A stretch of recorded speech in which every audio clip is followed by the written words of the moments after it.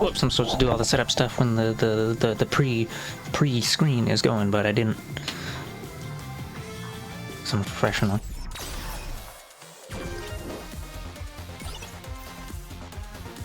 Oh, okay, the mic's on. I thought it wasn't on for a moment.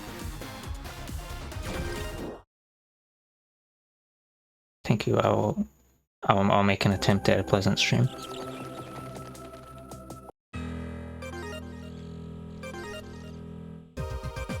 I think the bottom one was the playthrough I was doing.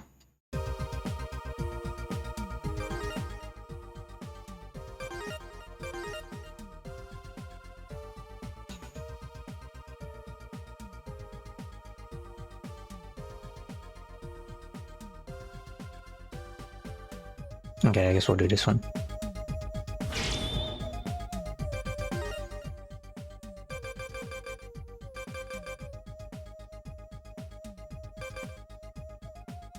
I don't quite. Actually, I'll just check the map real quick, and then it won't be on there because I will not have gone to it yet.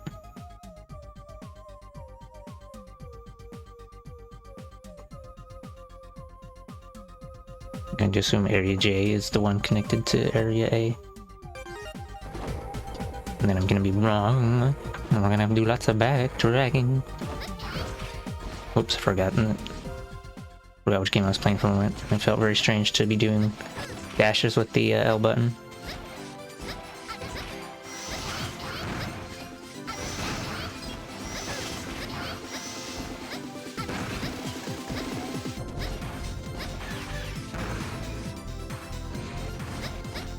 The goal is to minimize the backs of tracks.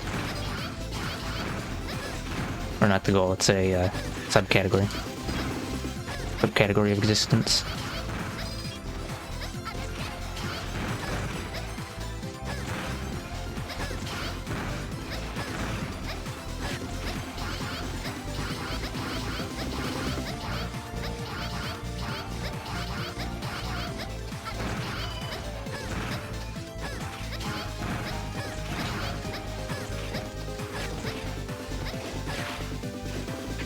Oh wait, while I'm here, I should grab the extra wife. I mean extra life. This is not a wife delivery service.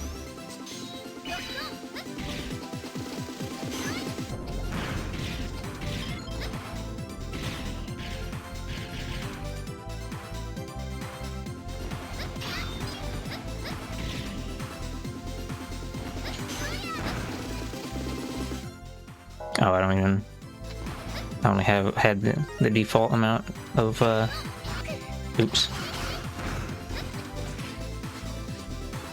I don't even have, Fin and I lives.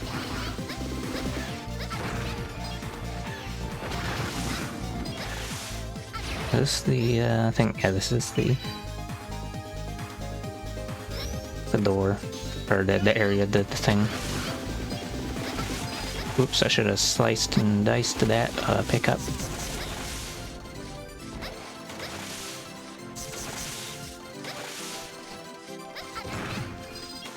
Oops, ×2. It's okay, I don't need help. The data disk contains the report that whoever was working while she's in recon unit. So that disk is going to contain the rest of the data that was missing from the one we found in the distress call terminal. We found the enemy delivery unit along with the biometal signature. There must be something important stored on the disk. The biometal signature is further back in the same area. Be careful, Isle.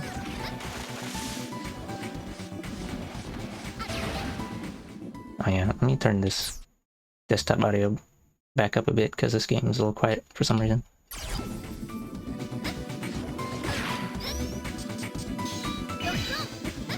It's time for making use of the water form we already got.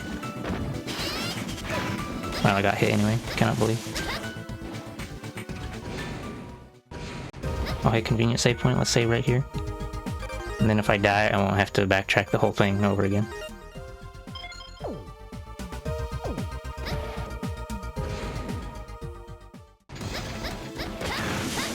This model sucks for anything, oh shit, for anything besides swimming.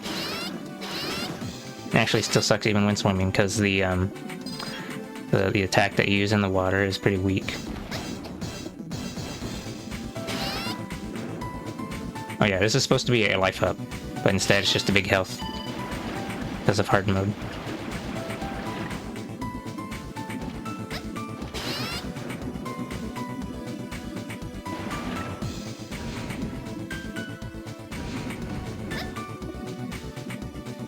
I mean, like,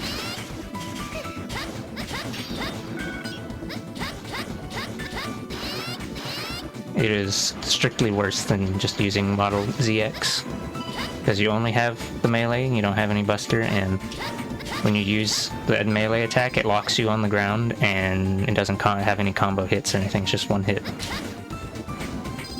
And I don't think the hitbox on it is any really much better than like ZX or HX.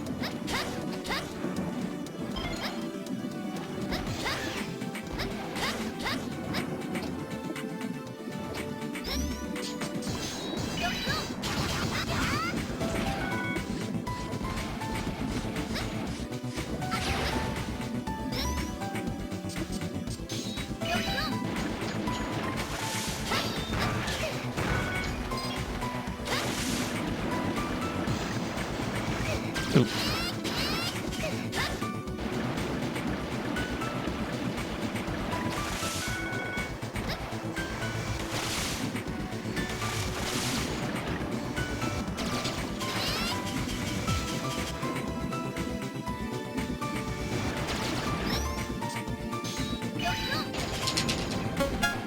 Oh hey, thanks for the 5 bits.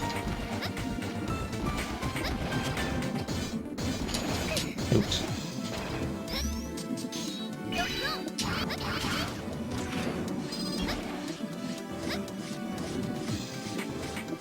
Okay, it's time to fight a squid.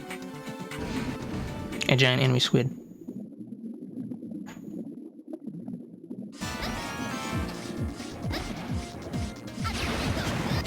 And then I died. Cannot believe.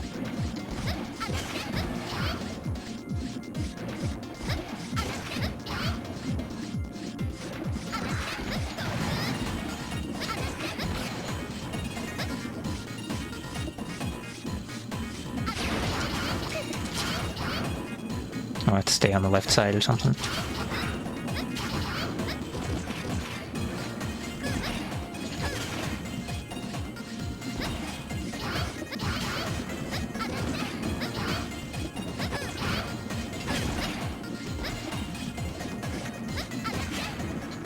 Wow, I didn't die.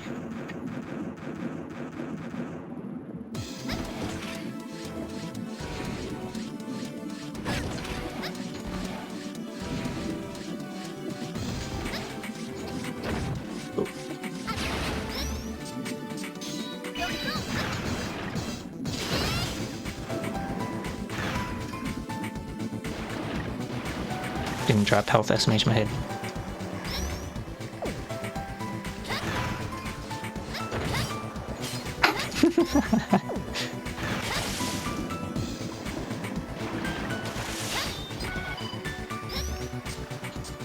Maybe we can use this one.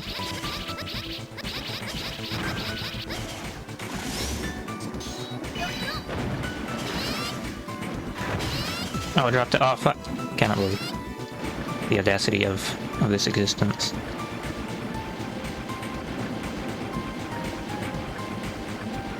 Or we're just gonna leave.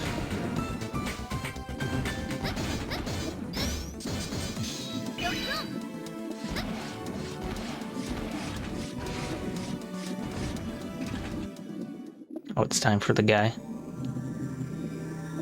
Oops. The great Mega Man tries to ensure with our plans. Something too much to expect to understand what we're trying to do. You should respect your elders and listen to us old folk. You're asking for respect and going around hiding the truth from people. Yeah, you're a great role model. Sometimes ignorance is... I can't believe this guy's a politician.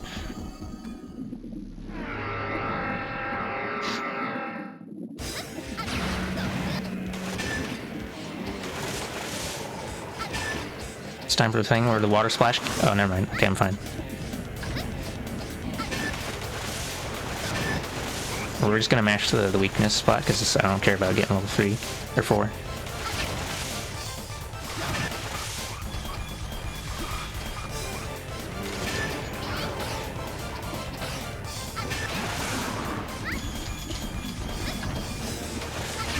Wow. Why do you fight so hard? Would you risk your life for us? Your fool's youth is wasted on the young. Yeah, it's... If you don't care about getting a level 1 result, then it's easy as 1, 2, 3. How could anyone give me a power or something like that? I'm sorry, it'll take some time to recover the password. I'll make sure it's available before you have to take on Model W. Oh, it said something or other. Fist Leo has been found in location F, and now you can beat him up again. IL, the data disk is. Yes, the recon unit report is on it. Serpent wiped out the recon unit and vanished. Oh, it's the disk. With the Model W fragment. Others had come into contact with the fragment, so I don't understand the reason Serpent was the only one affected. If I recall correctly, there was one thing that was different. He was a Maverick Raid survivor. His passion for research must have been linked to his fear. Model W must have been able to manipulate his emotions. However, that still leaves the question of what Model W is after. I don't have much longer. I pray that this data doesn't fall into the wrong hands. Serpent was awfully worried about that data leaking out. He must have known the reaction the people of this country would have if they knew the truth. Send the data disk along with the mission report. We can't allow the information contained on it to get out until we know exactly what it is. So Serpent is a survivor of microwave grades just like me. If he became what he is now, what's to stop me from becoming the same thing? Ayo, you won't become the same as him. Remember the courage you showed when you saved me. If you hold on to that purity, you won't stray from the right path. She doesn't believe. Too much self-doubt.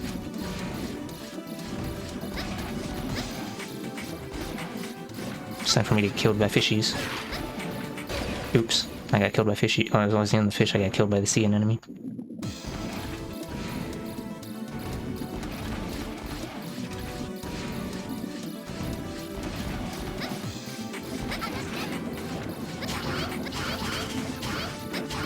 See, all I had to do is confidently jump into the sea anemones and then destroy everything.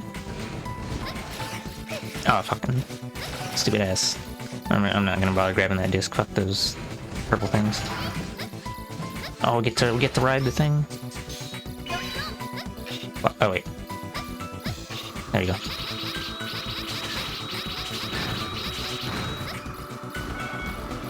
Flashbacks to riding the thing.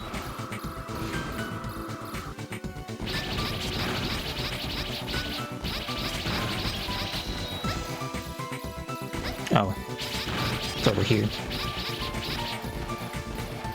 Time to ride the thing again.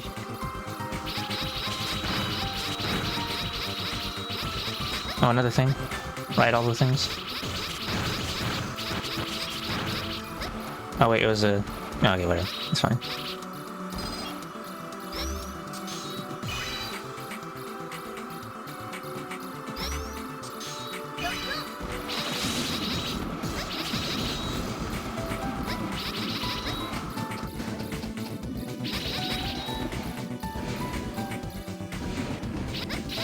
Can't believe they're making me kind of back at Traku.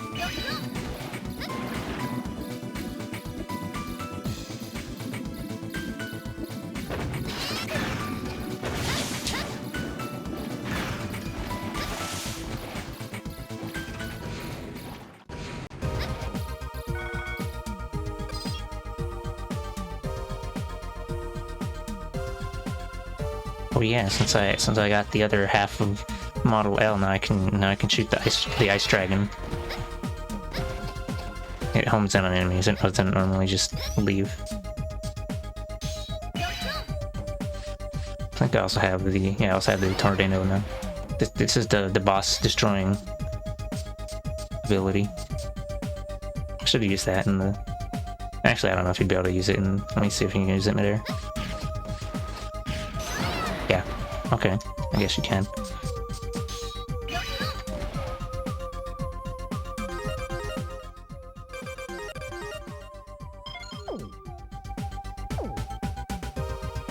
No, it doesn't work anything like Tornado Hold.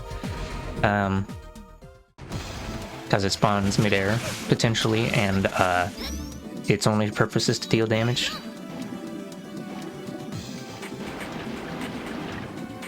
Unlike Tornado Hold, which mostly is like a platforming tool. At least from the way it seems like. SMH my head didn't even kill in one hit.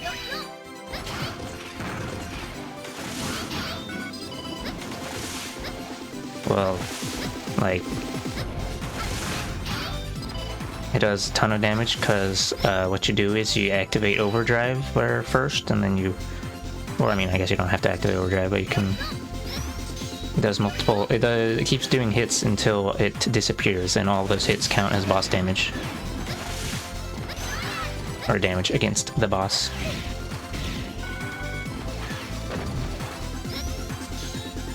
It's not like Classic or Mega Man X where only like the first hit will do damage.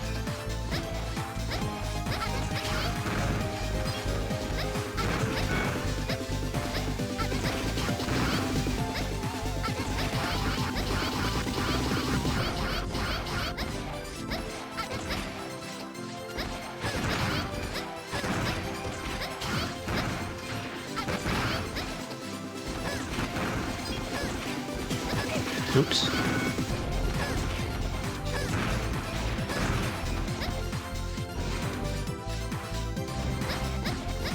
And Model HX is the best form in this game for most of the everything. You could just make a game where that's the only form you have and then destroy everything.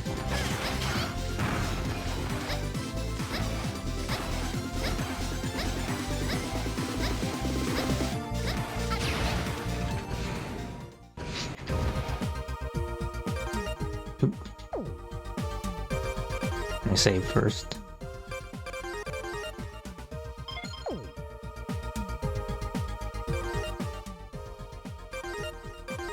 See, still drinking as beside our area K, digging up something. Oh, we'll do this one, because then when I do this one, then I'll have this area, like, cleared, and then I'll be able to get the mission to get sub-tanks from the boxes, and it'll be great. I gotta go to I gotta go to the amusement park. I think it's up the sloped bits, I don't remember.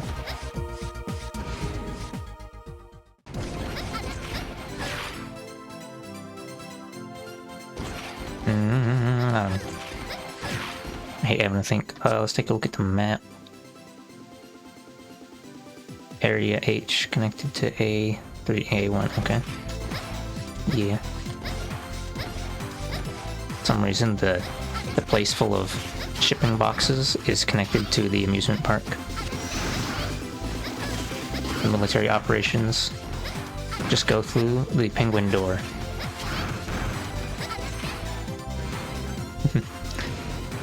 Or maybe it's a cat door or a bear door, depends on the save file.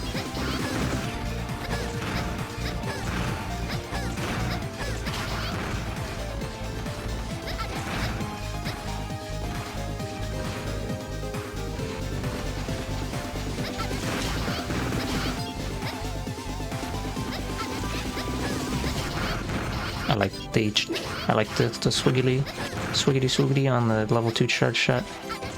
It's very graphic design is my passion. TM, I mean, I don't know.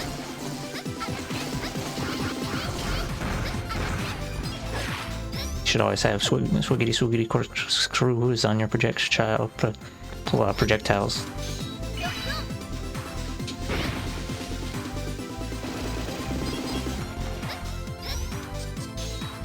They're not getting Apple SMH my head.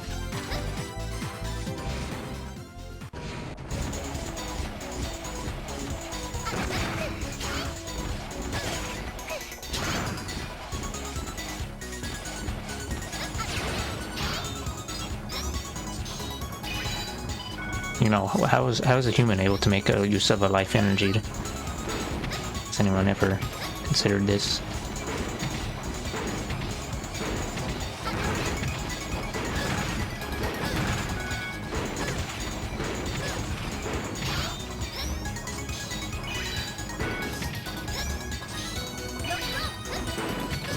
I guess it's in the year 2200X where they've all fused with the robot singularity anyway.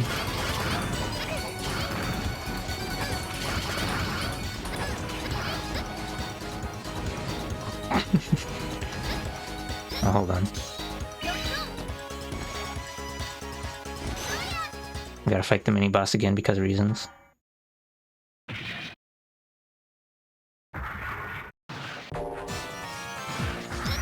Oops, I shot it the wrong way. I'm a professional.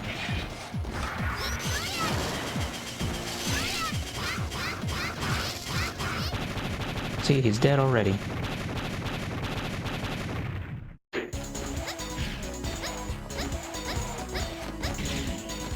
Oh, this one's a cat door.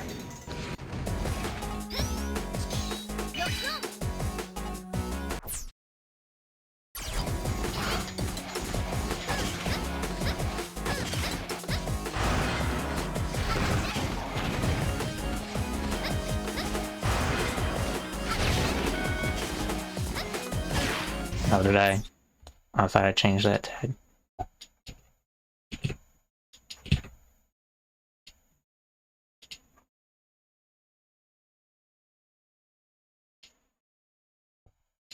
Sorry about that.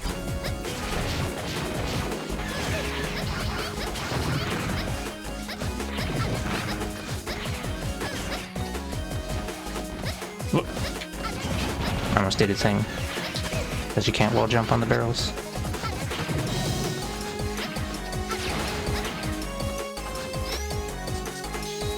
There's a very important interaction that you'll never use, where you can fall through the skateboard and grab onto it.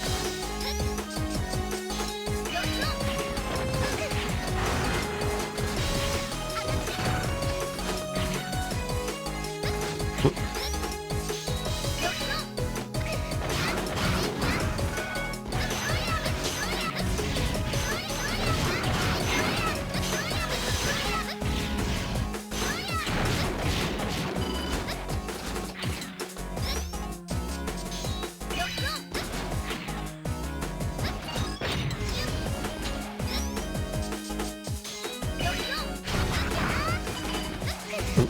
Can't believe it.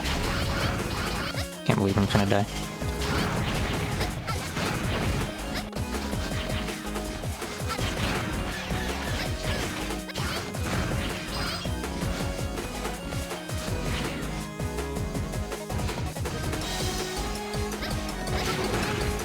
Oh, I forgot this part of the level.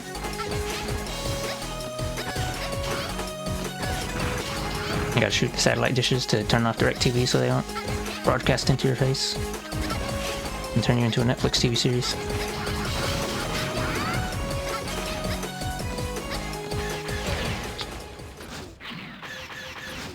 Cannot believe. If I remember right, the blue waves reverse your controls, and the red waves disable your weapon. So it's very annoying if you don't disable them.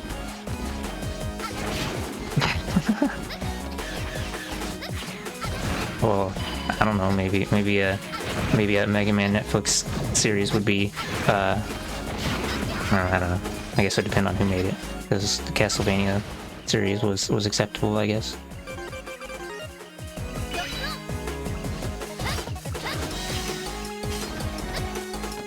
Wow. I never bothered to do that with the little ice platform before. Thinking with 5 dimensions. Ah, fuck. Cannot believe.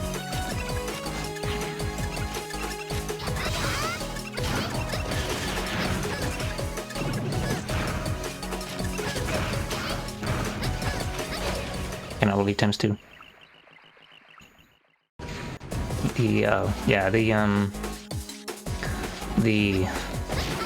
The biometals are, oh, I don't know, they're like, they're based off of research on the Model W fragments, so they're not actually like containing anything of the original X and Zero and the Guardians, so they're all dead. It's just that the biometals have their like personality and powers or something like that. AKA ruined, I cannot believe. I don't believe they're actually all still dead. Can't believe this series. It's called Mega Man and then Mega Man's dead.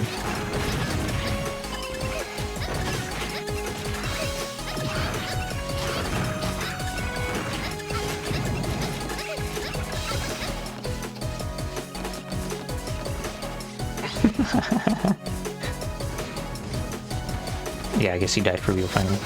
SMH. Oh, it's the other part where it has rockets dropping from the sky this whole time.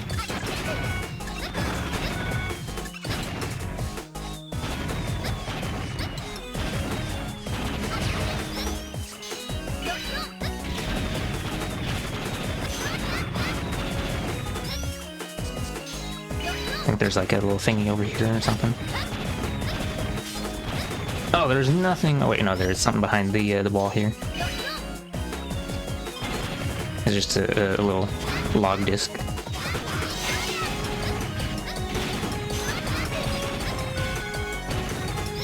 Or what is it? I don't know what they call them. Secret discs. You stand under the platform and missiles can't hurt you except for when they shoot pellets through it anyway.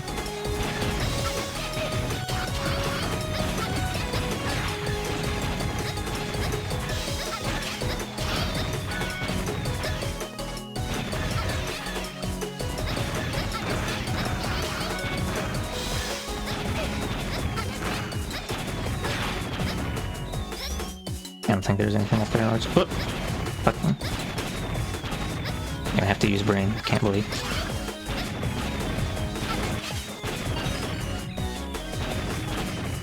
Can I just, you know, skip? Wow.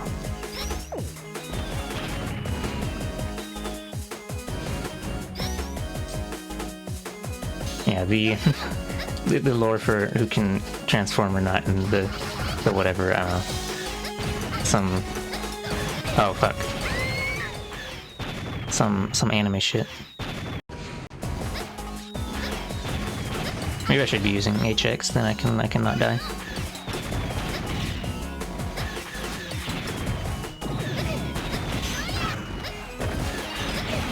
Cannot believe that I'm still gonna be finna die.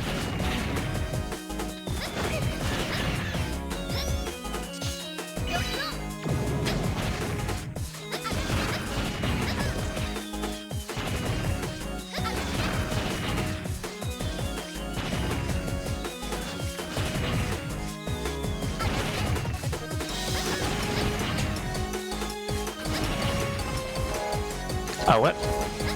Cannot believe. Cannot believe I gotta push a button or something.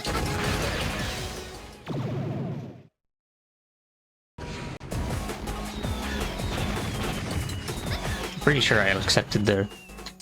Did I accept the wrong mission? I hate this game.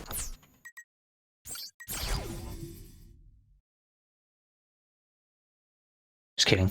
I only hate this game temporarily for like the next 15 seconds.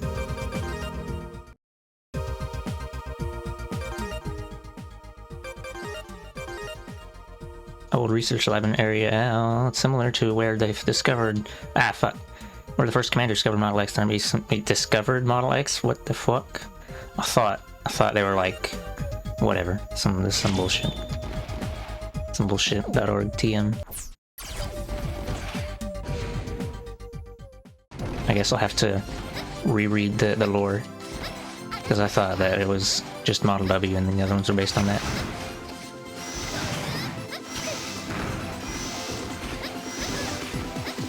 Of course, they don't make it easy to get full read of the lore, because you have to play as both characters, because they get different dialogue in the cutscenes because reasons.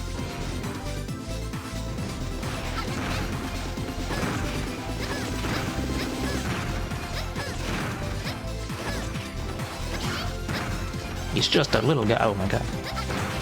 Just a guy of littleness. Jumping towards you at a controlled velocity of fuck.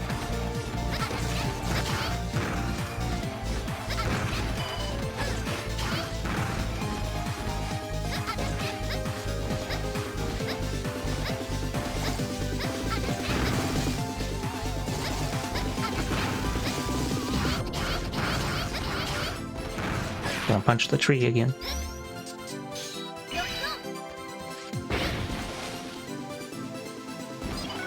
SMH, my head cannot believe.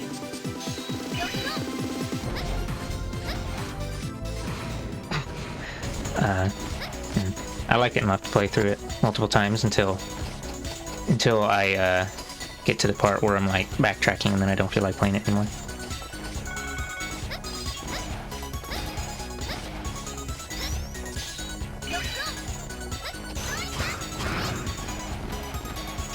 Whoops, I don't know how I did that.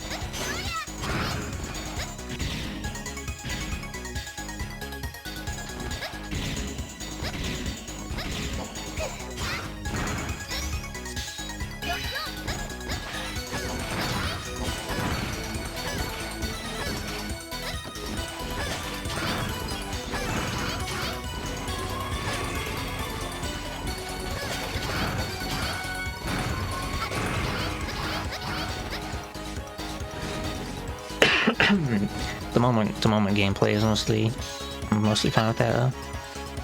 Okay, we're gonna delete this guy, and I'm not gonna turn around when shooting the tornado this time.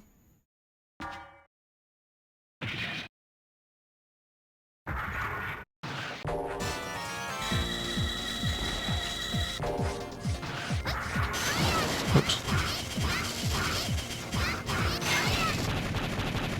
The hit lag on the tornado was the hit freeze on the tornado is making me have a hard time do the full combo. Cat door. Ayo, the enemy has commenced their attack. If we don't hurry, all the data in the research lab will be lost. The room with the data should be up ahead. Time to redo the level that I just finna... Well, we're just finna speedrun. Except not really, because I don't know anything about the speedrun route for this game. That sort of thingamabob. If I remember right, let's get ourselves crushed. Just kidding, I'm not cool enough to get myself crushed. I want to see if this kills me instantly. It do! Wow! Science happening directly on screen. I did it for the people.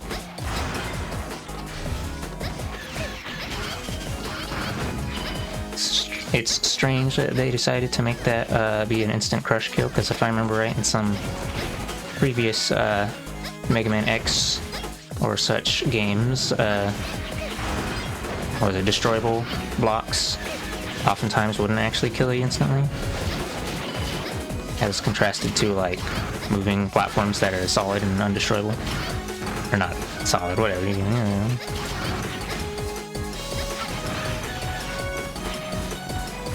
Like, you know, the level elements shifting around, like the opening stage of X4 when there's fucking crush blocks in the very first level because reasons.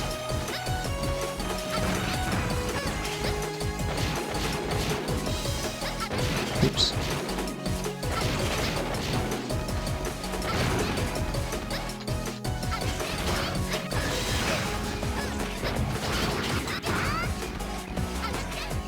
It's time for science again. Boink.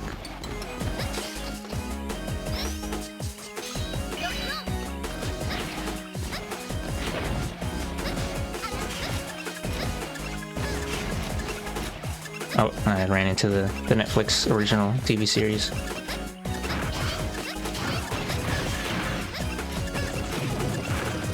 Not allowed to shoot my way off. Can't believe. Cannot believe. Cannot believe.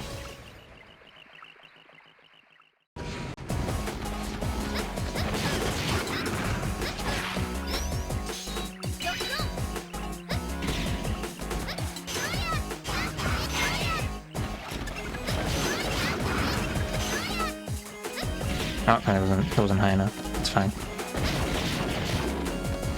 Fast fist run now. Our weapons got turned off.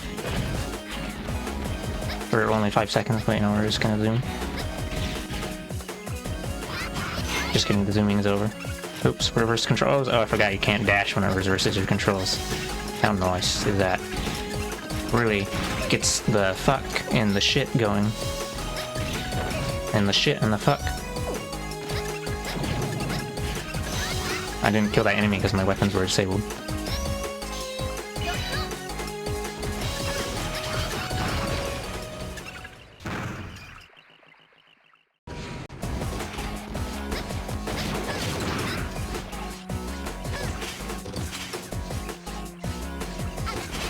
Oops. I ran too early.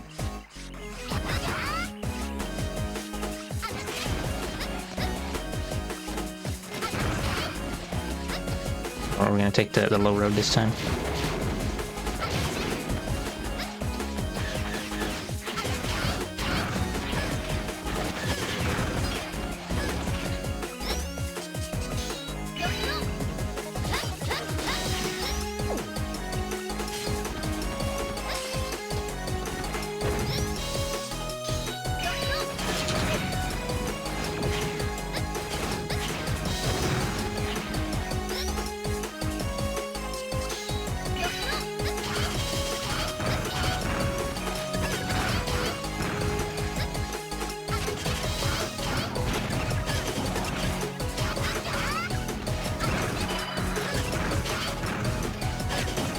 I really love it to just fill the screen with trash on this stage, and I cannot believe Infinna.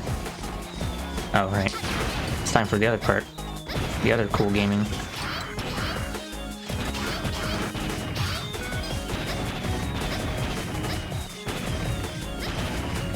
I'm not gonna bother with that scroll down there. Maze. Mission failed. Time to redo it all. And I also have to backtrack there to rub in the salt into your flesh and turn you into beef jerky.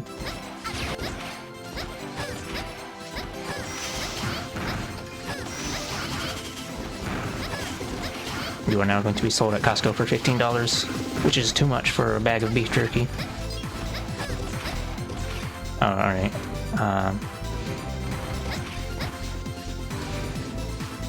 Enjoy collapsing to bed soon, but not right now.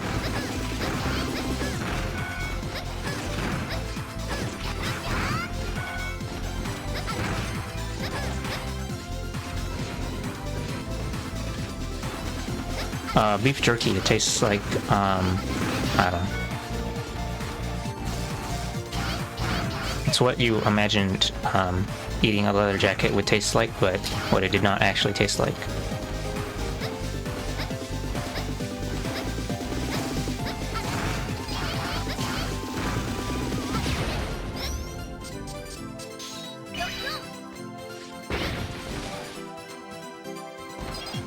Can't believe they're never gonna give me an Apple.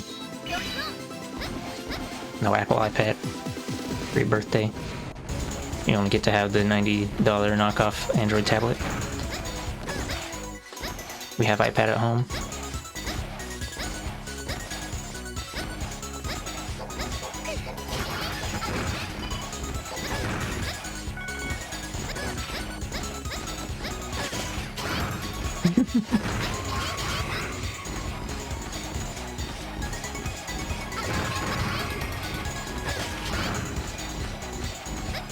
I do have an iPad, but it's just for art and maybe like watching video, question mark.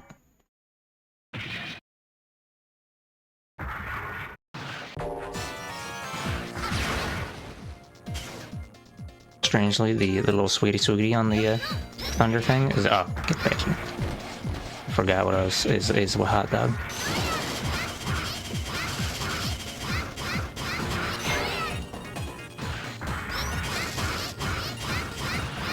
Yeah. Annoying.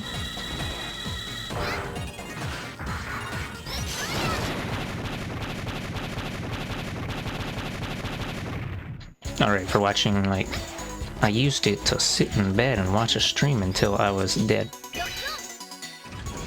And then I never recovered. The room with data. It's just through all this hell suffering, but don't worry, we believe in you.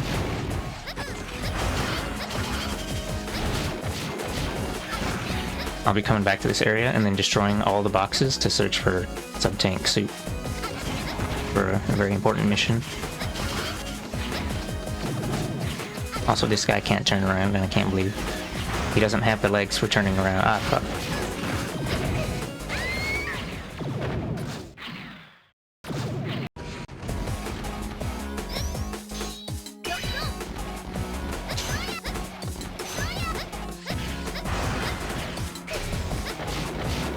Slightly annoying thing about the hover is that it cancels out your dash momentum if you do it by accident.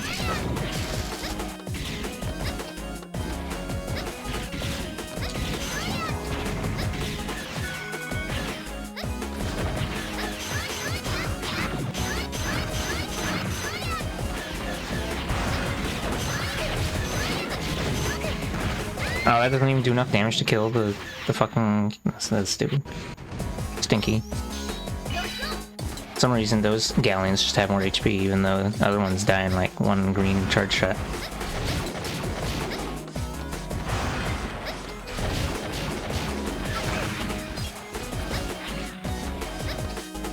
Also, they're very conveniently placed so that you run into the bullet shot by the bottom guy.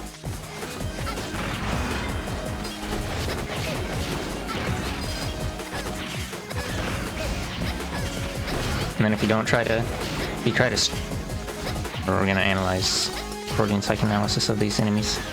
If you try to stop to not get hit by the bottom guy, then the top guy hits you with the grenade.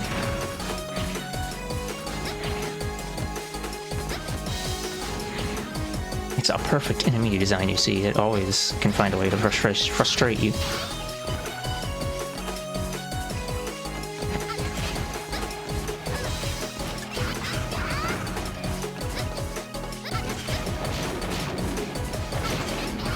That was a joke. A jest. I was trying to get a little chuckle. Chuckle. I don't know what shuckle is supposed to be. Like a clam or something. A snail with tentacles.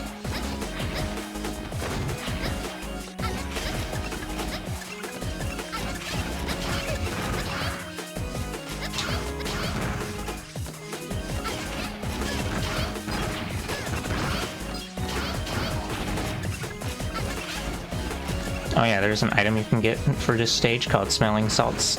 It lets you remove one of those, like, debuffs, but I don't know how many times you're able to use it, if it's, like, just a couple times or what. And, or the fucking stupid... I don't like these rat spawning things either. Unthinkable enemy. Time to do all that previous stage again.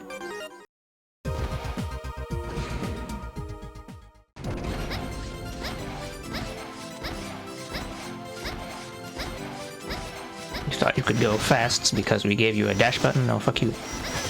Dash button, more like pro dash button, because now you have to pay the health insurance and the car insurance because you have turned into spaghetti.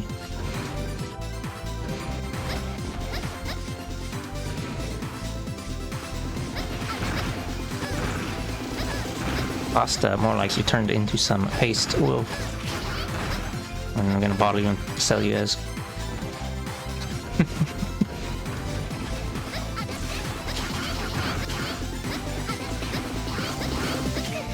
holy.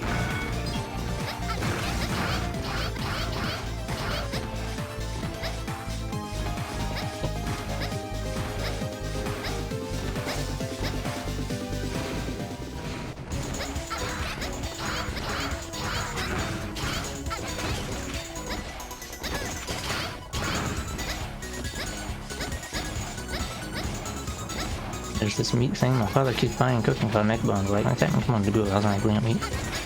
I have no idea what this mythical non-meat neck bone is.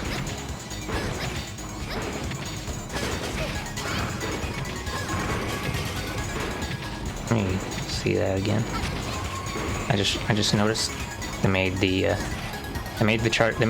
charge shot travel slightly faster than the lemon. So then if you fire, oops, I'm gonna use my brain for at least 2 seconds. Just kidding, never mind. The charge shot travels slightly faster than the lemon, so that when you do the charge shot into lemon immediately. The charge shot hits first instead of having the lemon hit first and then nullify your charging a shot in. And what's the meat from a neck of a pig or cow? But I don't know. But if it's not that, and I wonder why that's what they always call it. I don't know. They also call that one chip thing pig skins and whatever.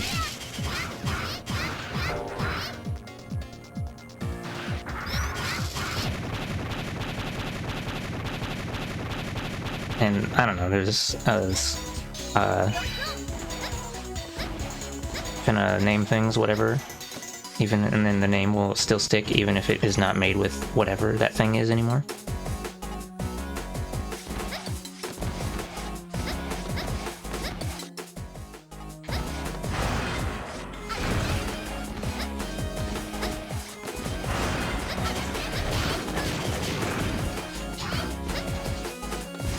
Oh, it sends another lizard if you sit around.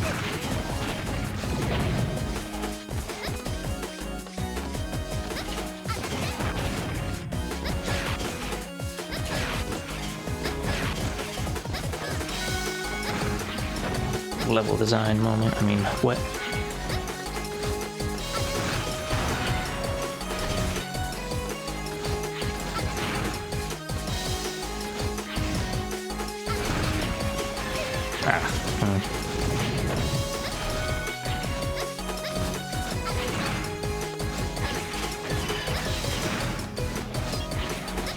The enemies on this level are not placed as conveniently intuitively as most of the ones that you would just buster off screen.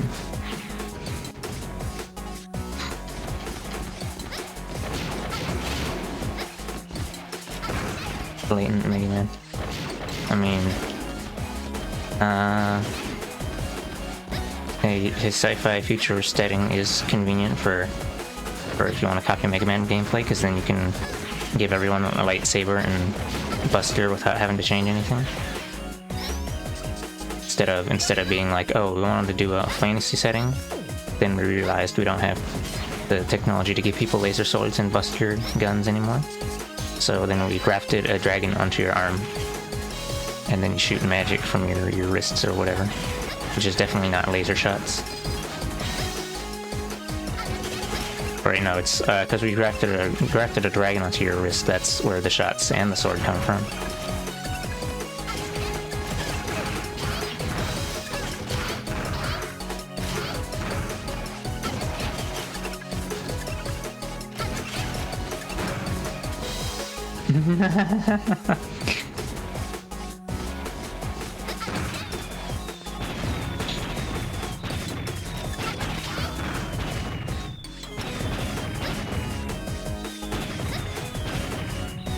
Oh, my nose is itchy.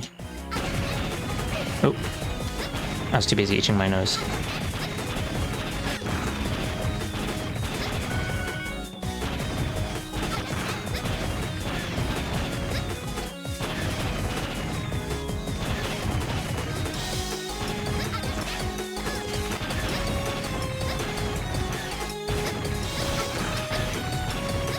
Annoying pink missiles that shoot pellets, unlike all the other missiles.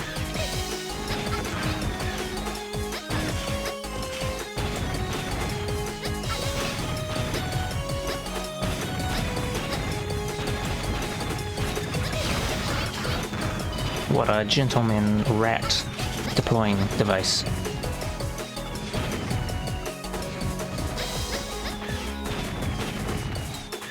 The boss itself will actually be a lot easier than the level.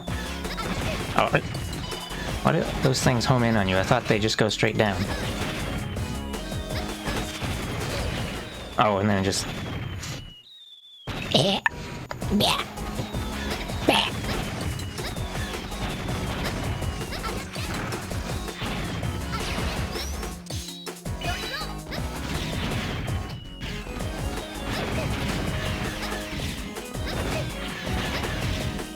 Whoa, level design.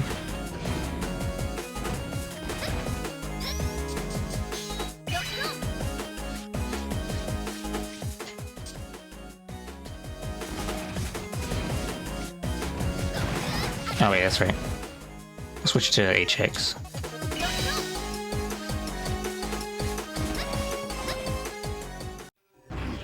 Wow, it's Big Chungus.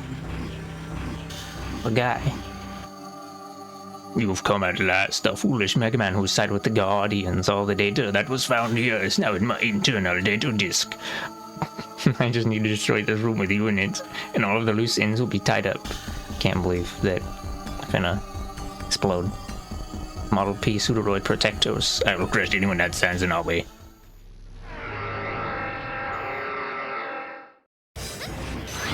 Oops, I missed. Cannot believe.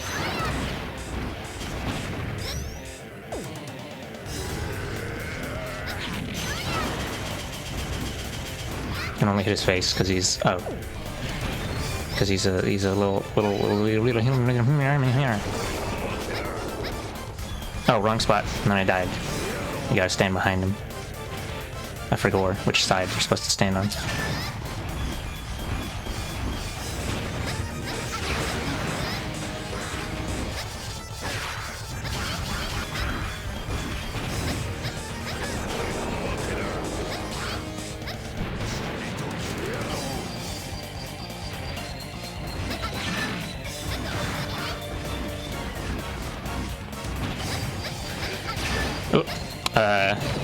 I forgot which one is quick math.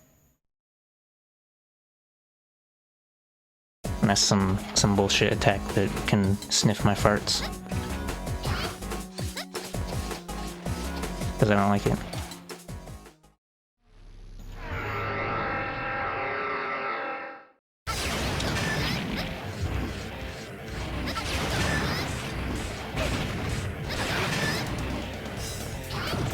I gotta stand next to the red one. Or maybe jump over the blue one, I don't know. I love to face smash. Also, don't question how the angles on that works. Oh, try. Wow.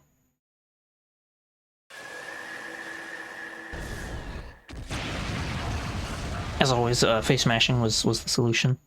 And just ignoring the whole dodge, Oh, how the mighty have fallen. Strong armor is nothing compared to the power of will. It will take some time before I am capable of recovering the password. The password will be ready when you need it. As in, you gotta kill all the other guys first. That data disk was left behind by Sis. It had to be. Make sure you don't forget to pick it up. Oh, I can't believe. I can't leave without grabbing it.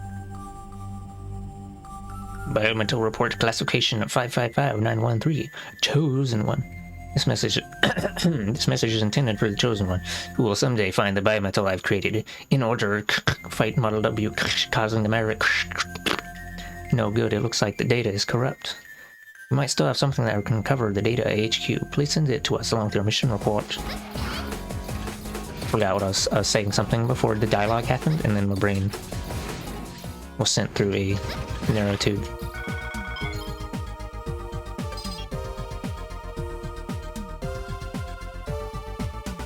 Oh, it's probably something about face smashing. Instead of trying to dodge things, just maximize DPS and then you will win. Because I said so.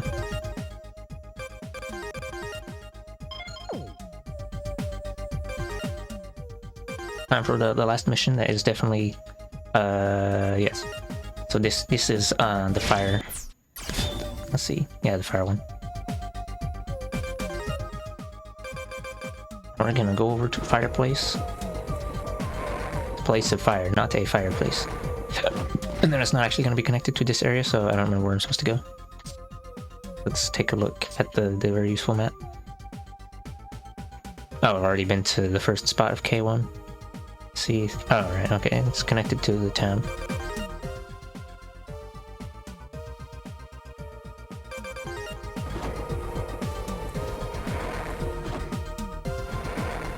Oh, that's not it.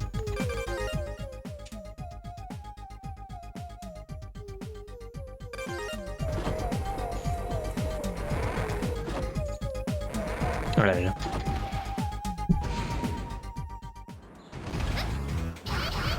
Oh wait, I could grab a mission to get the sub-tanks. Should probably go do that. A side quest. Abort mission. Eat us, delete us. And then it sends it back to the other transporter because bollocks.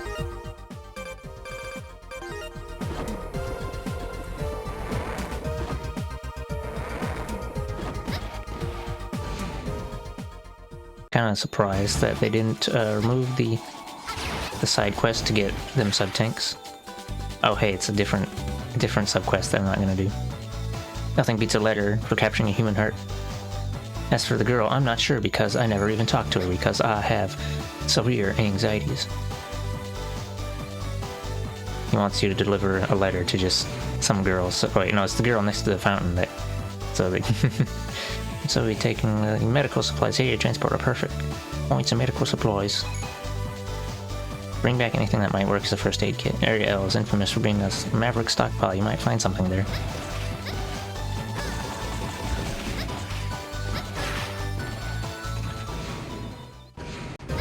Man, I can't wait to go back to the cool place.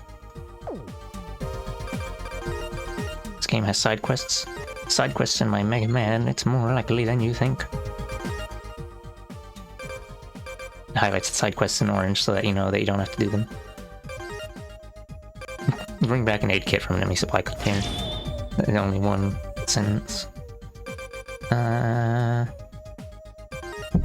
Wait, no, I don't want to go in reverse. Actually, I guess I will, because I don't feel like going to the man. We'll commit die backwards.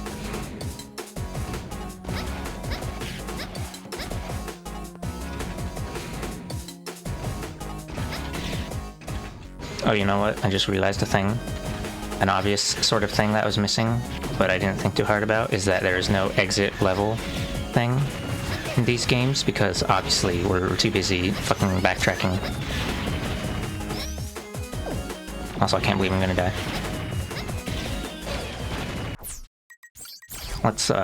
Let's just go through the front instead.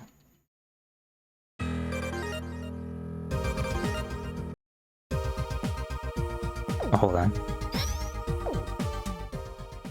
Okay.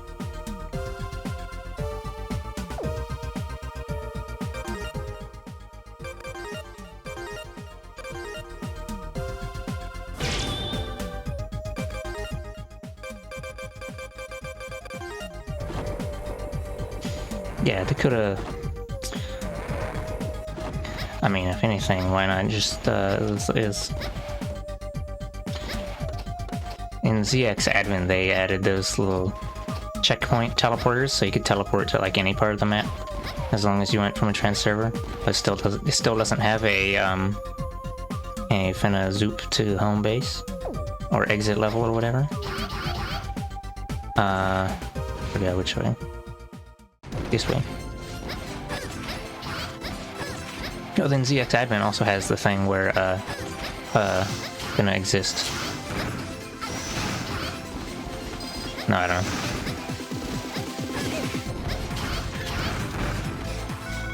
know. There's something that makes me not like to replay ZX Advent as much. You only just realized this is an Advent? I am in disbelief, as usual.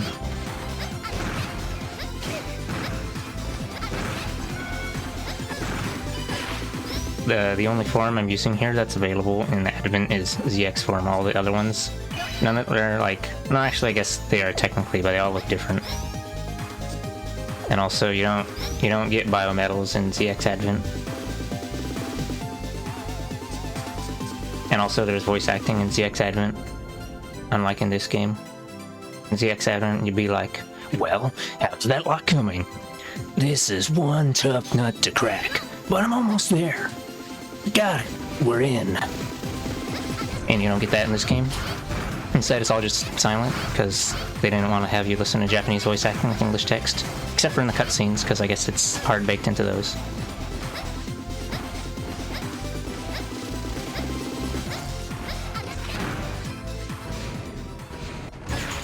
Cute. I don't remember anything about the rabbit that you're talking about. Clearly we pay attention to different things in video games. I don't quite remember the airplane level either. Or at least if I remember it for something besides airplanes.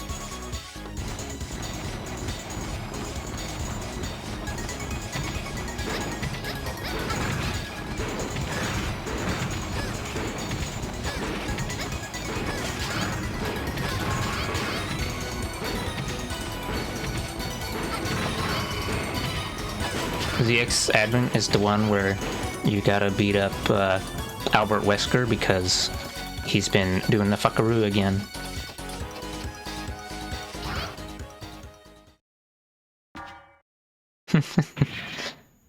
And then you play as Chris Grayfield,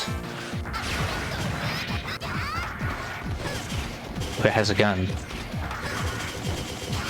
I'm bullshitting so hard right now.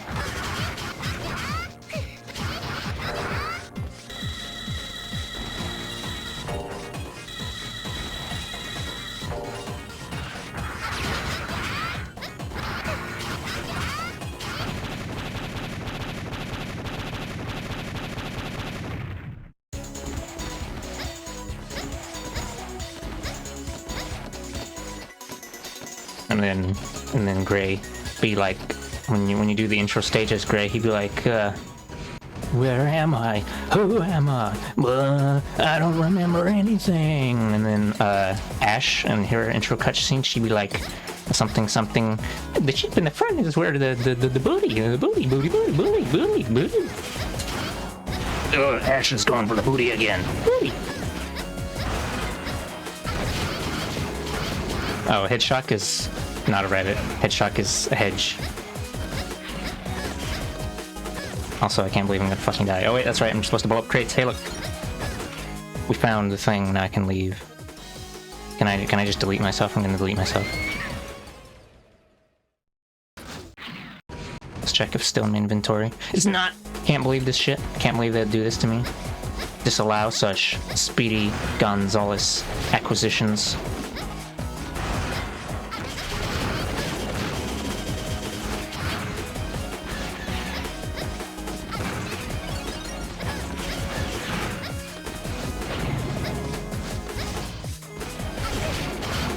Also, I can't believe this guy's still here. Being a lizard with guns.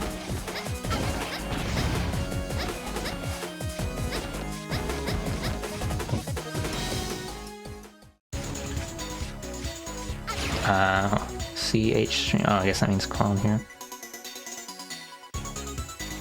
Oh yeah, and Headshock makes noises like an angry child. Oh, he's back again? You gotta be kidding me. Fucking the guy. He's just a little big guy, big little guy, a little big guy. He's just a guy. An individual. Massive girth.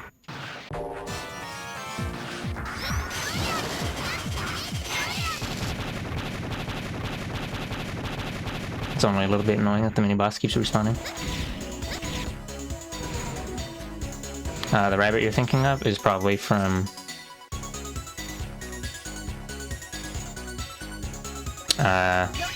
I don't know, the only rabbit I can remember is the ice skating rabbit, and that was from Mega Man 8 and base. That's the only rabbit I remember murderizing. I don't remember any boss rabbits.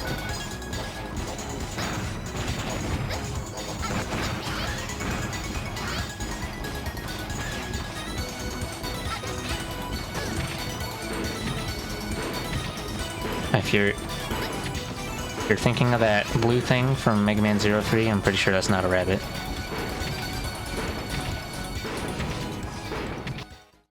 Because it's got some weird ass fucking spikes. And it swims. At least I don't think... I don't know. Some fictional animal creature they invented.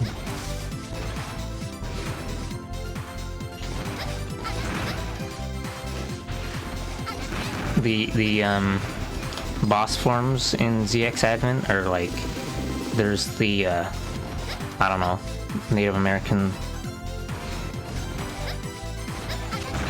whatever creature, I don't know, ungulate that shoots fire. And you'd be like, yeah, and oosh, and all blah, and all like snort, oh, I'm angry.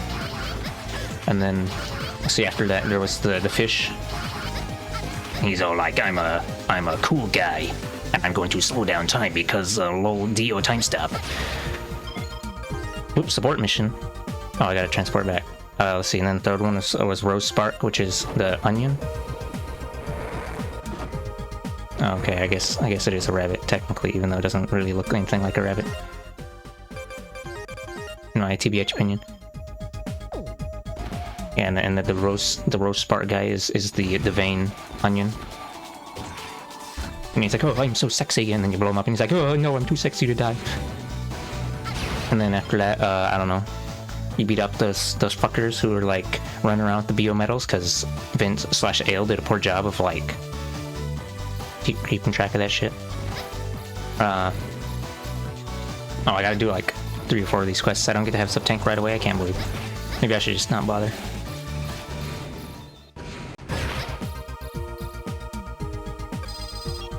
$150 EC, wow.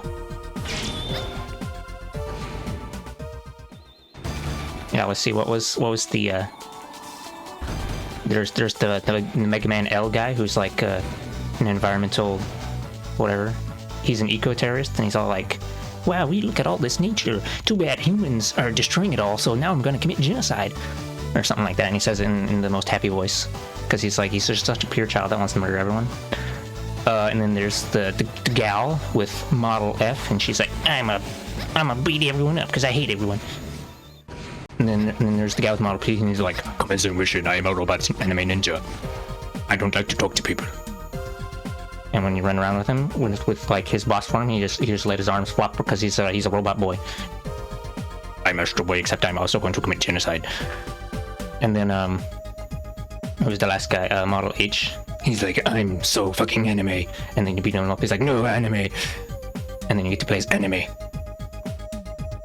He's so anime that he has a he has a sword when he isn't transformed.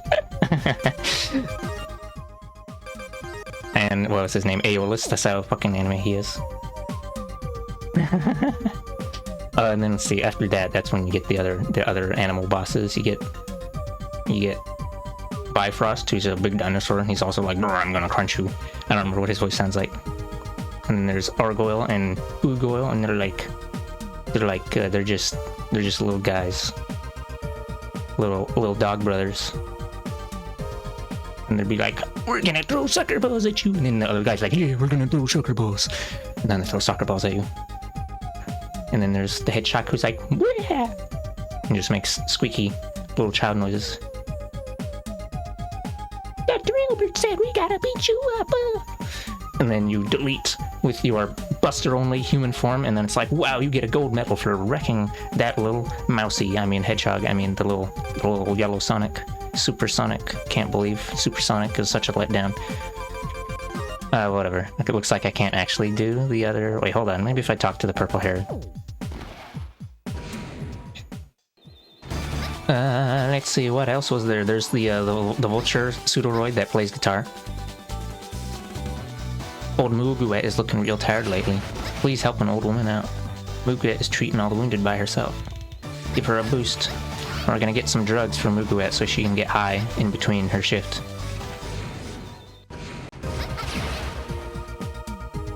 Yeah. Deliver the energy pack. Find the request. Oh, it's time to go to Area L again. Let me say it again just because. I don't remember, what else was there? Oh yeah, there was also the bee. The bee is a thought. She's all like some ooh bullshit. Doing a thought voice.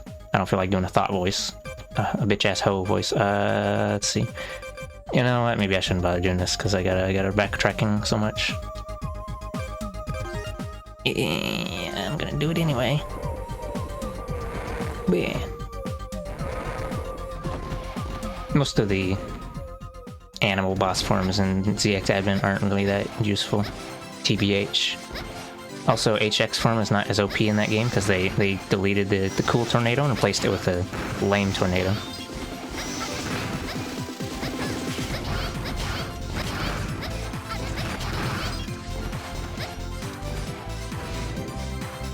Actually, I lied. We're gonna do a...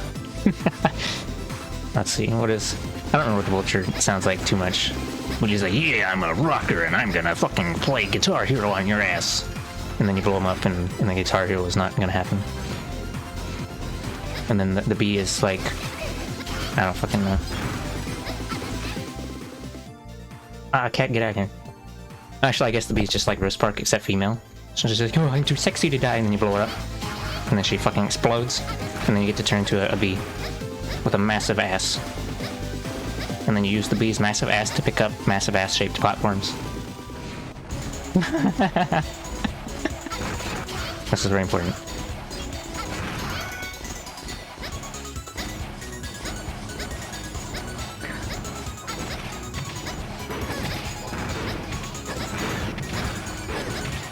Let's see, what other bosses were there?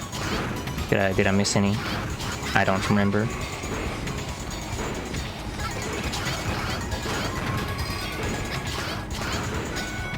Let's see. PX, or the P flavored ones? Haha, P. Model P. Not urine. I'm gonna try using shurikens this time, just for lulz. And it's not gonna do as much damage as Model HX Destruction. That's gonna be very sad.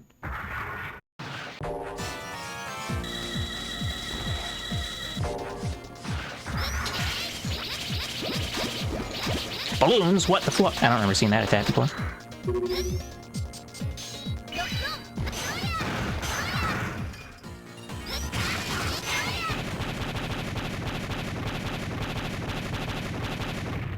That was, alright. Yeah, so they usually have like a couple bosses for each element. So I was just trying to remember which ones are like... Yeah, the bee is fire, Bifrost is ice, Headshock is electricity, Vulture is an element, Ugoil and Argoil are also an element. I don't know if there's actually any more than that, all the ones I mentioned. And if there are, then they must be useless stinky. Whoa. Oh yeah, there's also your default Model A, except that doesn't count as a boss form. That's the only biome that you actually have. Oh right, I gotta destroy boxes, I forgot. Gotta destroy all of them.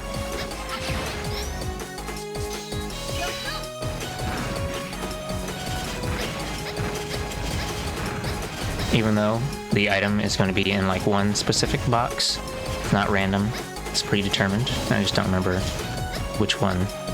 Okay, there's no boxes yet. Cannot believe I hamboozled.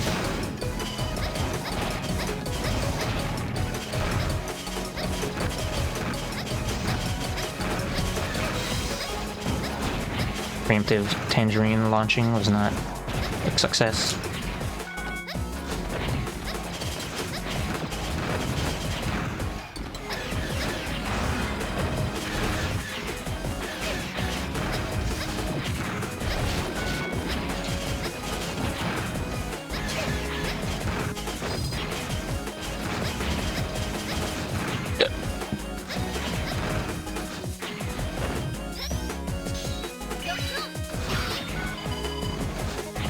Oh, I gotta go to... Cannot believe the lengths we're going to get some weed.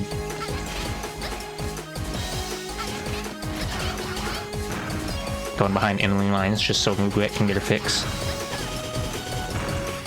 Oh, there it is. I lied, it's not weed, it's intravenous cocaine's.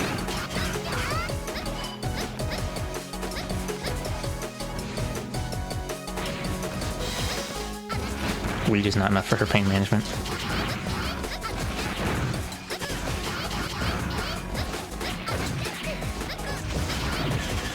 Ah, fuck. Piece of shit ass fucking shit in the fucking oh shit the fuck. Shit my fucks.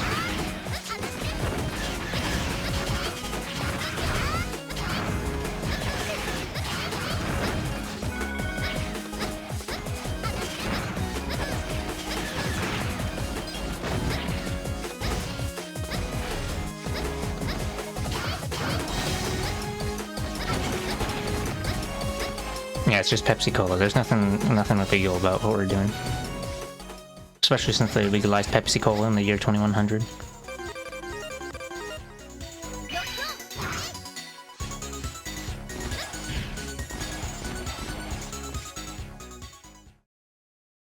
It's funny that we still have to fight this mini-boss even going through here again when he's like supposed to be blocking away from the other direction, but then why can't I just leave? Oh, come on. It's a little bitch-ass, yes.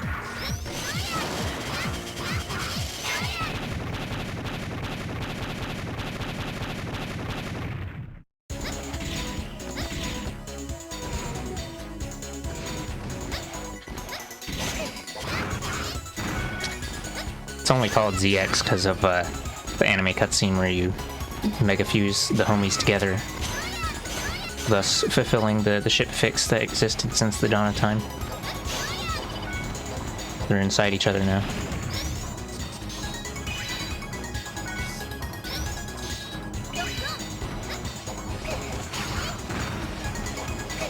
I mean, it's basically a...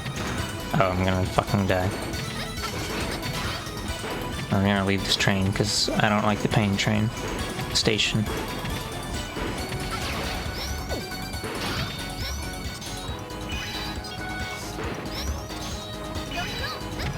Like his...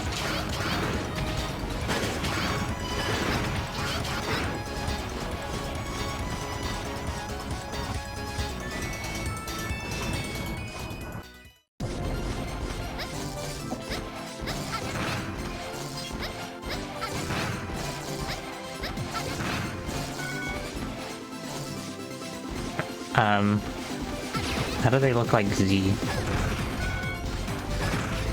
I mean, they don't look anything like Z or X to me, just, I don't know, a bunch of random bits.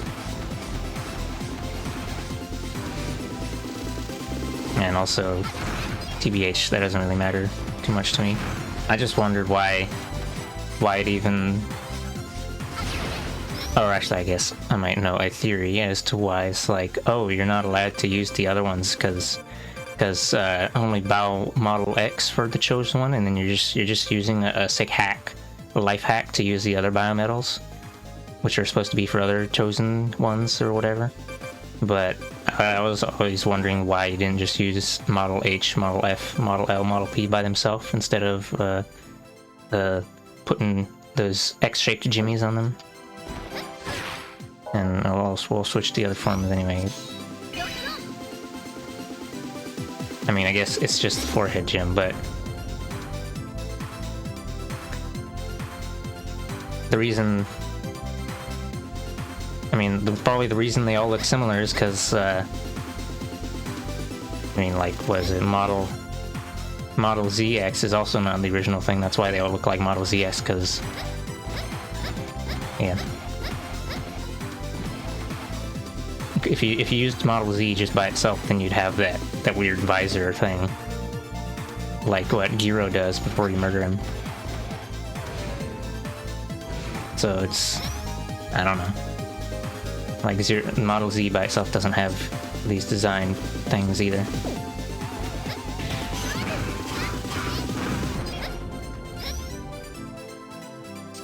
It's not really. Well, if you're gonna like discuss lore stuffs, then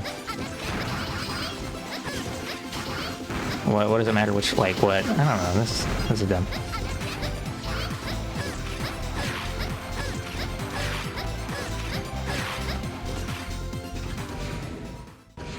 Okay, well, the Model Z design exists.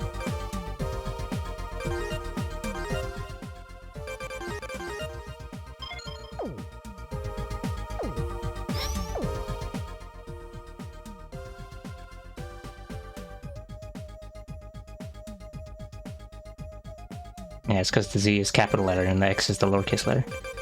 I don't know what was that.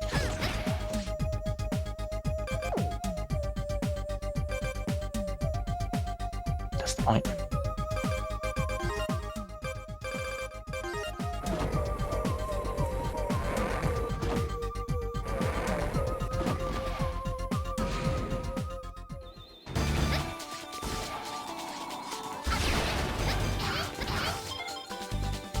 I'm just gonna do these side quests as long as I need to get a single sub-tank, and then I'm gonna collapse into Singularity.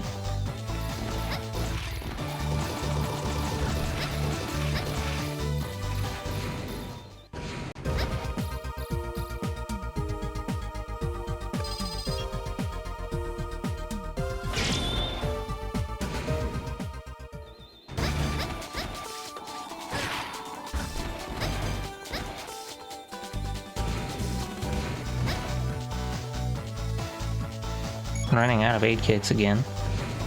We're gonna be doing this forever, never. We're just a delivery boy with a gun.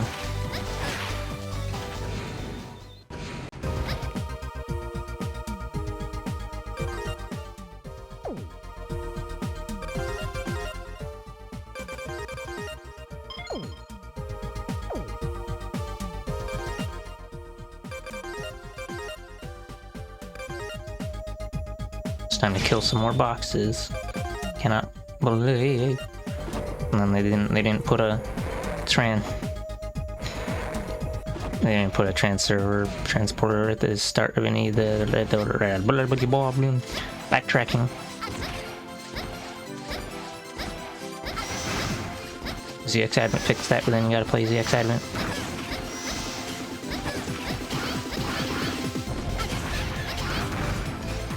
You gotta play as some girl that likes booty.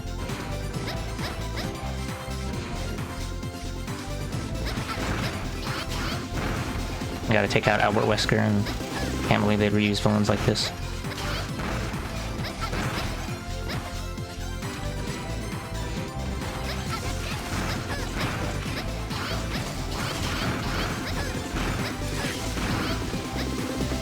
Money. You know, it's kind of weird that E-crystals be the money, and then, but also in Mega Man Zero, there's like a couple guys who are like, oh, give me some E-crystals, and then you give them to them, and they're like, munch, thank you. Stuffing those $100 bills in their mouth. Yum yum. And then E-crystals are also a power source. It's just like, it does everything. These batteries with Washington's face printed on it, and it tastes like candy. This candy tastes like fusion reactors.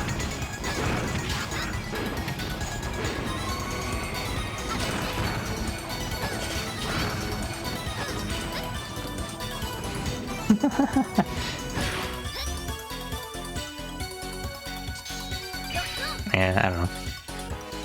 I don't know if I really need to use the charge shot. Maybe I'll just do overdrive triple combo. Oh, we're gonna delete his ass anyway.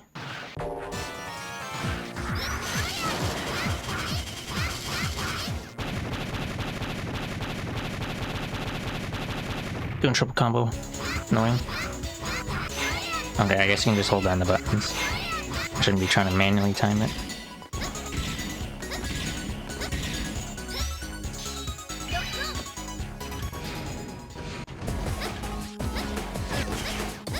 This is area L because you gotta take that L when making level design, because big stinky.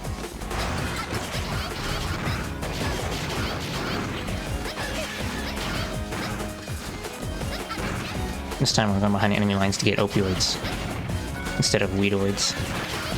Because you gotta get those painkillers for the dying. So they can be high when they die. I mean when they're not dying, because we're gonna repair them with our robot medicine.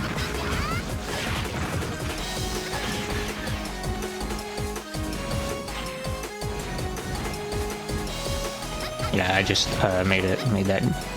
Actually, I kind of maybe I subconsciously knew that, and then forward. But yeah, I guess you can just hold the buttons for the HX combo. Oh yeah, I forgot a thing that I was totally forgetting to mention is that Model H is nerfed in ZX Advent because he doesn't have the up tornado. He has a tornado that goes in a sideways V shape.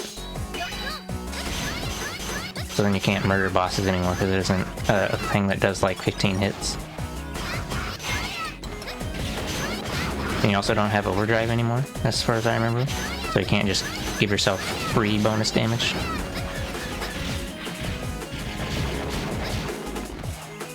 I don't think they have any replacement for overdrive for the Model 8, for the Model whatever's in Advent. Ah, fucking piece of shit ass piece of fuck.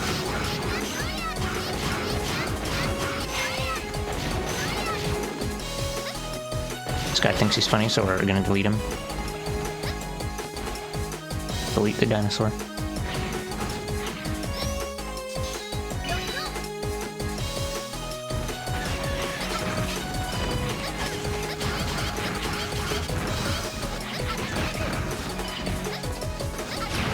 Oh, cannot believe.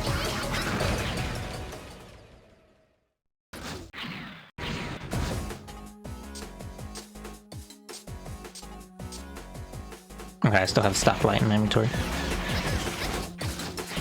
It's the stoplight for the Reploids, because it has a thing in there that says stop bleeding, and then they stop bleeding. This is how Reploid medicine works.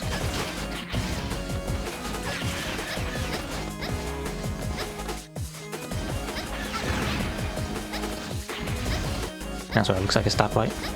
Massive lore.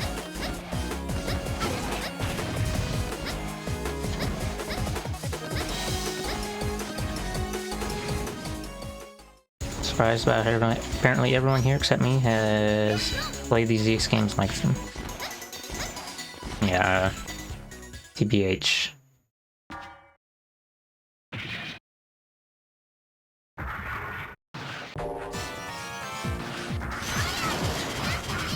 Whoops. Oh, they didn't kill it? Cannot believe this shit. It doesn't really matter if they're Reploids or not, because in the year 22XX, humans and Reploids have fuck banged so hard that they're nearly indistinguishable. So they might as well be Reploids. And Reploids might as well be humans. Because they can stick each other's USBs in each other and make kids.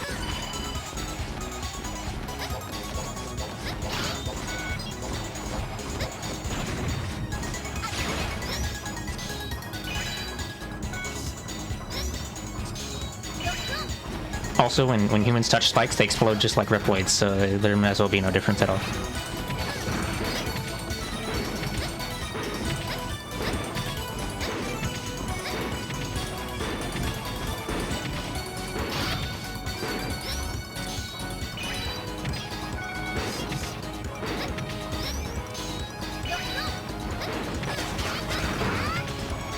Oh, I got hit by that popcorn, I can't believe this shit. Fucking vending machine destruction.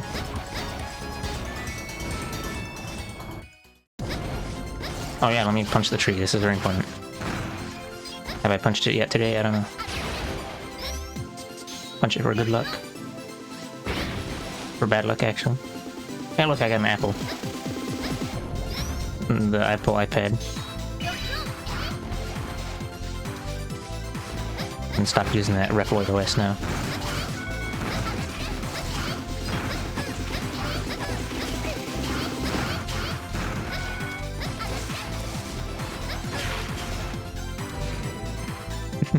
Yeah, iFruit. The healing nanomachines inside that nano tree. Actually, that tree looked 100% natural, unlike some of these sussy-ass Reploid trees. Or maybe I wasn't looking very closely. Like these trees, they got fucking robot shit inside them. What the fuck is up with that?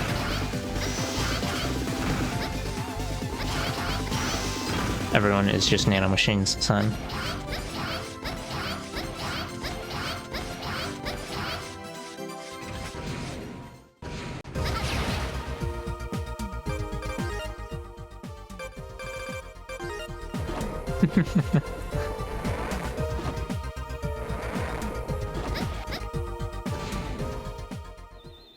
If I go and grab the orange again, then I'll be like, I'll have maximum munchies.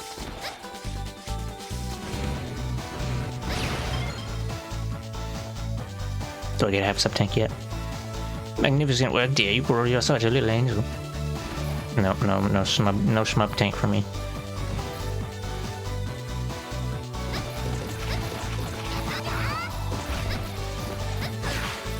I'm gonna have to mash face forever.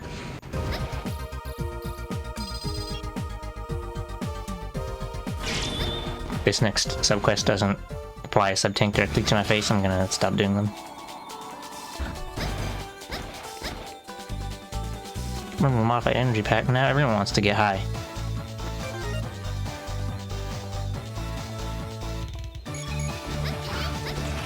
I'm not sure if everyone getting high means I get a sub-tank too, but well, we'll see. I'll do it and then I'll uninstall PC.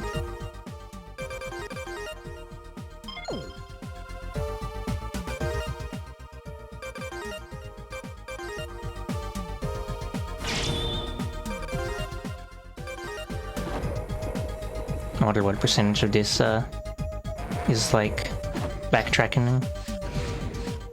I'm gonna say like at least 20 to 30% of the time spent is just me going but through area A and area big boy MetLife. destruction robot insurance.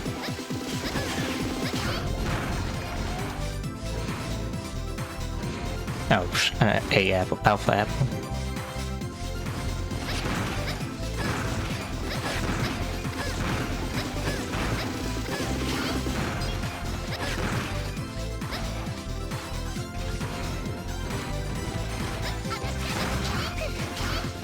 Me when running through the same screens over and over.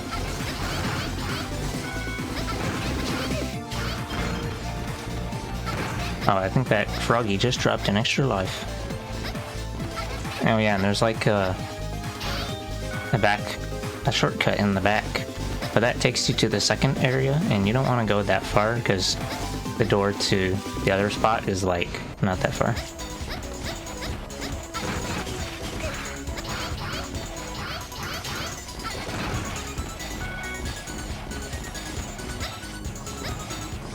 Oh yeah, I totally I didn't expand upon my notion that I delivered.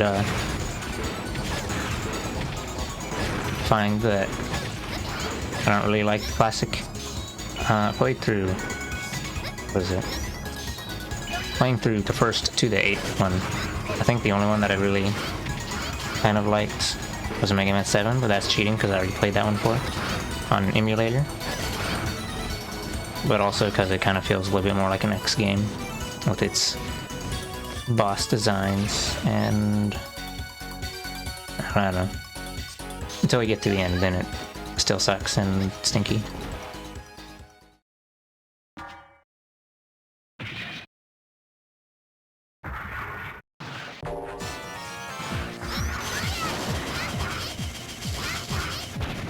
Okay, I still can't get the 3-hit combo to come out how I want because it's pretty blurry. It's stun, I mean hit the freeze frames.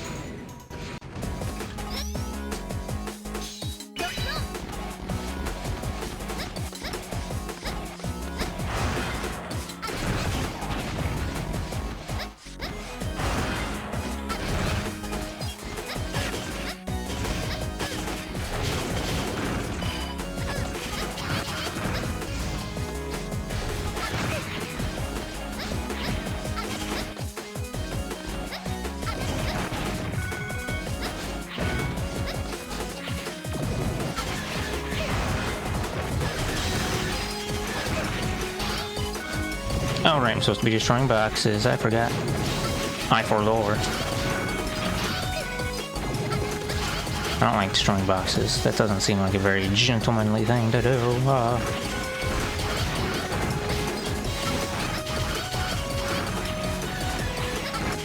Hopefully I didn't accidentally skip a box that was actually important and containing all the goods necessary for survival.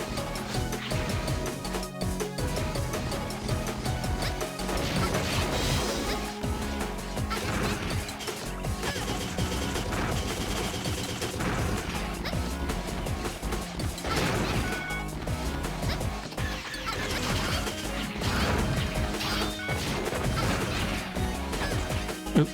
We're just gonna walk in reverse, I guess.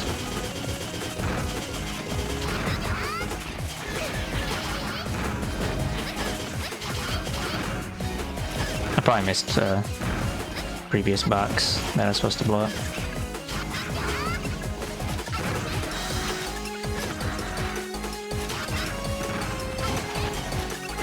And it feels like that's probably the case. Cannot believe. Time to explode. Oh wait, I can't explode now because it'll send me to the right side of the beginning of time. Oh, are those rats still? Oh fuck. Okay, I'm just gonna reload.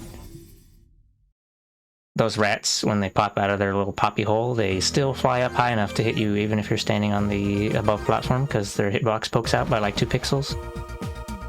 Because, yes. I'll just not bother with that. I'm just gonna do the story missions and I'll just go back if I'm like doing the final boss and it's too epic and I gotta have like the goods. Yeah.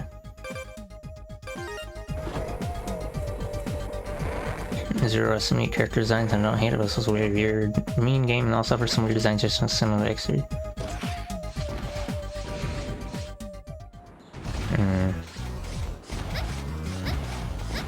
Yeah, there are some questionable moments, but to be honest, let's see. Classic Mega Man, the core gameplay is just too different to what I want to be playing, because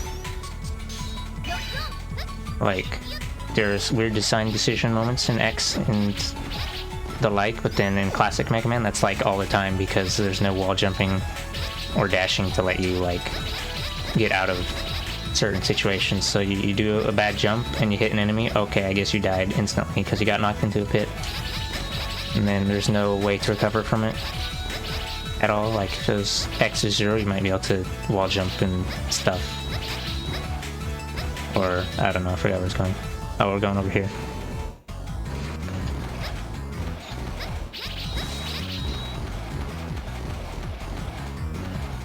Oh, let's save game. And then I'll have to backtrack slightly less if I explode. Or maybe actually, no, it won't matter. If I die, it's gonna send me back to the other trend server anyway, unless I load my game. That's fucking bullshit. Ass whack, ass game, whack. Oh, the other thing about classic Mega Man is like, the boss fights are a lot more punishing because you don't get to have wall jumping and dash jumping to more easily maneuver around a boss.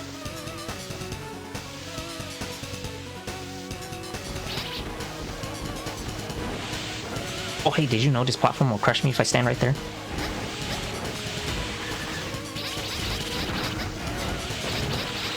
I mean, even then, Mega Man Classic still does the thing where sometimes they just feel like ruining your day.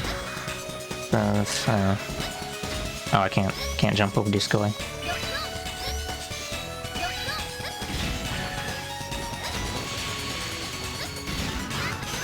Oh hey, these guys with the square wings, those are that build a robot. Oh hey, I just got killed off screen.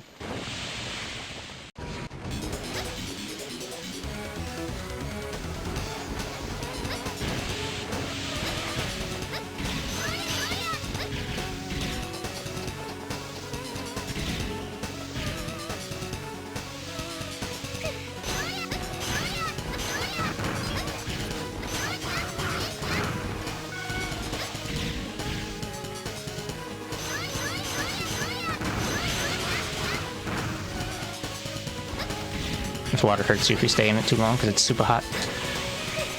Can't bleed.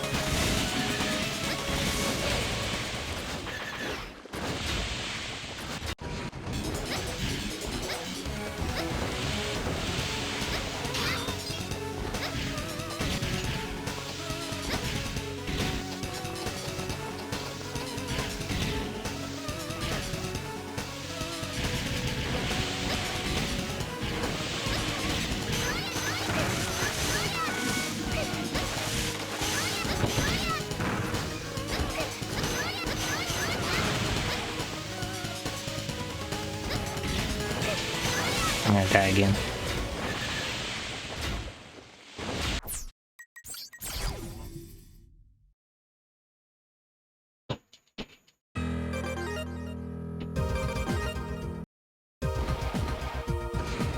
I'm having to try and concoct responses while playing. Too much brain talking. Alright, I forgot to read the dialogue. Oops, that's fine. Didn't need to read anyway. Reading is for individuals with too much free time and education. And free time education.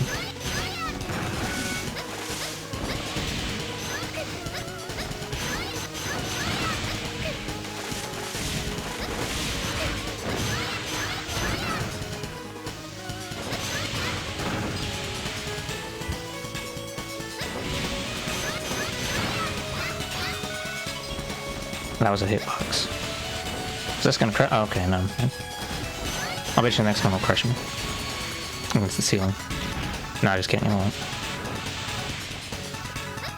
If it did, that would be an epic gamer moment.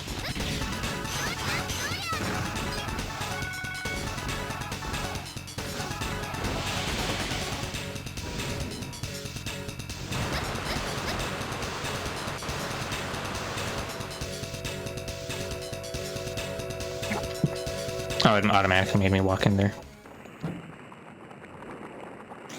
It's the sussy individual.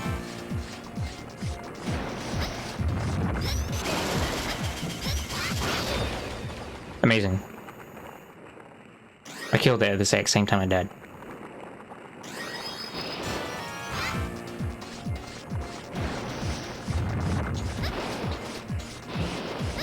Can only damage it when it's not being a magma dragoon. Oh, come on. Reformed immediately. What a lot about this.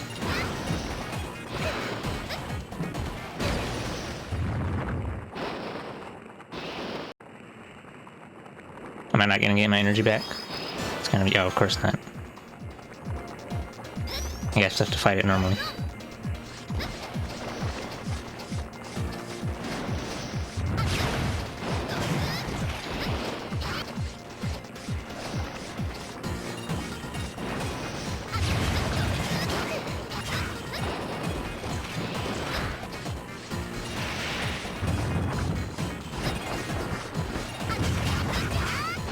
Maze.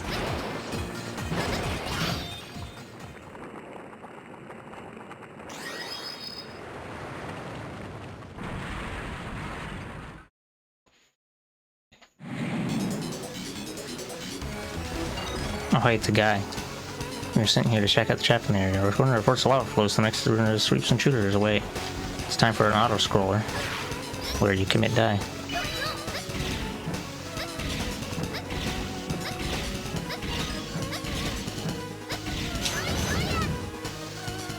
Oh, that's a baseball. It's a barbecue cooker. Shoots fireballs.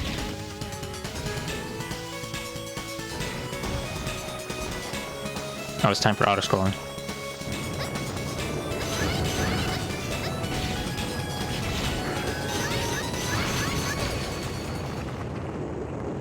You're supposed to, oh yeah, you're supposed to grab it with Model P and then flip upwards. Water? Oh, I don't have a cup next to me. I'll be right back and get water.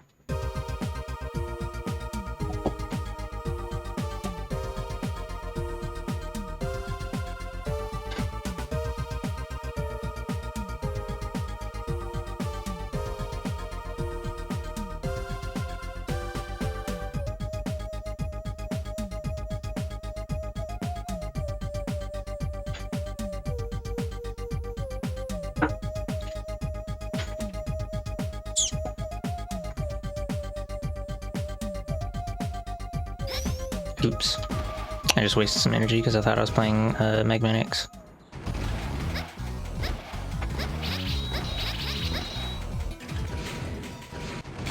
Cat, get the fuck out of here. It's just water. It's not special water because it's in a cup. Cat is dumb and thinks that when water changes container, it tastes better.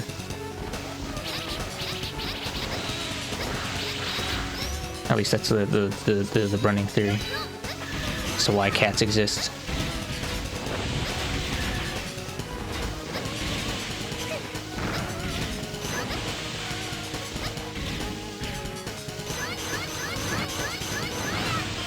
Wow, an extra wife.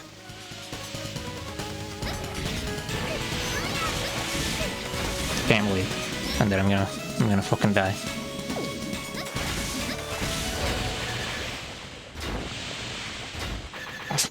No, it would not. I was just making a joke that whenever they see water in a different container, they have to investigate it for some reason. Or like, the one cat prefers to drink water from the other cat's bowl instead of her own bowl. And it's kind of stupid. Same thing with the food.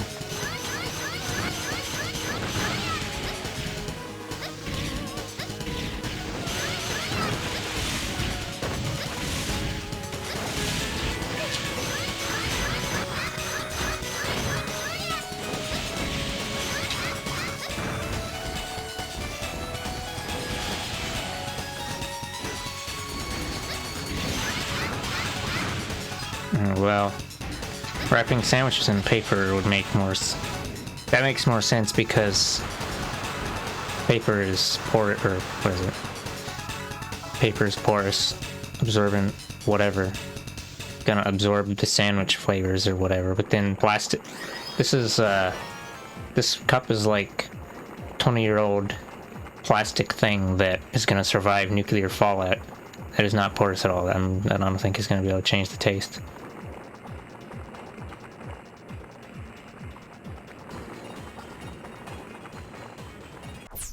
Oops.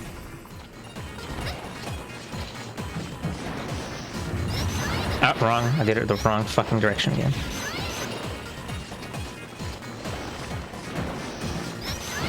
Oh, fuck off with that, man. Why does it... That's stupid. And then it fucking... Fuck this shit. Missed. Get your ass out of here.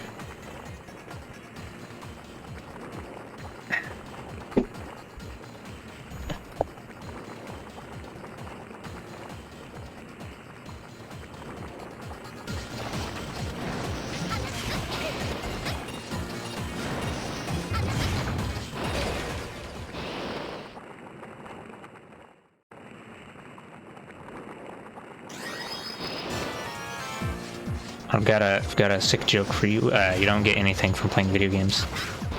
It's a horrible truth.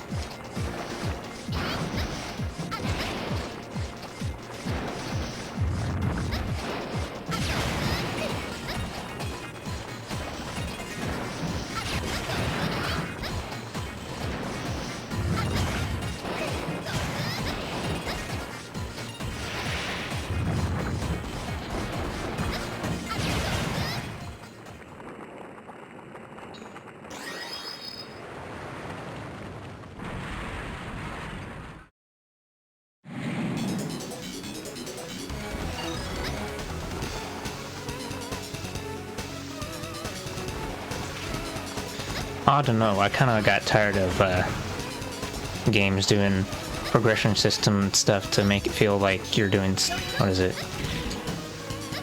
To keep the player engaged by giving them a shiny new trinket every 15 minutes.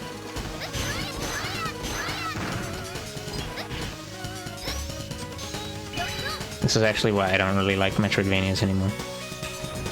The only reason that I'm playing this, that I play this, is because it's less Metroidvania and more Mega Man.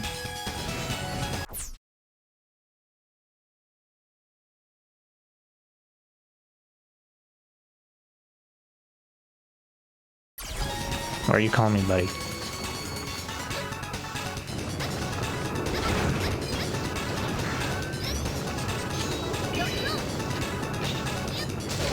Oh, that still kills me? Okay, I'm just gonna finna unexist this.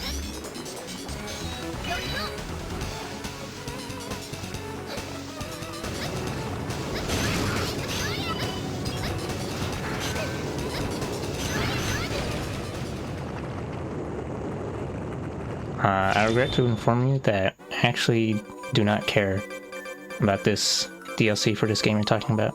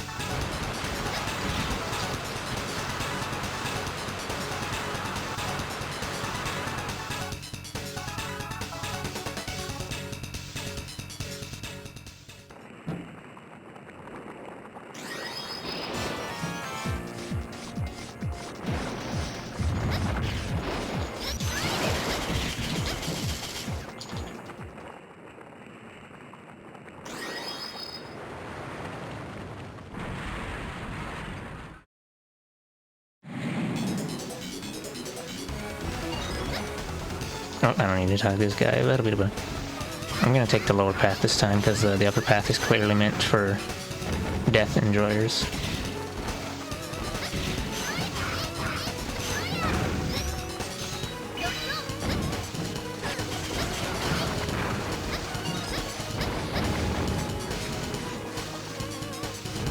Oh, it's time for auto-scrolling, except sideways.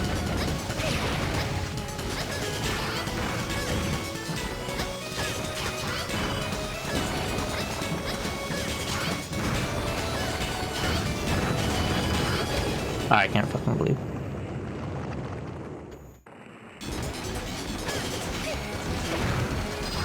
I wanted to pick up the health. Fucking. I wanted to cut it and get health.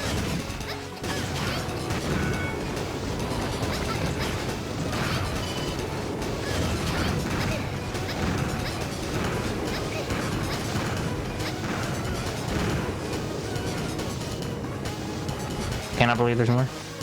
Can't believe it's still not butter. I can't. Wow, that's fucking ashes or something. It's like you sink into it. Fucking. Bleh.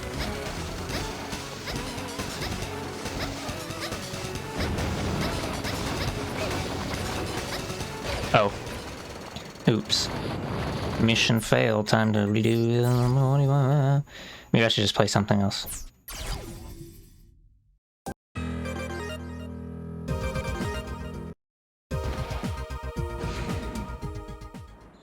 Oh yeah, if I was using Model PX and used the overdrive, you can dash through enemies and not take damage. But also, this game doesn't have that helpful checkpoint system for not die. That's the main detriment. Restarting everything after failing an arbitrary amount of times.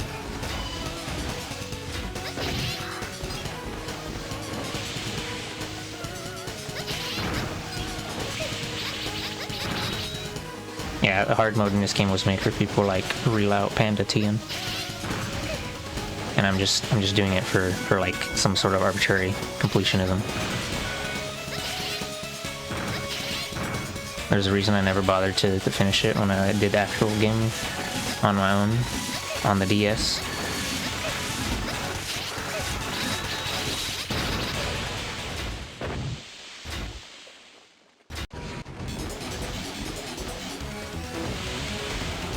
Yes, it is why Relout likes these games.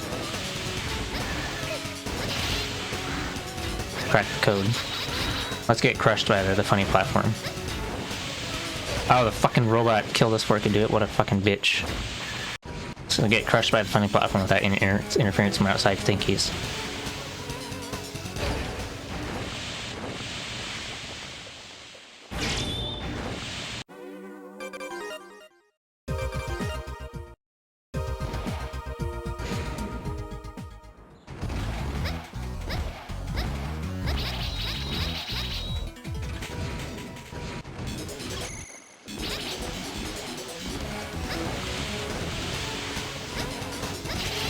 Wow, platforming moment, haha.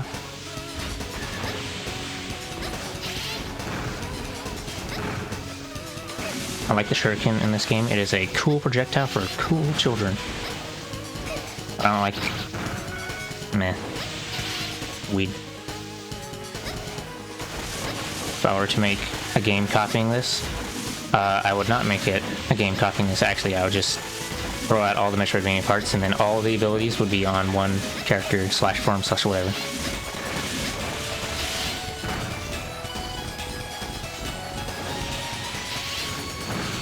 So you'd have Finna Air Dash and Finna ZX Buster, or ZX Saber, and Finna Knife and Shuriken on your Buster. And then FX just gets tossed out because it doesn't have anything unique going for it except for punching trees.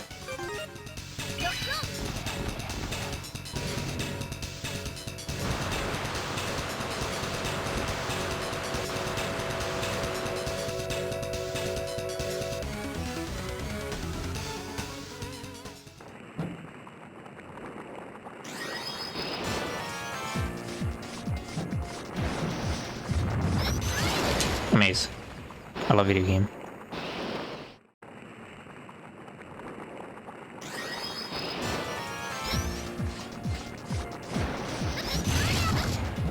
Oh, they didn't do the fucking tornado? Okay, cool. Very cool.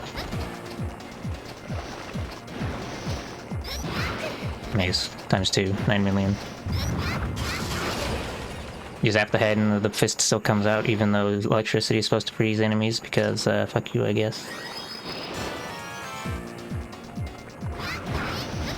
I don't have enough energy to do a level 2 charge shot anymore.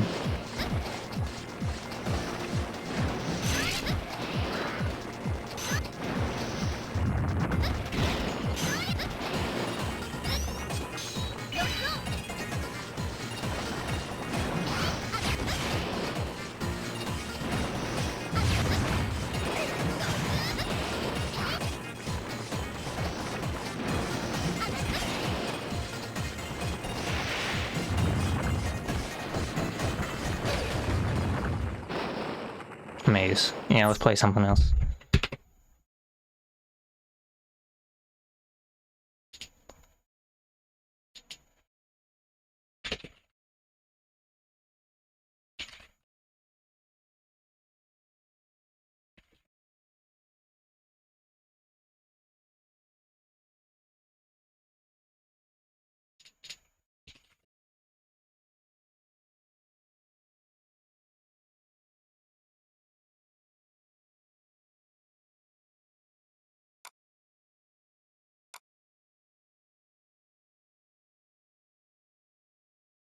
Yonk.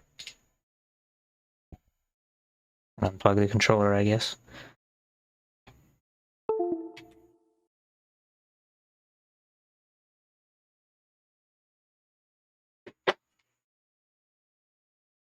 Let me check the controls or something just so I know what all the important keyboard keys are.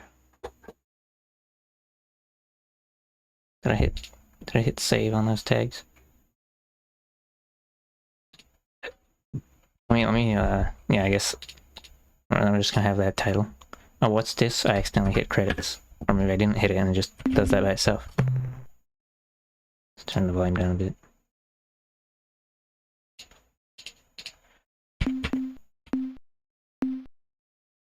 Controls. Edit controls. Weapon, right control, special right shift. We'll make, we're gonna make weapon Z and special X. I'm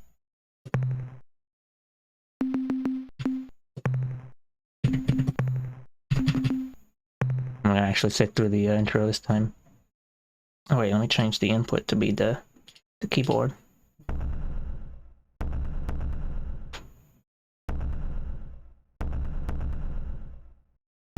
Based on source code of Star Control 2, originally created by Fred Ford and Paul Reich III in 1992, set free into the open source community in 2002.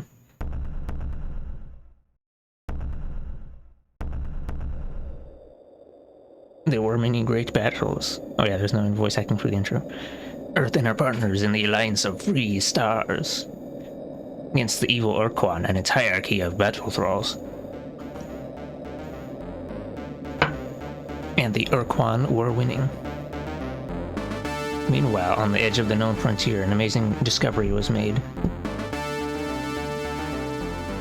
Far beneath the surface of an unexplored alien world, they found Soup, a huge underground city filled with the technological wonders of an advanced alien race, the Precursors. It's always precursors, or forerunners, or precursors, who vanished 1,000 centuries ago. I think there's a way to make this progress slightly faster, but I don't want to accidentally skip. But then the main Urquan fleet broke through the Alliance's defensive line, isolating the planet, stranding the scientists 100 light years away from Earth. Oops, I hit the skip. It's time to go back. Maybe if I hit enter instead of spacebar. Because precursors is a cool word for cool dudes.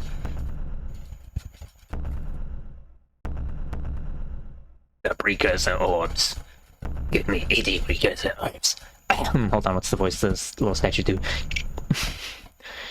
Okay, I knew it. It's gonna murder my throat. Many great battles. Earth and her partners. Urquan. Sussibakas. I'm actually entering, it's not progressing. Okay, so if I hit spacebar, it'll skip, so I'm not gonna do that. And the Urquan were winning. Meanwhile, on the edge of the frontier, an amazing discovery was being made. They discovered the precursor underground city full of sussy tech, but then all the humans got finna dead. Harbored beneath the surface of an unexplored alien world. Huge underground city. Vanished 1,000 centuries ago within the main Urquan fleet. Isolating the planet 100 light years away, they waited hopefully for a rescue vessel, which never came. 20 years have passed. We, the survivors of the research mission, have colonized this world. We continued our investigation of the underground city, and we have discovered its purpose. It is a factory. A factory for building starships. It's not the Enterprise, though. Ain't no Enterprise. But there aren't enough materials to make a complete vessel. We can finish only the skeleton of one starship. Yeah, you see all that empty space between the strutties? That's where all the starship goods would usually go.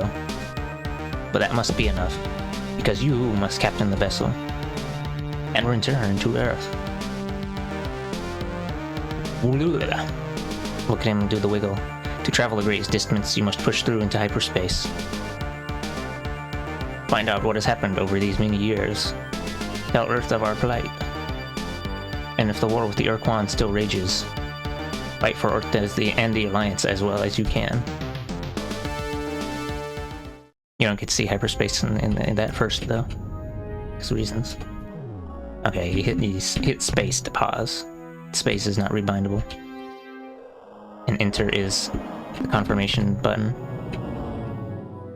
Or maybe you can rebind space, but default finna not rebind, because it's a PC game, and it's a whack. It's the guy. Attention, interloper. Heed this recorded message. This drone vessel speaks with the voice and authority of Urquan. You are trespassing within Urquan space. This world, Earth, may not be approached for any reason, nor will hostilities against our orbital platform be tolerated. In addition, your ship does not respond to standard hierarchy identification transmissions, and is therefore deemed to be independent. This is not permissible. Only subservience shall be tolerated. They're supposed to be creepy because they're the sussy Urquan goys, the slave masters who command the hierarchy and finna. Disobedience will be punished. Also, the froggy in the lower right is the translator, because they are too, what is it? They are too proud to communicate directly with lesser races, because they're basically attention, unidentified space evil. vessel. There's a lot of reasons for Commander that. Hayes of the slave planet Earth. Our hyperwave broadcast That's the lore that you only learn later. Situation critical. Energy cores I'm exhausted. spoiling. Scanners and deep radar are non-functional. We cannot identify your vessel. Are you the scheduled hierarchy resupply ship? Repeat. Are you the resupply vessel? Let's see, we're gonna say no, this is Starship Vindicator instead of Slave Planet Hierarchy Resupply Vessel. What's going on here? You can also say, yes, this is the resupply vessel. What do you mean resupply? The Starship what? Never mind, look, we won't last much longer. Here's our situation. According to our oath of fealty to the Urquan, we must maintain the starbase, but we Flashing have no is space supposed to be vessels of our emergency own, lights. and the shield prevents us from contacting Earth, so we're totally dependent on the Urquan supply vessels for everything we need up here. We know there's a hierarchy base on the surface of the moon, but we can't contact them. The Urquan were supposed to resupply the base at regular 5-year intervals, but we haven't received anything in almost 8 years. What we don't recycle, we can usually synthesize. But to do so, we need replacement radioactives for our generator energy cores. If you could bring us some radioactive elements, we can fabricate the cores ourselves. Are you willing to help us? Yeah, people, it's emergency lights, but people, when they hear the music, they interpret it as them having a sick rave instead. The fastest way to get radioactives in this system would be to land on Mercury and scour the surface for deposits of radioactive elements. But be careful. Mercury's a pretty inhospitable place. Mercury's a pretty inhospitable place. Watch out for earthquakes and those high temperature areas. I'll make sure to mention this the next time I talk with our masters. I'm sure they will reward you.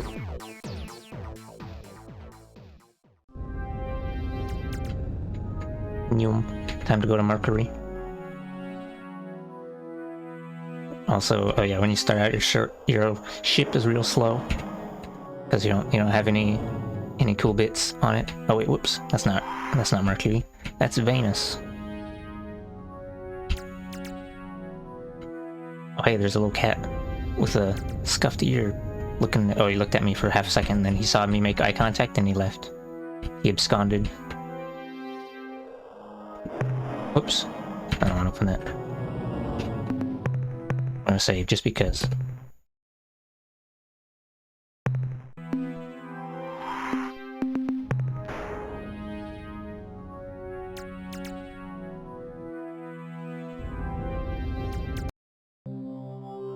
Wow, it's a non-3D orb.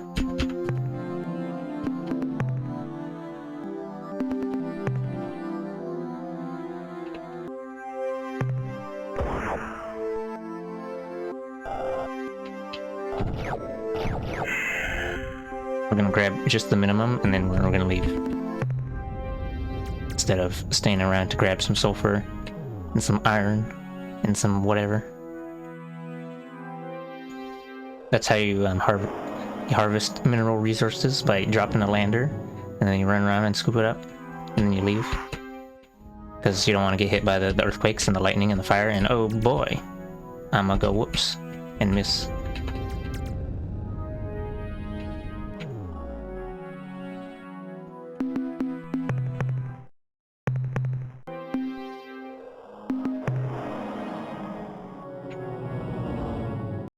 Did you find any radioactive elements for our power cores?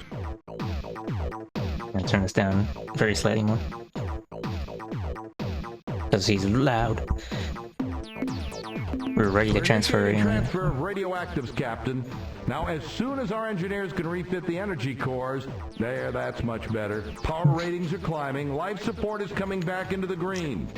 Deep radar systems and sensors are now online, and I can scan your vessel. What the hell kind of ship is that? Just who are you, Captain? Who are you, Captain? Or we're gonna wait until the introduction before we ask him to explain a few things.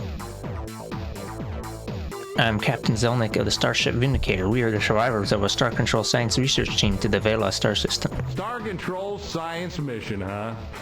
Captain, I served as a Star Control officer during the war aboard several cruisers in the Corward Front. And if there'd been any scientific mission to Vela, I would have heard about it. The mission was highly secret.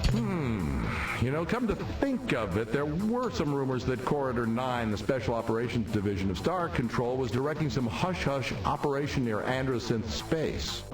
The Vela star system, yes, that would be the right direction.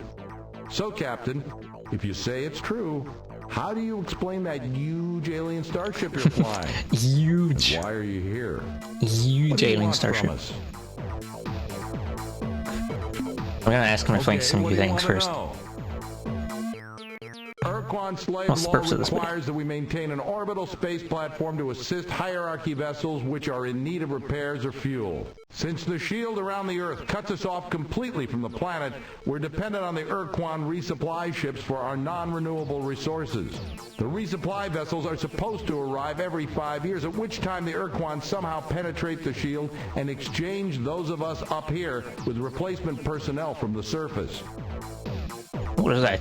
Strange red glow around Earth. When the Alliance lost the war, the Urquan gave Earth a single choice. Join the hierarchy as battle thralls and fight for the Urquan to enslave other sentient species, or become fallow slaves and be forever imprisoned on a single world encased in an impenetrable energy shield here on Earth. We choose not to fight for the Urquan. Or the Urquan now. Soon after the Earth accepted the Urquan's leaving, They departed, leaving behind a battle group of Spathi Eurorath ships on the moon. What was that red fasting object in orbit around Earth? That was the Urquan security drone. It keeps an eye on us. Captain, what happened to the spy drone? We destroyed it. Yes, sir, we blew it to bits. I meant a different thing, red thing, never mind. When we approached it, transmitted a warning and warped into hyperspace. No, right now it's probably cruising through hyperspace heading right towards the closest hierarchy outpost. When the Urquan find out that you're here, they're gonna send a combat fleet instantly. Oh, okay, no more background information. We have returned to Earth to give you the technological secrets of the precursors and to help you fight the hierarchy. Fight the Urquan. Win back our freedom. I remember having such thoughts myself once, a long time ago. That was in the first years after the defeat, when it was still terrifying to look up and see the bloody glow of the pulsating slave shield overhead. So day and night we gazed up at the impenetrable wall as though the sheer power of our hatred would pull it down. But over the years I spent so much of my time struggling, down on the surface, under the shield, and then later up here trying to keep the station alive, that I'd forgotten what it means to be free, to hate our Urquan masters. And now here you are, in an alien ship of unknown power, offering me your assistance to fight against the hierarchy again after all these years. Captain, your offer is intriguing. It's tempting to think that with your advanced precursor technology, we can somehow crack the Earth's slave shield. Late 90s, early 2000s voice acting. To attack the hierarchy. This time, win the damn war. Consider the consequences if you should fail. The Urquan won't just punish us here on the station. They'll exact a gruesome retribution on the surface below as well. Before I commit this station to helping you attack the Urquan and accepting the risk of annihilation if we are defeated, I have to make sure that you and your ship have what it takes to oppose the hierarchy. I'll make you a deal. If you can eliminate the alien base on the moon and get rid of that threat at least, I will seriously consider your offer. Yeah, there's a lot of text. What details can you give us about the base on the moon? After the Urquan erected the slave shield around the Earth and established this space station, they decided to leave a contingent of combat ships close to the Earth to keep watch on our planet and confirm that they were obeying the Urquan slave laws. I'm certain they're still out there on the surface of the moon because we can pick up a constant stream of alien broadcasts. I'm going. We shall go now and neutralize the base. Captain. There are probably a dozen Spathi eluders and Ilrath Avengers down there on the lunar surface. I don't know why they haven't come after you yet, but when they do, you'd better have your weapons armed and your thrusters burning hot. This game is not entirely a super serious one. Only 75% serious. But I'm spoiling things. Time to investigate the moon. Also, hello, Sleepy Heart. I was playing Mega Man ZX hard mode earlier, and then I gave up on that.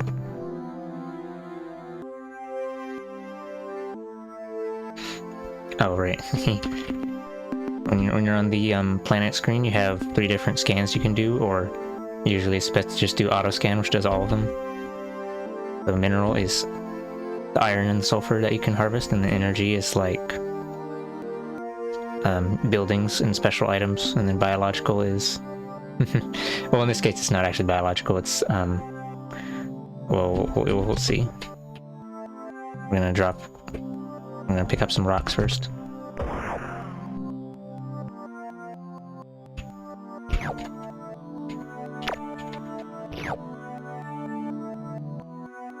It's just lunar drones.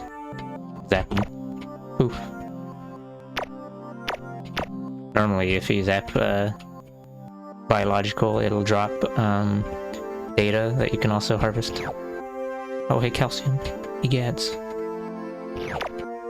There's the lunar base. Bonk.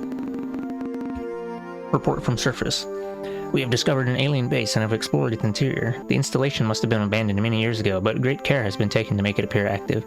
Life support systems are functioning, fusion generators are at full output, and robotic construction vehicles have been programmed to roam the lunar surface, bulldozing moon dust into random piles. In addition, we have found the installation's hyperwave locked in transmit mode, endlessly playing the same alien recording. Although we cannot translate the message, our Xenotech, Ensign Rigby, believes the message is some kind of alert or mayday broadcast. The base is filled with useful materials and equipment. We will scavenge as much as we can and bring it aboard immediately. Oh yeah, it takes 12 crew members to send a lander, and it also costs 1 fuel every time. And then if you get damaged while on the lander, the crew members die. Unfun facts.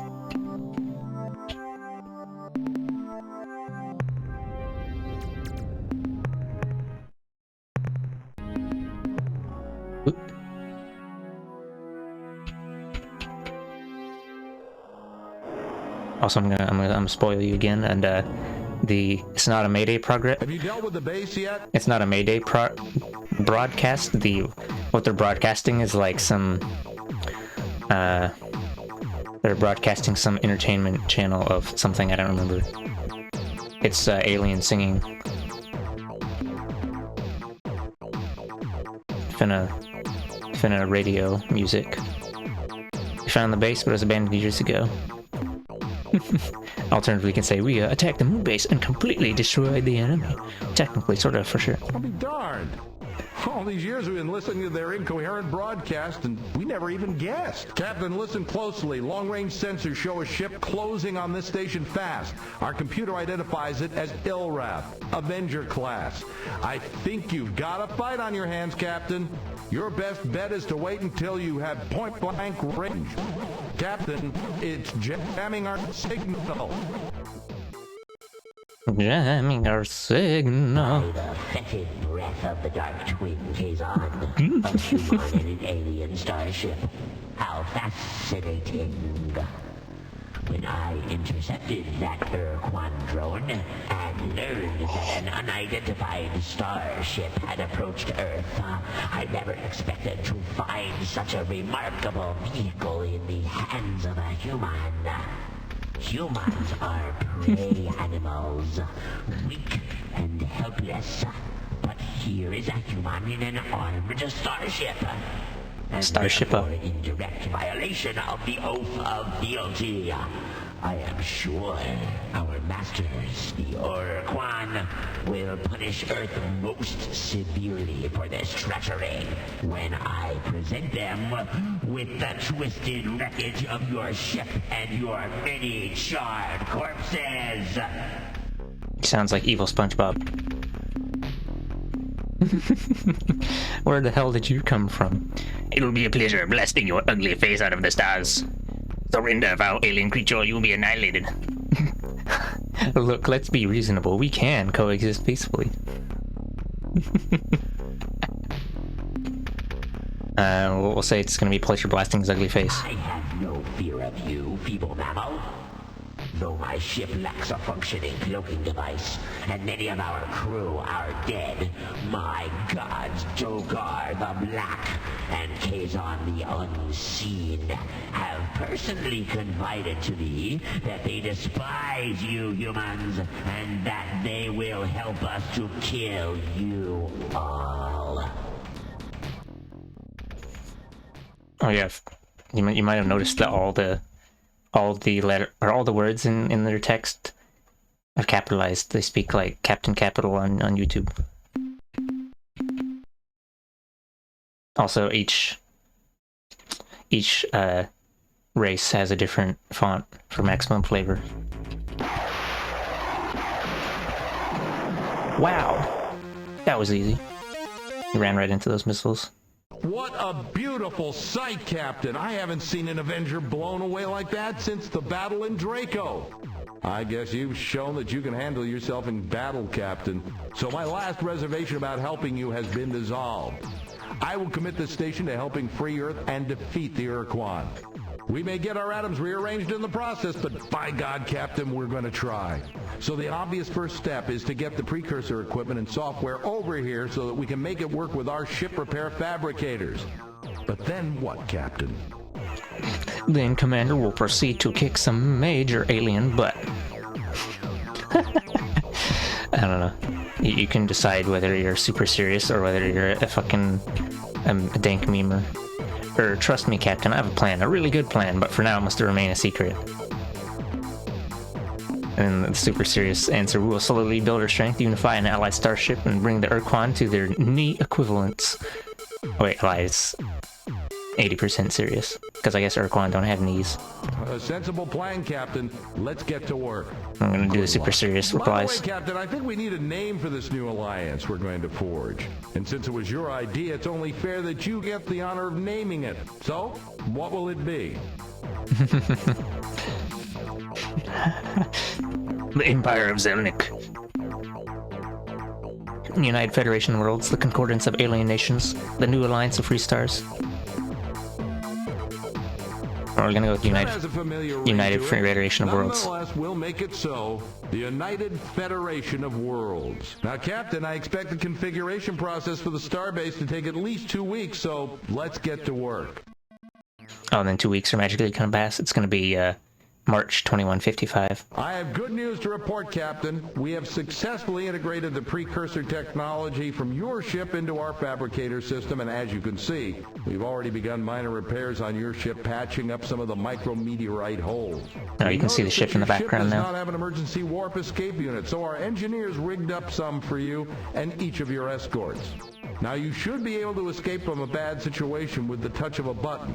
But there is a cost, however. The unit gulps up 5 fuel units each time your precursor ship uses it. Also, we now have a limited capacity to make modifications to your ship, to refine starship fuel, to build additional combat ships, and to train new members of your crew for the flagship and any ships you acquire for your fleet. Captain, I know you're eager to get to work, so I'll be brief. If you have any questions how this starbase works, what resources we need, or just some background information on the galaxy, don't hesitate to ask. Commander, I have mineral stuff load. Slurp. The more minerals you bring us, Captain, the faster we'll be able to tackle the Urquan. See additional background information. What do you need to know? I don't know if I want to spend lots of time going through text. We can modify your precursor supply. Modify and supply. Oh, I get fuel for the Vindicator. This base is designed to service hierarchy ships. Fortunately, your flagship uses the same stabilized antimatter technology as hierarchy vessels, and will be able to synthesize what well, it's just like Star Trek. Due to the size of your ship, we'll have to produce vast quantities of fuel, which will be a substantial drain on our resources. The voice lines for that one were like running into each other. Our engineers and precursor specialists, your starship was designed to be a workhorse vehicle, which could be easily adding or swap modules, attitude thrusters, for faster, more rotate, more crew, more cargo, more fuel, which feed energy into more shooting, bolt guns, combat weaponry. cool gun. Exact function put in the first and and when put in the last, a rear slot that fires a single. Our shipyard facilities are permitting a handful of Starbase personnel to do the same job as 500 vac-suited construction workers. However, the only designs that we had in our computers were incomplete hierarchy ship designs. Things looked grim until one of the officers came forward with an amazing story. Even though the Urquan destroyed one of my maintenance engineers was a Starship production assistant at the Detroit shipyards. When Earth was conquered, she was ordered to destroy all ship construction databases. But she secretly made copies of the blueprint discs and then kept them with her ever since. Wow.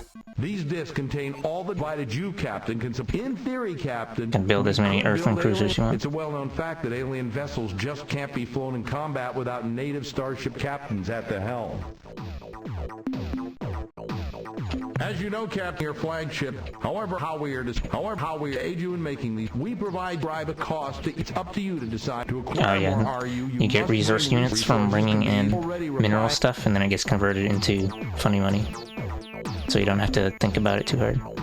We have almost 2,000 highly motivated, and every single one of them wants a berth aboard your starship. However, each hand we lose to your ship means less manpower here at the starbase, and this is reflected in the crew RU cost. As long as RU costs will remain static, and if your needs for crew grow, RU costs Warm will bodies. remain static.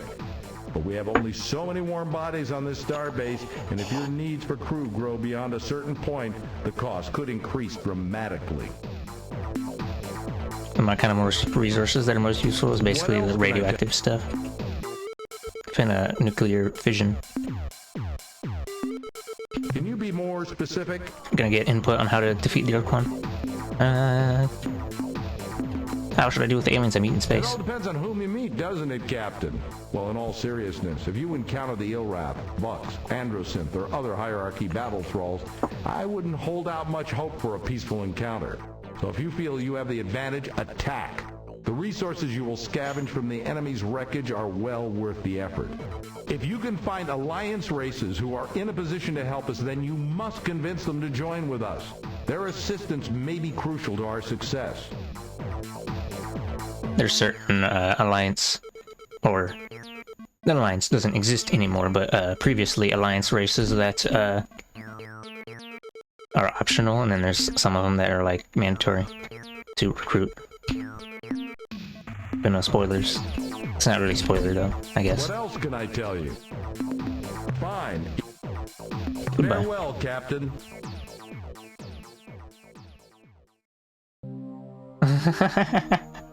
Every Starbase strategy meeting takes place in a 90s rave. See.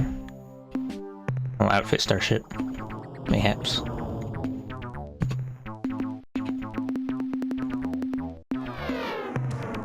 Forgot what he said about which way the ones in... If I remember right, the second slot shoots like diagonally, and then third slot shoots sideways. The rear slot, I know, it shoots like directly behind you. Fuel tank, crew pod, storage bay, ion bolt gun. It's got the bare minimum for every. Oh, I can put it in them like the back. Nope. No, I just can't build anything with it. What if I put it on the blue slot? Nah. SMH my head, cannot believe. Oh, it's right, that's right. Because you gotta put it on these other slots. Anti-mat thruster. Turning jets. We're gonna get lots of... Or not a lot. We'll get 2 more turning jets. And 1 more antimatter thruster.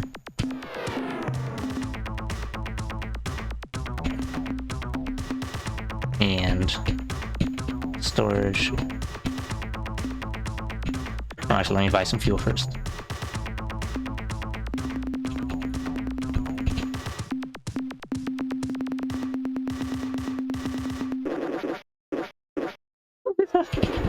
Use the fart missile noise for that.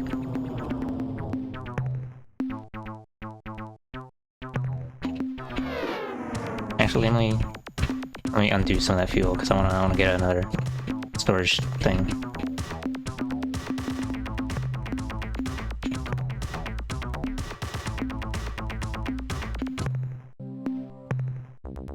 Also, I could build more ships if I want, but we're not gonna do that. The only thing I could get is an Earthling cruiser, and they're not that great. Oh, the potato juice music is for the Melnorm race, which they're actually a neutral race technically. The only Melnorm that you can see in the game is either if you go to their home planet, or you will often... Oh right, let me...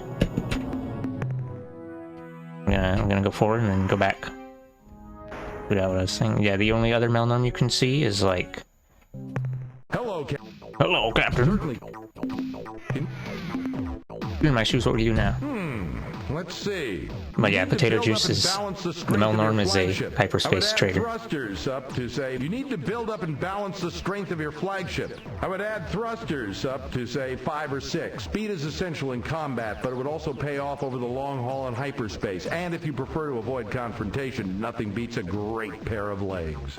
I would add turning jets to increase maneuverability. I would add enough weapons to defend yourself if you're caught without escort ships. You need additional fuel, at least 50 units. Your weapons will be underpowered in combat if you don't have at least one dynamo. I guess I'd gather more minerals to build up a good supply of resource units. We're gonna find the most If resources. you have the patience, I would recommend you spend several months or even a year gathering mineral resources. You can find such minerals on almost any planet surface, but the quality and density will vary depending upon the type of planet you're on.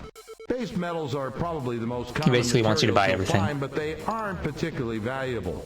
You can find rarer precious and radioactive elements on metal-rich worlds such as Mercury. An old miner once told me that you could tell the relative quality of a planet's minerals based on the planet's color as seen from space. Remember the color sequence from good to bad? The miner had a mnemonic that went something like, very young orangutan could grow bananas perhaps rather well.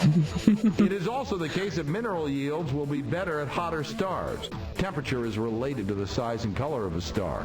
Red stars are the coolest, then orange, yellow, green, blue, and the hottest stars are white. Let me go back. It is very young orangutan could grow bananas perhaps rather well. Miner had a mnemonic Very young that went something orangutans like, could grow bananas. very young orangutans Perhaps rather well. Could grow bananas That's, perhaps rather well. Well, I don't know. It is very young Violet, orangutans yellow, could grow orange. bananas perhaps rather well. I don't know what C stands for. Very young Green, blue, orangutan purple, could grow red, bananas white. perhaps rather well.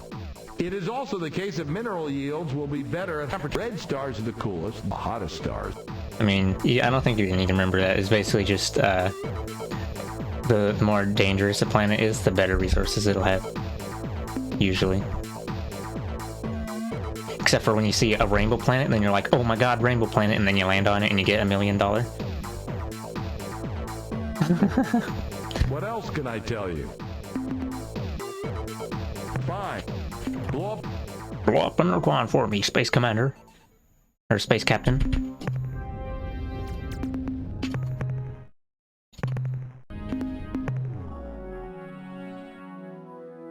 Gonna finna... Oh wait, pressing M doesn't do anything. Alright, have a good night, sleepy heart. If you do in fact go snooze. Actually, I don't know. I'll consider. I'll go to Venus, and then the lander's gonna get exploded, and then I'm gonna load my game. Oh yeah, it also when you're looking at this screen here, on the scanning screen, it'll tell you the all the planetary details, but the only important ones that you need to look at are the weather and tectonics. So weather on this planet is class 8, which means that I'm gonna die. And tectonics is class 2, which means I'll die slightly. And it looks like, you know, actually I don't remember what those blue stuff means. But we're gonna drop a guy, and then we're gonna immediately mash the I'm a leave button. Look at all that lightning I'm leaving.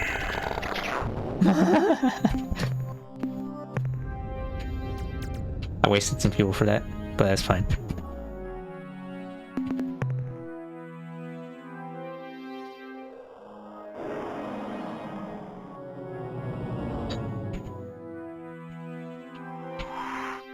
See, we'll go to Mars, because Mars is going to be quiet.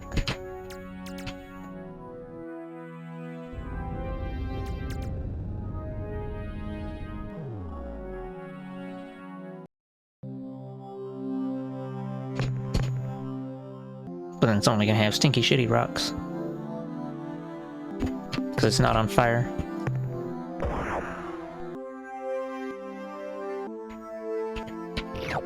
Bismuth. Potassium. Yum yum. Aluminium.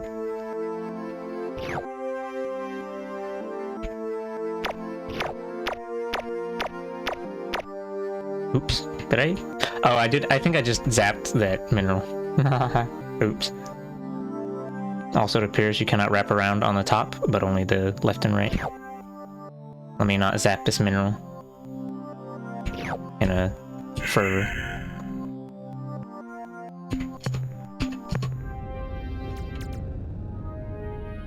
Let's see, I don't think you can, yeah, you can't land on gas giants, so there's probably no point to going out to the further planets.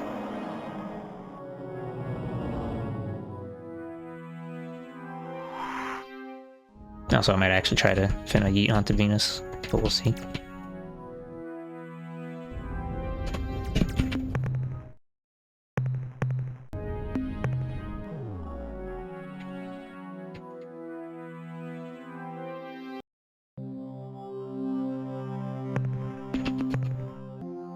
Wow, rocks.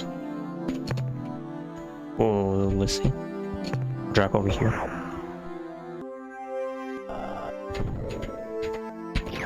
Sulfur. Silver. Whoa. Wow, body. Slow down. Oops, I just lost 3 guys. They perished from toasty fire.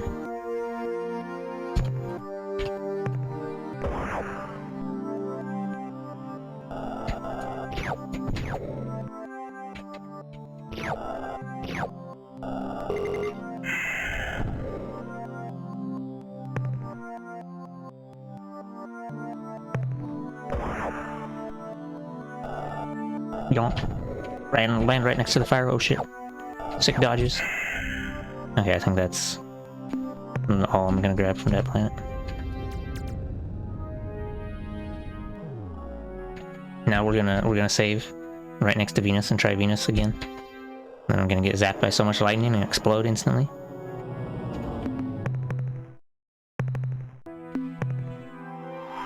Yum.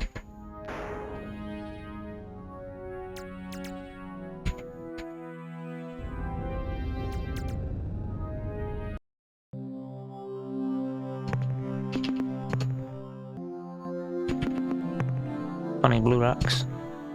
Maybe I can land on it and then immediately leave. Oh my Jesus. Ammonia. Totally worth it though for the funny rocks. Funny blue rocks. I guess lightning doesn't immediately murder you. Me taking... gonna die.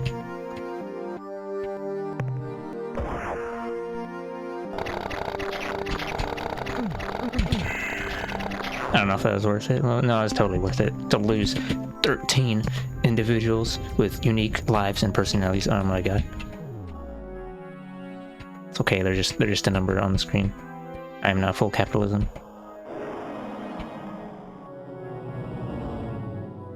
Inside Ricky did not sign up for getting zapped on Venus.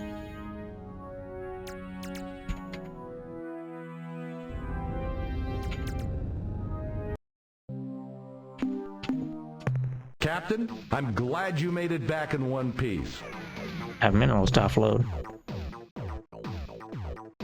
Oh, the blue stuff was... this time, Captain. Try to avoid getting gruesomely killed. The blue stuff was not worth as much as I thought. Orange and purple is more gooder.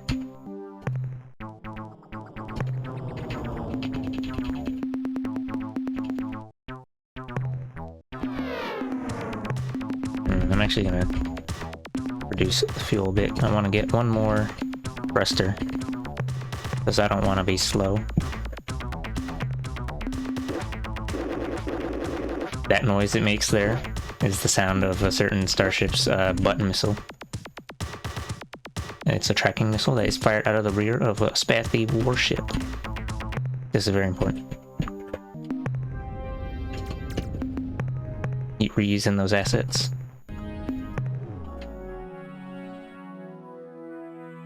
So maybe I can go to Mercury again.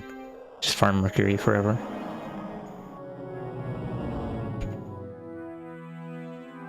I'm not sure if resources respawn or not. I don't remember.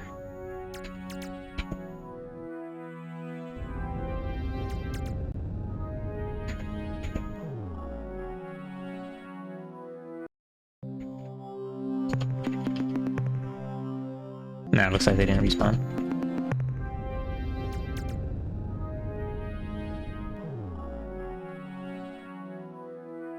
So we're gonna finna yeet out to, oh, we're gonna visit the gas giant just because I want to. Even though I can't land on it. Oh wait, that's right, gas giants have moons, I forgore.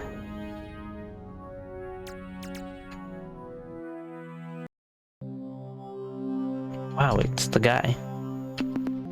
We can auto-scan and then it won't find anything because it's a gas giant and... Try to dispatch and it makes a fart noise at you. Orbit, 9.52 AU, Atmo, super thick, temp 197 degree, or minus 197 Celsius, weather class 8, tectonics none. Mass, 109.7 Earth sauces. Radius, 9.45 Earth sauce. Gravity, 1.22 G. Day, 0.42 days. Tilt, 27 degrees.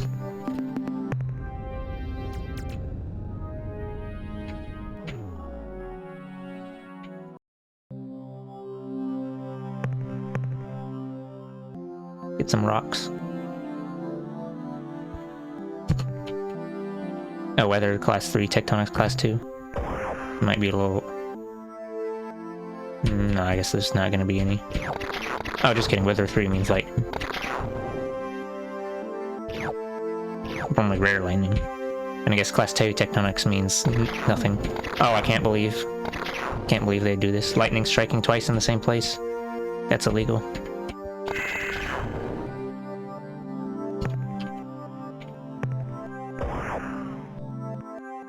Yeah, they're getting fire sauced by the lightning. Strontium. Barium.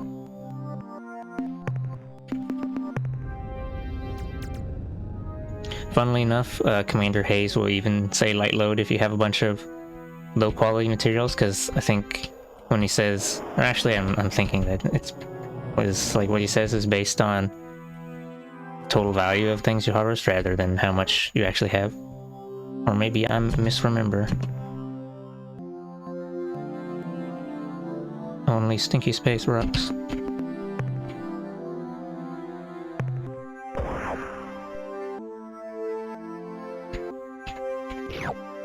Arsenic.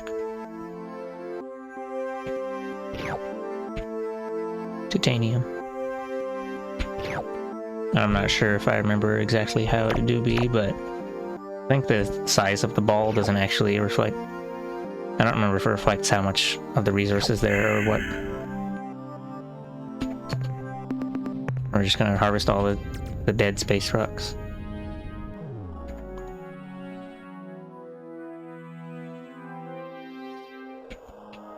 Yonk. Oh, this one's Saturn? No, this is Jupiter. I guess the other one was Saturn. Oops.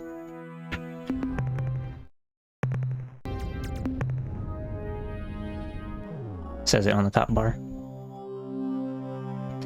Now we're at Io. Io got class 4 tectonics. Oh, and it's covered in red stuff. Tectonics is the little concentric expanding circle that comes from the dot. So you have time to react and get out of the way. Radium, francium, get all radioactive. Actinium.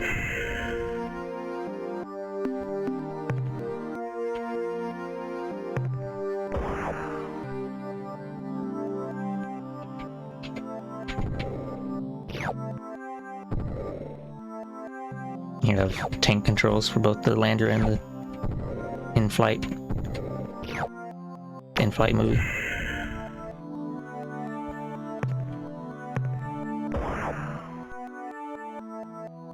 Oh yeah, the lander target is not exactly where you're actually gonna land. You just land in the general direction of that marker. Fun facts. Yeah, the Io in Paladins is the fox girl healer with the moon stamps all over her armor and the mooning aesthetic and whatever. She has a little dog that used to be OP and then they nerfed because it was having 6th player on your team and no one liked that, except for the team with Io on their team.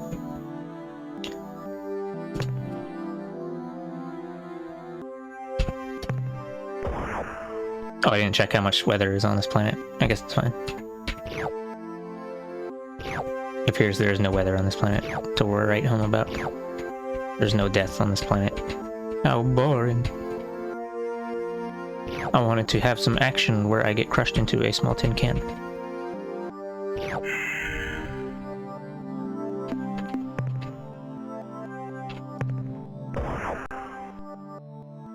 I probably didn't need to bother buying the extra cargo space, but it'll be useful later maybe.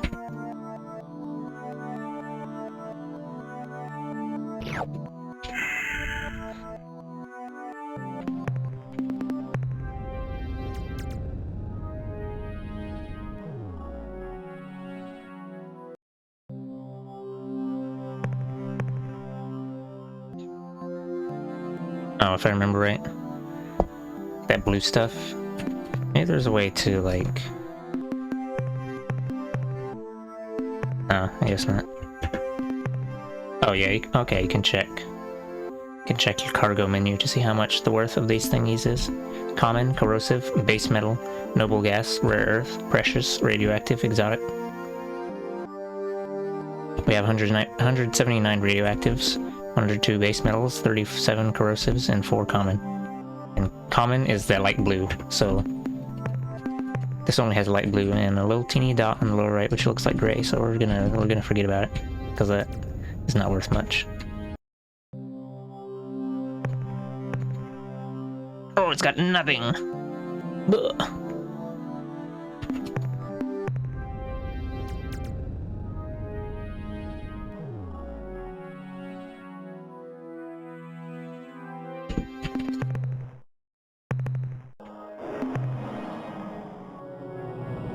Yoink.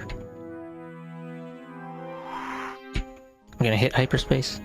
No, just kidding. We're not far enough out for hyperspace yet. Wow.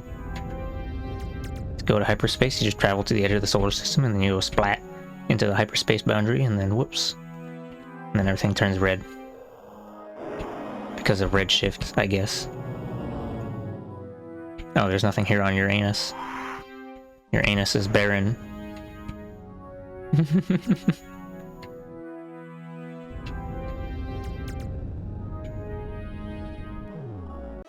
Oops, I didn't want to do that.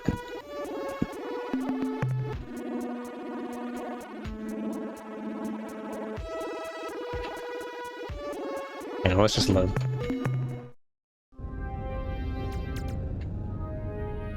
I forgot where Pluto lives. I think Pluto is the outermost orbit, but I didn't see a dot anywhere.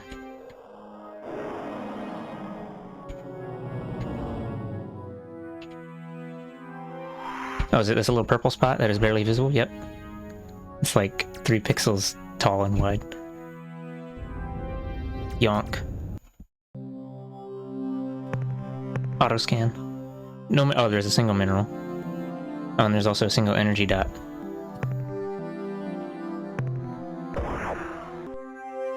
I'm not gonna spoil what the energy dot is. 5 Zo crystals. A fictional substance that is not real. Oh no. Mayday from surface. We've come under fire from an alien vessel we found hiding on the surface of Pluto. Captain, they killed Kowalski, Fritz, Chen, O'Donnell, Luigi, and all 3 of the Lieberman triplets. We have returned fire, but our stunner can't penetrate the ship's hull armor. We are initiating emergency launch procedures. Attention, a big, mean, hostile alien vessel hovering overhead in an obvious attack posture. This is Spotty, Captain Whistle. I know you are going to torture me, so let's just get this over with right now. The coordinates of my homeworld, Spottywa, are 241.6 by 368.7, and the ultra. Hold on. Let's write that down. Homeworld, Spottywa, are 241.6 by 368.7, and the ultra secret Spotty Cipher, which is known only by me and several billion other Spotty, is Huffy Muffy Duffy.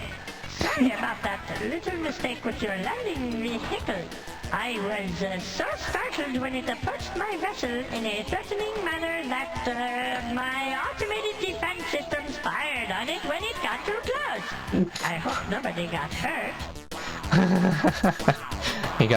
They got so startled that their automated defense systems fired. Yes. Attention, alien vessel, identify yourself or be destroyed. Hi there, friend, we come in peace and mean you no harm. Don't kill us. You attacked our lander, killed our crew, prepare to die. Mwah. We're gonna do hi there, friend, and then they're gonna doubt our veracity of our claims. Are you sure? Because your statement is often just a more polite way of saying, attention alien vessel, identify yourself or be destroyed. In any event, I am Spotty Captain Toriko of the void ship Star Runner, placed here in this planetary system as part of the powerful Earth-powered Star Force, which our masters, the Ur-Quan, established here to make sure the Earthlings don't do anything tricky. Tricky. I'm sure you'd feel a lot safer with us. Come on, Fufo, join our fleet. I know what we're gonna do. Let's ask what they're doing here on Pluto. About 20 years ago, this region of space was dominated by a loose confederation known as the Alliance of Three Stars, which was composed of the aliens native to these parts who did not want to be enslaved. They made a valiant effort against the superior Ur-Quan forces. It even looked like they might miraculously defeat the combined Ur-Quan armada, right up to the point at which the Ur-Quan totally defeated, indeed annihilated them.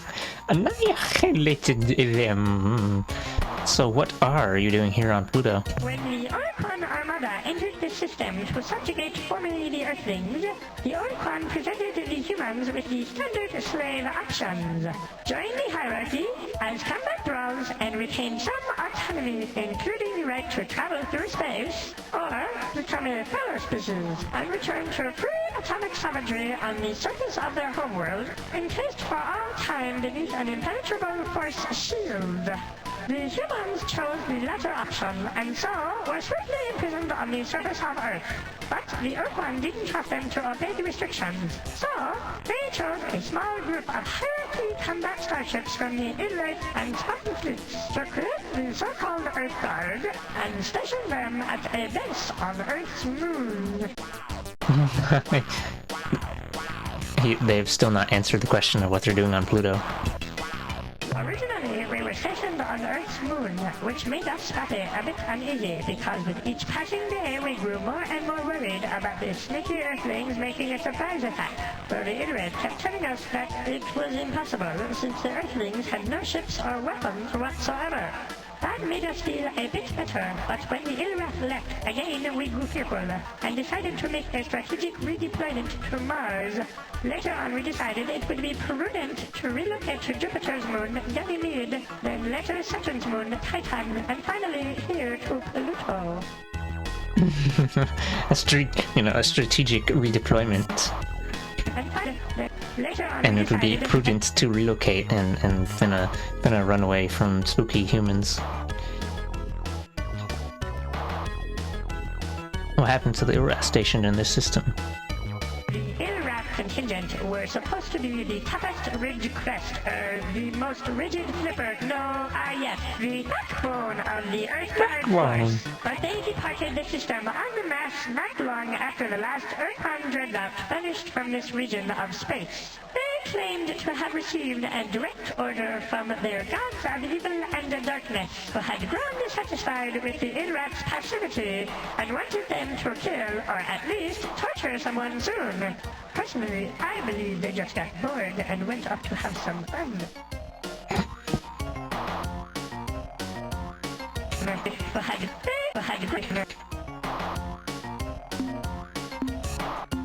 When do you expect it?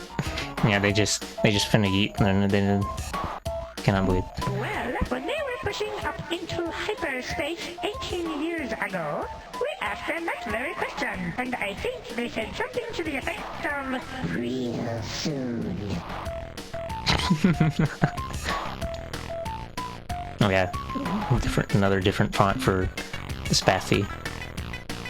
What is happening at the base on Luna then? We decided that if the Earthlings figured out we had abandoned the base on Luna, they would be more likely to try something sneaky. So, we rigged up some old service androids and ordered them to drive around on the lunar surface in bulldozers, endlessly pushing around the same piles of dirt. In addition, we connected the base's local radio transmitter to an audio Melnorme fun rum called Winky's Happy Night, hoping they would think we were still there. Winky's Happy Night. Oh yeah, you can totally murderize them if you want, because this is actually an RPG where you can roleplay as an unfriendly person. What happened to the other spaceships? Over the past years, it became necessary to redeploy strategically some of our Earth-bound forces to our homeworld in case of a sudden surprise attack by a vicious, unrelenting alien race which we Spotty call the Ultimate Evil.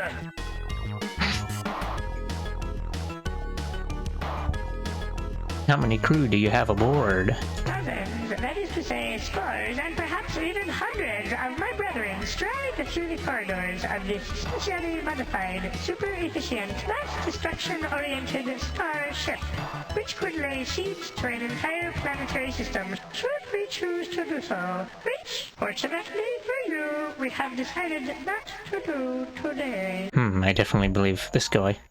This citizen. This person who has definitely not displayed any ounce of fearfulness. Hundreds, come on. You are far too clever for a poor Spotty like me, and now I must submit to your superior alien intellect.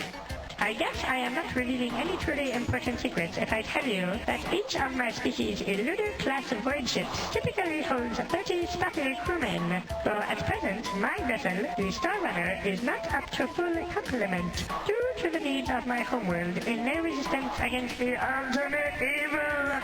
And in fact, my vessel is somewhat understaffed right now, seeing as how I am the only spotter on board, which is a bit frightening, as I am sure you can understand.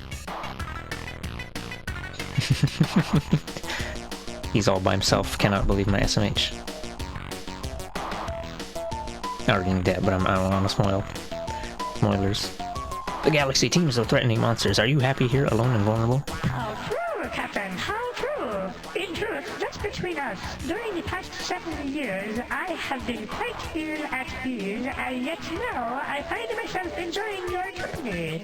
This witty dialogue, and the presence of your huge, powerful, death-dealing starship, which, being my friend, you would certainly feel compelled to use in order to save me from any hostile life forms who threatened me with death.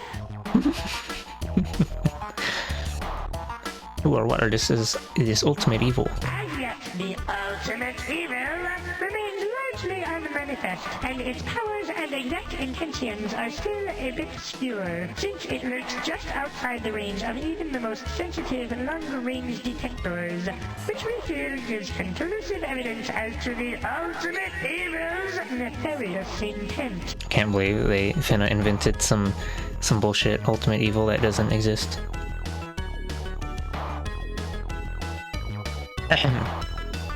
The lack of evidence is evidence to the evidence.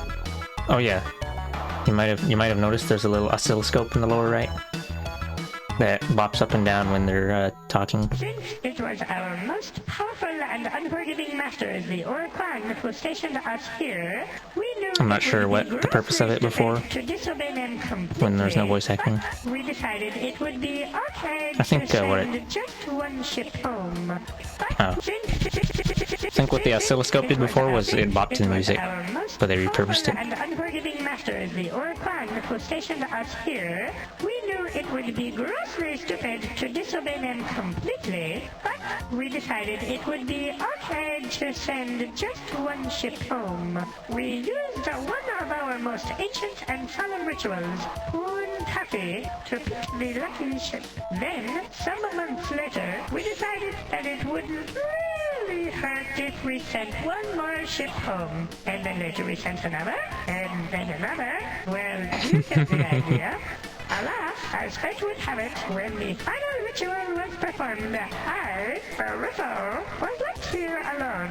For as even the most immature in wrestling knows, there must always be one spotter who puts the short top first. Their ancient and solemn ritual of drawing straws. Where are the Urquan now? Our masters don't really keep us very well informed about their goings-on, so that all we know is that immediately after the subjugation of the last Alliance race, the Hutt, I think, the Urquan gathered their dreadnoughts and departed for the edge of the galaxy, commanding us to obey the slave laws or face their wrath when they returned. We only know bits and pieces. You know anything about other alien races? Let's see. The Hutt joined the Covenant. Bug squirt. Better write that down too. We only know bits and pieces of what happened to each race. For instance, when defeated, the Hutt joined the hierarchy as combat trolls, while the Cyrene chose to be slave shielded on a planet in the Bug Squirt star system. No, that's not right. I forget its name. Anyway, where was I? Bug Squirt. The Shafixti. They were utterly wiped out in a gigantic blaze of glory. It's Beetlejuice. Yeah. What do you mean, Blaze of Glory? What happened to the Shofixti? The Shofixti were half feral, as you know, having been uplifted by the Hutt just a few decades before the start of the war. Given their habit of detonating those suicidal so-called glory devices in combat, it came as no particular surprise to me when, upon the arrival of the Urquan Primary Task Force at their homeworld, the Shofixti caused their sun to explode in a colossal supernova, destroying the entire planetary system, and not incidentally dozens of Urquan dreadnoughts. That was a snark noise. Me? You mean me, personally? Me, What about yourself, you mean Whiffle? me, personally? Nice of you to ask. I was born a poor green incrusting, the youngest child of a family of 18,487. My male parent had to work hard to support us, very hard. But each of my brothers and sisters and I can't believe space capitalism. to make ends meet. The female parent was kind and sweet to all of us. Why, she once even called me by name. She said,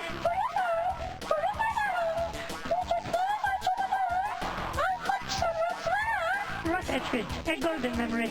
I swiftly matured into a fine example of my species with my parents' assistance. Achieved independence. Specifically, they pried me from the door jam and rolled me into the street. Thus prepared, Wow. I set out to make Kicked my out. fortune. I had great dreams in those days. Yes, great dreams. I knew that someday I would be vastly rich, wealthy enough to afford a large, well-fortified mansion. Surrounding my mansion would be vast tracts of land through which I could slide at any time I wished. Of course, one can never be too sure that there aren't monsters hiding just behind the next bush. So I would plant trees to climb at regular, easy-to-reach intervals. And being a study of the world, I would know that some monsters climb trees, though often not well. So I would have my servants place in each tree a basket of perfect stones. Not too heavy, not too light, just the right size for throwing at monsters. I was thinking about what color the stones would be painted. Aqua, mauve, or magenta, when a vegetable cart came careening down the street outside my house and knocked me unconscious. When I awoke, I was aboard the void ship Star Runner headed for Earth. Apparently, I had been out of my head for quite some time after the accident, and with the assistance of some kind strangers, had been relieved of my funds and convinced to join the Navy, where I have been unpleasantly employed for the last 25 years. Wow, that was a whole lot of flavor text. They got recruited into the military while they were having a what is it? The thing there while they were in a fugue.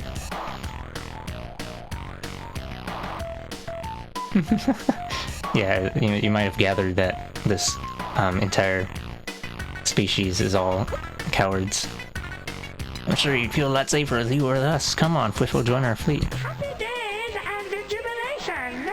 I discard all prejudice and hesitation and accept and celebrate your offer of protection and your undying commitment to my well-being. I must wax melancholy for just a moment though, and make sure you understand that any other spotty ships we meet at large in the galaxy are not going to be quite so responsive to your friendly gestures as myself, since they bear more heavily the yoke of Urquan enslavement and are also apt to talk themselves out of line with a totally unknown alien, which I, having been left here alone, cannot do.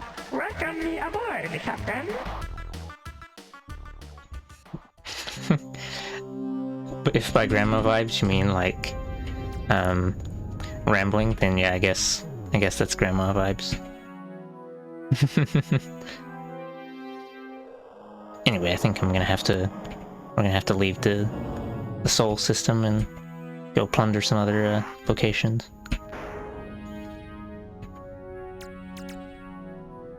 And I might switch out the cargo thing for something else.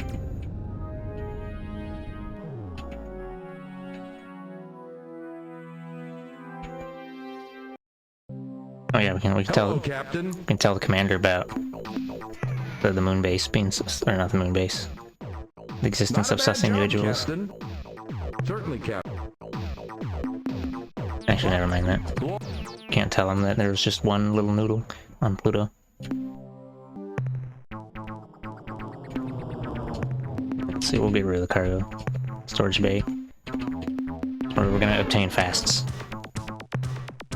and yeah, more fasts. More fast. We all the thrusters. What? Maximum thrusting. That's what she said. I'll move one of the turning jets. I don't think we need that many right now.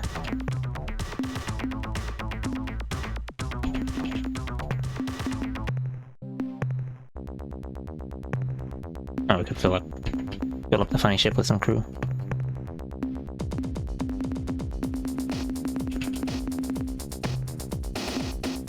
For 30. Crew is actually way cheaper. It's only 3 resource units per crew. Oh, I guess that's what the number next to it is. Tells you how much it costs.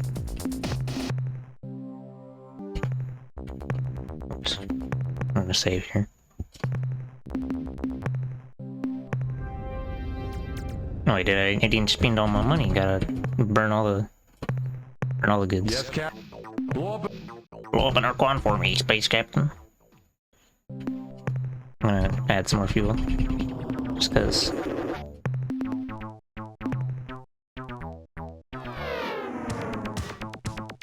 I'm gonna assume that it's 60 because of like, what's it? 10 default capacity and then 50 bonus from the tank. Hey, anyway, I think there's nothing else to do in this system, so we're gonna finna yeet. Travel to some random ass locations.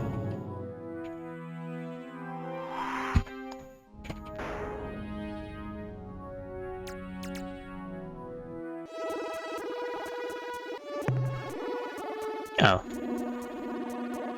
Current location is Sol, on the edge of Ilrath territory. Let's go to Alpha Centauri. Alpha Centauri is that, like, the funny star system that is, like, the closest place to the place. Oh yeah, you can do autopilot. I'm not doing anything, it's just driving itself. Very important.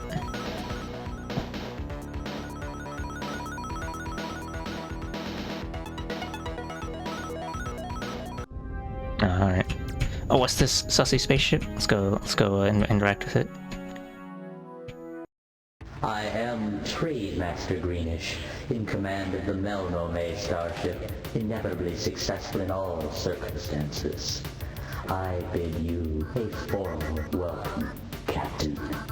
Though we Melnome have just recently arrived in this region of space, we have long desired to make contact with your species and look forward to an extended, profitable relationship. Oh my god, space capitalists.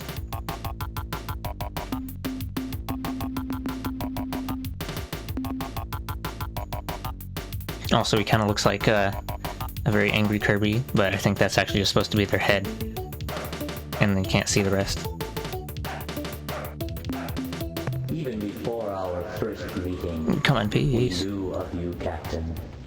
Though your struggle to free Earth shall be a long and difficult challenge, fraught with great danger and mystery, we have great confidence in you and your abilities. How did you know about us before meeting us? Oh, also, if you look closely on their face, you might notice their eye does a 90-degree flip sometimes. We And has, gather like, information sideways elliptical from pupil. 1,000 secret sources in space and time. Our charge for revealing even one of these sources would be so high that your species would be in debt to us for centuries. I cannot believe space capitalism. What can you tell us about yourselves? Our origins and purposes are, frankly, mysterious, and due to several unavoidable factors, we are unable to discuss ourselves in any great detail. Shall we begin trading now? Oh, wait. How do we figure out that they're traders? Oh, wait. Debt, that's how. Capitalism. Yes, let us get down to business. Oh, the background turned purple. If it is your first time trading with us, let me explain how our system works. We are interested in purchasing certain items, specifically biological data on alien life forms, and the coordinates of certain strange worlds whose radiant energies defy all scanners, producing a rainbow-like image. In Rainbow. exchange, we have many interesting and valuable commodities. You can buy ship such upgrades if I as remember right. Fuel, compatible with your starship's hyperdrive thrusters. Technological specifications, allowing you to build new devices for your ship. And many important This guy talks slow. secrets I'm gonna which may facilitate translate all your sales into Interstar credits, which you make purchases. If you have any questions, don't hesitate to ask. Now, What can we do for you? Why did your bridge turn purple? that's a good question, with a very interesting answer. The fee for this information is 12 million credits.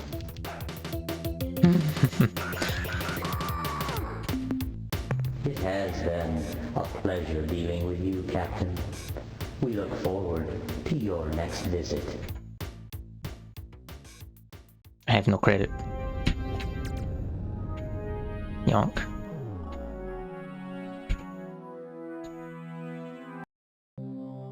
Yeah, so you get the life form data, and then you get... Oh, big balls. And then you get, you trade it to them for credits, and then you can buy stuff from them, and it's, basically where you get some of the more significant upgrade things. Oh shit, Toasty Fire. Can't believe Bob is dead. There goes the planet lander. Have to load. Oops. Goodbye, Captain. It was. Oh, you can check the log by hitting escape. Neat.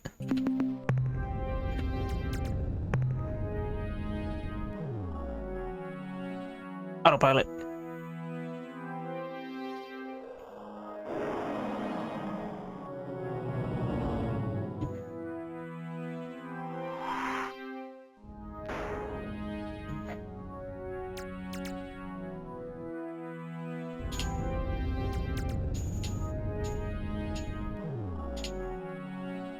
There's a lot of traversal in between locations in this game. Oh, he got a spin. So maybe I should we'll play an advertisement, because I already fucking died, and do the thing.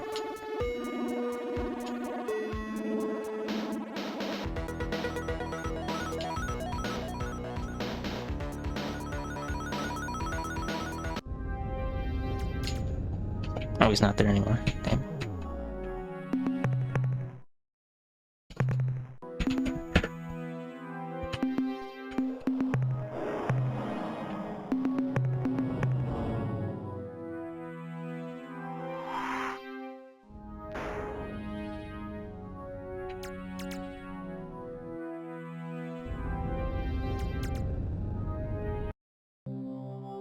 I got back to Alpha Centauri and the Melnorm isn't here this time. Which is big for shame. This is all common stuff we're skipped down.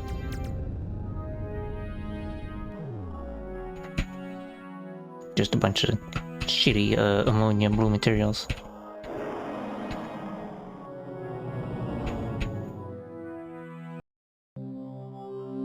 Let's see, weather. Huh. Oh, right. Temperature is 433 C, so that's where the super hot fire comes from. I forgot that part is also important. Yeah. Let's go eat and not get blown up this time. If your planet lander gets blown up, you have to buy another one, and it's very sad. Not every gamer moment. Damn it! Tried to yeet without taking damage.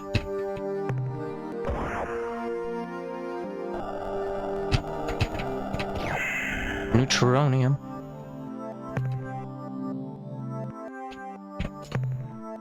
Ah, welcome back. You missed the part where I interacted with Melnorm Starship, and then I dropped my lander on this planet and got blown up the lander, and then I loaded my game, and then the guy wasn't here anymore.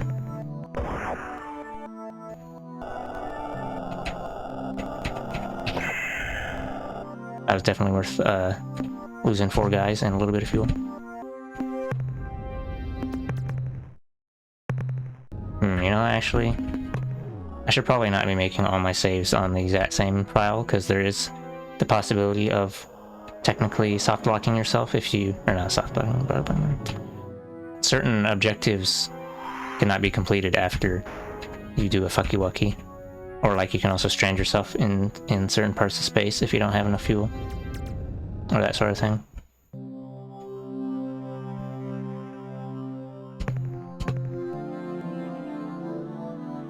Oh, this is also a super hot fire.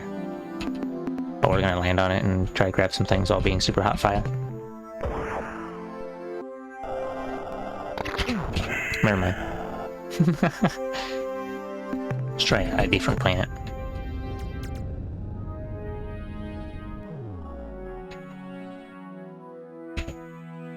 Yeah, and I forgot that the temperature is also important along with the weather and tectonics. Temperature high means big fire. Oh, this is also big fire. Oh, it's covered in sussy crystals though. So this one is definitely worth getting exploded for. And it's also got lightning. Only lost 7 guys, wow. Wow. Oh, that was not quite as close as what I'd like to have been. These are the most valuable resources, so they're definitely worth grabbing. Says me.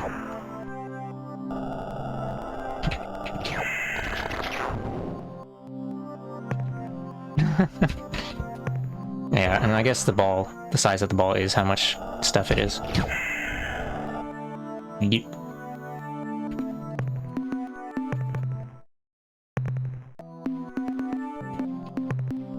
We'll try to grab 1 more.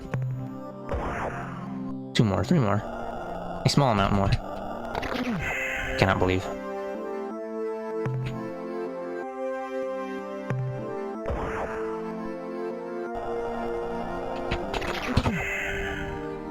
So many guys dying just for so crystals. How it feels to be a replaceable member. How it feels to be a red shirt on the Star Trek Enterprise.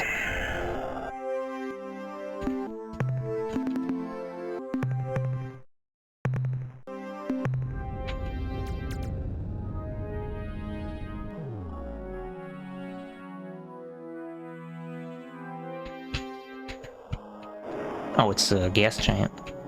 Planet number 2. These planets don't have names because, you know, it's just how... Oh, this is also a hot planet. Everybody's hot out here. A bunch of sexy planets. But it doesn't really have anything worth bothering on. Nothing worth taking the risk of super hot fire. This one's 3 times as hot as the other planet that we were on. We'll save game, and then we're gonna drop on it just to see how much super hot fire there is, and then we're gonna commit die. I want to grab the green stuff, even though it's not worth as much as the purple. Wow, I can't believe. Super hot fire.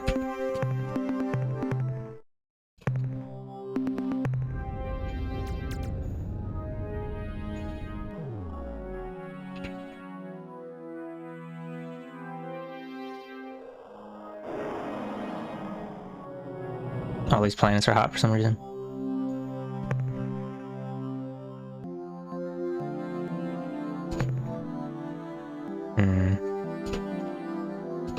I guess we can try and grab this one pink bit. The rest of these are just base metals. Not worth a huge amount. Oh shit, Luigi! Oops, I missed. I didn't grab it. I have to load my game and just leave.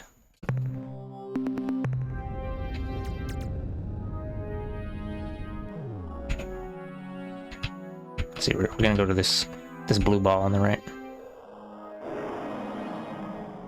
Oh yeah, fun fact. Fuel only gets used in hyperspace, so you can fly around. Oh hey, it's the guy. He's just hiding on a different planet this time. I am Trade Master Greenish, in command of the Melnome starship, inevitably successful in all circumstances. I bid you a formal welcome, Captain. Though we Melnome have just recently Yeah, he's only slightly greenish. in this region of space, we have long desired to make contact. I'm gonna skip ahead a bit because I already heard this. We come in peace. We already knew because we have sussy sources. 1,000 secret sources in space and time. Our charge for revealing even one of these sources. It would be so high that you would be in space capitalism for centuries. Our origin, we are Space capitalism.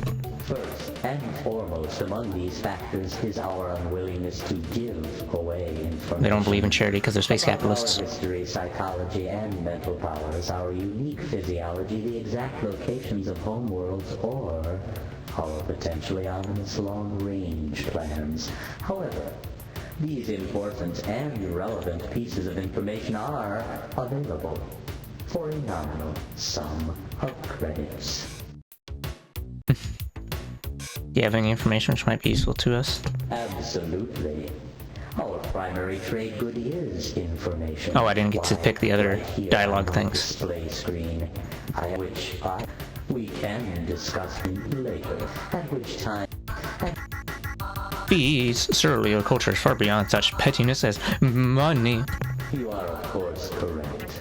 We long ago abandoned currency, and now only deal with commodities that have intrinsic value, such as valuable Wowee. information. I can't believe that Mel Normay would not be into NFTs.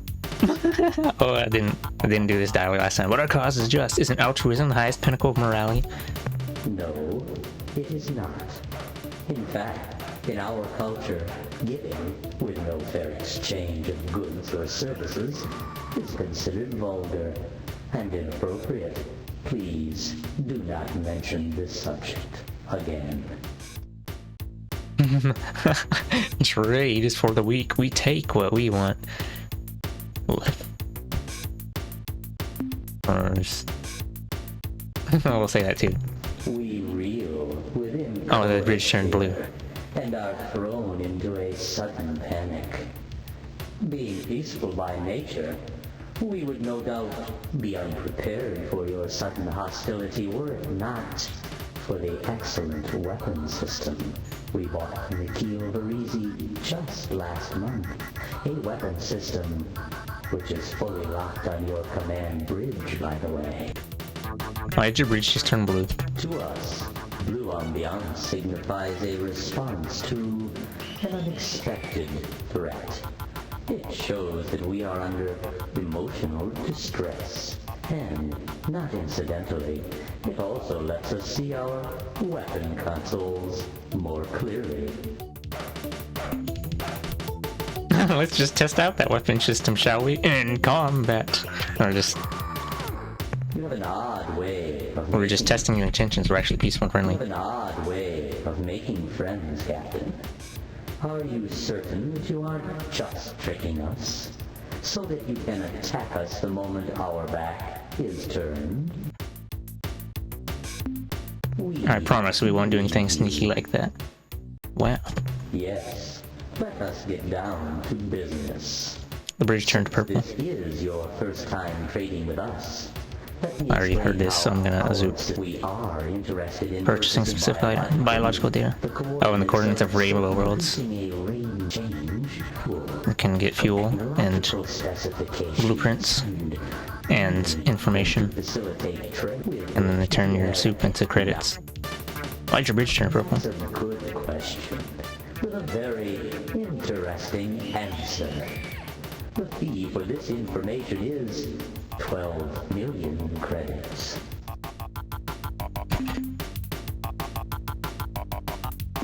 We appreciate your intentions, but you have nothing we wish to buy. It has... Yoink. Yeah, I'm pretty sure that you can't actually obtain that many credits, it's just a joke.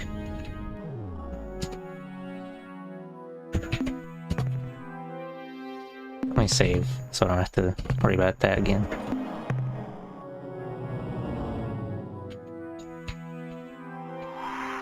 I think the maximum is 9,999,000 credits, or something like that.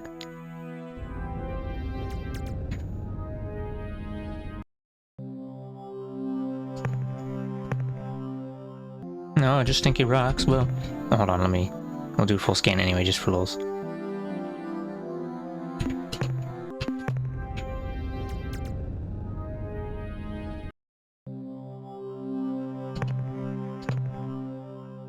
No, stinky rock.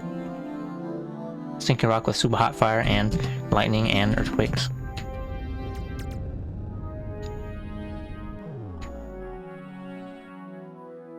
I think I may have explored the majority of the crunchy worlds worth crunching. Oops.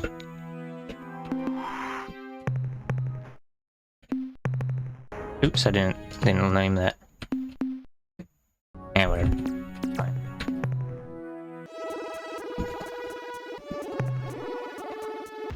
Let's go to Gamma Centauri and then go back to Earth.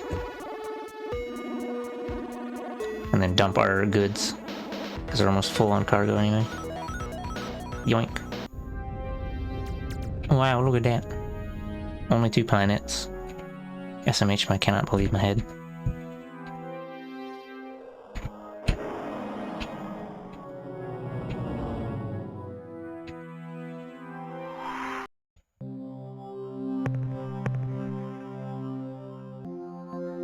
Oh, this has got some decent bit of materials.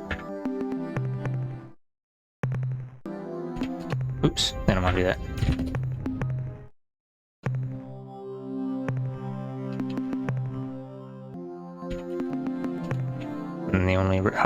And the only hazard is tectonics. Class 6. Land on earthquake. Oh, amazing. Tungsten. I lied. Earthquakes are still gonna murderize my spaghetti. They're going to touch my spaghetti unjustly.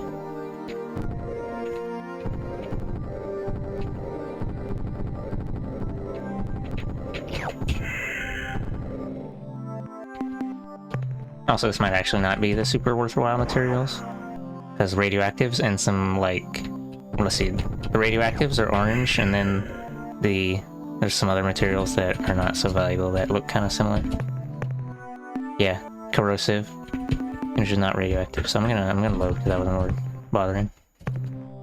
We're just gonna eat. That's the second least value material.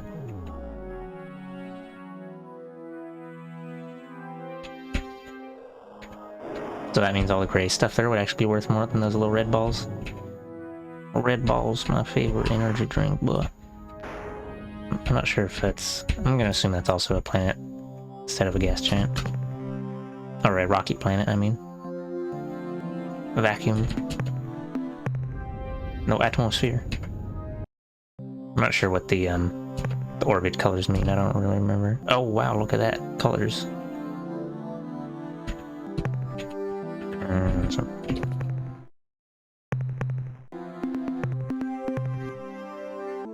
grab the, actually let me check the, cargo thing. Yeah, yellow, precious metals.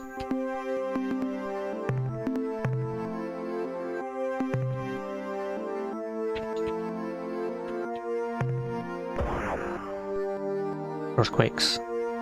We're good boys and girls. Go! Oh, it's got lightning too. That's actually actual radioactive stuff.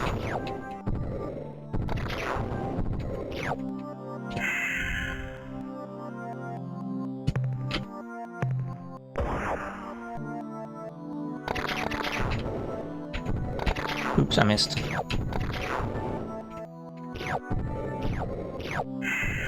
Oh, I think if you only have a little bit of space left when you grab a bit, then it only gives you as much as your tank, the lander cargo can hold, so that only gave me 2 radioactives, even though it's probably like, maybe worth like 6 or something. A random guess. I kind of figured it would actually give you, like, be like, okay, you can have this extra bonus amount, but probably not.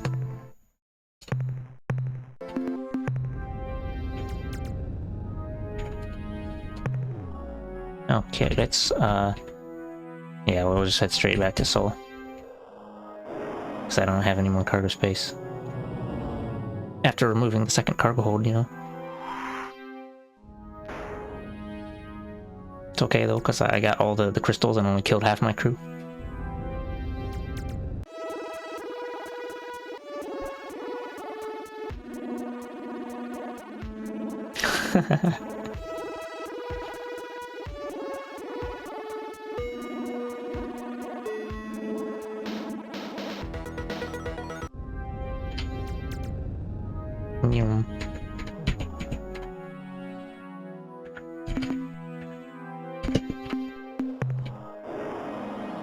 Just for lulz, I'm going to check Mercury again, even though I'm 75% sure that resources never respawn.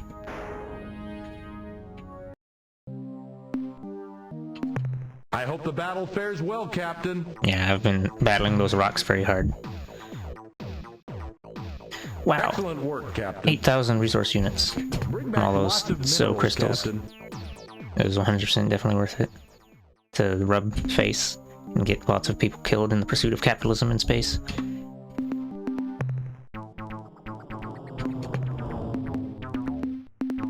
Oops, I accidentally removed the storage bay.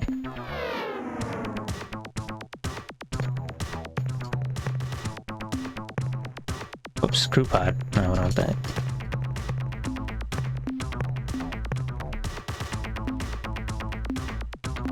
I'm gonna get another returning jet, because stinky.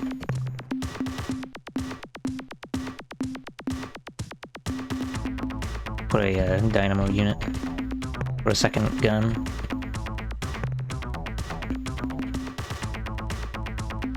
Actually, I don't know. Oops. Nose gun, spread gun. It helps because aiming with only the shot in the middle is kind of difficult. Planet lander.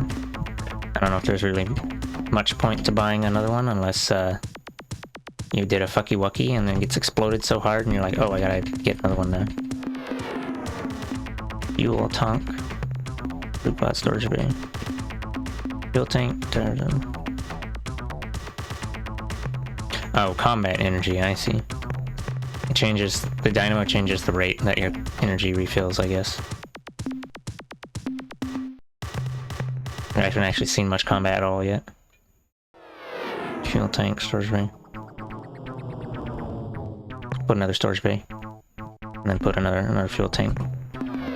Full exploration suit. Crew pods are expensive now.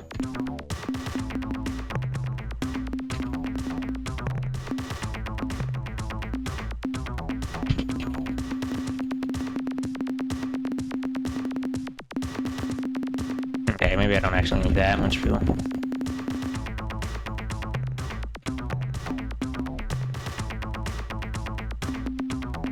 Actually, we're gonna make it more balanced and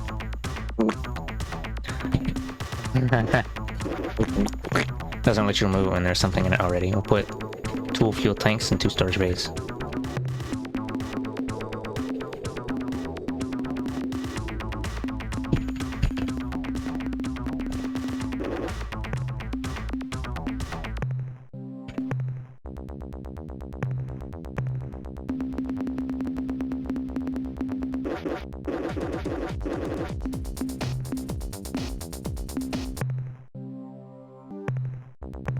Oops.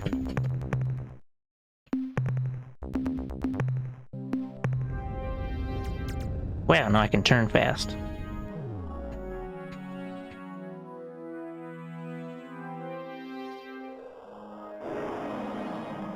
It's mainly just to make traversal in the solar system map less annoying. TBH.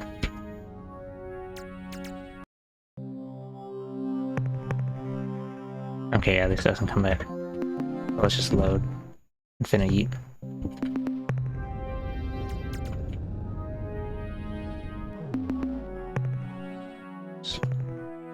Star map. We're gonna go to Sirius, which is actually the actual star that's really close by, and not Alpha Centauri. I think Alpha Centauri is just the largest star that's like close by in the Milky Way galaxy. I don't remember. The brightest star in the night sky, because he's a big boy. And then Sirius is actually the one closest, except it's still like, you know, it's like a light, couple light years away, so still super far away. Only one planet. Oh, cannot believe. Oh, I think the color of the orbit indicates whether it's like hospitable for life or not, or it has the possibility of life. Wow, green stuff. Takes a while before you ever come across whoops, no, not that. Before you ever come across alien life forms. Okay, I guess rare earth metals are worthwhile to grab. Tectonics and temperature, just kidding. This is dangerous. Sussy.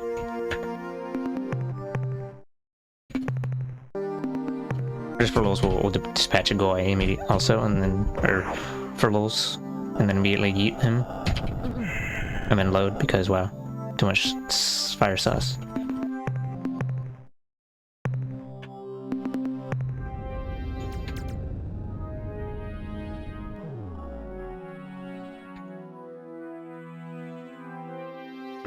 I want to fly into the sun, see if it says anything about it.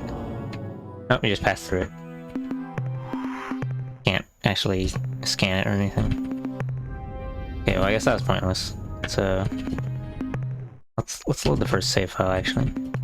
Gotta get them in max. So let's see. Canopus, Alpha Lyrae, Beta Lyrae, Beta Centauri, Zeta Centauri, Epsilon Centauri. Could have, I had more cargo holds, I could have, like, gone to these other Centauri worlds.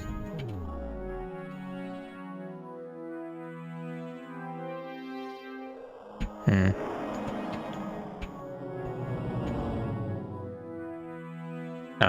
don't know if there's a whole lot of reason to revisit Alpha Centauri. We'll go, Alpha Wolf, Beta Wolf, Wolf, Rigel, Alpha Saurus, Beta Saurus, Gamma Saurus, Delta Ptolemy. Let's see, yeah, we'll go in kind of a circle. We'll go upper left and then come back down to the Centauri stars and then go to the bottom right and then come back and dump resources. Although I probably don't have enough cargo holds to actually hold that much. You know what, let's load again and we're gonna swap the fuel thing for the other thing. I don't think I need this much fuel. Although I may be wrong.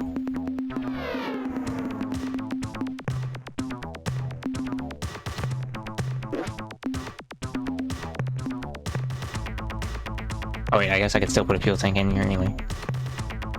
I lied, we're going to just spend the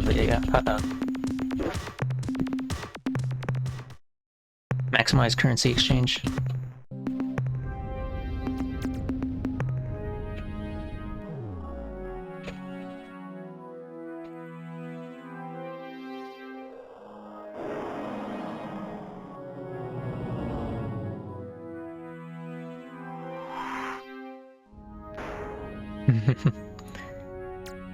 The music for the solar system travel is kind of ambient. It's not really music. Mostly it's asteroid noises or something.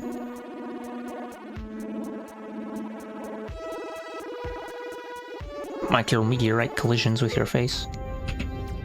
Oh, look at that star and hugging the planet. Is this a gas giant?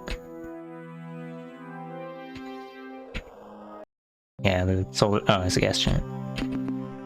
I'll scan it just for lulz.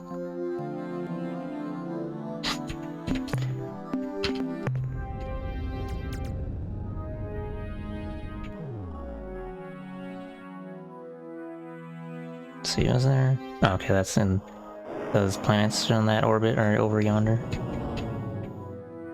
Planet 3 and Alpha Wolf, Beta Wolf and Gamma Wolf, Sigma Wolf. Let's see. I think that red. Check the. Yeah, it doesn't look very. I'm not sure. Oh, I think this is red here, but these other ones look like orange.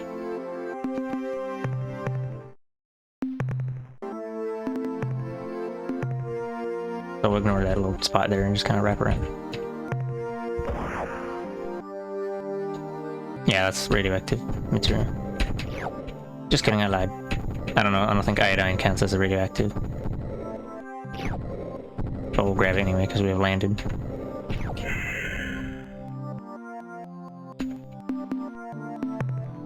Like, you know, I might as well. I'll check our manifest afterwards. Oops. Just got Yeetus Deletus. Face.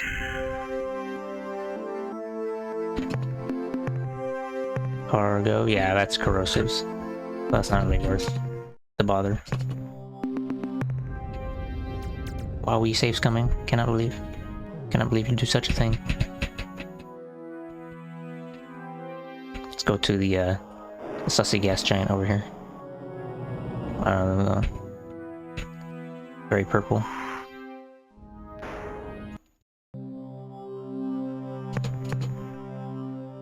Oh, it's got nothing. Cannot believe. Oh wait, biological. I gotta murderize them all. Biological and minus 249C and tectonic 6.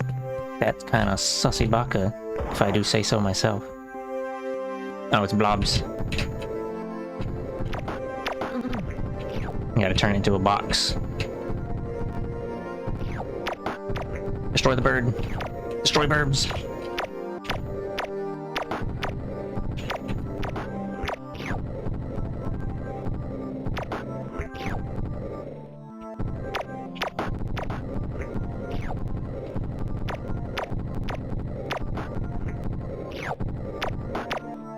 Burbs and slugs. Fragile ecosystem of explosion earthquake soup. Formaldehyde.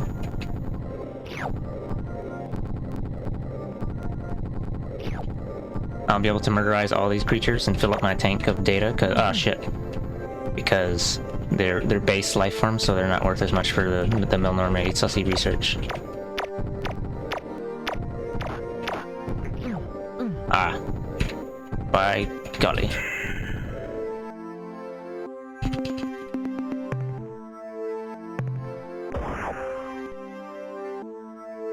Slug my balls. Yeah, that's only one. Oh my god. I'm gonna. I don't know if that's really worth it.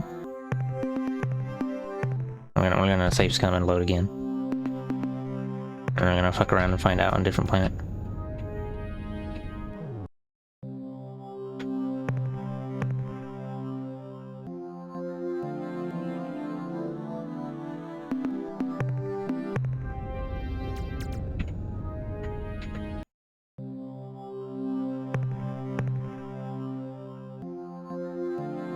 If I remembered if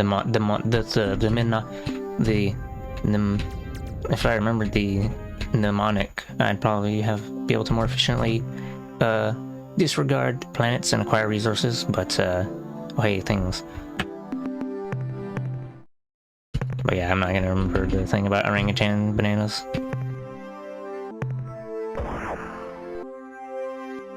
Oh! It's the celery.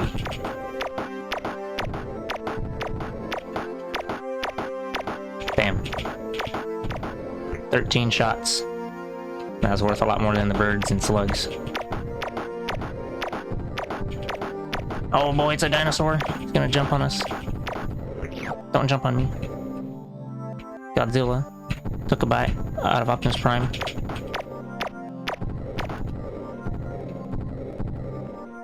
Oh no, another Godzilla.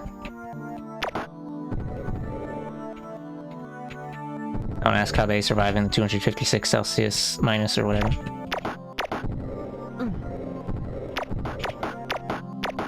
Oh my god, I got a whole convoy now. Whole convoy of sussy bakas.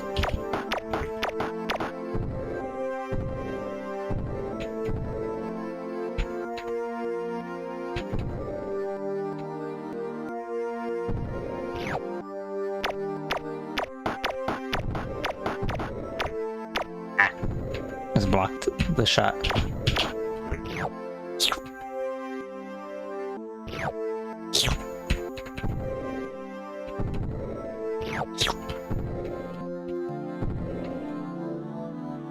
I'm gonna grab some resources too before I eat and come back down again. Molybdenum. Oh, isn't molybdenum like that one element of the periodic table that's useless or something?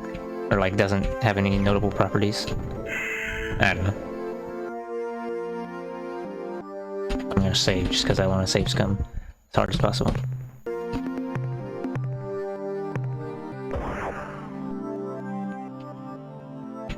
Gonna attack the sponge.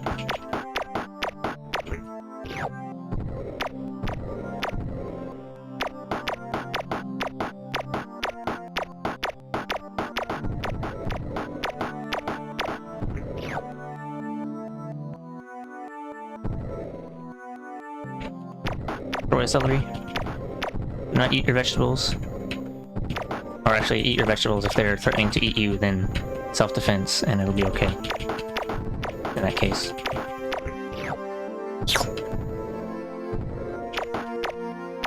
Oh, my pseudo slipping noise is not annoying.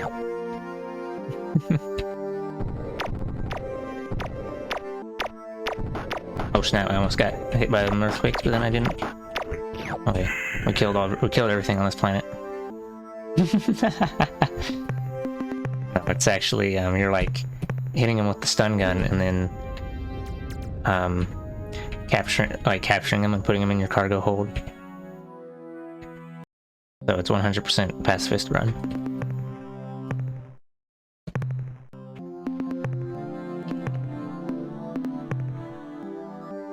Oh, for gore, you can just mash and make the scan and get over with.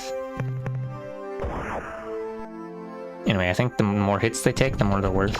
So that's why those ones I had to do like multiple runs to.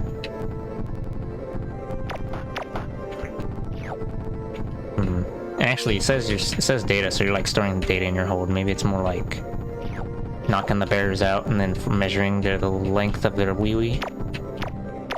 Destroy bird! Get back your bird! Big oh, fucking piece of shit ass. Some of the creatures can damage you, but some other ones like these slug things or whatever probably. And you know what? We're just gonna ignore this planet because the birds and slugs are not worth that much. Stinky poo poo. Oh, hold on.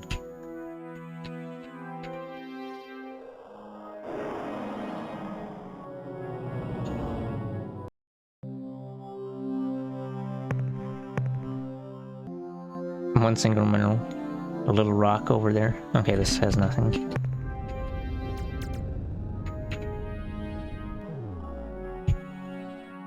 I haven't seen... You've only seen one? combat sequence so far, where I deleted that Ilrath ship in like 2 seconds. But trust me, we'll totally see some combat eventually, maybe. Gas giant. Atmosphere super thick. Extra thick. Yeah, like the reason we're not seeing combat is because I'm not going into occupied territory, you know? Because that's dangerous. And we don't like danger. See, blue is noble gas, which is worth a little bit. Okay, yeah, this is probably worth. There's no hazards on this. It'll be peaceful resource gathering.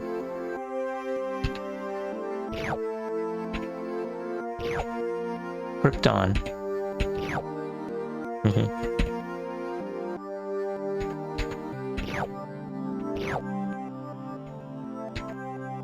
Superman's crypto nut. Helium. I'm kind of wondering how you just find helium lying on the ground, but don't question it, I guess.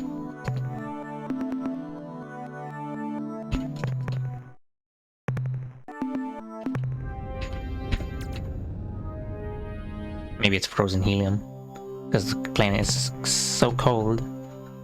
This one's just stinky rocks. Let's see. Base metal is $3 each. Fuel is like 20 per. Yeah, that's not worth the fuel cost to deploy a lander to harvest it. Amazing 10 out of 10 would crunch again. Whoopsie daisy. Did I? I don't remember if I went to this purple planet yet.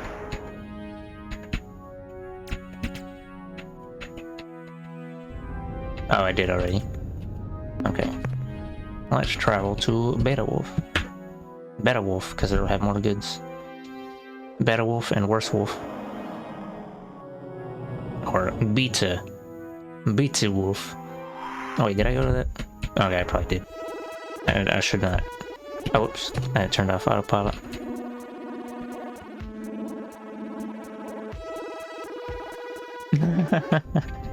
Oh, hey, it's a sussy ass ship.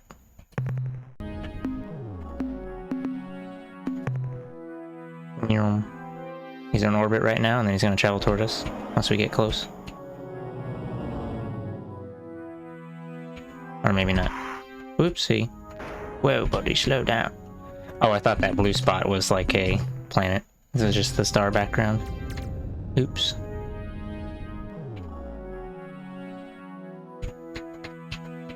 You can't catch me. Stinky little bitch. Stinky. Stinky, stinky,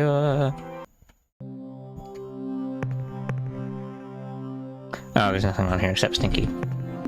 I'll make a third save file.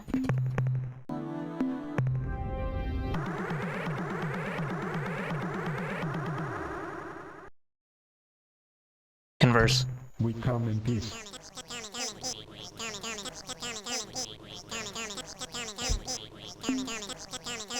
Submit to repeat, destroy. Oh yeah, the music is just "We come in peace." Bunch of "We come in peace." Submit or be destroyed. What can you tell me about your species? Oh, it's "We come in peace." Sampled, pitched up really high. We come in peace. We come in peace. We come in peace. We come in peace. We come in peace. We come in peace. We come in peace. We come in peace. It's not beeps. What can you tell me about your species? We are from Earth on mission of peace. We reach out our appendage and friendship was your response. Let's see. What can you tell us about your species? Programmed to replicate. Rip our data. Contact alien species. Priority override. New behavior dictated. Must break target into component materials. Wow, it's time to break target into component materials. Oops. Can't believe. Can't believe. Better die. Can't believe finna die.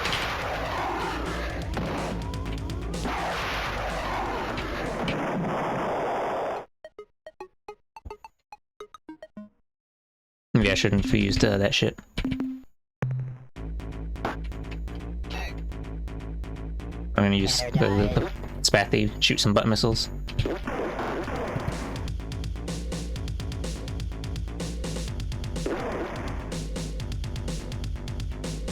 Also, you might notice on the right side, you'll be able to see the pilot movements. Okay, it's too fast and for the butt missiles to catch it. So I'll just have to kind of yeet in there and yeet. Oops. Missed all my shots like a professional.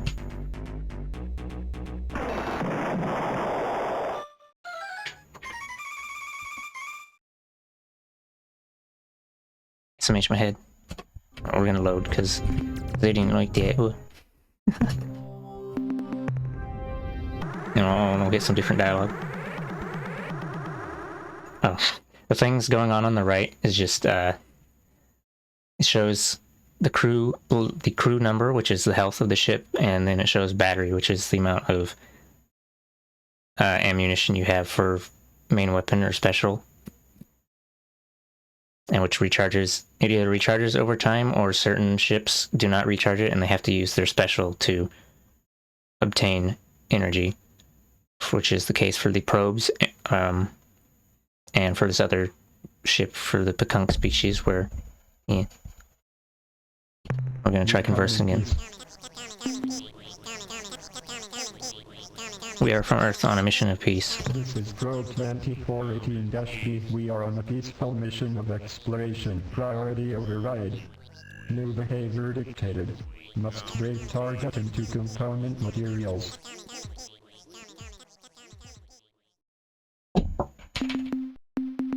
We'll try using our main ship this time. Just kidding, it's slow as fuck.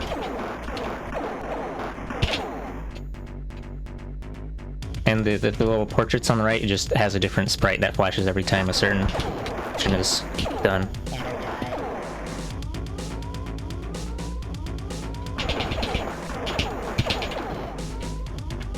Oh, looks like... Oh wait, I guess if you hit escape it does yeet. I'm gonna load again. Hello. Oh right, I'm hitting the wrong thing. We're just gonna use the Spathy ship. So the Spathy ship can actually finna hit something.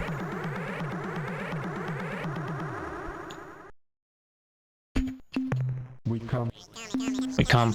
Mission description follows. Traverse space reporting data. Seek materials for replication. Replicate to expand scope of mission. Contact life forms in peaceful manner. After 10 replications, return to point of origin. End of mission description. Priority override. New behavior dictated. Must break target into component materials.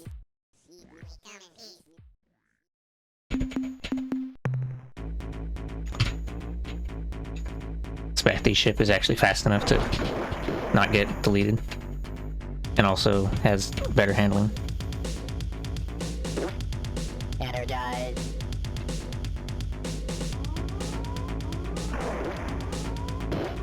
Energize.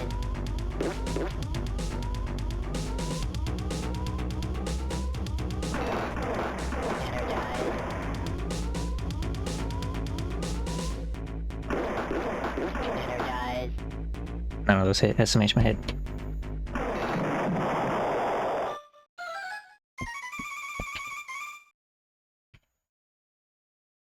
Only lost like 8 crew members from that ship. I don't know if there's anything else here. I got 550 resource units, which is like... Oh, I guess that's enough for one side thruster. Yeah.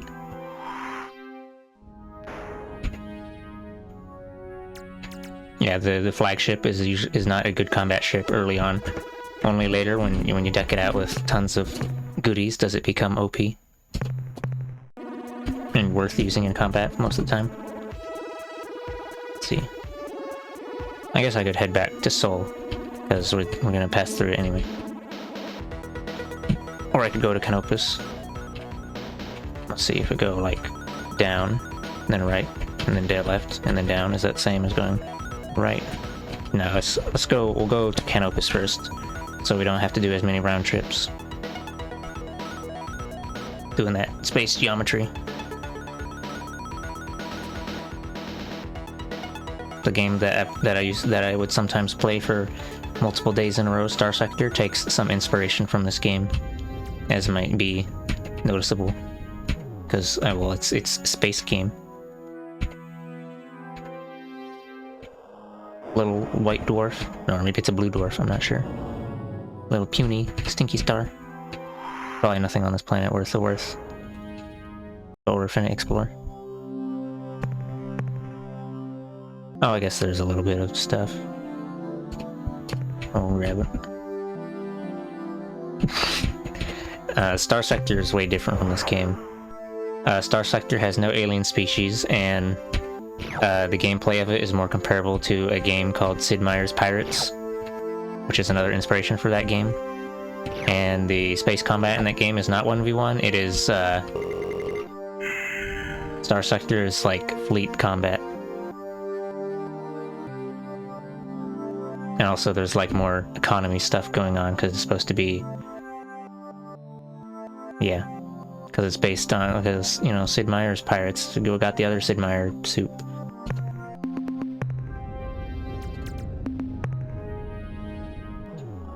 Also, it's a lot less story heavy compared to this game. Because this game has a story that it wishes to tell, while Star Sector is like more more classic, whatever RPG, where it's like you're making your own story by making funny choices where you're gonna blow up that guy, but also blow up that guy, but also blow up that guy. Oh, thank you for the water, but oops, I gotta go get a sippy because I drank it all already.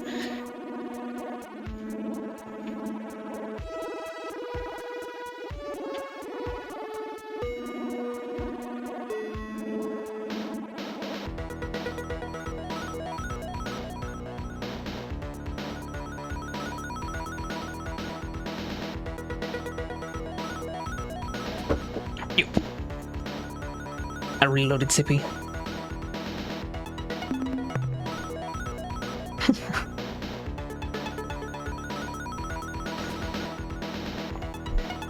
Yes. It's helpful to have water for when I'm when I'm finna ramble on for hours about stuff. I gotta have the Sippy.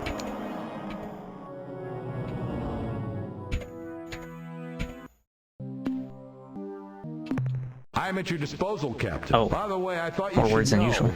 We are being bathed in a broad beam hyperwave transmission from the direction of the Rigel star system. Due to the broadcast wide dispersion, we cannot discern its content.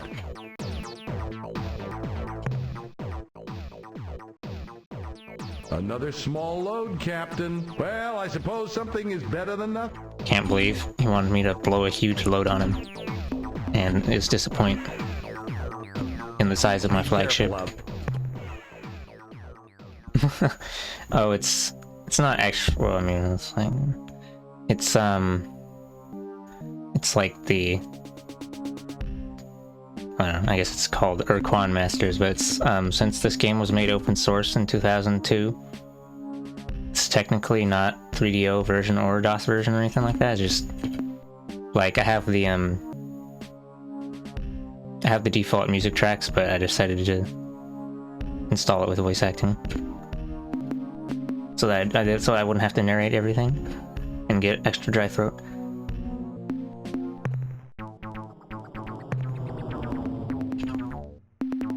Let's see, whoops. Oh, we'll just leave it at 70 if you will. That's what I was gonna do, if anything. Alright, let's just add some more crew members. So we gotta fill up the only ship that has actual decent combat capability. The Earthling ships are really shitty. TBH. They're only good against other shitty ships. Yeah, I might as well just fill it all up with fuel, because you can always convert it back at the same rate.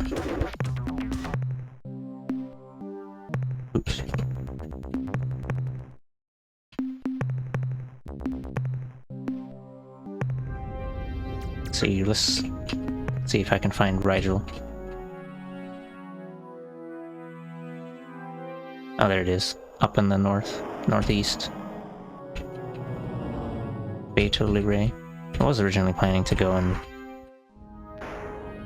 look for resources on these other worlds, but I guess I can do the story objective thing. Then go to these other star systems.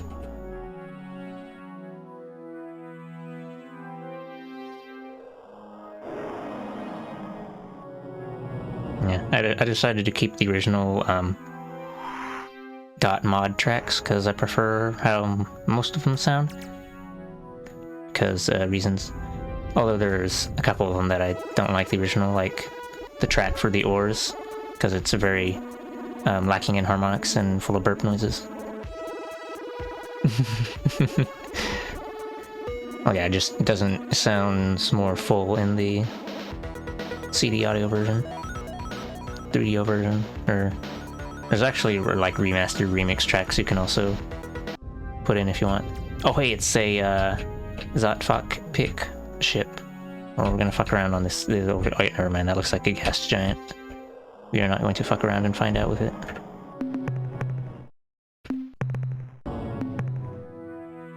Yep.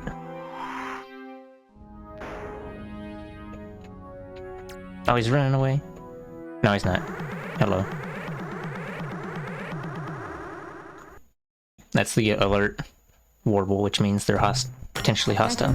Starship, we are the Stockbot Pit. Make no hostile actions. We come in peace and with goodwill. But if you make one false move, you're vapor.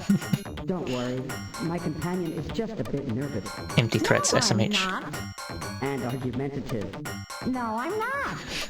We are a scout vessel dispatched from our home world.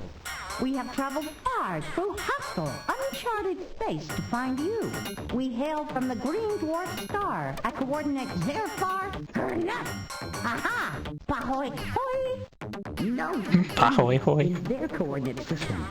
Oh, coordinates 400.0 by 543.7. 400, 543. I'm right there.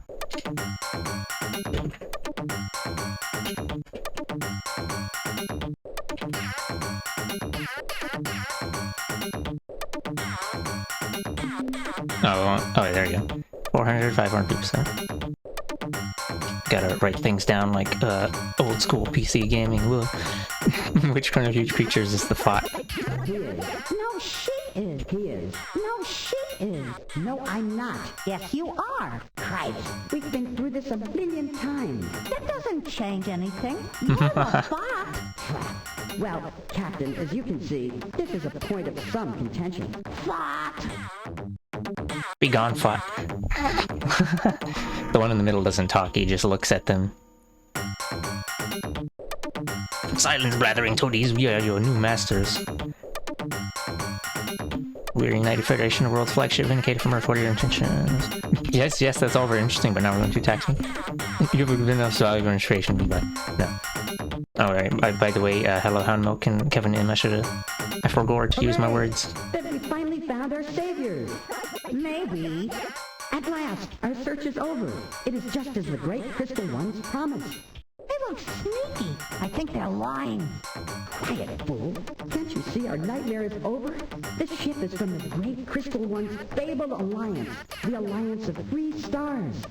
Maybe. Can't believe they don't trust sussy humans.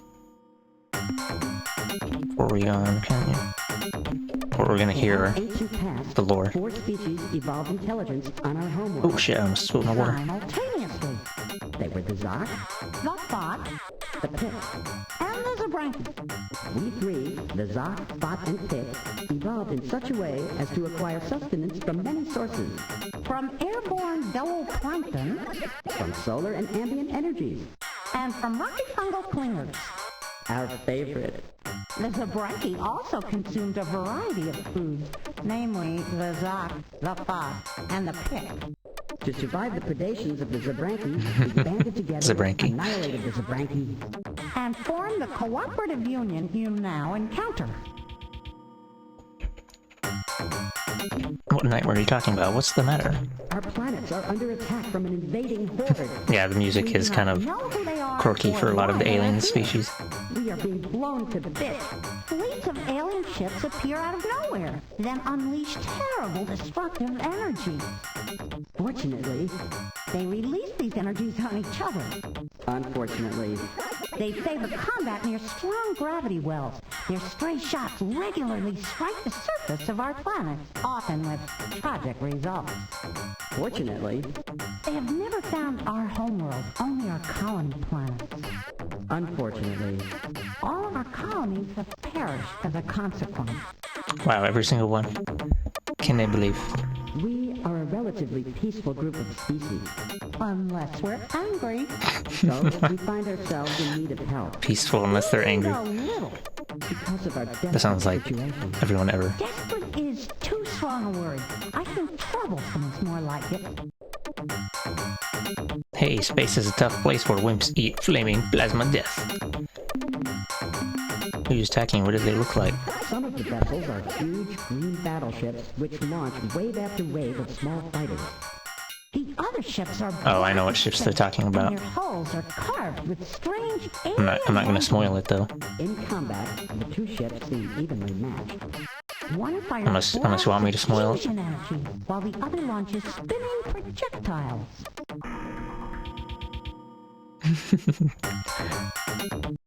Let's see. Hey, space is a tough place where wimps eat flaming plasma death. Dear. I told you he looked like a creep. No, we must try to understand. His ways are not like our own. You mean his whole species are jerks? Let us give him one more chance. Just look at him. He's a killer, I tell you. These are the words we have Wanna prayed help? for. Hey, this trip's not a waste after all. More than anything, we seek an ally to help us survive in this hostile universe. We're having some problems of that general nature. But we are only emissaries. You must meet with our leaders. They are wiser, more powerful beings. They look just like us, though. I'll probably try not to spoil anything too large. The planet closest to Alpha the sun is our Toucan. home. And if possible, hurry. Alpha Toucan. They said, if possible, hurry, and there actually are time limits in this game. You're not able to fuck around and find out, because it's not like modern AAA. No, it's not like open world sort of fuck around and find out. Oops, look at my nimble agility to miss planets. Although the time limit is on the order of like a couple in-game years. But yeah, there are some events that you can miss, and if you take too long, then you finna game over or whatever, I think. Oh, there's nothing here. Big Stinky.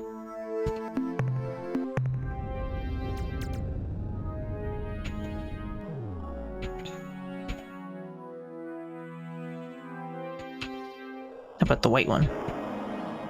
Wow.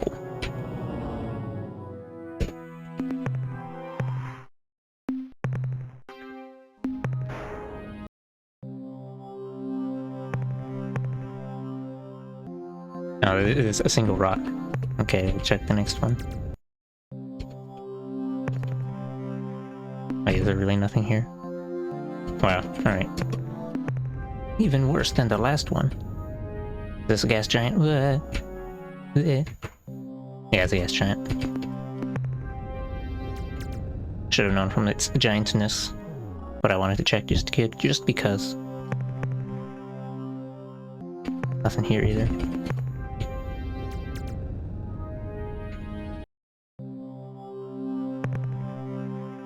Oh, this one's got some blue rocks. Or noble gas, I mean. Let's see, we'll do some math. $4 each. 4, 8, 12, 16, 20, 24, 28. Yeah, it's not worth bothering. Doing the quick maths. Because it does cost fuel to send a lander to the surface. About 2 or 3 units.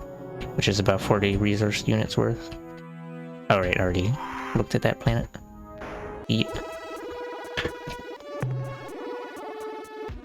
I'm gonna have to put up my Discord notes on the other monitor. Let's see.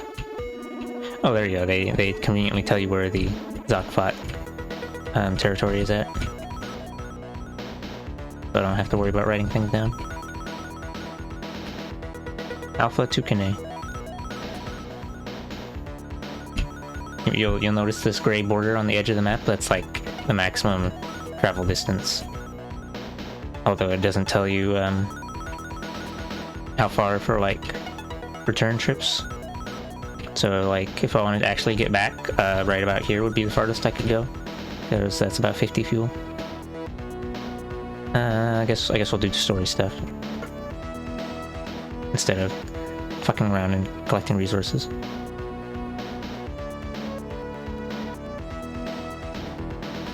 This is the part where I do donation.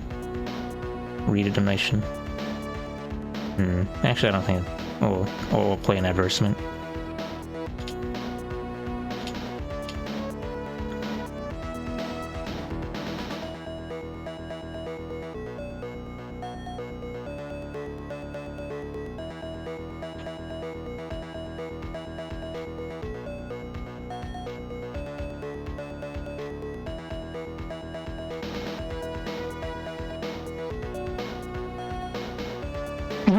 Oh, I forgot your sub. You can see me flopping around.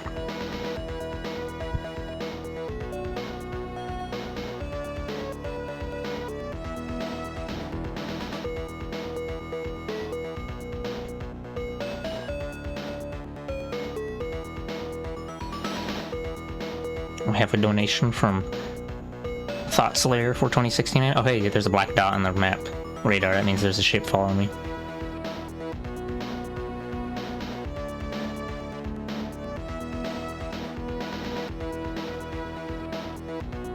The music for hyperspace is pretty nice, but you usually don't hear it that often because, except for long trips.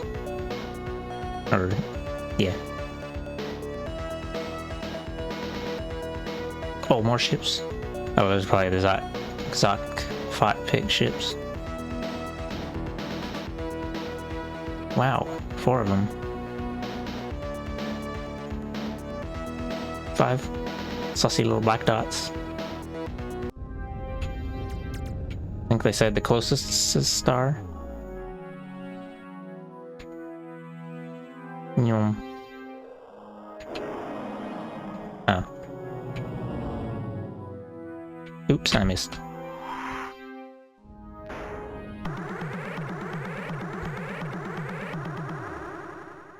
Wow, look at all those ships. It shows like all these ships when it's a home planet, because that means infinite ships. Ah, it is the alien from the Kenjessu's Alliance. Just look at those weapon pods on his ship. We hope that during this visit, we can make clear to your species the benefits of a mutual assistance pact. But we're also armed to the teeth, so don't try stealing our atmosphere or anything sneaky like that. They mistook you for a Oh, actually, let me see. Okay. Yeah, I guess. Yeah. I had a thunk that they mistook you for like a precursor or something because you're funny shit. But, yeah. Humans were one of the Alliance races. Let's see. So, what's happening around here? We had a close call last week. One of those black ships was snooping around the system. But before it got to our world, some of the green ships warped in, destroyed the black vessel, and then left immediately. We got lucky. Wow. Any news about the war between the two alien races? No, we have nothing new to report. Nope, not a thing. Wow. I've traveled here to seek an alliance between our peoples. Wonderful. We accept. Hooray! That was quick. How marvelous. Yeehaw! Captain, we are delighted that your people have made this Steal the choice. whole atmosphere again. Now we won't get slaughtered. This is a very serious game, as you can tell. Helping you with captains and ship designs, all that we ask for is your protection. So we don't get slaughtered. We shall begin fulfilling our commitment at once. We will transport officers and our Stinger design to your base immediately. Why, heck, maybe I'll even make the trip to your planet. I'd make a good starship captain. Captain, I'm pretty darn mean in a fight, and there ain't nobody better than me with a thrusting stinger tongue attack. Oh, right. Their ship designs have a melee attack. Sure, just ask. Does that guy in back ever say anything? Nope, not a word. They didn't even bother to elaborate. Can you... what do you know about other alien races? Not much to tell. This space exploration stuff is kind of new to us. Besides the green alien ships, which have only tried to... The black? Quite successful with killing them. The only other starships we have encountered are strange tumbling red probes, which profess to be on a peaceful mission. But then attack like flavoring Zabranki. Oh yeah, we saw one of those probes earlier. The probes are actually robotic scouts, which have suffered some kind of malfunction resulting in their aberrant behavior. And what's worse, they are multiplying. Yes, that's true. The probes seem to be replicating at a geometric rate. Hey! Oh no, not If there was only one math. RC, Geometric then rate. next month, wait a minute. Let me calculate. That means next month there'll be a whole mess of those things. Wow.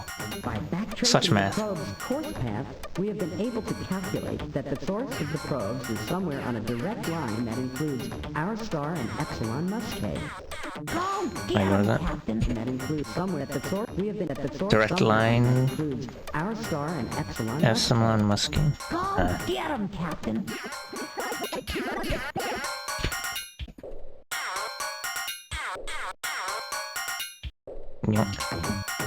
If I click away from the game window, it minimizes, and then you will see it stop moving for a moment. So yeah, I'm not gonna ask him about, or actually I will. Cultural A exchange. good idea. Yeah, let's tell him about Frungy. Why is he fool? He asked a serious question. He doesn't want to know about Grungy.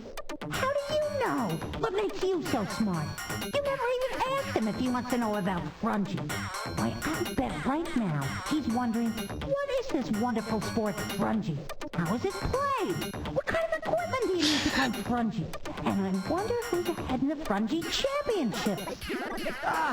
Would you shut up about Grungy? I can't believe Say another we're word talking about that sports. Stupid game. I'm going to lose control and blow a cloud of spores at you. Yeah, okay. Don't blow your stack. I won't mention Frungy again. I promise. Well, Captain, as you can probably see, our culture's predominant trait, its greatest strength and weakness, is the diverse interaction between Zot, Bot, and Chick. Frungy! Wow. We'll ask what the starship does. Is the peak of our Their ship is technological not very great, TBH. Totally awesome. Well, that makes sense because you get it early on. to build and can be quite effective in short-range combat. They turn on a small round thing that's real small. Remember, though, A against dime. most ships, the Stinger must close distance immediately and give unrelenting tongue attacks until either the enemy or the Stinger are destroyed. Yeah, the tonguing is the best part. Wow. Can't believe that their ship is just a sex joke. Hey. Anything Actually, we'll ask him about the history. past? Quite a broad topic for this short conversation, but we'll share it. After we killed off the last Zabranki, we faced an interesting question. Should we proceed and establish a culture which would advance in art, technology, and social sophistication? Or should we just go back into the forest and kick back and enjoy ourselves, knowing that a Zabranki wasn't going to jump out of the bush and eat us? Well, we did go back into the forest. We stayed there for about 5,000 years and had a great time. Then, one stormy day, a Zoc, a Fox, and a Pig were I thought it was gonna be the walking other up choice. steep path looking for something good to eat when a bolt of lightning struck nearby. With a huge flash of light, the bolt of energy carved a strangely shaped chunk of granite out of a cliff. It was a disc, with a hole in the middle. As the rock began to roll down the hill toward the three terrified beings, some dry grass got caught in its hole. And since the rock was still hot, the grass caught on fire. When the rock finally got to the dock, the butt, and the pick, he simultaneously discovered the wheel, fire, and religion, thus catapulting them on the road of progress. Which has led us to this Can't day, believe. Captain. Oh, how did the flaming wheel give religion to our culture, you ask? I will explain. You see, when it got to the threesome, the flaming wheel was going at a pretty good clip, and it ran smack into the rock, killing him. The butt and the pick felt so bad. They really liked that sock. That they decided the sock hadn't really died when the wheel flattened him. He had just gone to a better place. Presumably one without lethal flaming wheels. Amazing. Anything else? Incredibly Goodbye. 100% culture speedrun. I don't remember that bit of dialogue. But it's also been like a bajillion years since I played this game.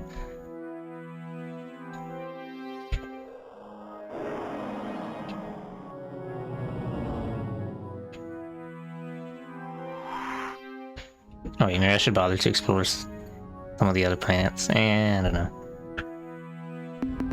I don't know if there's really gonna be any resources worth a cahoot. Oh, well, I'll fanoodle anyway.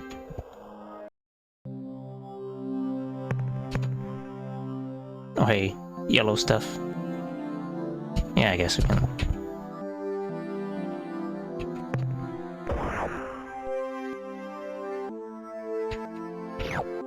Iridium. Oh, wait, is that an actual substance? I thought iridium was only in Stardew Valley.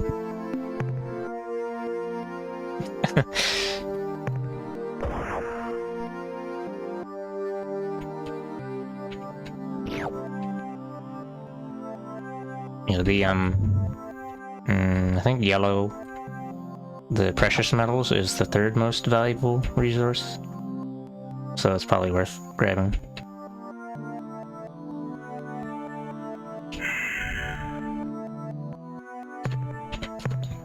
Yeah, I haven't looked at my periodic table in quite a while, because imagine trying to look at things. It's vaguely education shaped, so I don't want to look at it. Oops, I just deleted that little ball. I guess I'm not gonna grab it then.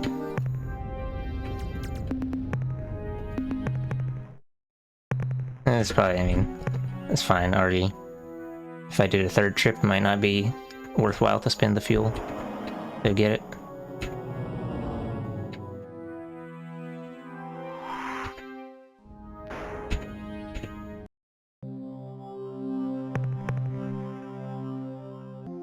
Oh, biological. It's time to fuck bitches and obtain currencies. Oh shit, earthquakes, never mind. I don't like this. Oh, I should have looked at it. It said Tectonics Class 8, and therefore it's a bad idea. Yeah, that's what I thought Iridium was also a video game thing. We're gonna skip that planet, because it's stinky. Oh yeah, there's nothing else here.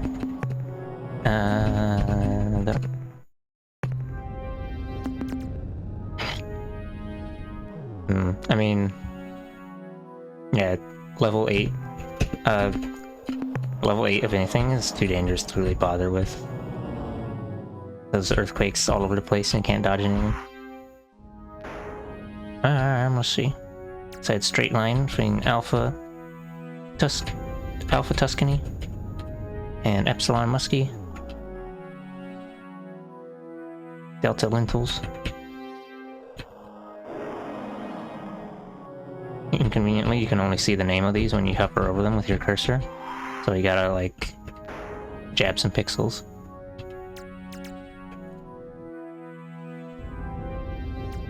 I don't know where the Muskie cluster is.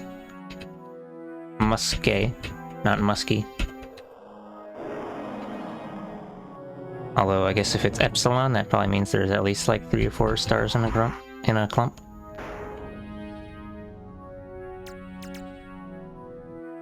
Try looking over here. Beta normie, alpha normie, gamma normie, delta normie. Oh, so many normies. Maybe something like norme. I don't know.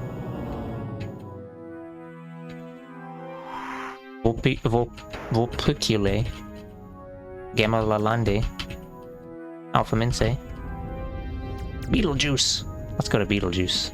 I wish to travel to Beetlejuice. I'm gonna go to Bug Squirt.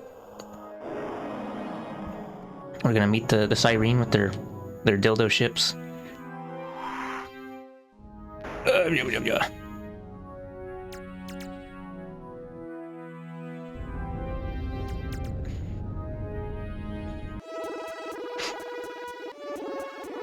Oh, you look at all those individuals.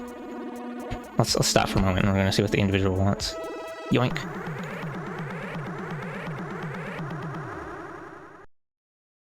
Oh. Well, never mind. I should fucking yeet. We'll talk to them. What?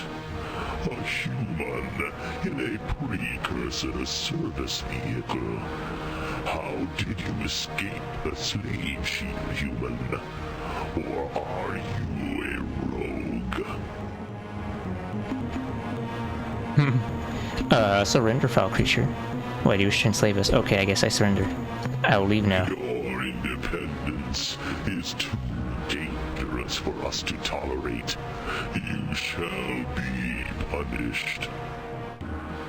It's time for me to mash the escape key and then try not to die. Because I cannot fight these guys.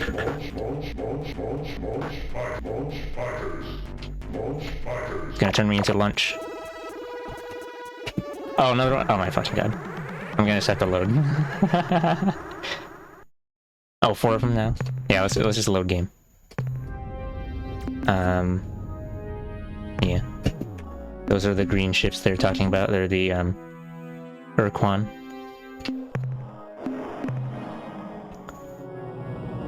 They have a ton of health, and they have a ton of energy, and the blaster shots do a lot of damage, and they also finna launch fighters. So then if you don't have a weapon that has a lot of, like, fast fire rate or spread, you can't, you get destroyed by their fighters, or, yeah.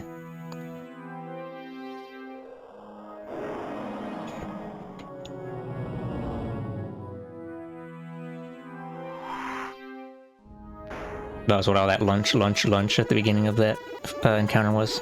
Oh shit. Oh shit, Luigi. You better yeet. Good thing that I will totally not be... They cannot catch up to my maximum speed. There's like 9 dots on the radar.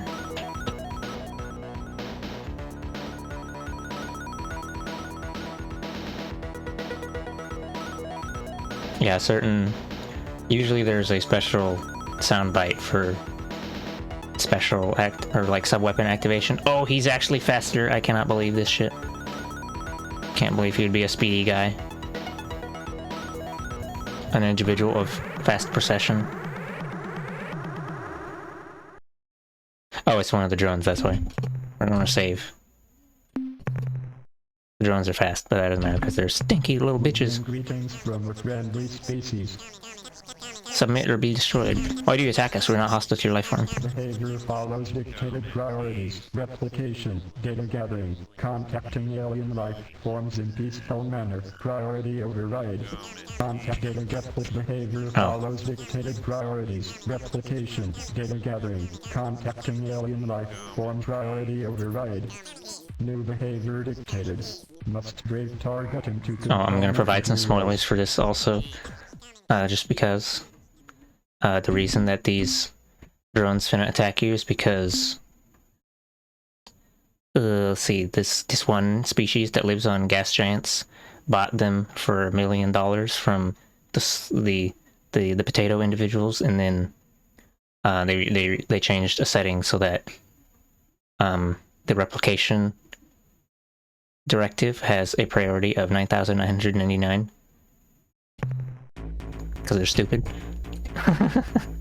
So then that's why it says like priority override new directive whatever, because finna priority 9,000.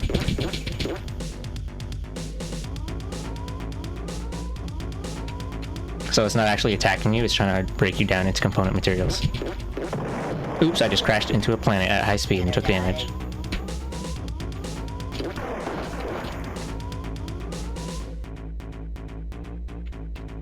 Bonk. Energize. Oh, and that energize is the drone using its special to get weapon energy. That's what that noise is. Okay, I'm gonna finna yeet and get blown up. I'm gonna try the Earthling ship instead. And it's too slow and it's gonna get the elitist. Energize. Energize. Earthling ships suck. So I said the Zokpot ships suck earlier, but they don't suck as much as Earthling ships.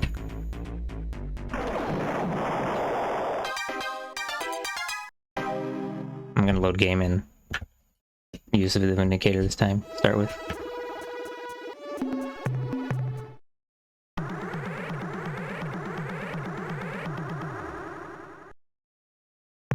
We bring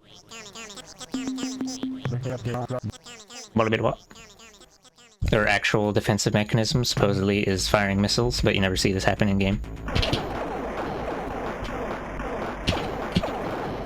Energize. Wow, only lost 12 crew members. Which is actually still a decent bit, but that's fine. Because we can just turn cash money into more goys. Alright, I forgot we were going. Yeah, their only abilities, their only stuff is fire, electricity, and energize. It's just a lore thing, the missiles.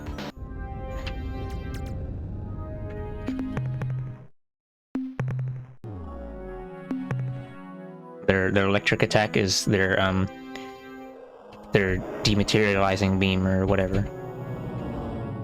Gonna turn you into rocks. Gonna turn you into soup. Let's see. This looks like radioactives, but I'm not sure. So we're gonna land, and if it's iodine, then I'm gonna load, because iodine's stinky. Titanium, that sounds radioactive. Francium, that's yeah, this is all radioactive stuff, so this is good stuff. I love radioactivity. It's delicious.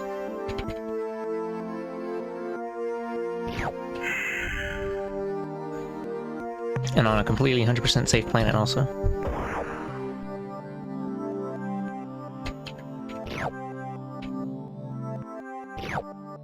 Should probably just invest a bunch in making the flagship more dank and powerful. Then I can just use it to delete ships.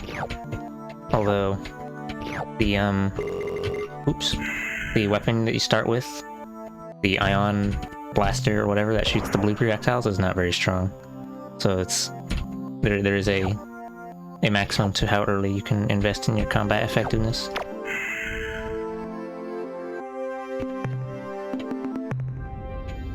Did I? Oh yeah, I already went. No, there's nothing on that planet. Oh wait, is this a gas giant? Or is it a rock? Oh, it's a rock. Oh, it has tectonics class 8 and there's only stinky rocks on it. Oh, it's got biological. We're gonna save and then we're gonna land on it for 2 seconds and then leave. And then load.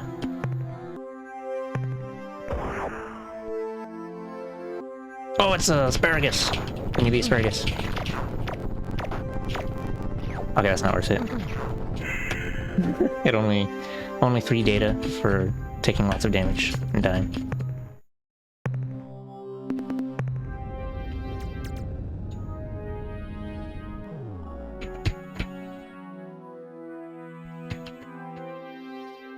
Check out the green orbit planet.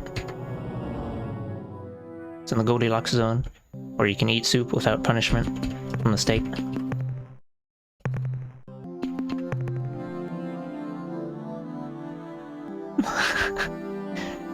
Asparagusy. Cannot believe you'd say such scandalous things. I thought this was supposed to be the planet where Or not planet, whatever. Oh hey, it's the thing. It's a goy. Attention, unidentified space. Wow, it's Booba. Be warned. This slave world and its inhabitants belong to the Urquan. I am Starbase Commander Talana of the slave planet Gaia. Your ship is not responding to standard hierarchy identification sequences. You are therefore classed as independent. And what? Is my monitor display correct? Is that a human commanding that vessel? Who are you? Or the ethics police. Justify that costume immediately.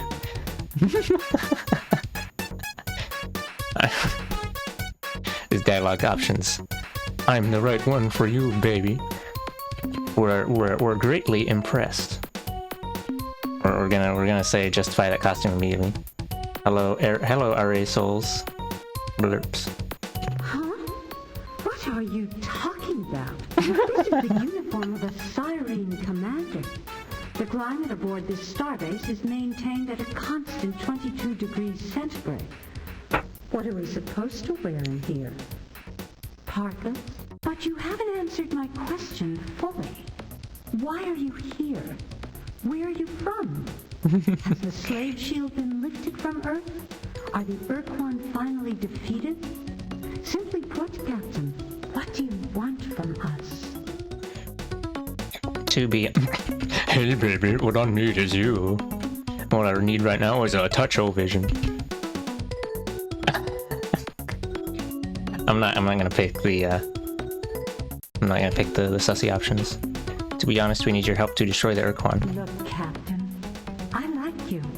Even though you're an obnoxious human, I like you.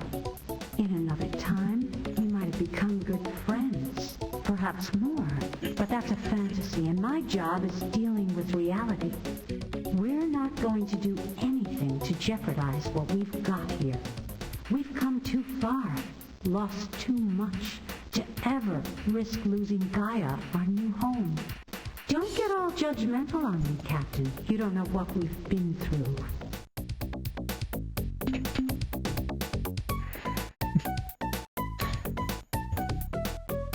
It's they're saying I like you because it's part of their sussy booba tactics. Come on now, isn't that outfit, knife included, a bit absurd? Maybe some other time, Captain. I can show you the hidden functionality of my uniform. Knife included. What happened to the males? Anyway, my dad came down and told me that it's time for dinner, but so we're gonna, after this dialogue, I'm gonna go up and eat a food. When Syra was destroyed, what happened to the males of your sushis? When Syra was destroyed, the only people who survived were in orbit, and most of them were members of our newly established, mostly female space patrol. From their ships, their orbital platforms, and their lunar outposts, they watched Syra die. Within 3 days after the cataclysm began, the surface temperature of Syra had risen by almost 75 degrees to above the boiling point of water. It became clear that Syra, our paradise, our Eden, was gone. The survivors spent years in orbit. They made a few missions to the surface and actually found a handful of survivors. But their main activity was to make preparations for departure. The Space Patrol fitted makeshift drive units to anything that could hold air. Orbital factories, research pods, even hotels. When the fleet was ready, they left orbit and never looked back. The final population of our species was less than 10,000, with only 500 males. But they were the best and the brightest. For the next 75 years, our people wandered at sublight speed through the stars, looking for a new home. I'm not fine. Don't you ever get lonely? Space human would be like, WTF is our asexually reproducing creatures, but I guess it's pretty clear that this blue human is supposed to be human mammal style. Yeah, this is supposed to be like, this is a Star Trek alien, the kind that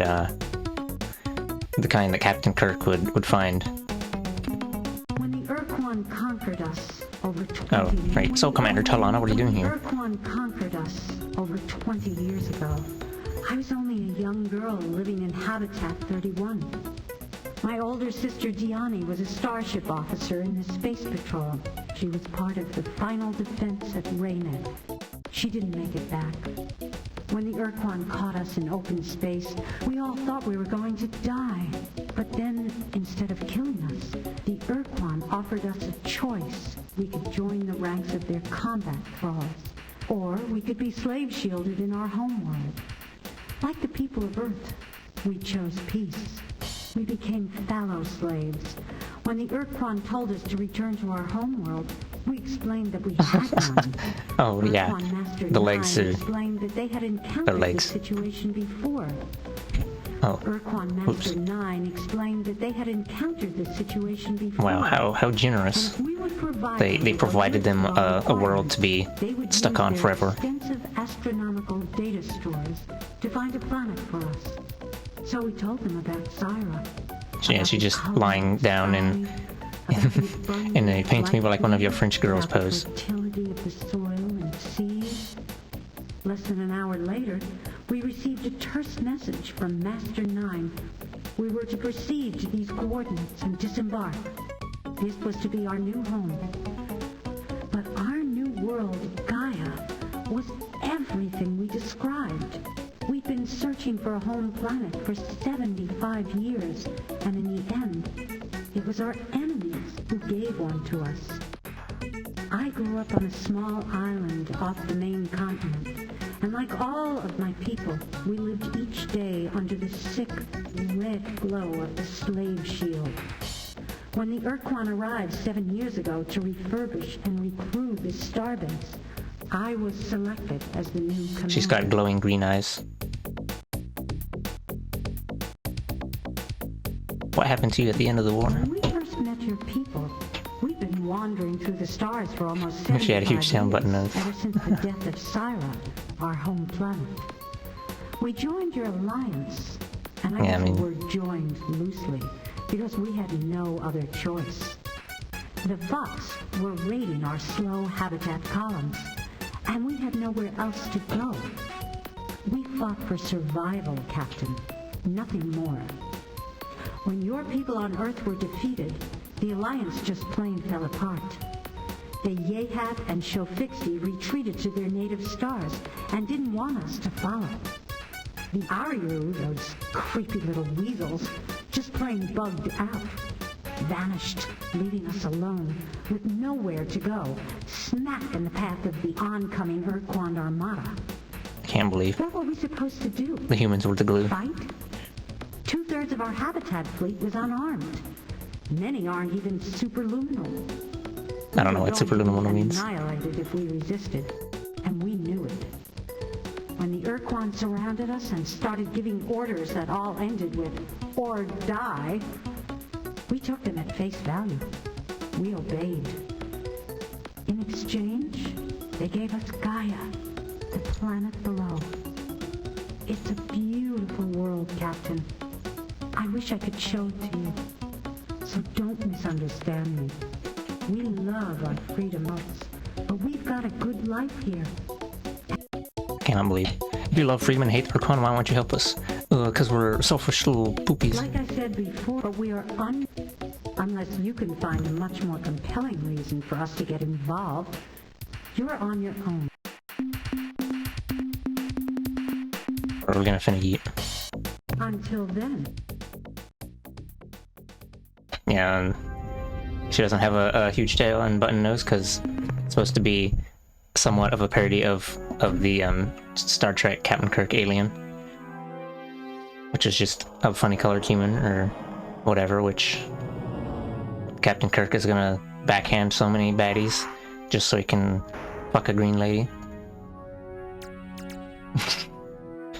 But yeah, and their whole design is like kind of memed around this, like their combat ships. they look like a ribbed dildo, and their like special ability is to in a siren call the crew of the other ship over. So then they like indirectly can they can kind of indirectly damage enemy ships, and for this reason they always start out a fight without maximum crew capacity, so they have room to fit those extra crew members they siphon. Although if you destroy the flying dildo before they get sucked into the ship, then you can save your crew, because they'll just float back to your spaceship. Yeah, it's fucking it's silly. It's 100% serious. I mean, not silly at all. What? I guess we're leaving. There's no more goodies for me to plunder.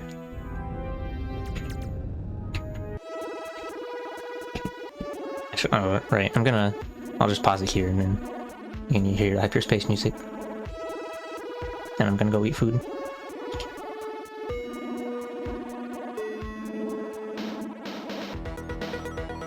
Let me close that. This is definitely not Mega Man Battleship Challenge.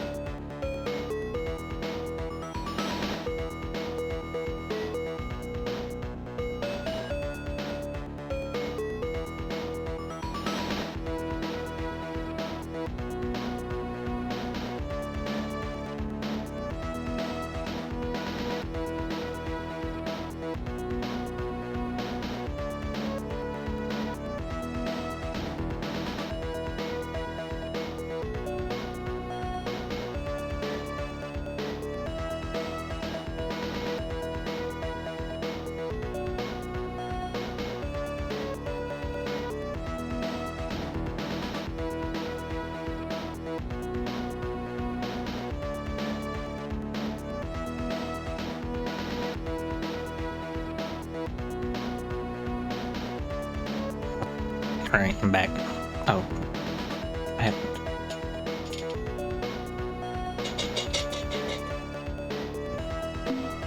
It's not showing up for some reason.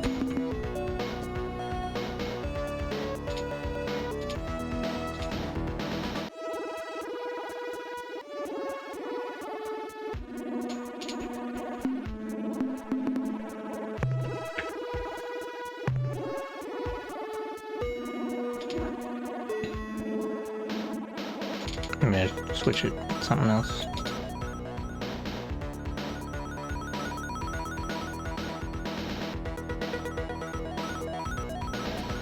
Oh, okay, there you go. Oops. I just slapped my microphone.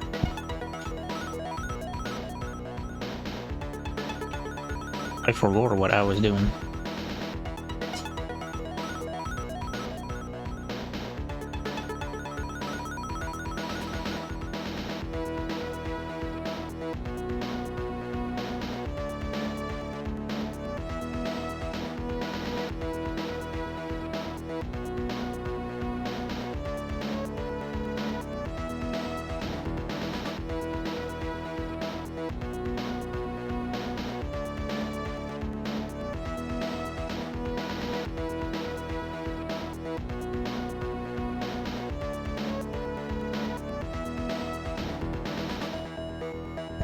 I guess I'll just, gonna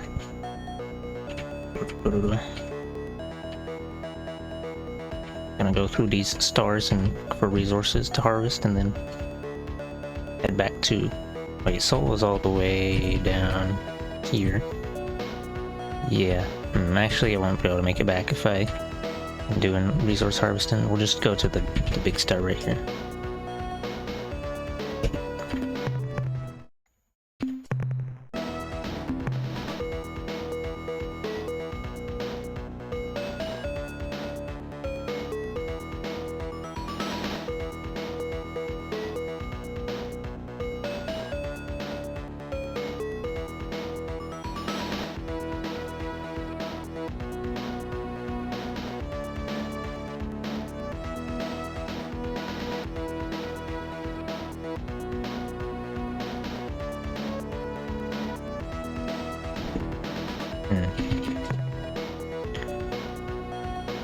Actually, I'm gonna go ahead and make it.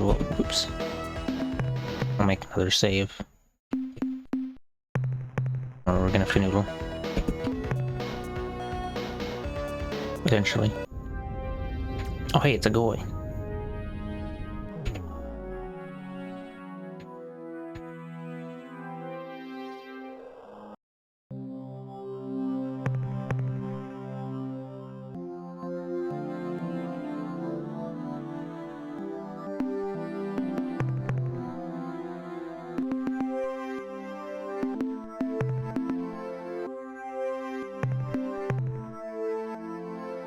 I'll grab some of this blue stuff.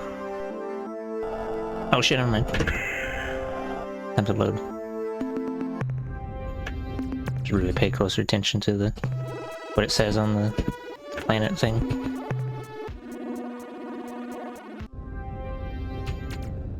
Oh, but now the goy's not there. Oh wait, no, he actually is there. How nice to see you again, Captain. Now, what can we do for you today?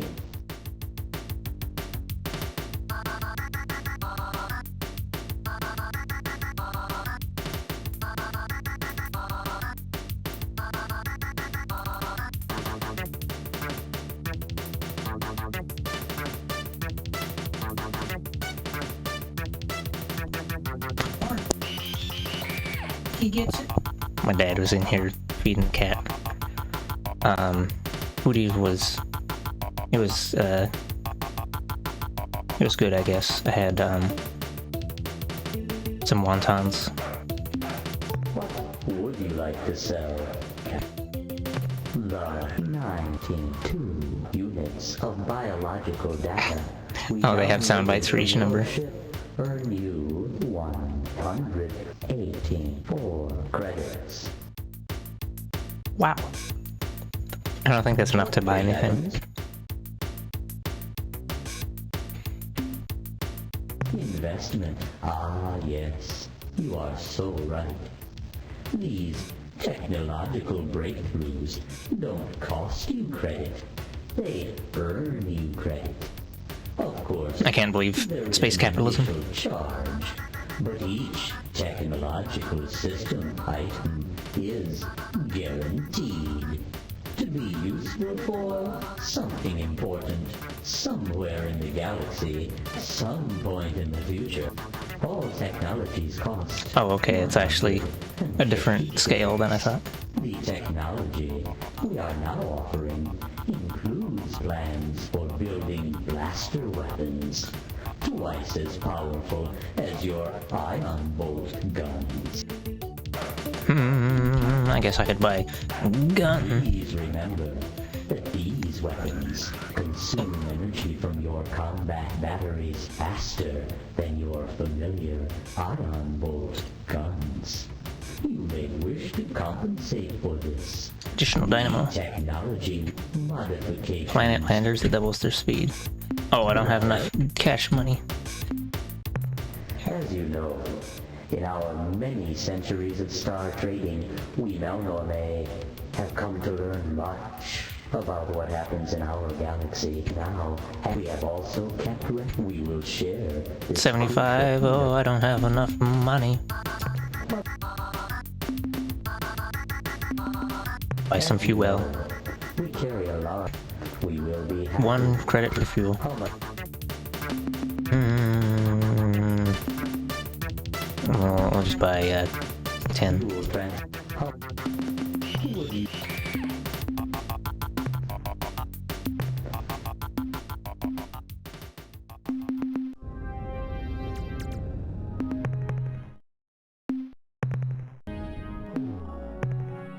Let's see if Planet Rock has anything.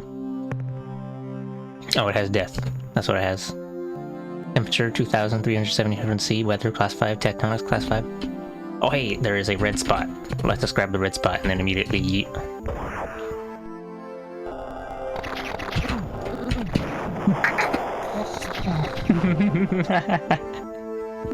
Okay, just kidding, I guess. Oops. Yeah, I don't think there's anything else in this system. For shame. Cannot believe.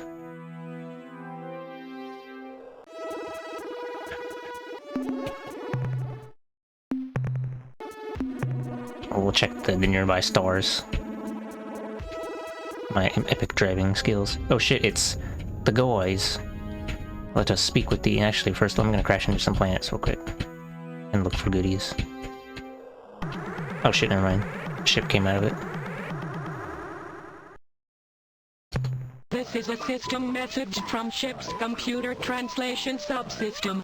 Incoming message, extremely unusual in composition. Translation includes many lingual anomalies. Overall accuracy of translation is unknown. Hello, Extremely. I hope you like to play. Some campers are not so good for games. Is it time for playing yet?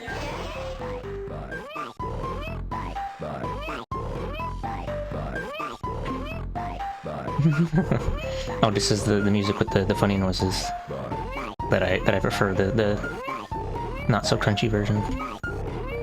Let's see. Greetings, I am Captain Zelnick of the Starship Vindicator. We are having some difficulty translating your messages. Yes, of course. Difficulty. Problems are difficult. Let's be special together. Spicy games are always fun. Spicy. You seem like friendly fellows. Perhaps you could aid us in our mission. Yes, yes. We are too friendly.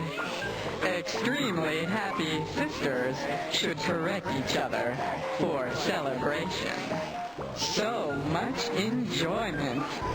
Shall we come to your house so that we can be relatives?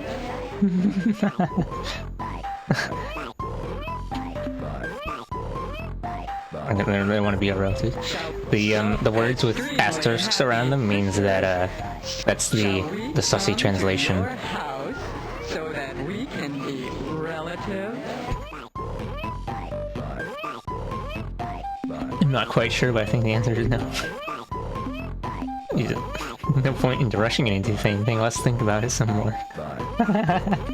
We are not trusting. We like to be together.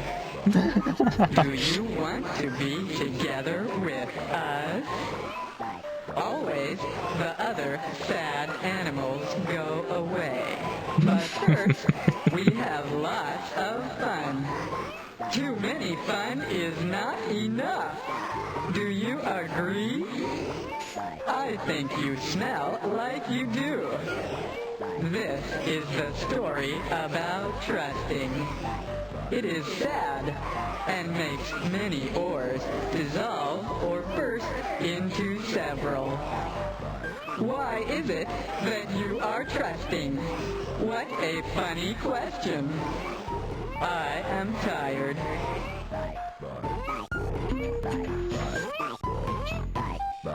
I presume you're talking about an alliance. Yes, we're very interested. Jumping peppers. Jumping peppers. It's smiley time. You are campers after all. We will start alliance parties for better enjoyment. Oh boy, better enjoyment. Love me some enjoyment.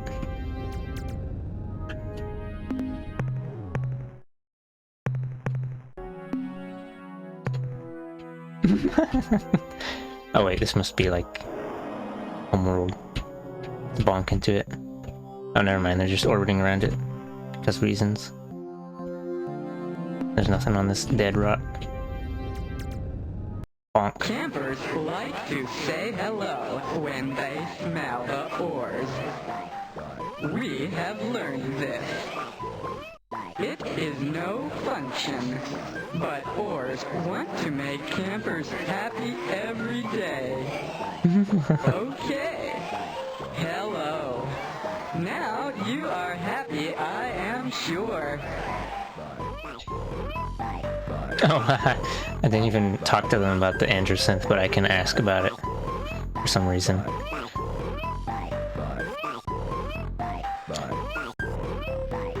I am say best word, frumple. Maybe you do not know. Frumple be round yet lumpy. So bad. The asking about Androsynth is so frumple, we They're are getting not frumpled. happy. Do not asking it so much. It is better to not frumple, or else there is so much problems. Oops. No more Androsynth is better. Since it actually hasn't been mentioned what the Androsynth are at all yet, the Androsynth were some cloned human, genetically modified species, and they were created by, or actually I don't know who they created. It was like they were some baddies that were fighting for the hierarchy, and they used to occupy this space, and then they mysteriously disappeared, and now there's just ores.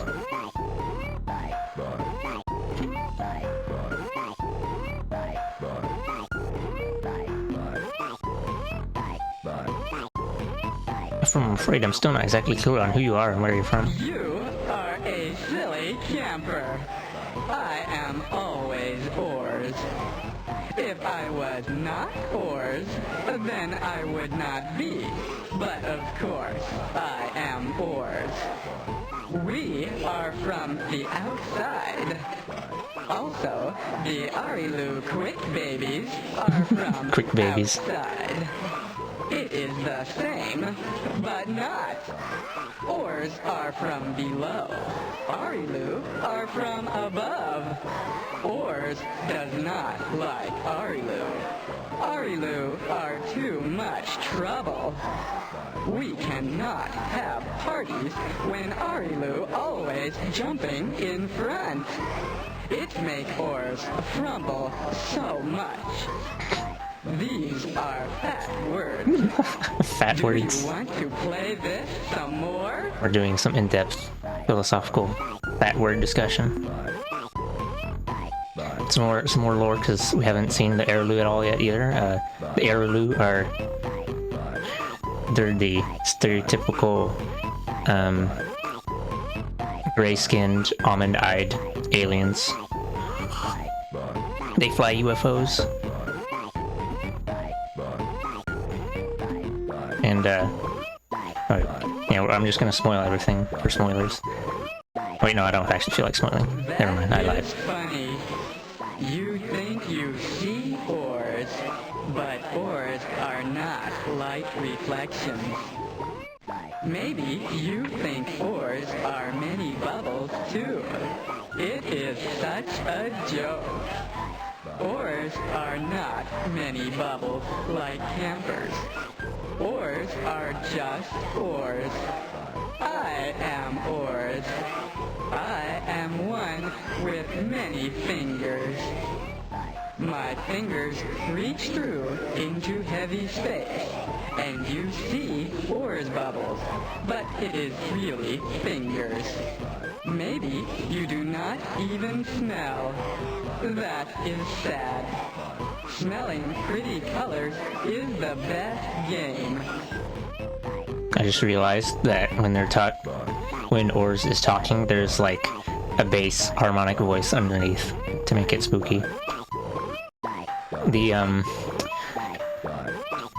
what was it? The previous words about being from outside and above and below and many fingers is referring to the fact that they exist outside of this dimension.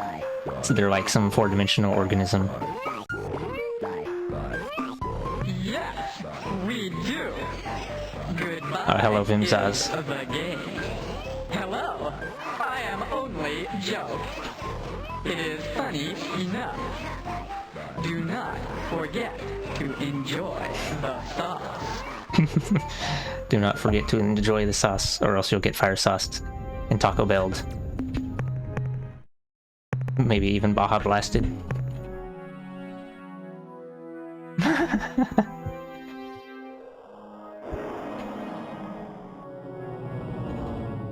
Yeah, the spoilers is that them talking about fingers is because there's some kind of eldritch being, and they're just one super organism that lives in 4D. To our house. Oh, it's got bubbles! Do you feel better yet? If you are campers, you will enjoy the change, but maybe not And then singular bubbles referring to if single many organisms. happy ores are coming to your house. Let's spitting the fun words for several pieces, and then surprising things. Yeah. I'm gonna eat. Because I think I can like make Ors ships now because they're supposedly joined me in an alliance. And then I can their ships are relatively decent, better than Zakfat Pix ships at least, and better than Earthling ships. So I'm gonna finna make a few of those. Okay, rocks. Rocks rock. Except when they do not. Oh, there's the little ores bubble.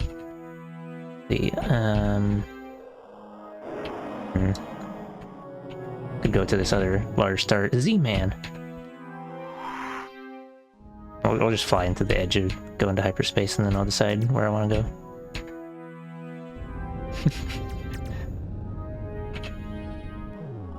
I guess Ors cool is one way of... Oh, I didn't go to the gray rock. Oh, never mind, it's fine. I'll just abscond.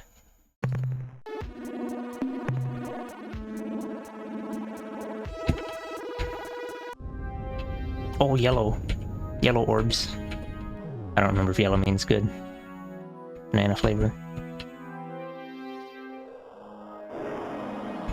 The demonic about orangutan bananas that I'll never remember. Bunch of green. Let's check the thing. 5 each. Oh, only 1 fuel? Oh, I just realized that the other numbers there might be important too for, like, maybe gravity affects how much it costs to deploy a lander. I don't know. Yeah, that makes sense. Fuel to go up and down. Can't believe there's so... Oh shit, never mind. Can't believe commit died.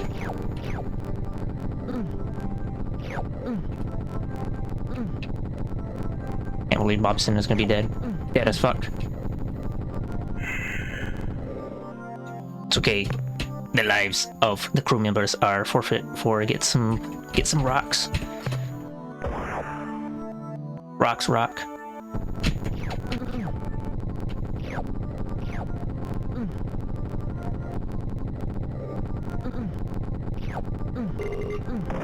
Oh, never mind. Time to load. Cannot believe. We'll try this other star system. Wow, even more orbs. Let's try the inner planets first this time. This time I'm gonna save before I drop a lander. Whoops.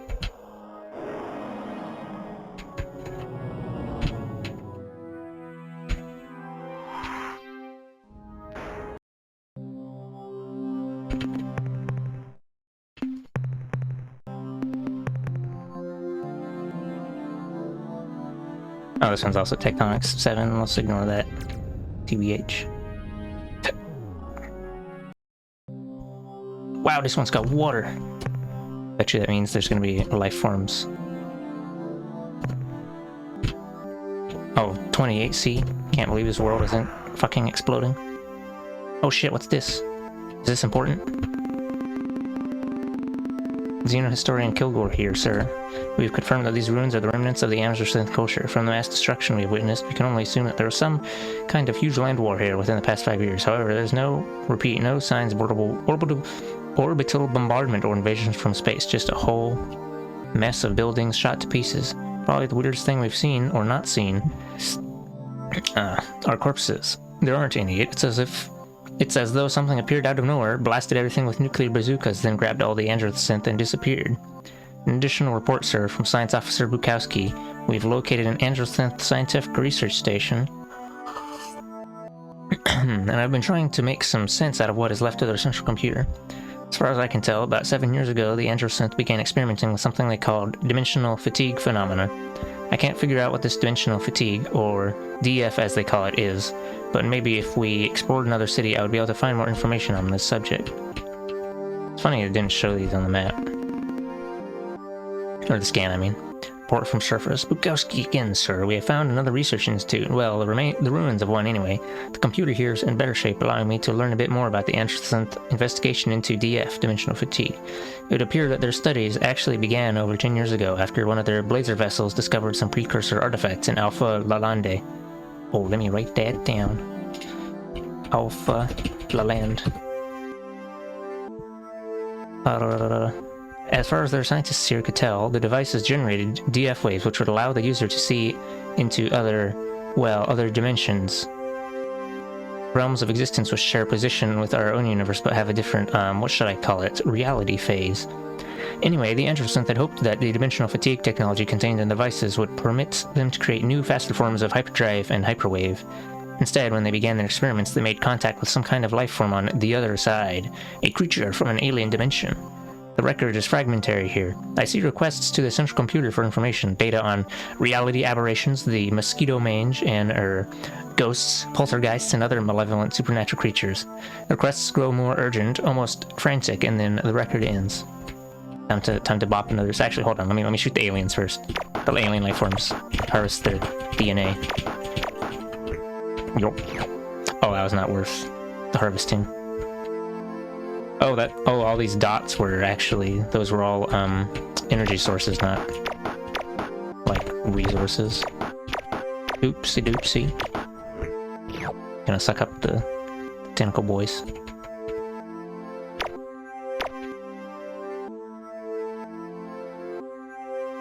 Oh, it's a slugma. Little sluggy. Earthworm. Earthworm Jim.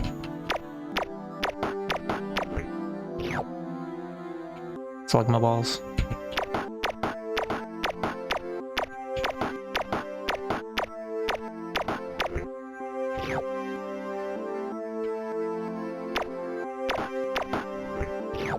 Was that? No, there's still one more.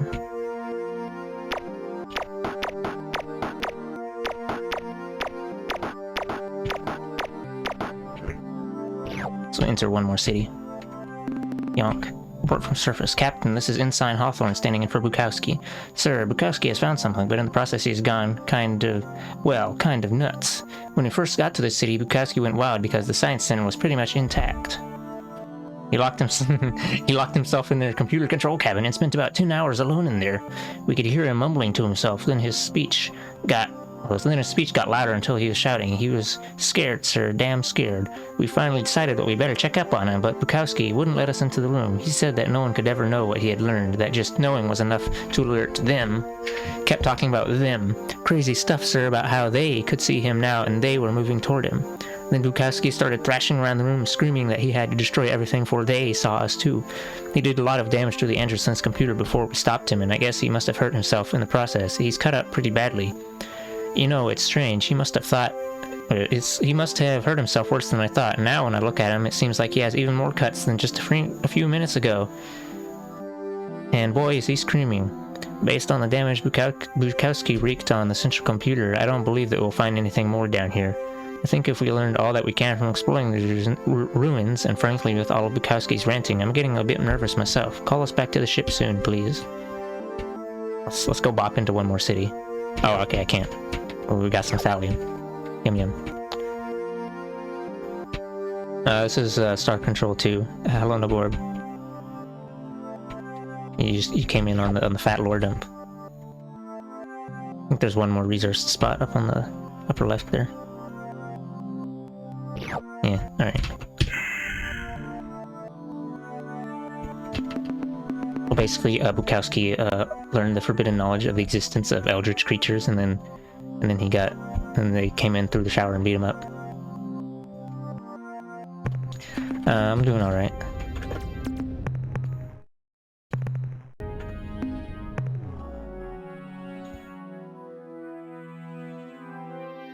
I was playing Mega Man earlier, and then I decided that friendship ended with Mega Man. Now my new friend is not Mega Man.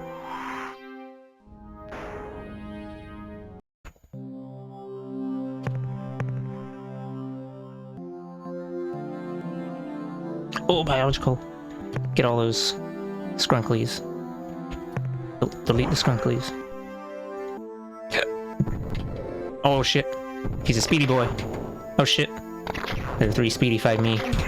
I'm leaving.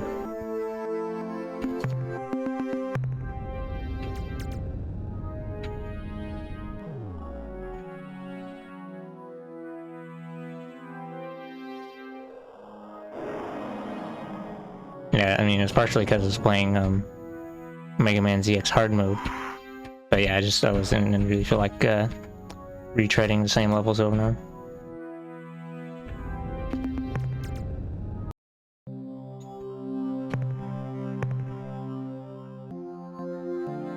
Okay, there's nothing here.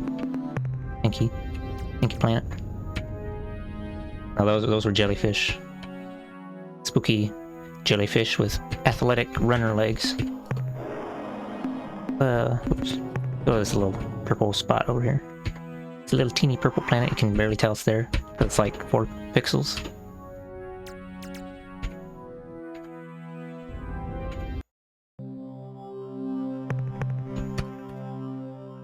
Wow, this one has even less than the other planet.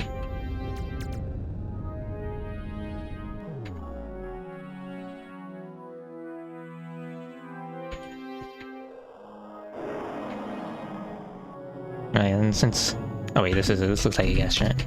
Since you just got here on the board, this is a very old game. It's made from 1992. Original release. Is there anything out here on this? Oh, a little green planet. Probably would have missed it. The color means something as to the resources that are possibly on the planet, but I don't remember the mnemonic, so I'll just be ignorant forever. Oh, it's got a purple spot. Purple is good. Purple is always worth grabbing. Oh shit, earthquakes. And then that was everything that I got, and time to leave. it was hardly anything, but it's still worth the fuel cost just to grab that. And this is a space game, except there's a heavy story focus. Let's try, we're gonna go to that one planet on the upper right, and then if there's nothing there, I'll just leave.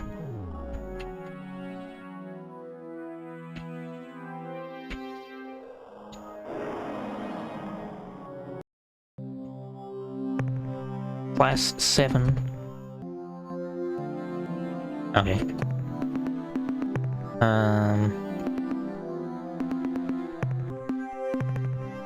Green is rare earth. I'll try grabbing some stuff. This one.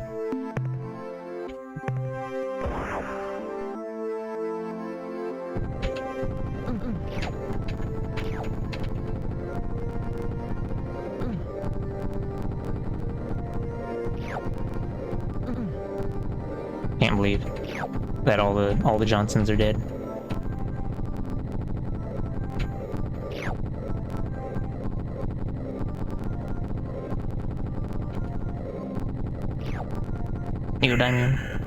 Neodymium magnets. Alright, I'm not gonna send in the second one.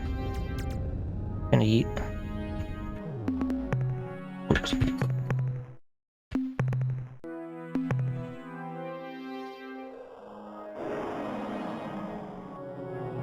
Collecting resources is just for funny money. But it's actually very important. I need me some funny money. Oh, it's a goy. Bye-bye. I don't want to talk to this goy. Probably wants to beat me up and steal my lunch money. Hold on, let me check if I still have... Yeah, I still have enough fuel to make it back to Seoul.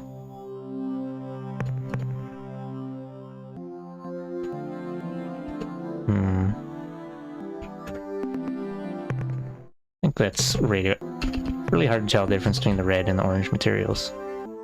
So I'm gonna assume this is radioactive stuffs.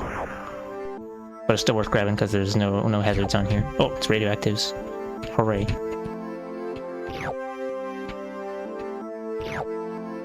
Protactinium.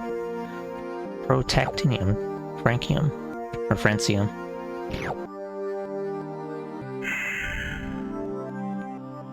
There's a limit to how much you can carry. So I have to do multiple dispatches.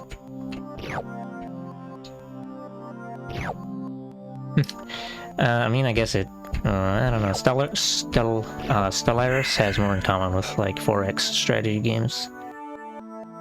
Since this game is, like, mostly real-time stuff. Or actually, I mean, I guess Stellaris is real-time too, but it's more of like a management sim kind of game. If you've ever heard of or played a game called Star Sector, that game is also... that game takes some inspiration from this. Namely, like the space travel and combat part, I think. Wow, actually decent stuffs. This is precious metals.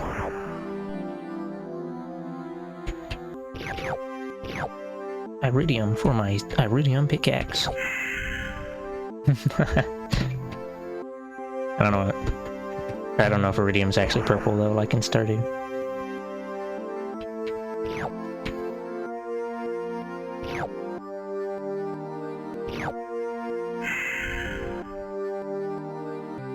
Let me check the... I might not have enough what's it? Fuel to make it back if I...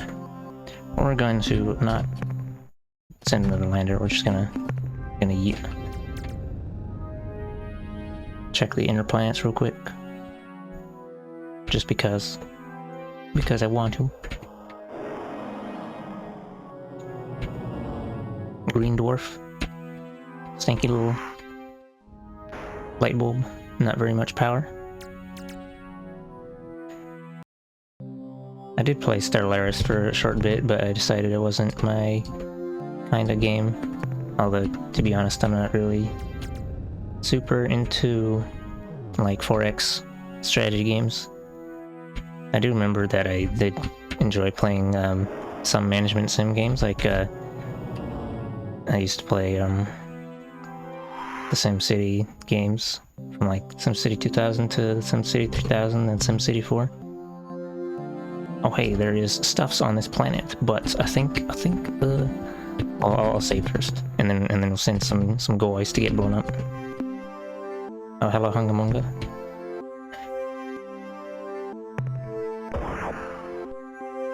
Tectonic 7. Oh, and there's only a little bit of lightning. It's no big deal. I think, yeah, the tectonics are easier to deal with because you can see the white dot before it hits you. Oh shit! And then I got hit anyway. Let's check the map again. Okay, I have to stop now. I don't have enough fuel to drop more landers.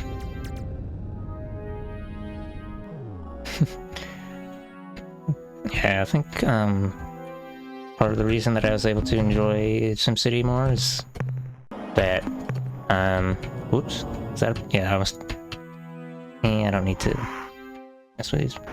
What was I?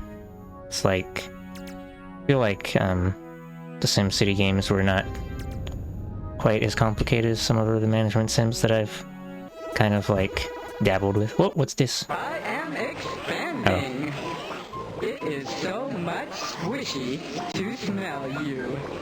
Campers are the best. I have anticipation. And then what? Better parties in the middle for sure. Perhaps you have not been to the hi there. It's good to see you again, I think. not been to the playground. The playground is for Taelo and for oars, but campers can go. It's more fun than several. The playground is 372.1, 261.9. Your silly number. Let's say 261.9. Is 372.1. Old school gaming, you gotta write down numbers. Your silly numbers. You can go there for too much fun. Too much fun. I will tell again the many. Here is some. I will tell the many pieces. again the many pieces. You do I'm gonna learn about the fabric of the universe. special things. Here is some. Time is not one, but many. Space is many. Colors are many. You are so sticky. You cannot slide like oars from outside to inside and in between. It is sad. But oars can pull the campers after being connected. This is oh boy. soon. Oars are trying to pull the Androsynth, but they are so silly, they do not. I can't believe they want to pull us into 5-dimensional space. Can slide. Also Taelo. And turn us into soup. Many can slide, but oars are better, of course. I could stay and talk all day, but I'm afraid I must go. Yes, we do. It is funny enough. Do not forget to enjoy the sauce. Forget to enjoy the sauce. Yeah, I don't usually. I mean, you don't usually. Oops. I'm gonna be inefficiently flying. We gotta path to the soul the soul system, and not fly like a spaghetti. Yeah, it's mostly just old games like this where it's not gonna do the notes for you, so you gotta write it down. And it is important because otherwise you gotta look up a guide if you don't remember the important details that you probably totally missed.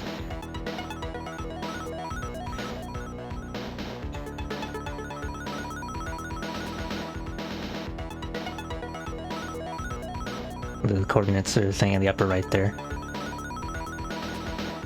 I mean, I guess you can also just fuck around and fly out to random star systems and stuff, and it does mark the territory bubble, the sphere of influence of certain alien races, but yeah, it doesn't keep track of most of, like, there's no, like, objective indicator or anything like that. Oh, am I gonna run out of fuel right next to it? No, okay, we're good. I have 0 fuel left. 0.01 fuel.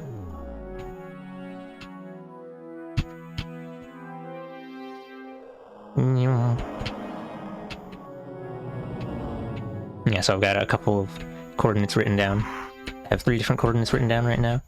And the name of a star system, Alpha Lolandi, and then... oh, then there's also another one. It's like the intersection of Epsilon Muscae and Alpha Tucanae, and something or other about how some other star system is on a line from that, except... yeah. I'm at your disposal, Captain. I've been waiting to inform you. Oh yeah. The Starbase commander will also tell you stuff to help you along. Situation.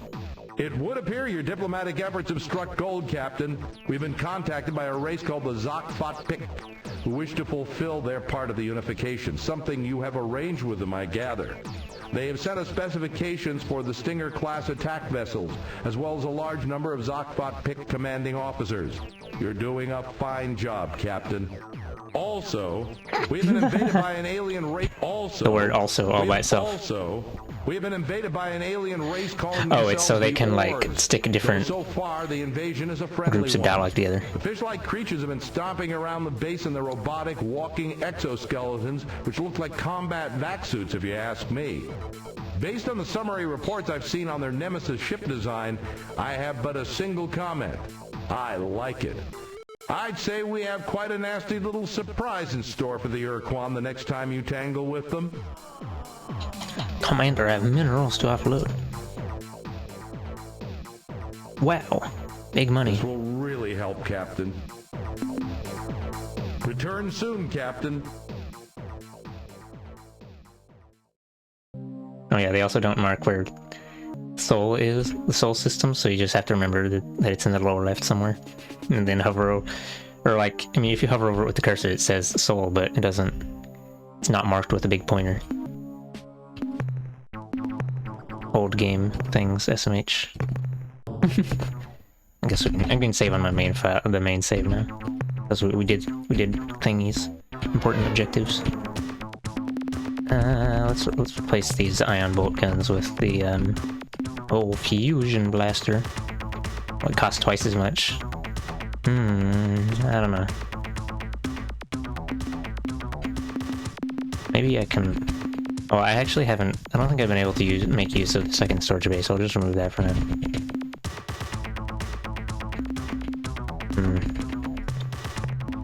Oops. Yeah, no, let me put that there.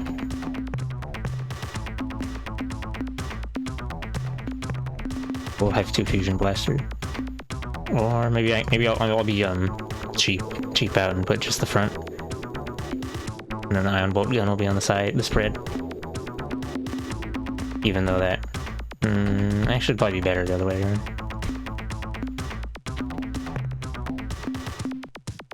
But the more fuel tanks. I have no idea if having more speed saves fuel. The commander talked like it does, but I'm not sure if I trust his judgment.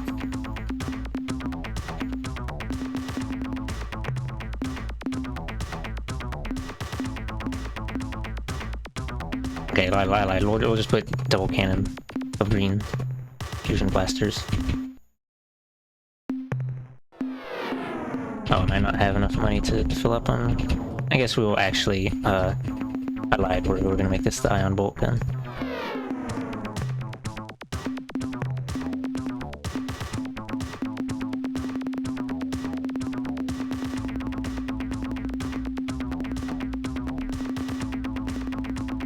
Fill up with a lot. Wait, no, I'm gonna have enough money to fill up with a lot of fuel. Time to change another thingy. Or I guess I could just not fill up with that much fuel. Let's go with the 110, the same maximum I had for. And then we will. Oh yeah, that's max for that. Get some more crew. because of people finna dying, and then the oh wow, yeah, the Oars Nemesis, because it's a good ship. It costs 2,300. I'm not really sure if buying a Stinger is worth it. It costs less than the cruiser, which must mean it's kind of shitty. Well, I guess I could. Well, maybe, can I sell the cruiser? We're gonna save real quick.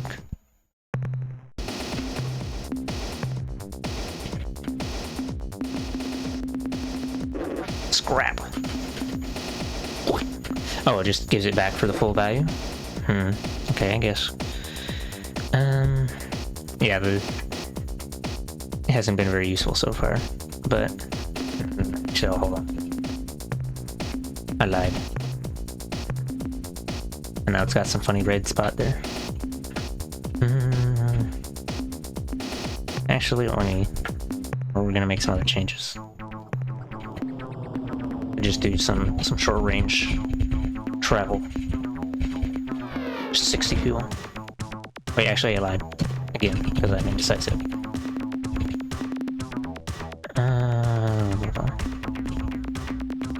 If I want to rely on the other ships, I could just use those. Instead of having a big gun.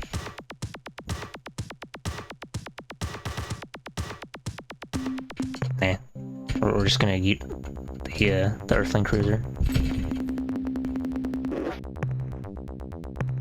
And then... oh, I don't have enough for... fucking... Never mind. I'll just put a Stinger. Not yet. Donk.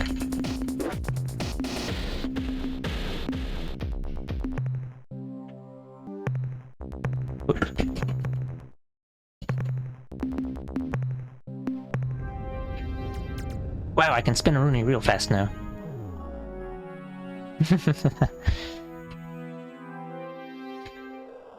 So now the ship will, the flagship will actually be combat capable now, instead of being rubbish. Because I can spin a Rooney as fast as I want. For massive big balls aim. Okay, let's see. What was the Lalande star system? Raynet. Caeli. Gorno. The Gorno's Pizza. I think it was in the lower right somewhere. Indy. Louiston. Serenkov. Maybe it's kind of far away actually. Bellatrix. That one's just a unique name. Copernicus. Barahe. Barahe again. Sculptorus. Yeah. It's kind of annoying when they give you a star system name and then you don't know where it is and just kind of fuck around and find out. Delta Virginis. Well, let's just go to one of these coordinates instead. 400, 543. 54. Oh. Okay, that's just their homeworld of the Zokpot pick. I don't need that. 372, 261. 26261. Is that the Oars homeworld? Yeah, okay. Or at least, oh no, actually, I don't know. Yeah, I've been to Alpha Centauri, it's in the bottom left here. There's not a whole lot there, I don't think. Although it did have some, no, actually it does have it had a lot of resources that I plundered already. Actually, it's probably a good idea to go to close by star systems instead of like farther ones. So I've been to Alpha Centauri and Gamma Centauri, but not Beta or Epsilon or Zeta. So we'll go to the, actually let's go to the Lyrae star systems first. Even though they're kind of a bit out of the way. Get some resources so I can become OP. Oh no, there's nothing here, but... or at least there's not a whole lot.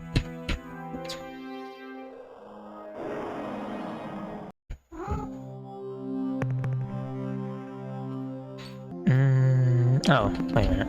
The dispatch. Okay. Yeah, the fuel use is based on gravity. So this is 0.09 Gs, so costs basically nothing to drop a lander on it. Costs 1 or 0.2 fuel. Holmium. I've never heard of Holmium. Oh, there's lightning. Thought it was a peaceful planet. The lightning only damages you if it's like the very end of it. AKA it's striking you in the face.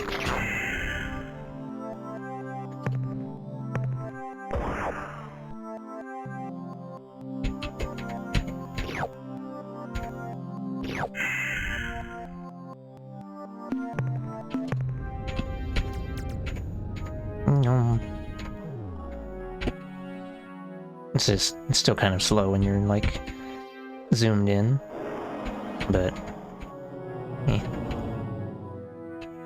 Whoa! Oops! I am too swiggity now.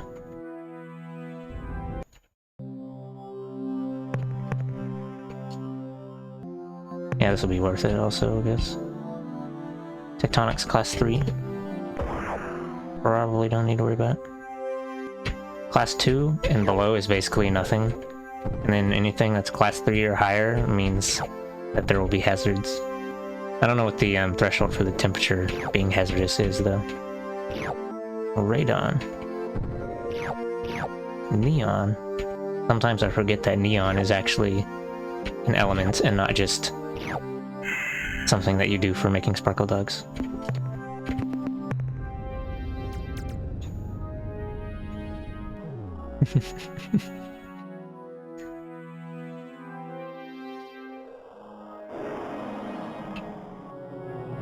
Clearly I should finna fly into Ilrath space and blow up some goys for very epic resource acquisition. But actually, I don't really want to get into fights yet, because I'm not OP enough.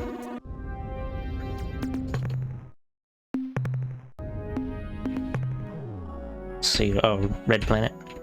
Red means good. I think. It usually means... well, actually, it just really means it's like a hot planet, usually. Seems like... oh, it's got pink stuff on it. It was actually not a hot planet, it's minus 200 C, or something like that. Neutronium. Pink is the most valuable resource. It's way more valuable than the second most valuable one, which is radioactives. It's where they stick all the fantasy materials like so crystals.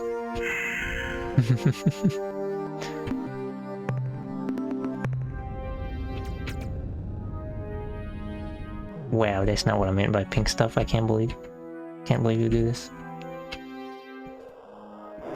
Oops.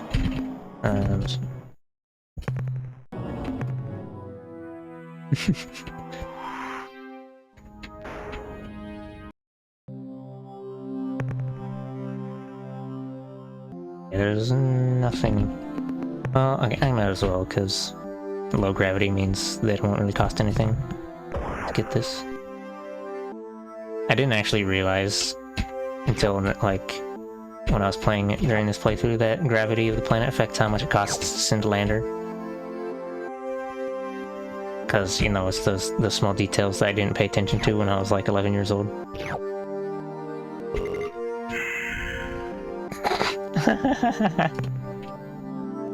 Cannot believe. I meant hot as in, boiling with rage.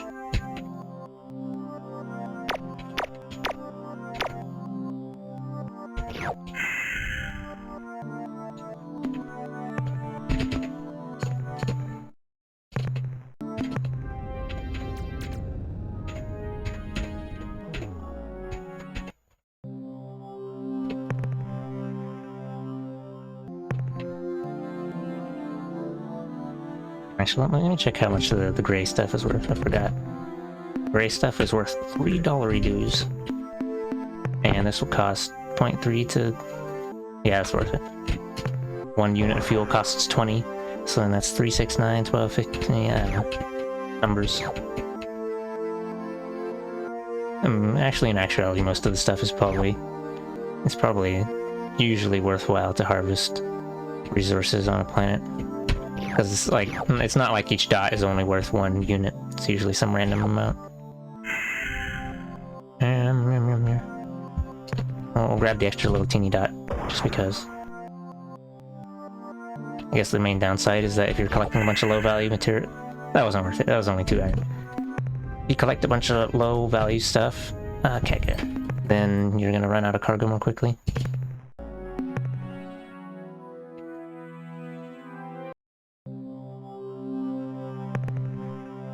Wow, it's got goodies, but it's also on fire.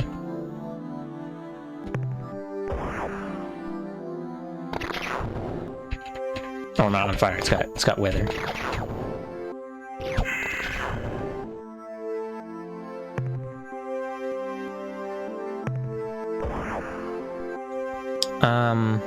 The color of the star indicates what temperature it is in this game. Color of the planet doesn't really mean, or the color of the planet just is supposed to indicate like the rarity of, oh shit. But yeah,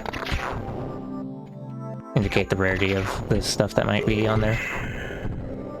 And then I guess the like intensity of the star basically means that, I don't know, it might mean like maybe there's more likely to be a habitable world or something? I'm not really sure. The red, oh yeah, red is stinky and shitty.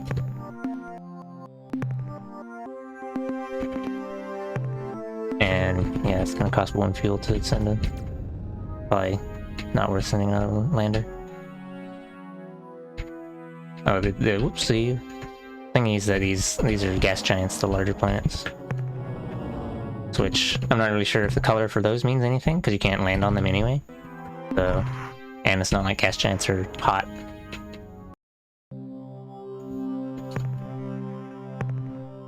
Wow, there's literally nothing. It's not just a single dot, there is no dots at all. I'm gonna assume that means purple is a stinky poo-poo planet.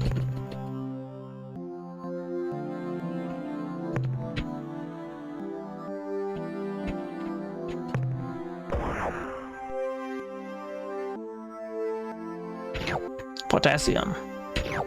Collecting those space bananas. I just realized I'm blocking one of the indicator bars on the lower right. It's fine though.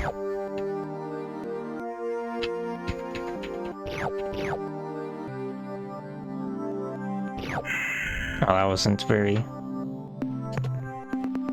Or what's the word? There wasn't a whole lot of goodies. Shame. I'm gonna check these other planets just because I wanted. Okay, that's nothing. Garbage. Ah.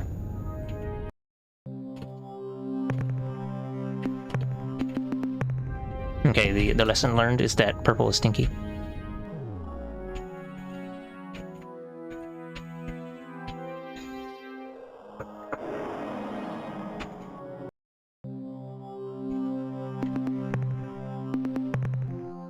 Oh, this has got some more radioactive elements on it.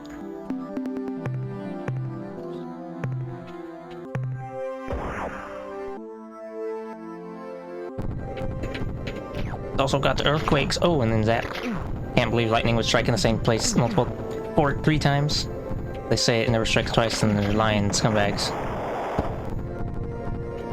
Time to load my game.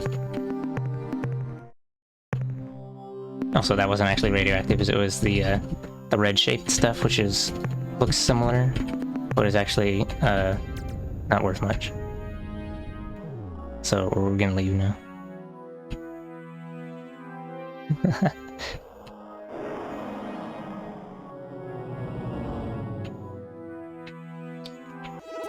Oh wait, actually we'll ignore that planet.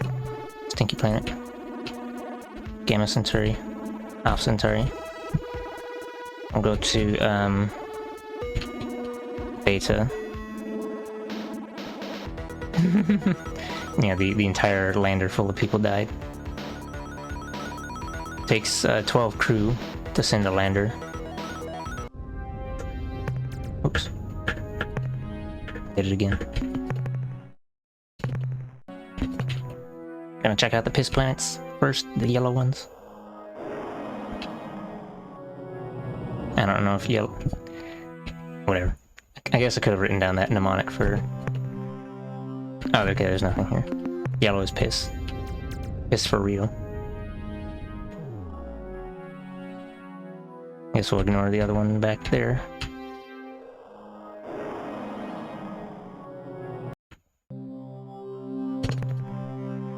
Nothing on this either. Oh, or nothing worthwhile.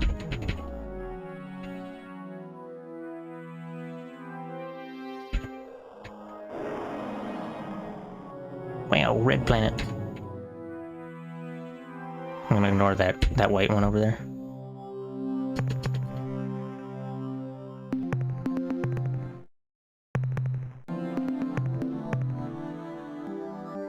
I think this is radioactive material. Yeah, it's orange. Oh, I can't believe lightning striking in the same place 15 million times. It's okay. It's worth it though. It's worth it for those 5 guys to die for my uranium profits.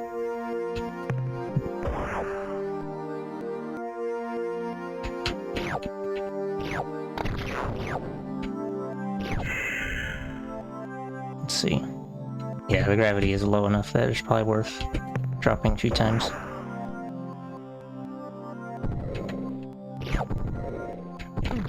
Oh boy. Double kill. I lied, we're gonna abscond. Only twice. Keep some cargo space for more valuable stuff.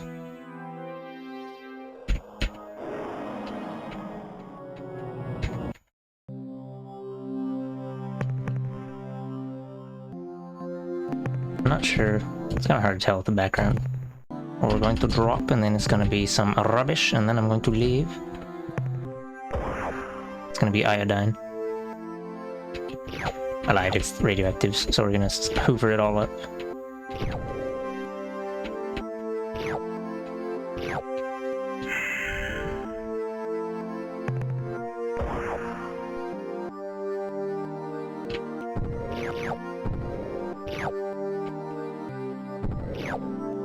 Even in the year 2155, we still haven't unlocked nuclear fusion yet. Still using fission.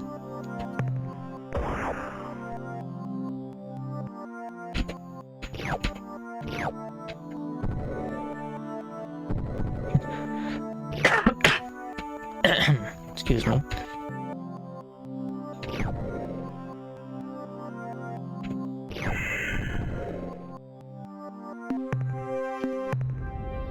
This planet is also reddish, but it's not orange, so it's not nearly as cool. Oh, there's nothing worthwhile on it. Never mind.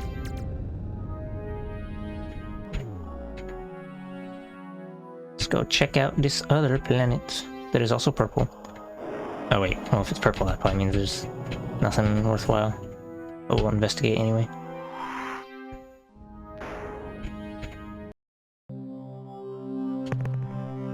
Okay, there was nothing worthwhile. How did I know?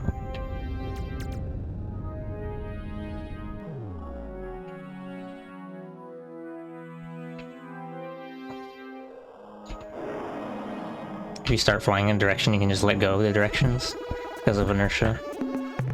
Well, unless you're like very zoomed in, then it won't do inertia because reasons. Let's go to Zeta Centauri, and then we'll go through Epsilon Centauri on the way back.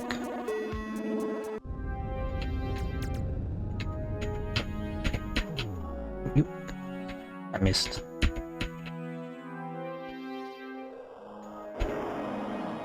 Shameful space rock.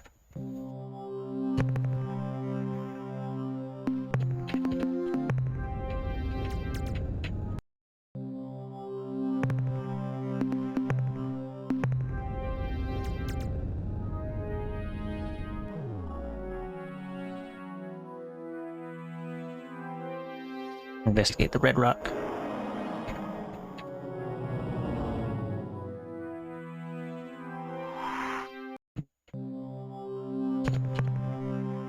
And then there's actually nothing worthwhile on it. I got hamhoozled.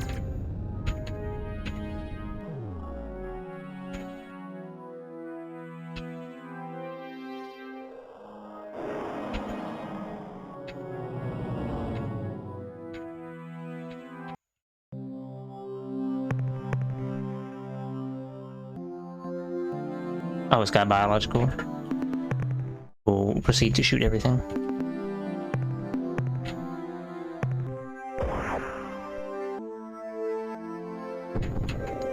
Oh, it's the tentacle. I mean, the celery.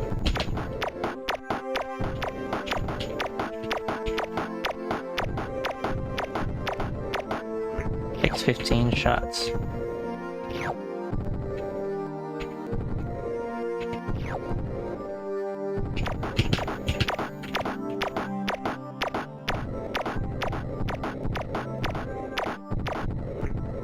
Oop, I almost got hit by an earthquake there.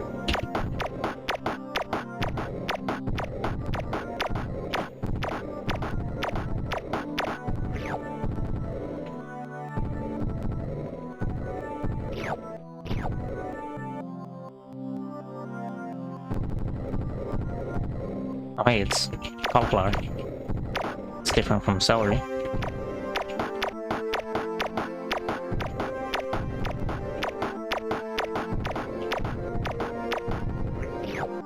Almost full on blue data stuff.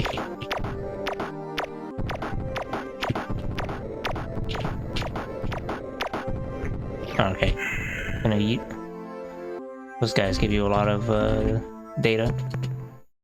There's a separate resource for shooting animals with laser. You get biological data instead of rocks.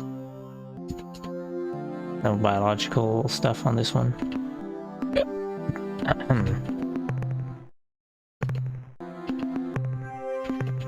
Has some blue rocks, so we'll see if that, and it's low gravity, so it'll be financially worthwhile, I guess. I can't believe that George Lopez has just perished, along with his brother Lopez George.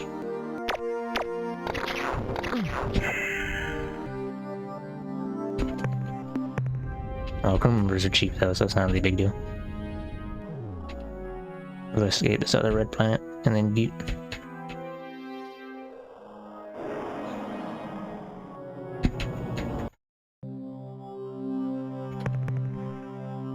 Okay, there's nothing here. Big stinky. Massive stinky.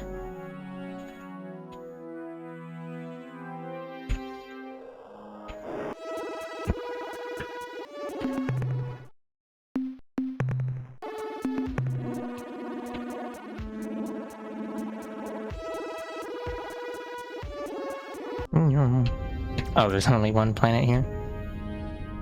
Well, it probably has nothing on it worth. Just kidding, I lied, there is some stuff. A small amount of valuable materials.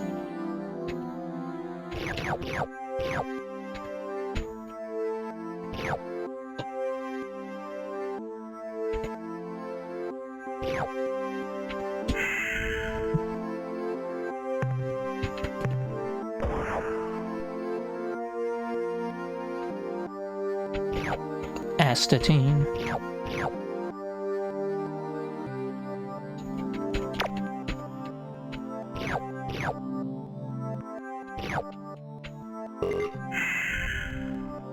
Alright, time to return.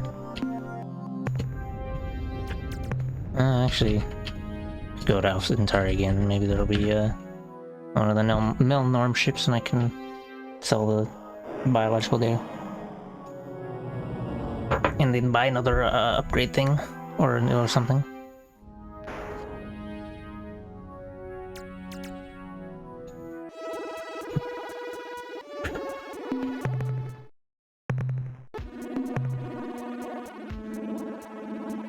I'm not really sure what determines whether one of those ships is, Why are those all orange? Oh, I don't know. But also it looks like, one of those ships are around.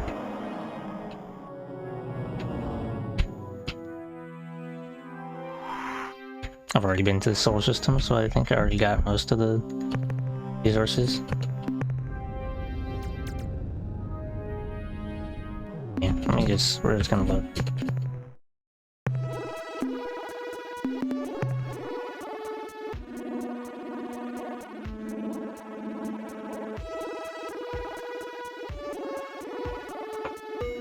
I'm not really sure what my current objective ought to be.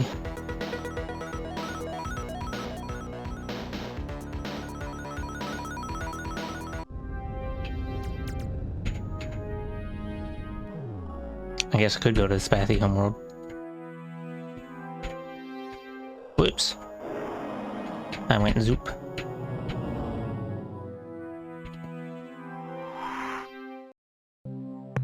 Ah, Captain, I'm glad you're back. Minerals. A fine job, Captain. Blow up an Urquan for me, Captain. I can buy a funny ship now.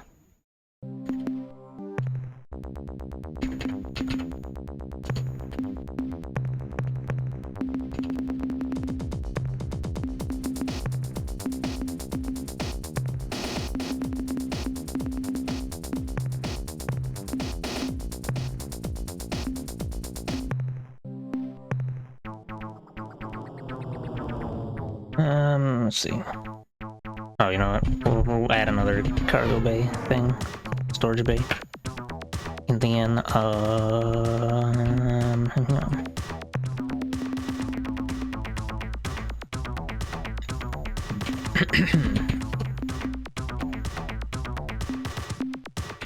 I'll just add another fuel tank.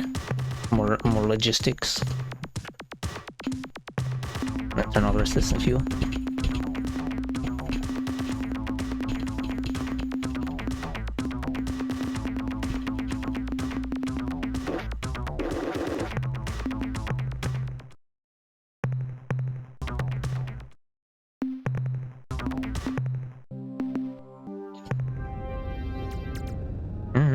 Okay.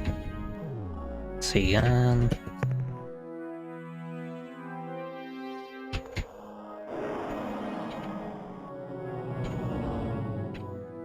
let's try. Let's see.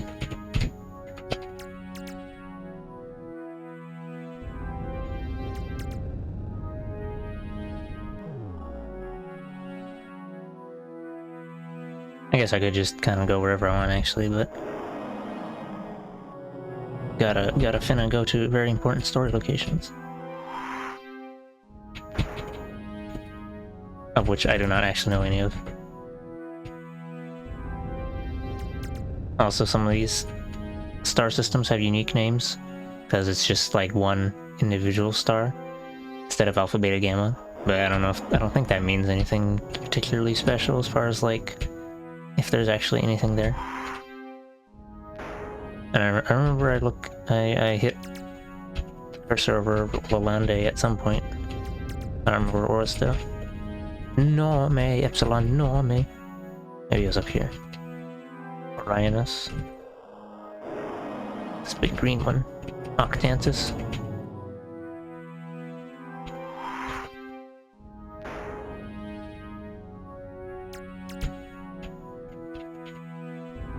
Delta Chandrask Scar. What's this big yellow spot? POTUS. And how about this big red, or medium-sized red spot? Serpentis. Sextantis. Wow, sex. Sextant. There's nothing to do with sex. That tool that you use to locate yourself in the existence of the water.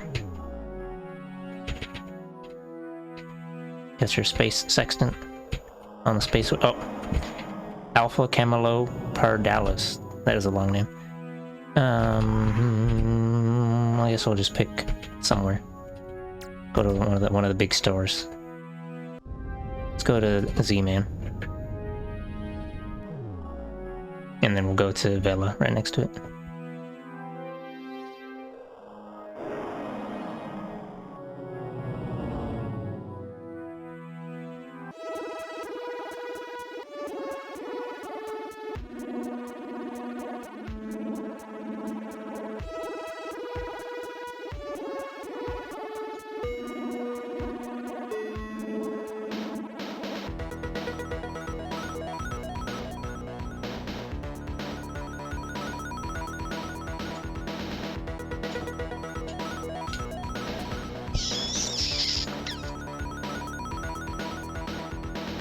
Oh, right, I think... Oh, yeah, I think there is a limit to how much stuff you can actually, like, do in, like, earlier part of the game. Because the time limitedness of certain events also applies to, like, some events aren't available for you to do right away. We're gonna go talk to this spaceship first, because I want to buy a thingamabob or two. I wish to acquire items. I had itchy paws this morning, Captain, and here you are. Now, what can we do for you today? What? Sale. The 70. 140 credits. Make some purchases. Buy some information. I wish to buy information about current events. Useful data on alien races, please sell. The Zokbotpic are a friendly co-op of 3. They are presently ritual combat between you. They are presently suffering severe collateral damage from the ritual combat between your Guam and the Korra. While this is unfortunate for the Zokbotpic, they have been forced to abandon many of their worlds. This close proximity to the inter-Urquan war will give them insights into the conflict, which will be of great use to you. In addition, the Zokbotpic met the Chenjesu early on in the war, and are eager to make allies who can protect them from their enemies. In case you are interested, the Zokbotpic homeworld is at coordinates 400.0 by... That was actually not useful at all. While you probably believe that the Shofixi are I'm gonna load, so I can spend my credits on something else. Flare the device identical to the Utwig super bomb. The truth is not so simple. There yet exists a chance to resuscitate this meta-marsupial species, though it will not be easy. The problem at hand seems simple. Bring together 2 Shofixi of different sexes, and the carnal gymnastics proceed. Carnal gymnastics. The short gestation and maturation time of the Shofixi, you will have thousands of the creatures in 10 years and millions in 20. Finding a male of the species is easier than fluff. Simply visit the Shofixi's blasted star system at Delta Gorno. Oh, Delta Giorno's Pizza. Captain Tanaka, or its sibling, Katana, shall greet you on your arrival. A warning. These warriors are old and fly in barely functional ships. If they mistakenly identify you as the enemy, do not return fire. Retreat and try to talk with them. The females of the species will be more difficult to obtain. The only supply more words. remaining Alpha Cherenkov 1 is at Alpha Cherenkov 1, included as part of General Zex's bizarre and beloved menagerie. Fortunately for you, Captain, Zex is considered, well, perverse by his fellow bucks.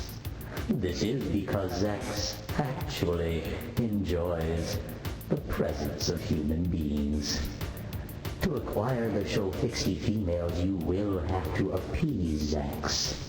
Or kill him.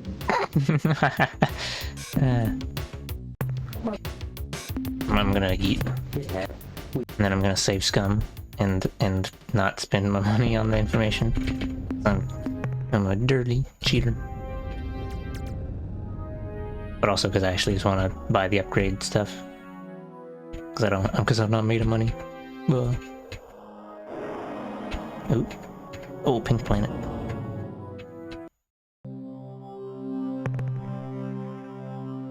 Okay, never mind. It's not worth it. It's Tectonics 6 and just some sneaky trash. I have itchy pods this morning. The technology modifications to your planet landers, which will double their speed. Ah, yes, speed. An excellent choice for the relentless hunter, and Craven Coward as well. These modifications are simple enough. Your landers, the technology we armored point defense laser system. Well, I don't have the money for a point defense.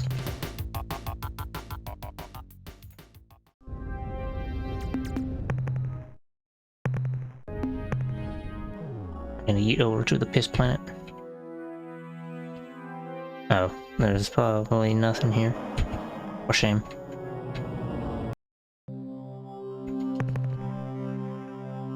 Yeah. Nothing of note.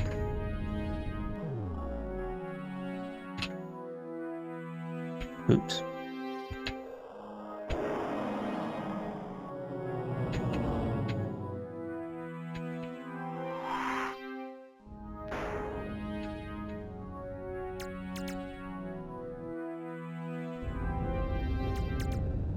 Yeah, I think either you can, okay, it's just common. It's the lowest quality material. If you're stuck in this game, you can basically either spend credits to get information from the, whatever this name was, the Melnorm AA, or I think you can ask Captain Hayes what he would do if he was in your position, and then he'll provide a suggestion. Which is not necessarily information, but it is something for you to think about. Something to chew on. Also, sometimes he'll just say, oh, there's a broadcast something or other. Like, for the Zot pick, he tells you where there's like some broadcast thing coming from, and you don't even have to buy that information.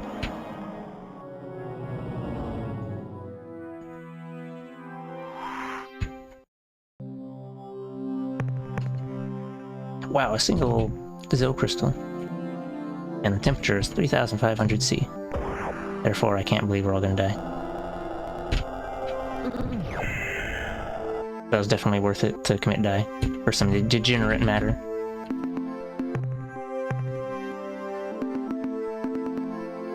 Degenerate matter. Not that kind of degenerate.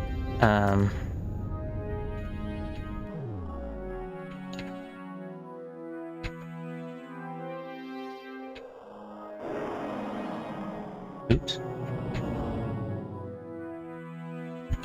10 guys died just for that degenerate matter. Time to fly into the adjacent star system.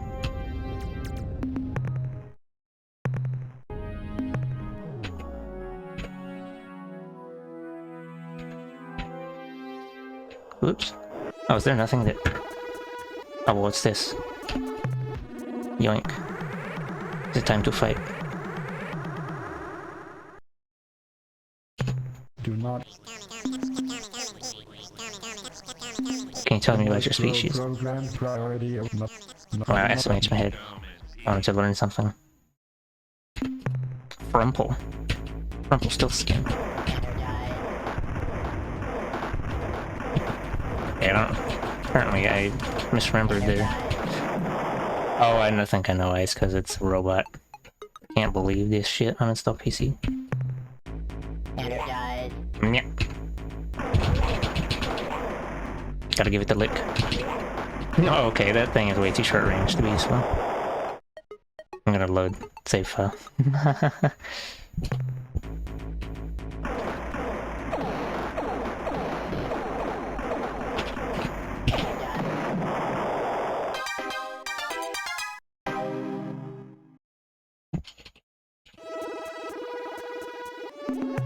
The Ores ship is supposed to have some kind of secondary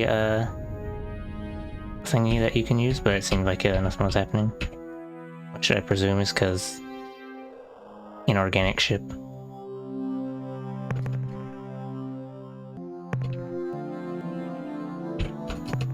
It's kind of a similar thing to Finite launch fighters, like the Urquan ship. Whoa, I forgot how fast this upgrade is. Zoom in. Oh, amazing.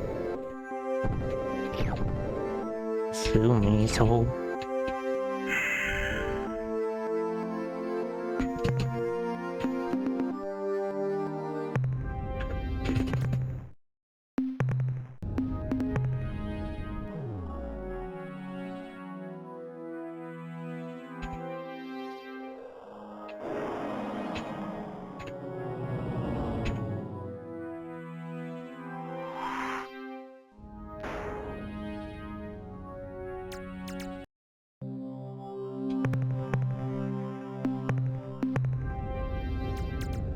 Nothing on that planet.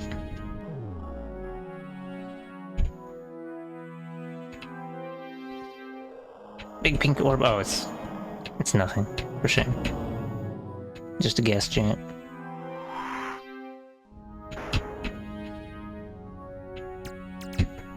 See if there's anything on these planets. Since they're closer to the star, they have a greenish orbit, which indicates that well, I guess there's no organics for shame. But there's a higher likelihood of life.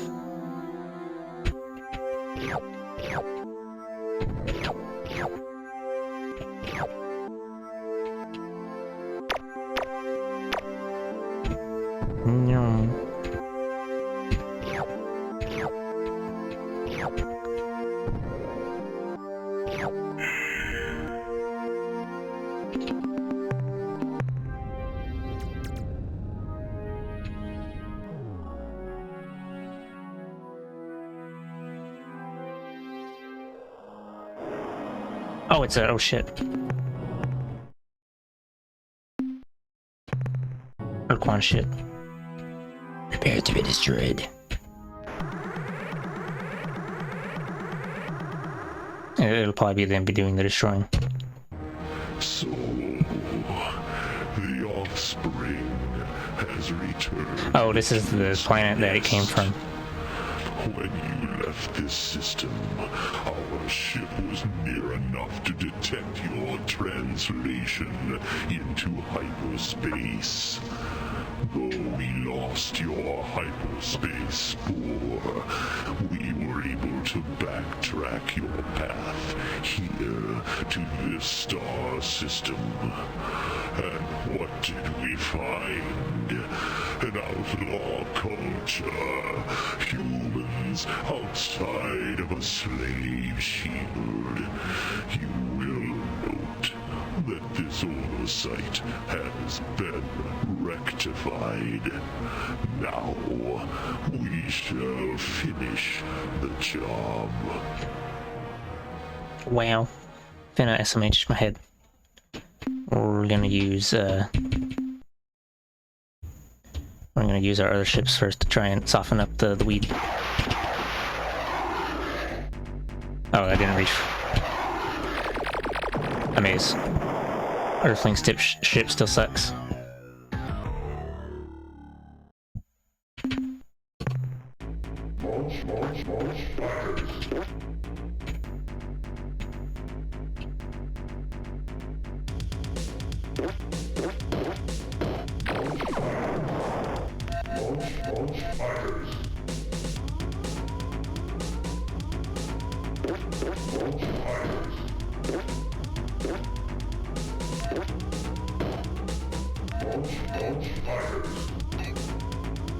Way too hard to hit those fighters.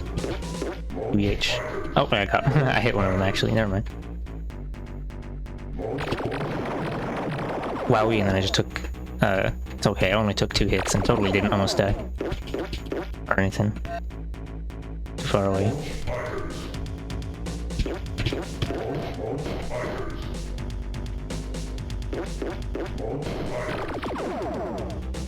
Oh shit. Oops.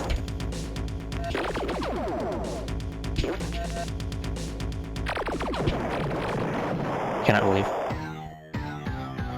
I'm gonna load after this and try not to get like 3 different ships destroyed. Okay, this thing's gun sucks. Let's see how quickly I get blown up. And I mean, what? Wow, I actually did not die. Amazing. We're though, because that was too scrunky.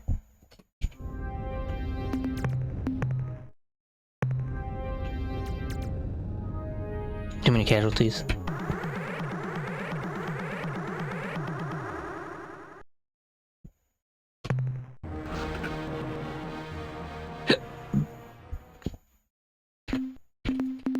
Let's try Frumple. Okay, I still don't know what its special does. For shame. Bonk. I did not mean to run into their planet. Didn't realize it was in front of me.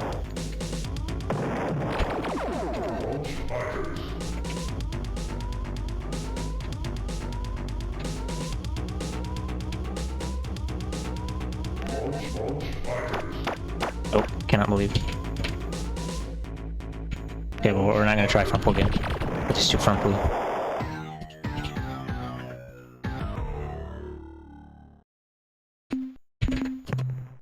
Just for lulz, we're gonna use Vindicated. Get blown up immediately. Like a very epic gamer. Or no, I think if your flagship gets blown up, that's game over, because you know you're flying on your flagship.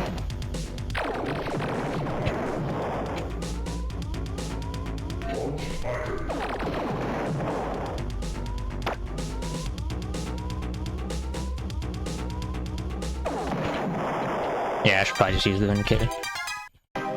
It's actually a good ship, unlike these other trash ships. Oh, whoops, not saved.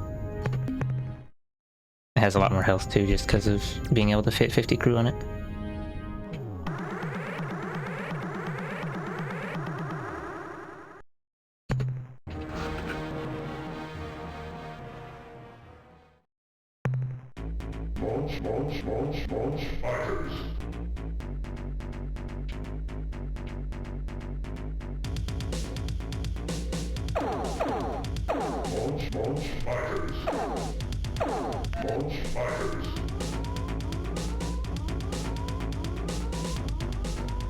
Oops, bonk.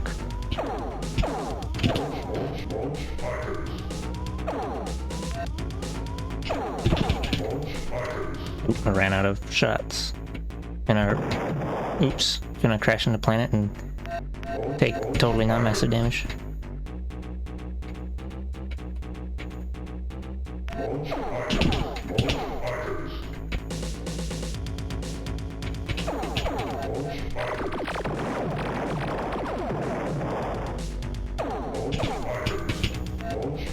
Cannot believe I smashed my head. Doing way worse than last time.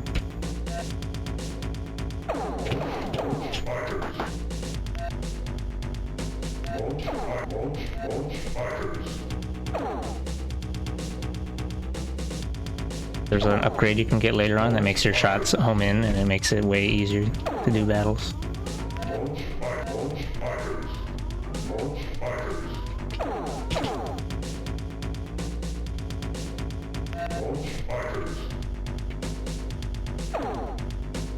Too far away. Bonk. Maze. Oh, I guess finna die.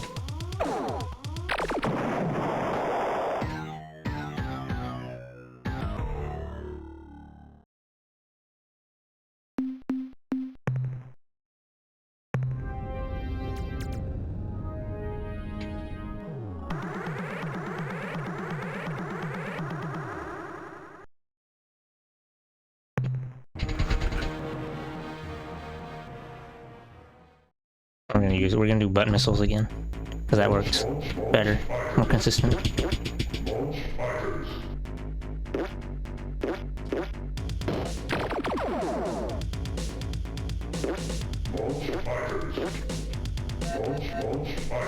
The BU, I don't remember what butt stands for, but it's an acronym for the rear firing missiles.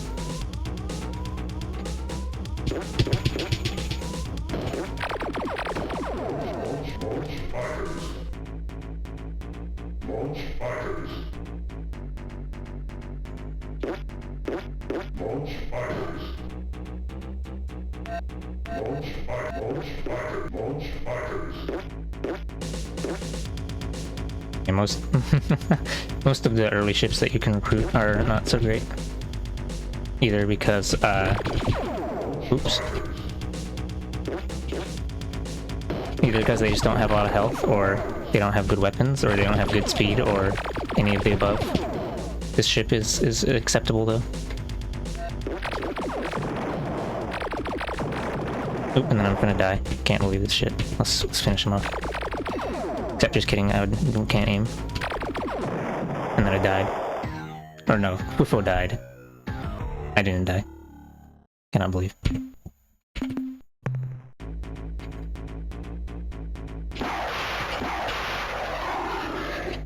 This thing is supposed to be like a long-range ship, but you can usually...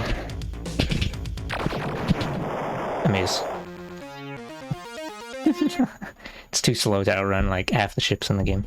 Because it's stinky and poo-poo.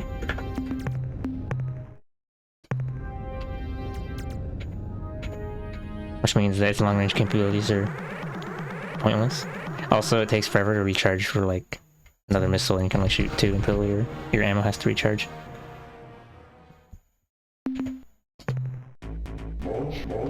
Whoops! I did not want to fly that way. Everything's fine. Hard to tell which side of this ship it's from, but it's the one with the blue and green knobs.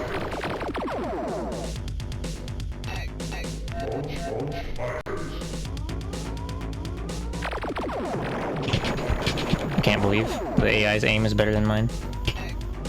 By 9 million milliseconds.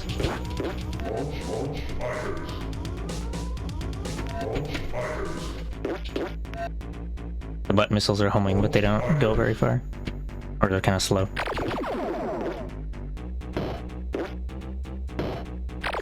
I cannot believe the rock ruined everything.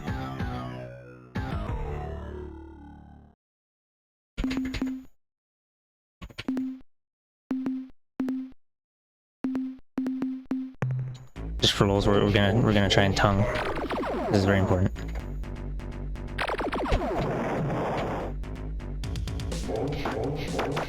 Just kidding, it's not gonna happen.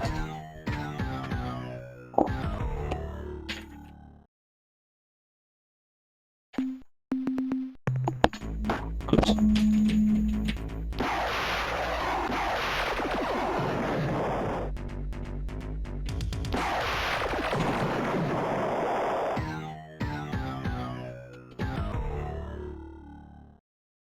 I guess I should just not worry about losing a ship, because I can just make another one of them Earthling cruisers, for example.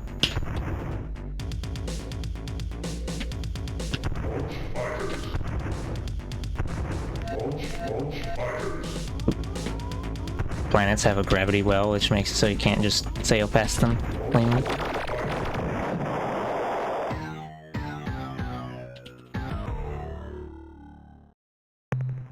Also, I don't remember if there's a way to, like, pause in between, or in the middle of a fight and quit. Maybe F10. Yeah, look at that. I did it. I learned 2 buttons.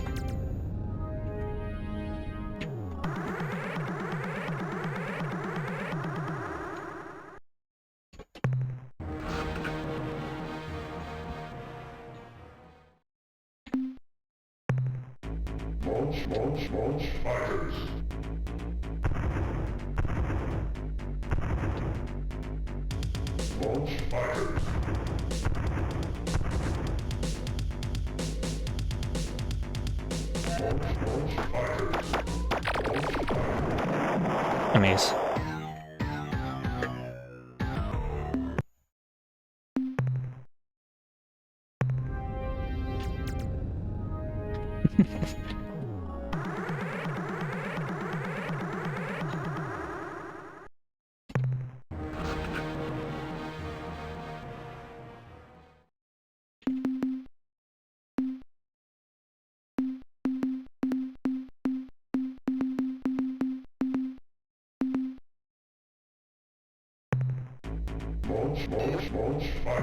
I immediately crashed into the planet.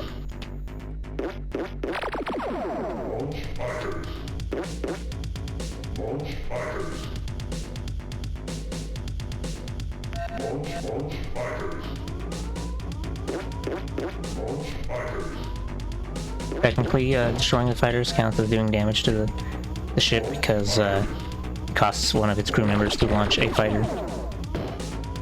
And then it only gets restored if they return to it.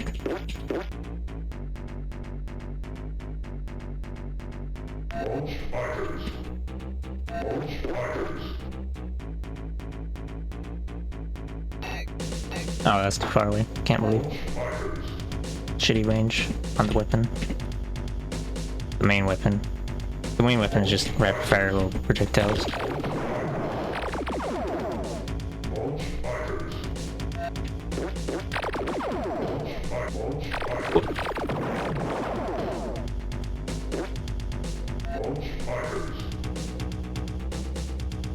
Funny that I'm making Fliffo do the combat when he's the coward. The entire race of alien cowards.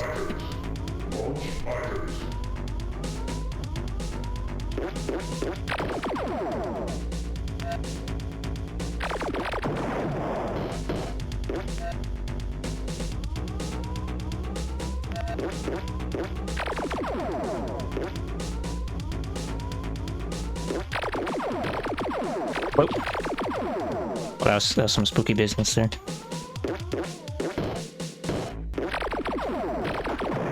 I cannot believe. One hit away from not exploding.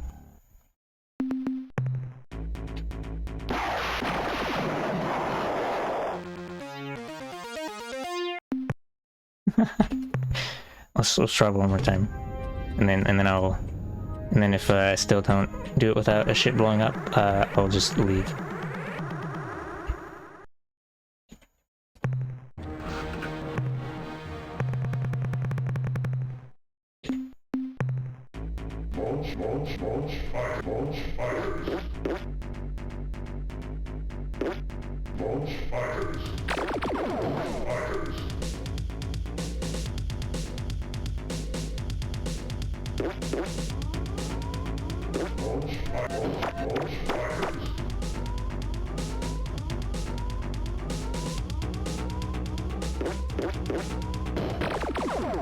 Oops, I crashed into the planet again like a professional.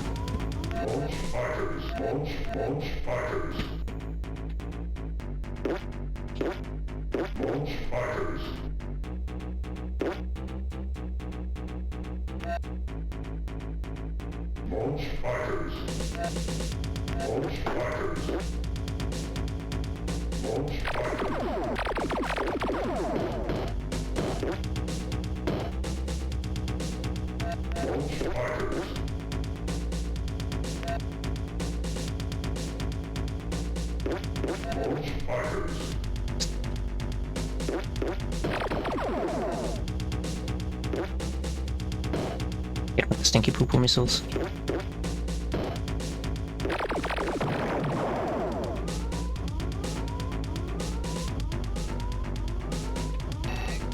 Damn, almost.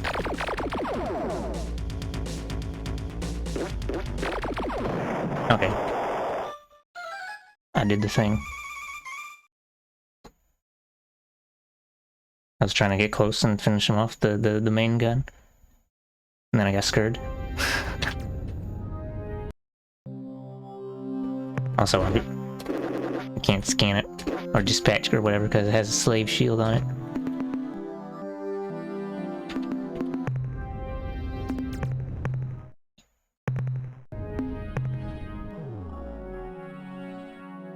Like I was trying to make use of the fact that if you're closer, then it can't turn as fast to face you.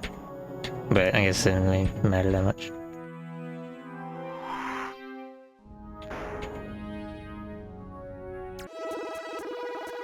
Oh, well, what's this?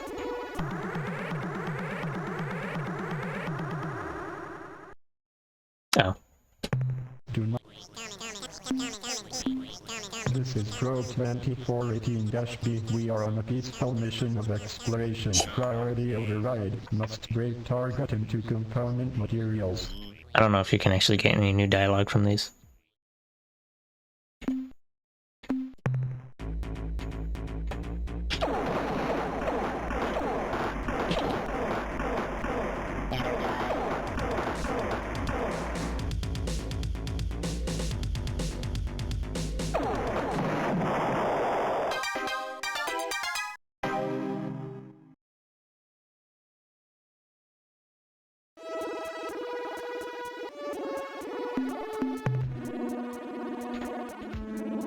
Okay, I don't know where to save again.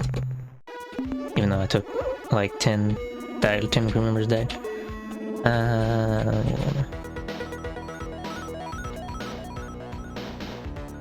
Oh, hey look. Since I blew up an Urquan, now we can see how big their sphere of influence is. I guess. Very large.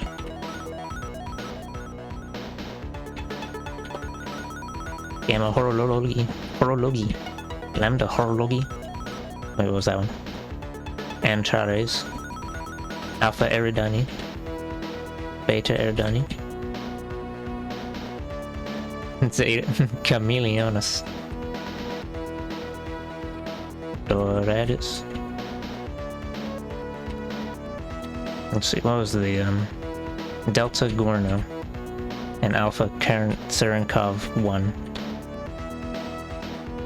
We can fuck around and find out.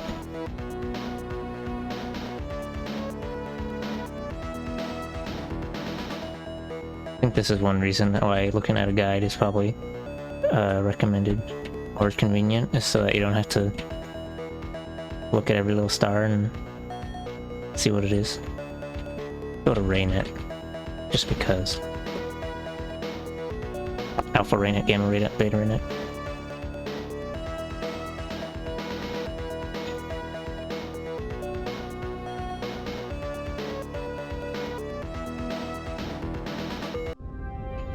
Well, there's nothing at all.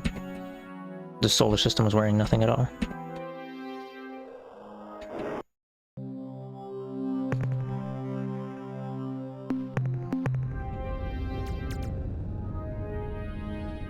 I'm probably gonna recycle the Zak-Fat Pig ship, because it doesn't really have much going for it. It's too stinky.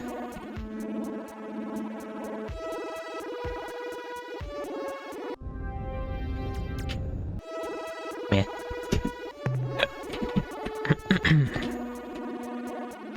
Gamma Kaylee. Oh hey, Gorno. The Gorno's Pizza.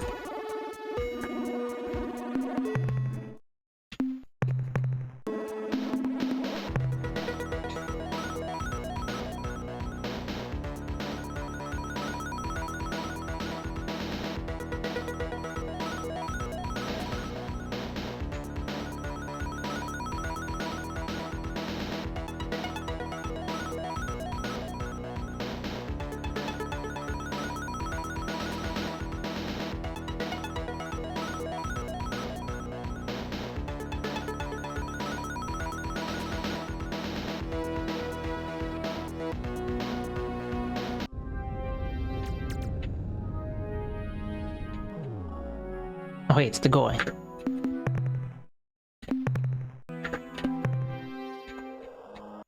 Attention, huge Aryan vessel. Though most of my sensory instruments Oh my god, they give him my mass indicator shows the huge size of your vessel, revealing you are none other than a disgusting old Quan slime wad. I am the glorious Sophist warrior Tanaka. You killed my father, my mother, my many brothers, all 6 of my sisters. In fact, my entire species. Prepare to die!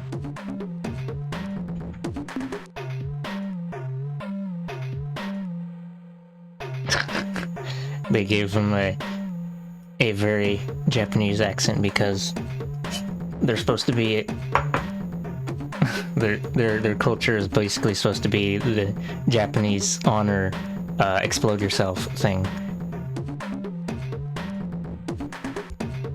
And also they're marsupials, aka they're furries. I cannot believe. No one insults us like that, you toothless, piebald, impotent roof rabbit. Oh no, you don't! Giant! Water noises.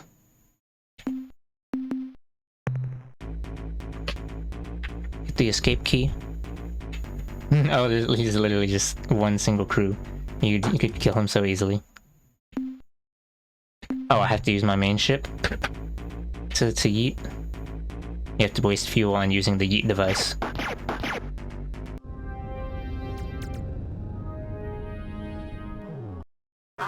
So, the cowardly slug spawn has returned. You were most fortunate last time, you hideous, powerless freak. But this time, I shall surely destroy your vessel. You slithering eater. You live. Wow, is it so? That's so loud. No one insults us like that, you toothless, piebald, impotent roof rabbit. Sack of the king.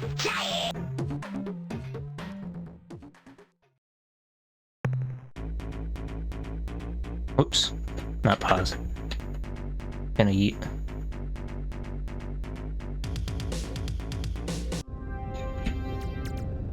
Spin-a-rooney. I see you're back for even more humiliation. You flatulent. Those are mighty words from a dripping, snout-rotted little furball. I will hang your withered reproductive organs from my posterior monitor.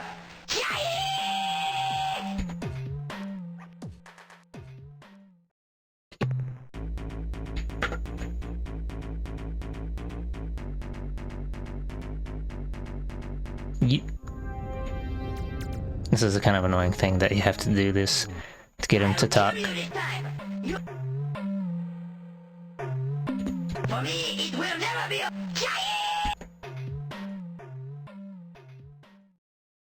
It's tempting to just blow him up, but you're not supposed to blow him up. Because I cannot believe this shit.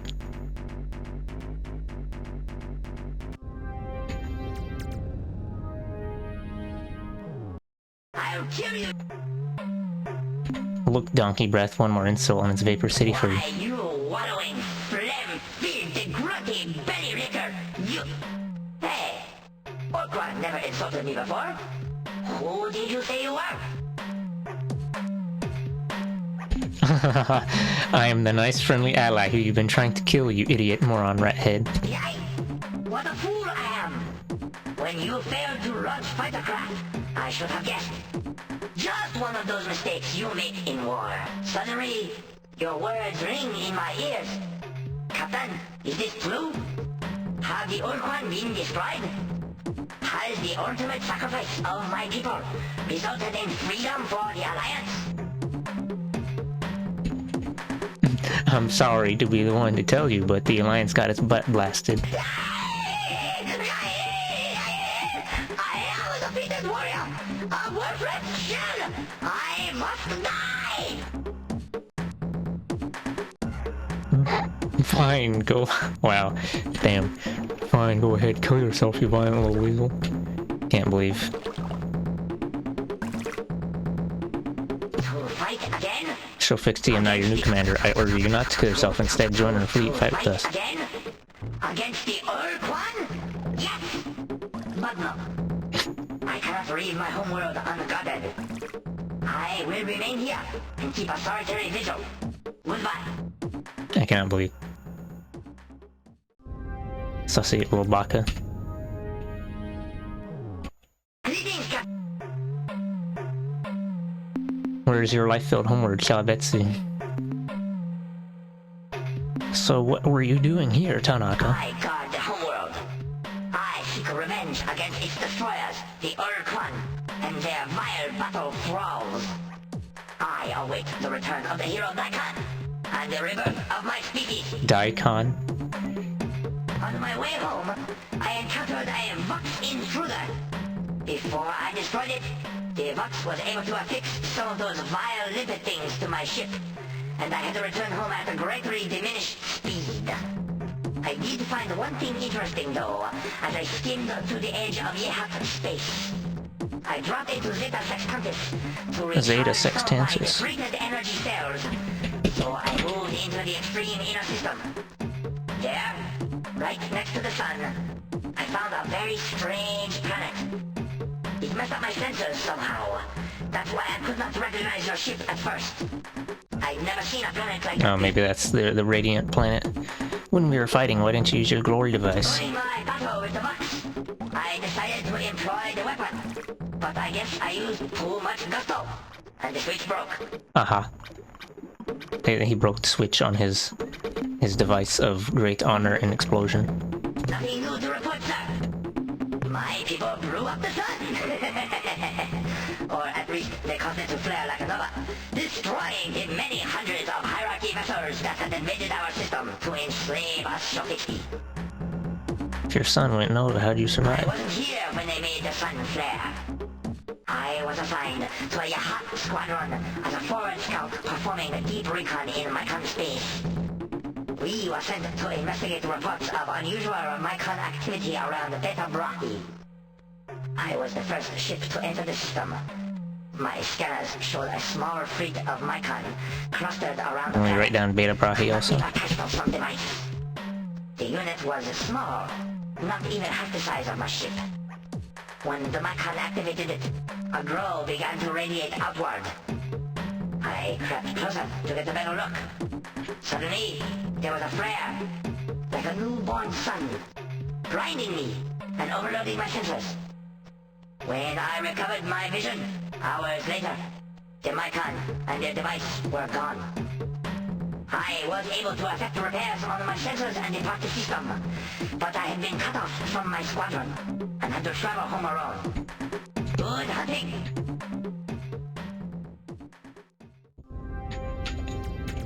Wowie.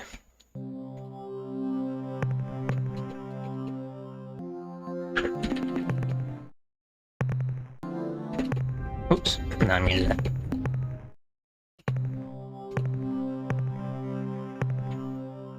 Grab some bits,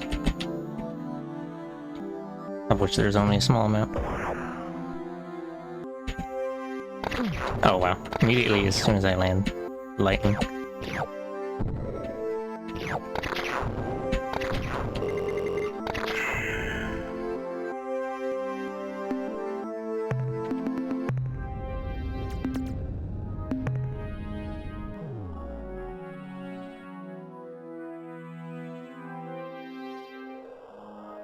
Check out these other planets real quick.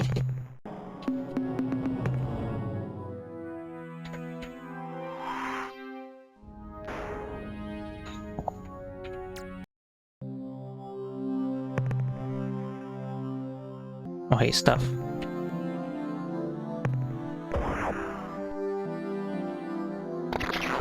Oh my god, it's the thing. An individual. And now he's dead.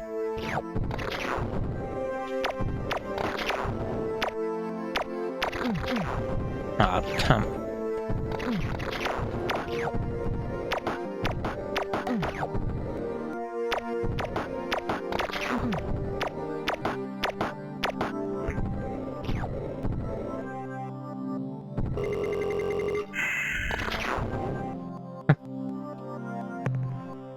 I'm running low on crew. Cannot believe. Oh, it's actually a stun gun. But close enough.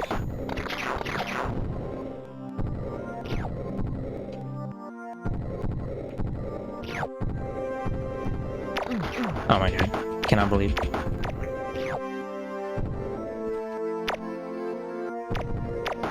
I just destroyed some material.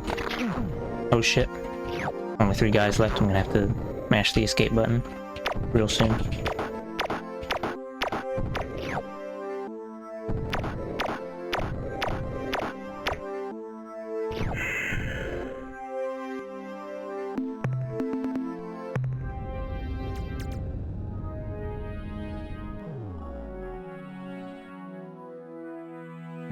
We'll check this planet. Also, let's see. We'll check this other orange one, and we'll check the planet close to the sun, and then we're gonna go back to Sol and get some more crew. See, I think that's biological.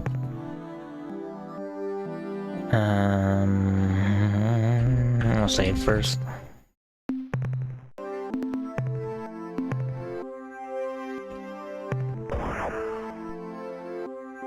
Oh, it's a blob. A little blobby guy. A flower. Destroy the flower. Oh my god. Okay, never mind. We're just gonna forget about it. Don't have enough crew members left to warrant doing the thing.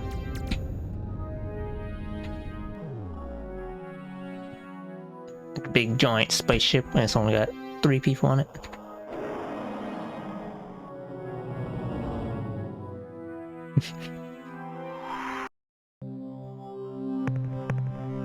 Wow, there's nothing on here. Never mind.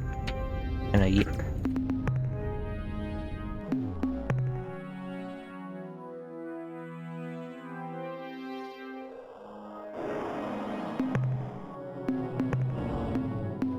Oh, can I transfer crew from...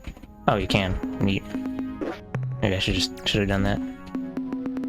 Man, fine.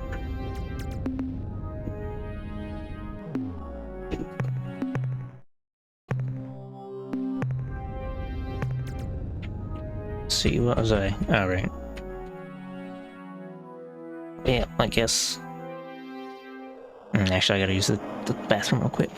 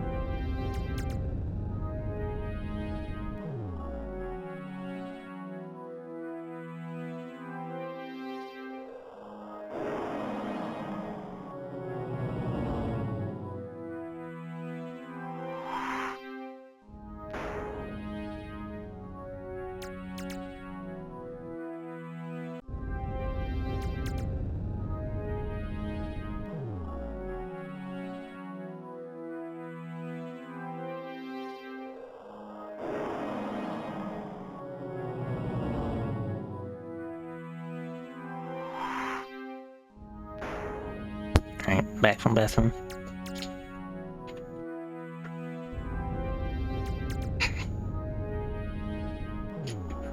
Yeah, I don't really feel like it's necessary to or I don't usually bother to put up a be right back screen if it's like less than a minute.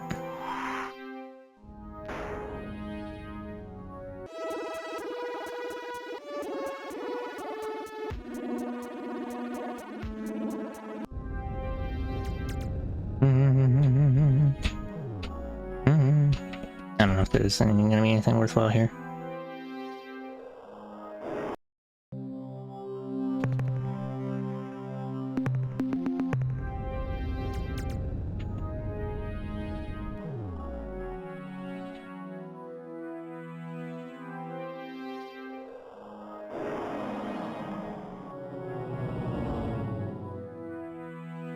We'll check out the gas giant. Red planet. Definitely not Mars. Or anything like shaped. Oh, hello. Okay, Hasuki. I'm doing alright tonight. I've been playing... Oh, someone's called it Star Sector. I've been playing Star Control 2 for a few hours now. I'm currently in the stage of the game where I am only slightly lost. Let's see.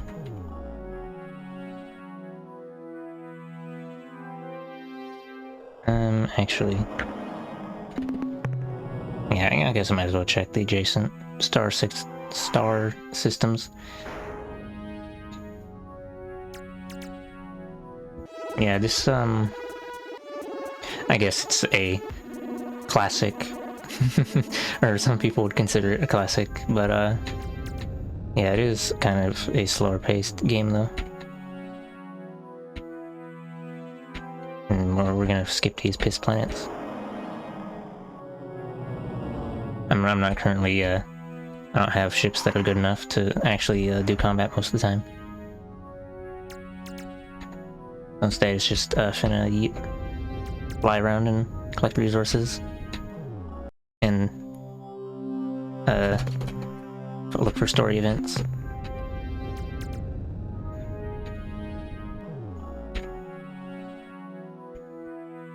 I think there's quite a few Or at least, there's at least a few space games that have taken inspiration from this game. Like Star Sector, hehe. I don't know. Oh, lots of biological stuffs. Let's move some of these crew members so I can actually, like... Yeah.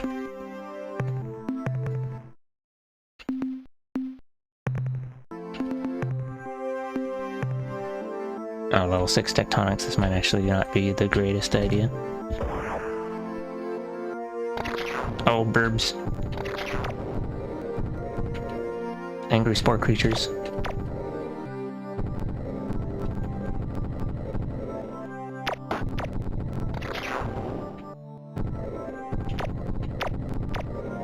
Destroy the bird.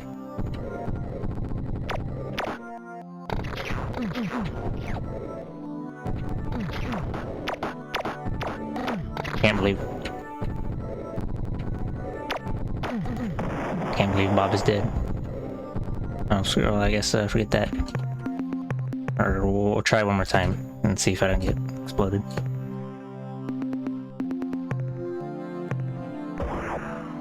Oh, alright. Well, thanks for stopping in anyway. Oh, that's some bad luck. Lightning always strikes in the same place 3 times to show its displeasure. It's only level 3 weather and it's fucking ridiculous. Maybe it has something to do with, like... I don't know. I'm not sure, but maybe there's like something that causes lightning to strike more often. Like I'm shooting too much or something. I don't know.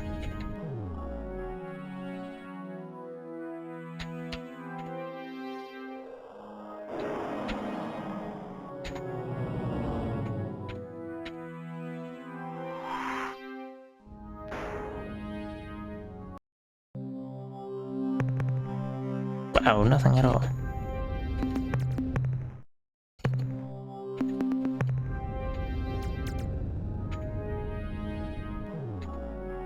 Alright, I don't know if I already feel it. I guess we can check the Alpha Star system also.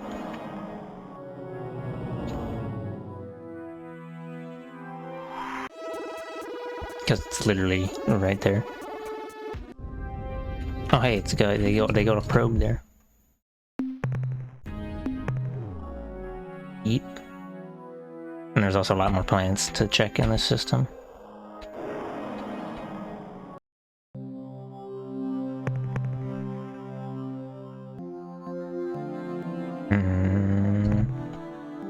We'll give this a try. Even though it's gonna be, oh shit, Luigi. Can I believe?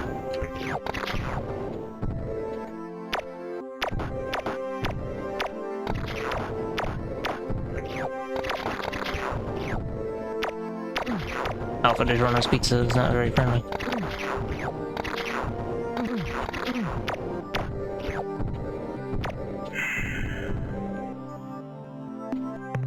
I'm gonna leave this planet. It's stinky. Smells like death.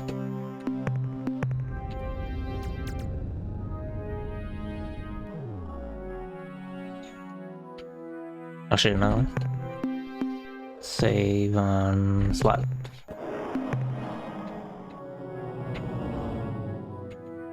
Is this the Slylander homeworld? Nah. Couldn't be.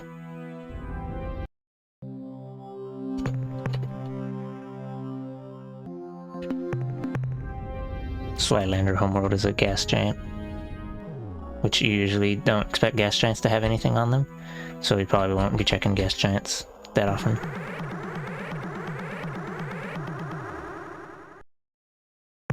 This is Probe 2418-B on a peaceful mission. This probe is programmed to defend against hostile behavior. Priority override. New behavior dictated. Must break targeting to confirm material. Self-defense? Nah, we're gonna turn you to soup. Way more important.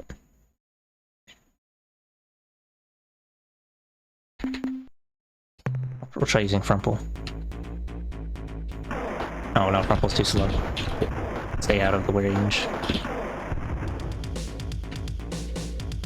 Energize.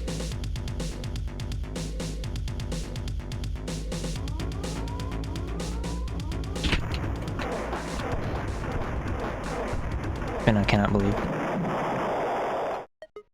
Oops. I just unfull screened the game.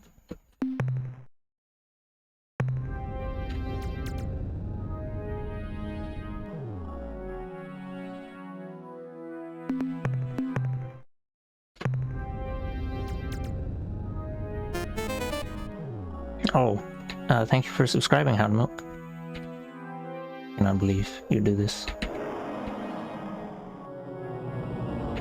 Highly illegal maneuvers.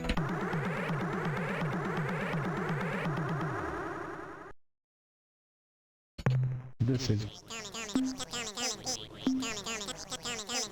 replication status 8 replications. Next replication 85% complete. Estimated replications since departure from point of origin 583 estimated replications since departure from point of origin 583 replications. Estimated replications projected 1 year from this date 14,784 replications. Estimated replications projected 5 years from this date 45,786,412 replications. Priority override.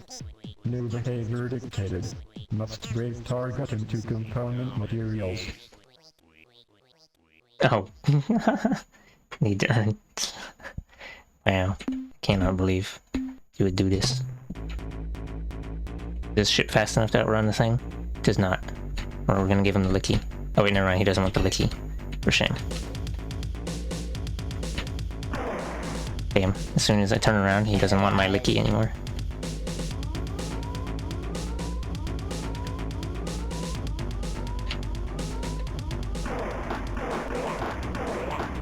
Yeah! No, it's too far away for the licky. This ship's spooky stinky.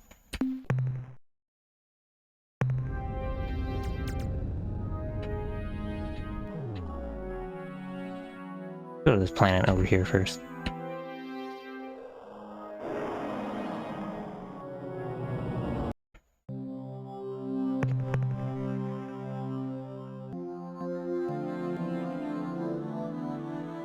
Man, I can't bother. For some reason, class 3 weather seems to be extra. I don't know, the weather seems to be the most annoying hazard because sometimes it just seems like you just can't dodge the lightning. And by sometimes I mean always. It always seems like you can't dodge lightning.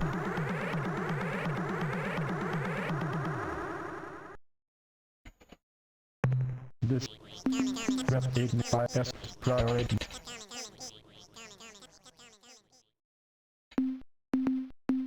We'll use footfall and shoot butt missiles.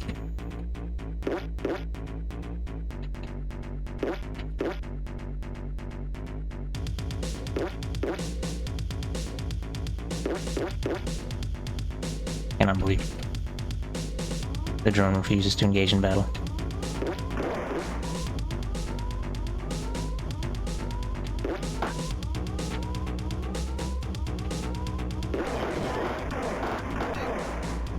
Can't believe football only has 3 homies now.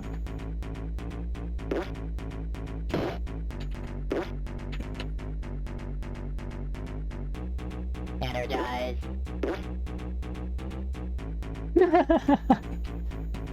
I cannot believe you do this. Not enough HP to finna yeet. I'm gonna load in a moment.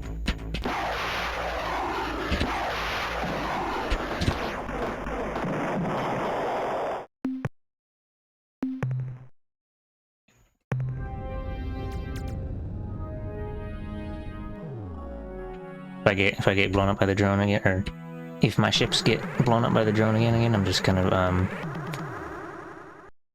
not gonna bother. I'm gonna yeet.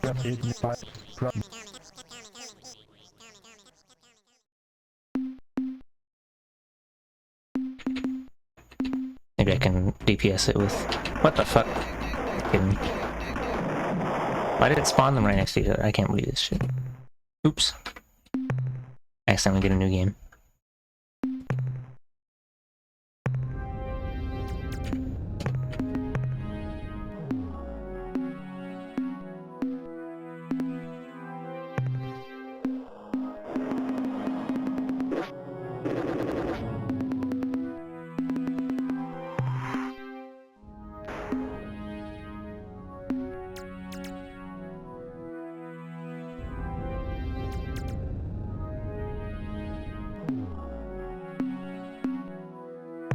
I'll just take some crew out of this ship and this one. They're both stinky. And this one too. They're all stinky.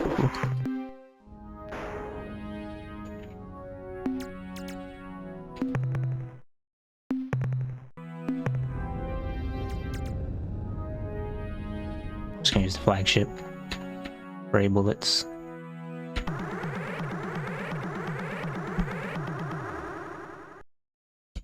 This is Rep 85.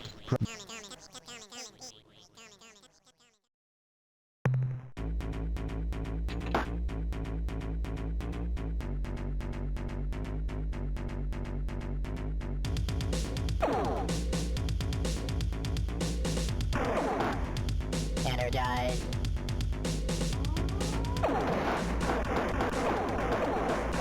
Energize.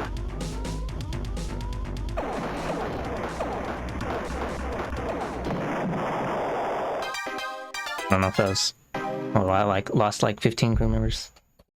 I mean, I guess the crew members are cheap, but... Annoying.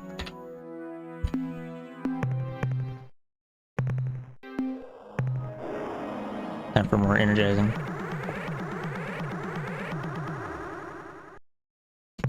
We are not hostile and seek to establish friendly relations with your species. We too come in peace, please leave us. This is Right target into prone opponent materials.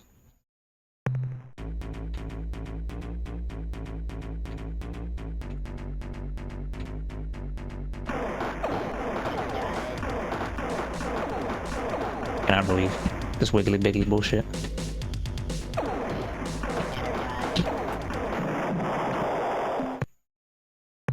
Oops.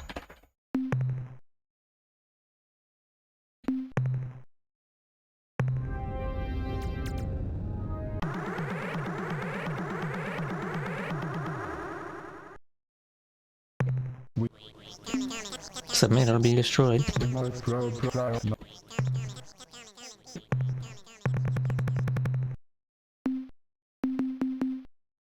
Oh, we'll use button missile this time.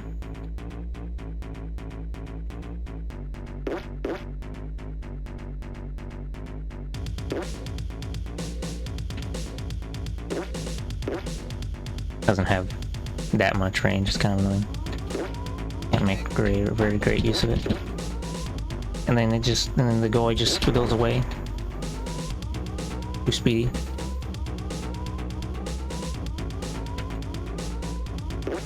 Energize.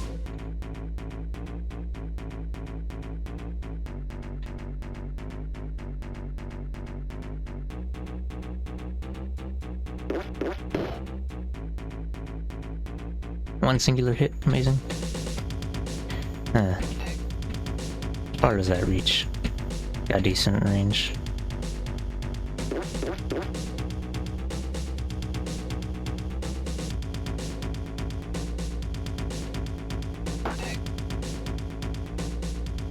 Oh, that confused the heck out of me, the screen swapping. Screen things.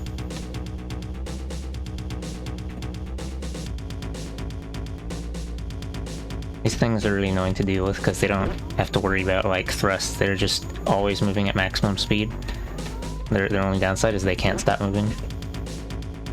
This is also why you never see a trail behind them. They just wiggle toward you.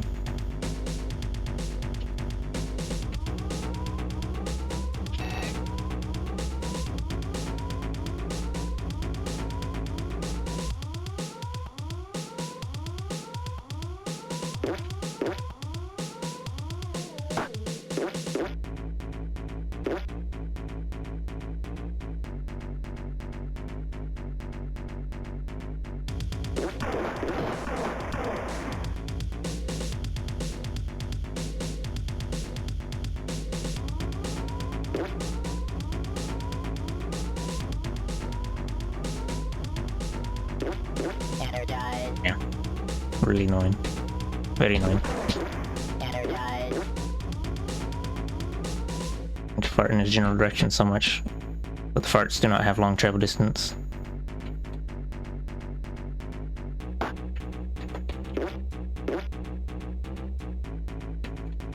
The button missiles is because the Spathy are cowards and they don't want to do direct combat. They fire button missiles while running away. But then this guy can dodge them if you have a ship that doesn't, and spaghetti. Can't believe there's one single crew member left on the ship.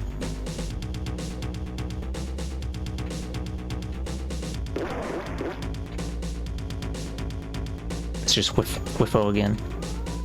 Energized. All his human homies are dead because of my poor fighting.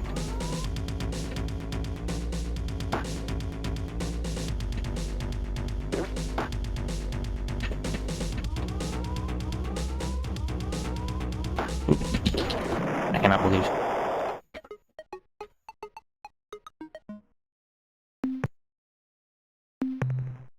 I'm just gonna try and exit the solar system. Bye-bye. Thank you, poo-poo.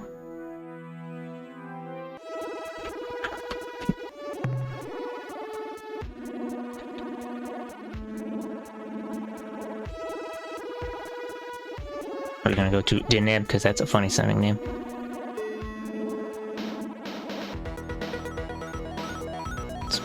Probably won't have anything there because most of the star systems are actually empty, usually, seems like.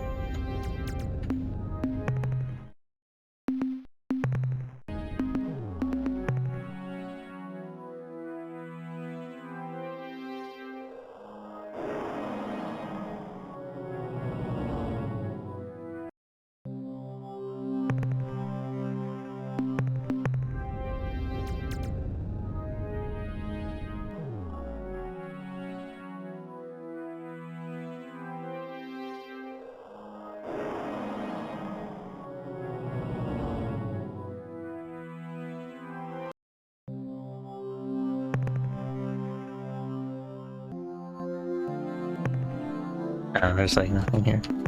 Thought that was orange. I thought it was an orange resource, but it's not. And I thought it was like, from the way it looked, I thought it was a planet with actual water stuff going on, but no, it's just stinky rock.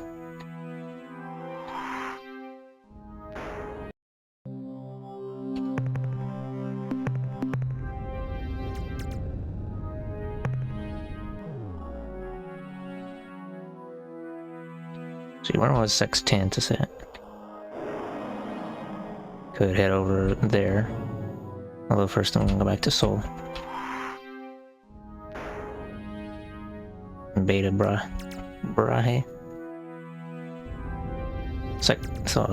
Sextantis was where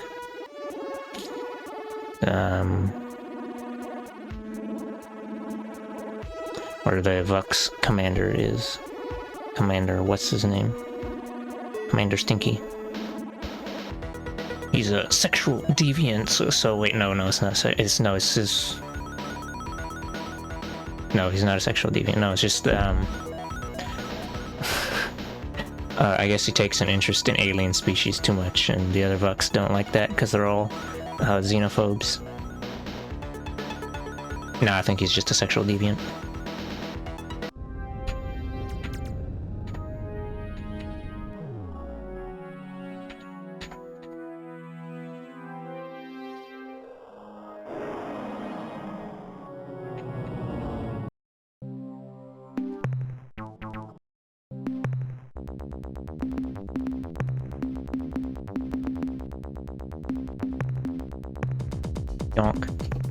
Yonk.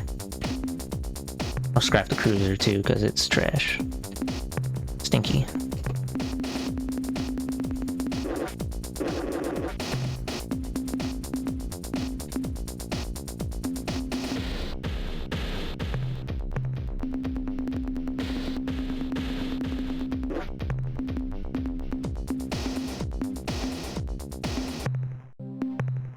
Oh, whoops, let me give some Good to see you again, Captain. The goods. Before we proceed, I wanted you to know we're receiving a priority distress call from the Zokfot homeworld at Alpha Tucanae.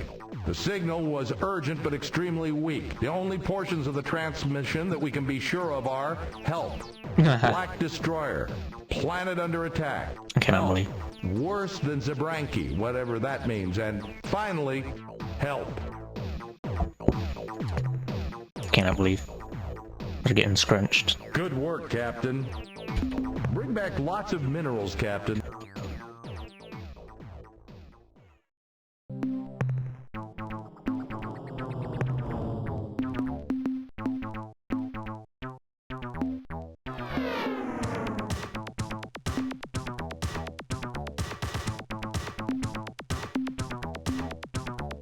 See, what was I gonna... Oh, right, we're gonna change... Well, actually, I don't know if we're changing that would really help much. We'll leave it as the ion bolt thing. We'll put a dynamo unit or two instead. Add a crew pod. Crew pod it lets you carry more crew, but more importantly, you can have more health, and then your ship is even more tanky.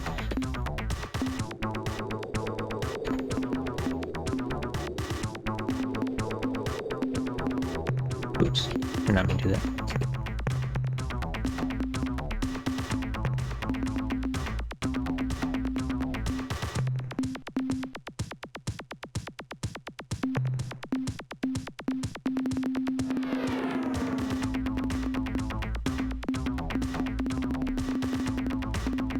Okay, we're just gonna go back to having two fuel pods. Then...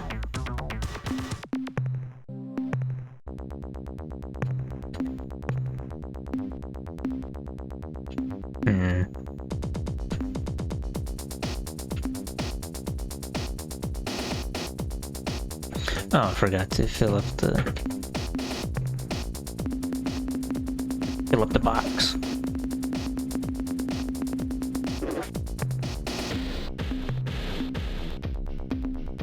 We'll get a stinger even though it's trash, just because then I'll have more than just that many ships.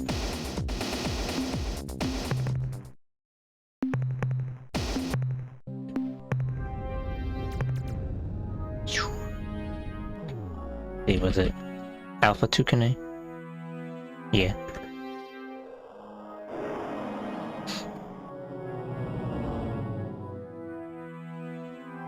Gonna have to do an actual fight against actual stanky ship and take lots of damage.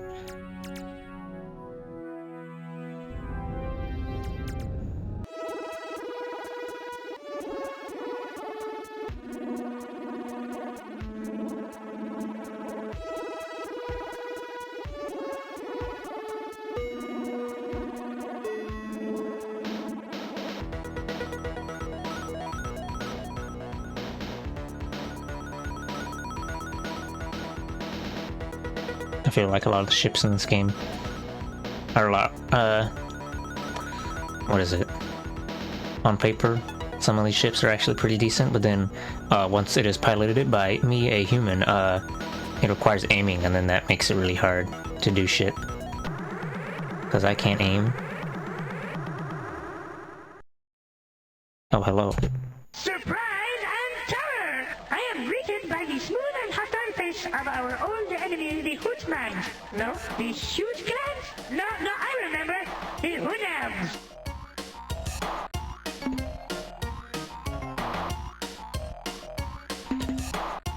We leave as we came in peace. Aspects of your last statement defy the course of nature as I know it. First, peace, as you call it, is an illusion. If you have peace, you simply haven't yet seen the thing that's trying to kill you. Second, peaceful missions through the cosmos rarely require weapons large enough to punch holes through a small moon. Psh, it's for self-defense, I can't believe. In case you have not forgotten, we are bonded to the Urkon as slaves. The punishment for the plan you propose can be described as death. That brings up a good point. If you are such cowards, why do you fight for the Urquan? This is a sad tale, so do not even try to contain your tears. After the Urquan demolished the Ilrath, they turned the force of their armada against Asasati. The term rapidly subjugated would best describe what happened next.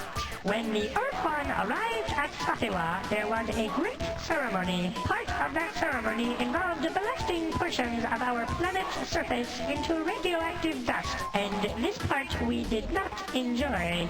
But the worst was yet to come. Our leaders were called into the command chamber of Urquan Lord One's dreadnought, where they were read a long and complicated document explaining the choices given new slaves. When our leaders heard the term forever encased and impenetrable shield, they grew overexcited, I'm afraid, and made a fatal error. The decision was to be transmitted to the Urquan via one of two rods, one colored black, the other white. Our leader handed the white rod to one of the Urquan's servants, signifying fallow slavery. But the servant somehow exchanged rods and handed the Urquan Lord a black rod, indicating our desire to become fighting slaves. By the time we learned of the switch, it was too late. The Urquan would not permit a change in status. Following that most tragic day, we were forced to assume the role of an Urquan Star Thug. We tried to avoid combat, but the Urquan gave us 3 warnings, each more strident than the last. When we learned that there would be no 4th warning, simply annihilation, we attended to our new role with improved vigor. Oh, and perhaps you have already guessed, the Urquan's servant who made the switch was an Umga. Under the circumstances, I think it would be best if he allied with Earth immediately. Also, they mentioned Umga, except we're not supposed to know anything about Umga yet. But Umga are, the species of Umga are just, they are a bunch of troll faces. We can best be described as a They're literally just trollfish species. qualities of both the cloud But we haven't seen and them the yet. Rabat, which is not native to your world. We are intelligent and clever, though you would never call us cunning.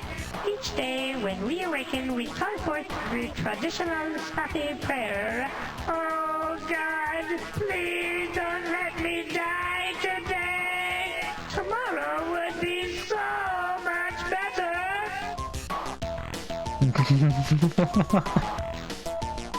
Oh, such solemn prayer. What do you really want out of this great mystery called life? I want to live forever, with no pain whatsoever, owning vast personal property, plus a company of nubiles. If this is in your power to give, I beg of you to do so. Sure, consider it done. Allies to the bitter end. Not. Man, you look weird, all those claws in your gooey eyeball, yuck. Look, can we keep this as a secret between the two of us? It's really rather embarrassing. Then I yeet. No fighting. Oh, then they just disappeared. Or I guess that's so the little bubble doesn't attack you again.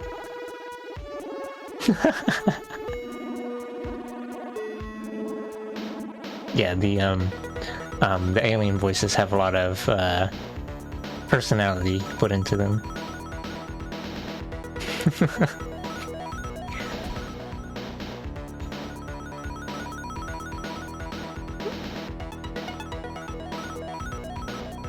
I haven't heard most of them before though, or at least I don't even remember like what half of them sound like. Even when I guess even when there is no voice acting, the writing is still the writing with the funny font for every alien. Corny writing of important species backstory lore of how dumb bullshit.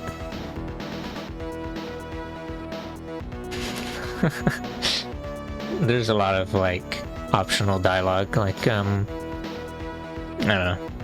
You can go to like the Ilrath homeworld, which is those evil spiders, and you can ask them all about their culture, even though you're like they're hostile and they're gonna blow you up after you're done conversing, you can ask them all about all that for some reason.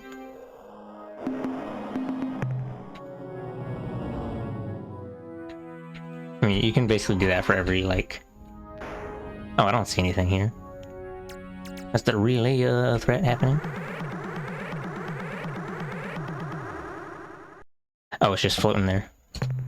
We are the Urquan Core. We cleanse our destiny. You will soon die. Make whatever rituals are necessary for your species. What are you hanging over? My trophy bone bit. In here is one skeleton from each of the races, which I personally exterminated. I fondle these bones and recall the fine cleansing. Perhaps your bones will grace this pit momentarily, unless they are accidentally vaporized. Bones. We're just gonna use the flagship.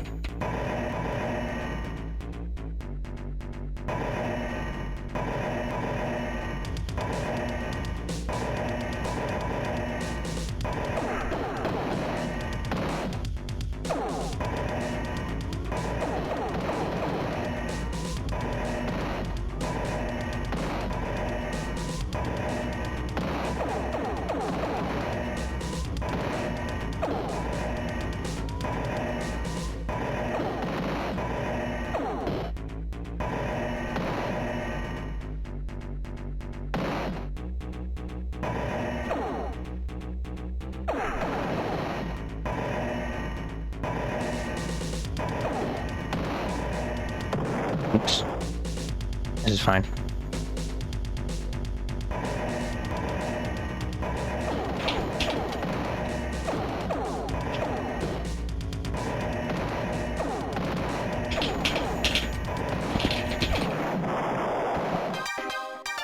I lost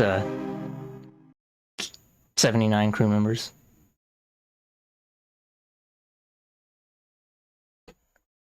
Our savior, you have rescued us from certain destruction. Howie, baby, that was a close one. The black ship appeared in orbit several days ago and began raining down bolts of destructive energy on the surface of our planet. Fortunately, we were able to focus our planetary shield to deflect the energy blasts away from our cities. Unfortunately, The lore in this game's super fun. I want to try playing it. Yeah, it's really, really interesting lore. that makes me really mad. Good world building. Attacking. Large to deflect been annihilated. The entire ecosystem's destroyed. That makes me really mad. I mean, attacking helpless, intelligent alien species, that's one thing. But toasting our cute little wood jukes and tree narves, that is really low. If the black ship had been accompanied by others of its kind, we wouldn't have been able to stop the rain of destruction. They would have killed us all. Well, in that case, better those jukes and narcs than us, right? Captain, it is clear that in matters of war, you are more capable than ourselves. With this in mind, we would like to give you our 4 finest starships and crew. I hope they bring you many victories. Oh, Try not to lose them all right away. amazing. I have 5 of their ships now, which I'm probably not going to use at all. Well, what's happening around here? Quiet, Captain. Nothing new to report. Are you crazy? What about the Fungi Championships? Why should we tell the Earth Captain about that? He wouldn't be interested. Oh, yeah? How do you know? Because I'm not even interested. Nobody with any brains is interested in Fungi. Well, what about me, huh? I love Fungi. It's a sport of kings. Gee. Oh, all right. He wouldn't know any of the teams anyway. Let's see, any news about the war between 2 enemy races? Nope. Not a thing. Sure. You know what other alien races? Not much. This space exploration. I think I already said this. Which Strangling, pummeling roads. the pro Then and that includes somewhere at the source. We have that somewhere on a Direct line train. Somewhere on a direct that includes. I don't remember where the Musquet, Epsilon Musquet, if I ever saw where that was. Tell me more about them. Okay. Yeah, I already saw all this info.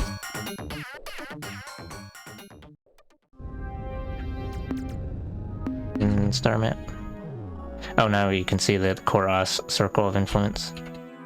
They're at war with each other because they're not very good homies, even though they're both supposed to be technically sort of the same species. Technically sort of the same race.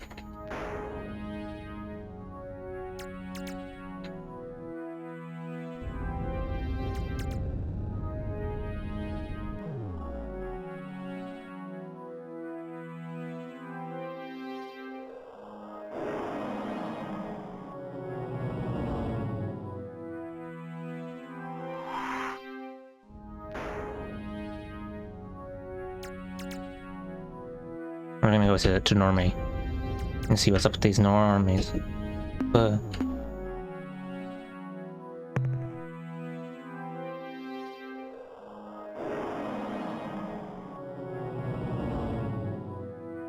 Oh yeah, I never went to Zeta, whatever it's called. Zeta Sextantis. Well, that's all the way down here though. I'll do that later.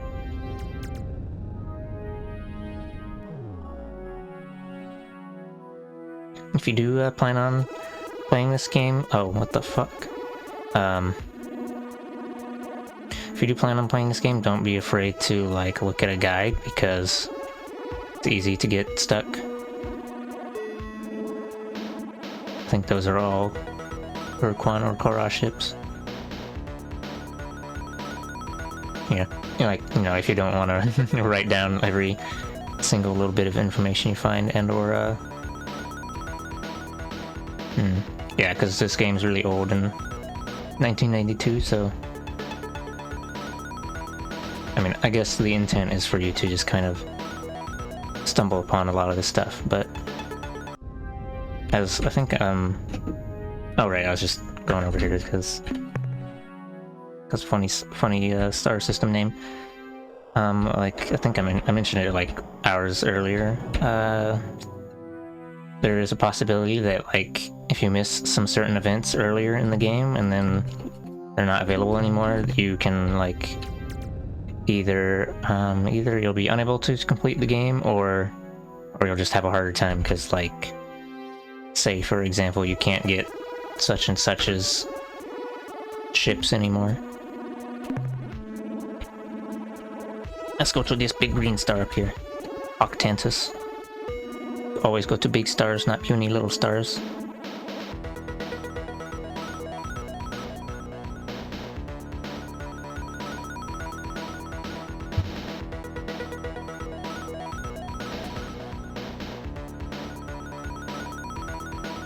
I'm actually not... Oh, hold on.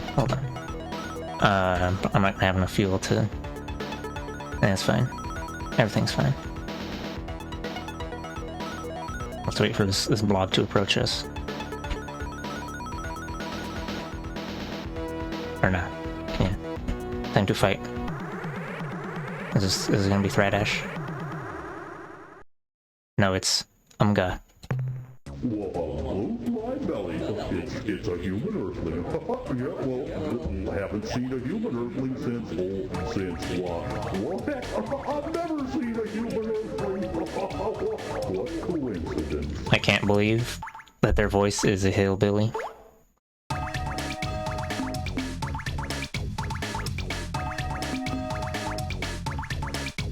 I don't like fighting these guys. Evil blobbies, you must submit to our overwhelming power. God, reveal your secrets. Here's our credo, freedom from Urquan. What do you say? Look, I know we had our differences in the past, but can't we be friends? Sure. Let's say that. Sure, friend. Oh, sure. Who cares about boring old Urquan and their slave laws?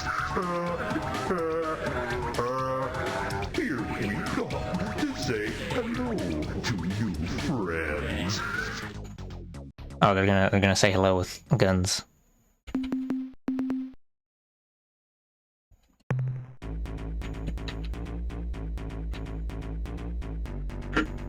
Oh, we're just gonna yeet because I don't want to fight these guys.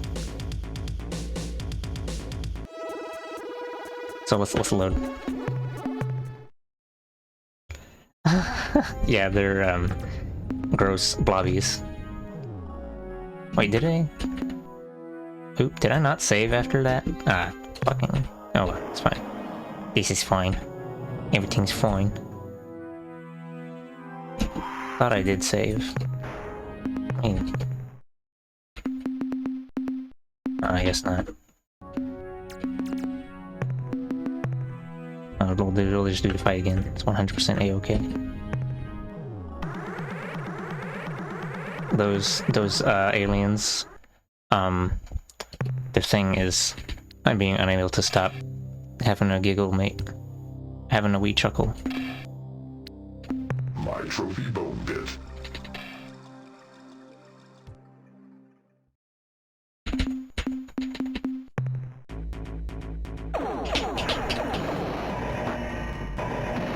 Bonk. Cannot believe.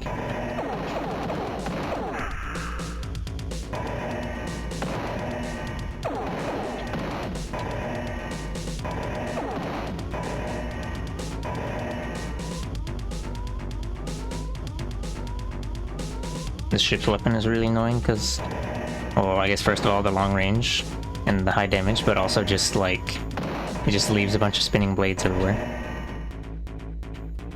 Very annoying.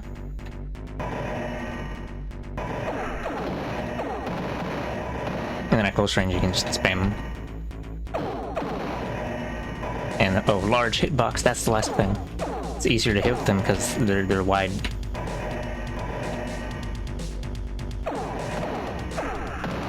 And then that blue splashes the alt fire of this ship. Oh shit, I just ran into two of them. Oh, alright, have a good night. Have a good time fighting individuals.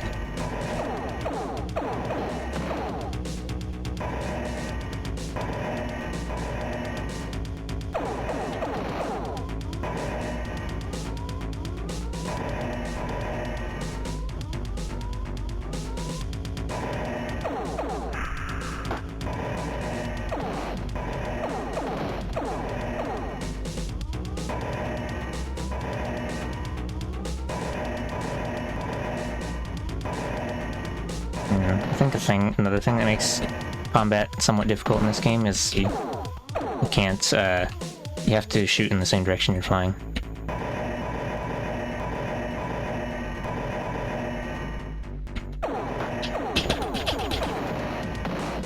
Oops.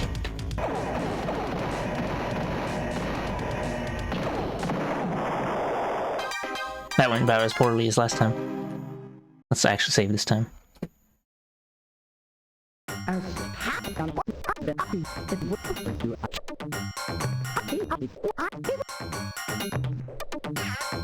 Goodbye, Captain. See ya.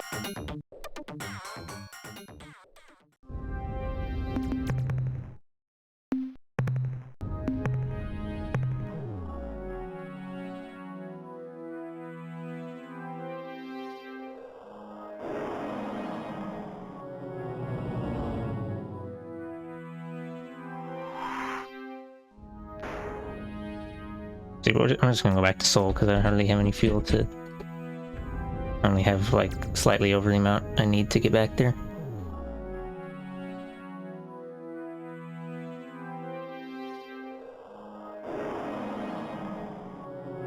Also, because I want to get rid of these ships because they're really not that great. The tonguing is very short range. Oh my god, cannot believe this shit. TM. Oh boy, 3 Korra. We are the Urquan Korra. Your presence here is premature. We fight the Kazazar for supremacy of doctrine and possession of the Samatra. When the battle is won, our task is simple. We cleanse. You are the filth. Over 5,000 races have made such a claim. We survived. They did not. If you attack us, we'll destroy you. Don't even try it. Yeah, time to eat. The escape button.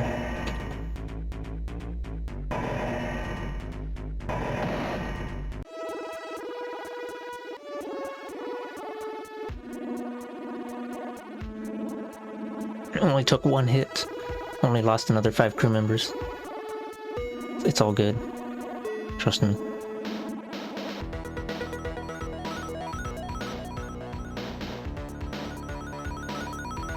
I think actually I'm not too sure, but the Earthling ship might actually be decent against the core A ship, because it seems like staying at far range is a good idea, and I don't know, they're not that fast.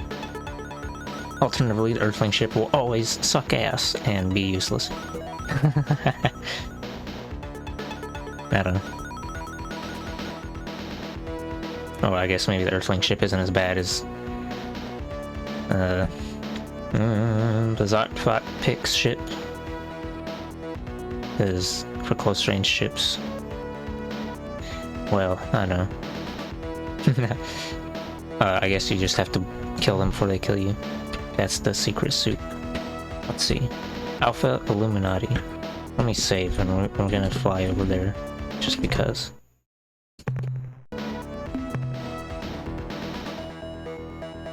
Because it's a big store. And I want to see what's in there. Whoops.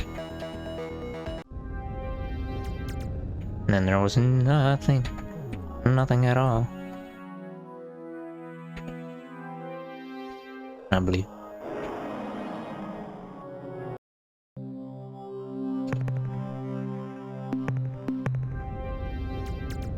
See, where is the Spathi homeworld? It's like 241368. I think that's what that number was. Let's see, we're gonna finna load. Star map 241. 241368. Epsilon Gruis.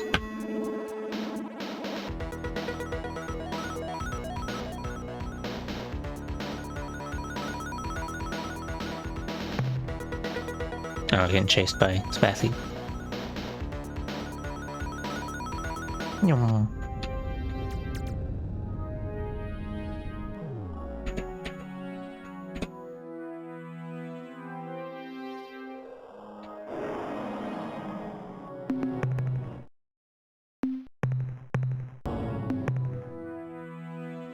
Oh boy. Spathis. Madame, what would you like to threaten me about today? Look, it's real. I hope they're not all gonna fucking glomp onto me. Okay, we're fine. Oh, haha. Alright, well, let's go to the moon first. Yoink.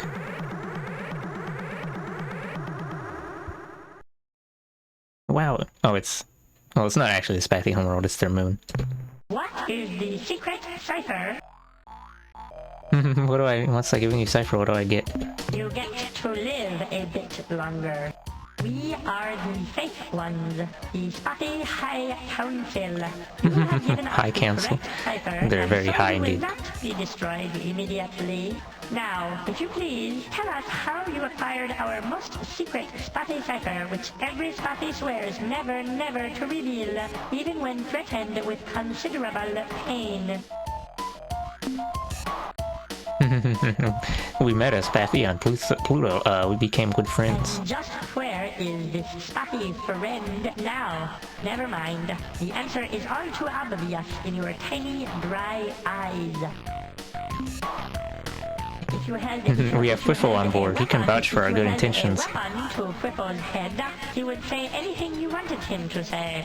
In fact, if you held a vegetable to his head, he would probably say anything you wanted him to say. We demand an immediate surrender. We come in peace and with goodwill. Oops. Oh, I hit right shift. Would you be willing to share some information with us? No. Wow. We offer our hand in friendship. Join us and our many allies. We are too afraid of the Urquan to consider such an alliance. They would most certainly punish us with extreme tortures. We're stronger than the Urquan. You're better off with us. Hello? Hello? Awaken from your dreamy state, human. Now is the time for realism, not wild fancy. Yes, we are strong enough. Look at our precursor vessel. Is it not unique? Yes, your vessel is unique. And here is the crux of the problem.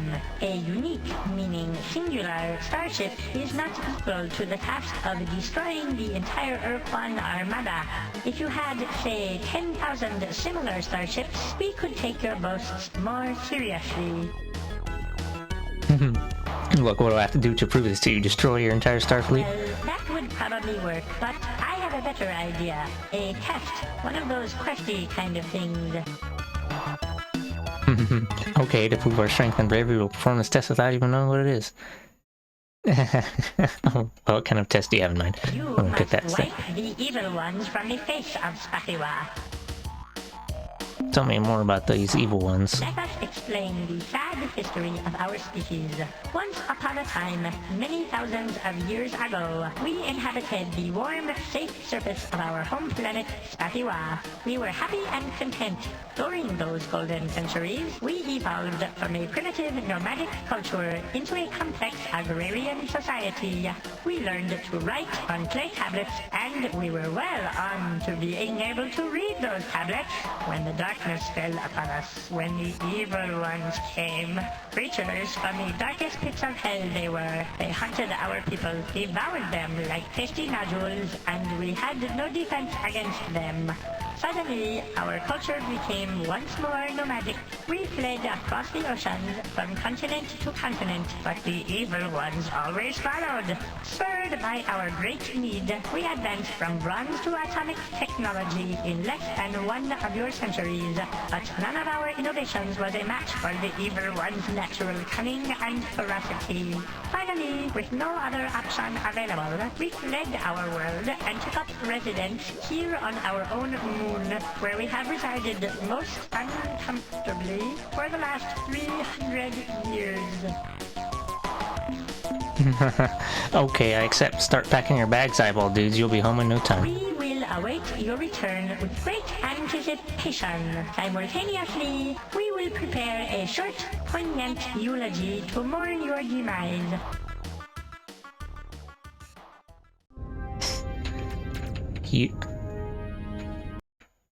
It's time to zap.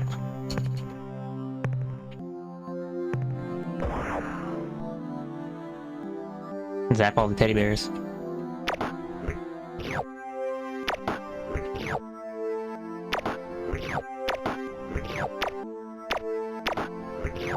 The evil ones. So scrunkly. Can these even damage me? Oh, I guess they do. Lol. That was unnecessary for me to test that out. But I wanted to know.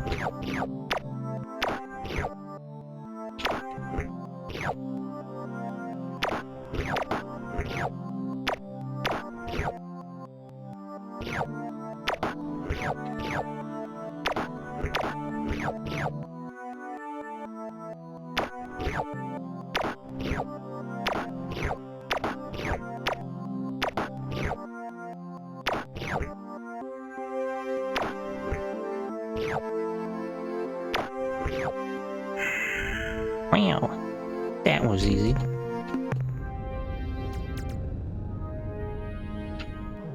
Hello, Fred. Since we are now friends, it is customary for you to give us things. I guess the only event of importance I know about concerns the low and stupid Unga, whose pranks we must suffer on a regular basis.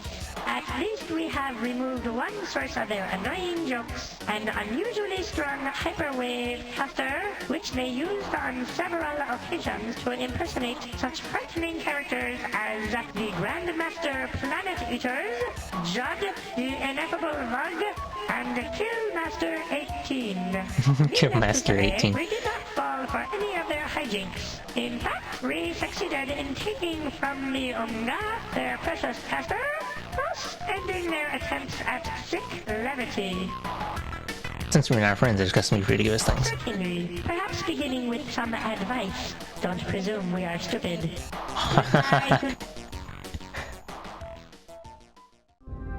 Amazing. How forego your foolishly courageous and noble efforts to rid the evil ones from our beloved. Although we lost many crew, we have eliminated the It's Scourge. wonderful. Too good to be true. And We will immediately they're scared of the begin teddy bears transporting because Patty from this unpleasant moon down to the safe they're scared of fucking We will vegetables. immediately begin transporting Apparently. Patty from this unpleasant moon down to the safe surface. We shall send in Fustlings and the infirm elderly first as a special honor. Please come back later to receive your accolades.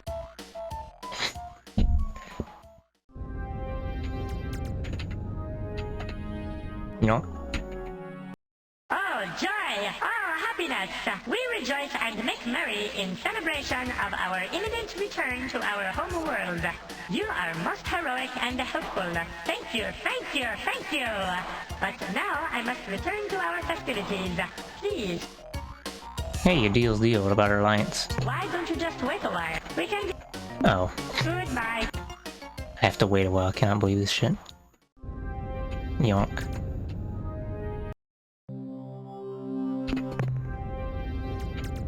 At least now they'll stop attempting to fly into me and engage in hostile activities.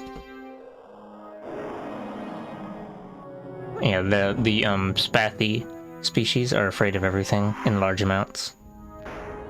Because they're all a bunch of wussies. Bunch of boosies.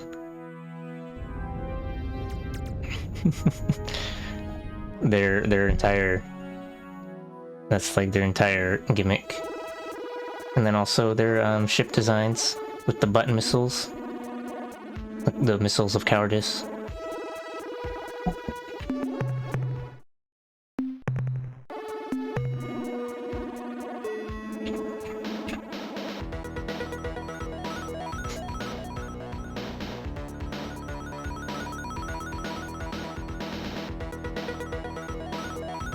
So to them, even a teddy bear is scary. And apparently they never thought of just shooting them. Or maybe, I don't know. it's like... dumb joke. Dumb jokes abound. Maybe they just didn't consider Maybe they didn't consider using their atomic age technology that they developed in less than a century to explode some teddy bears. I don't know. You know, they were so concerned with Finna Yeet that they never thought about Finna Delete.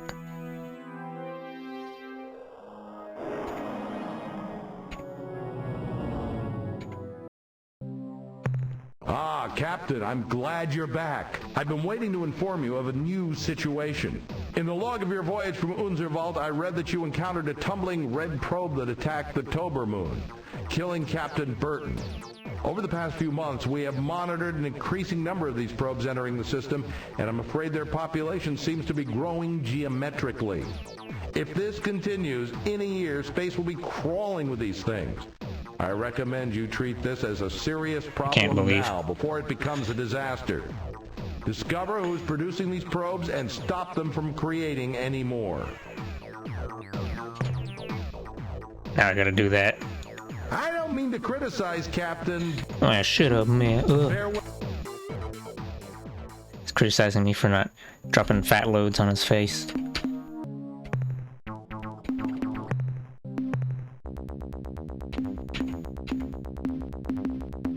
Got 4 of the Dogfight Pick's finest ships and crew, and we're gonna scrap them. Whoops.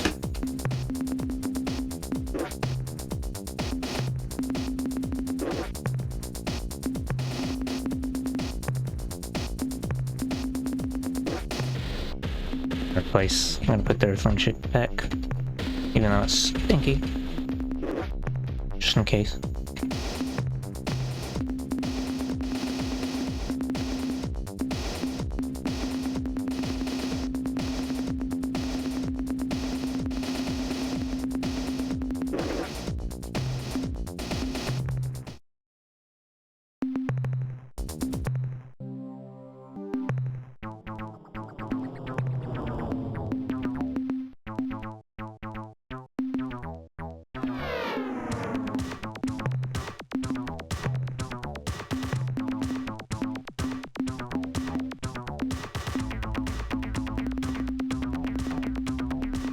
And fuel so expensive. Cannot finna believe.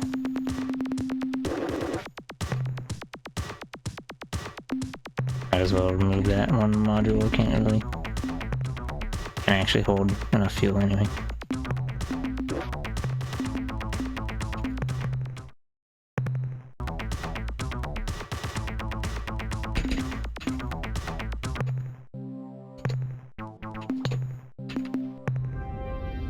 Let's see.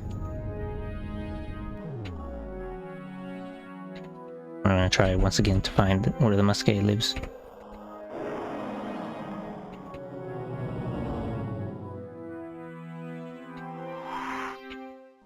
If it had mouse control on this screen, it would be way easier to kind of zoop around.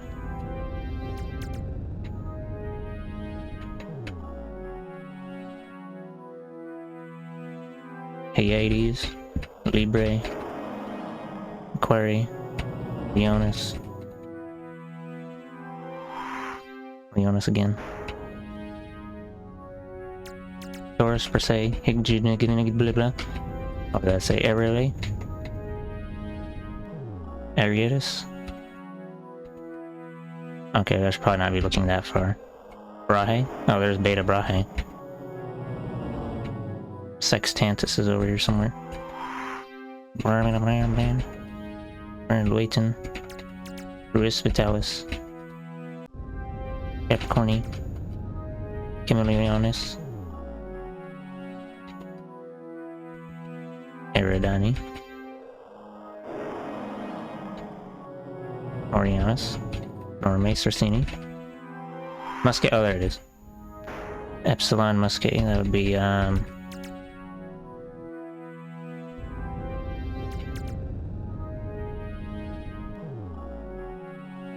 Delta Musquet, Epsilon Musquet. So they said it was on a line between Epsilon Musquet and other things, so maybe it's Beta Mersenne. Or Alpha Mersenne. Wow, look at me use anyone's brain.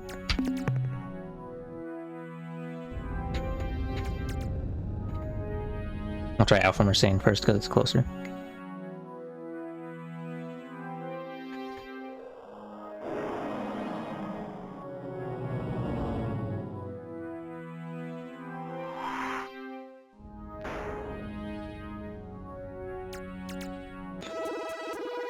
I think if I find the Slylandro homeworld, that's probably going to be the last thing I do for tonight.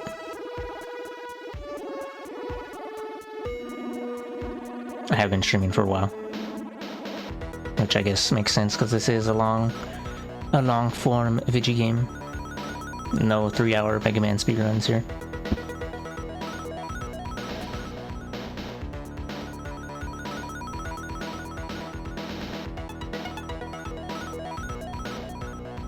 This game does have this game does have online versus multiplayer for like the ship battles only, which is something that I completely forgot about. Mainly because back in the year 2000 whatever, imagine knowing how to port forward and shit. But yeah, I don't know.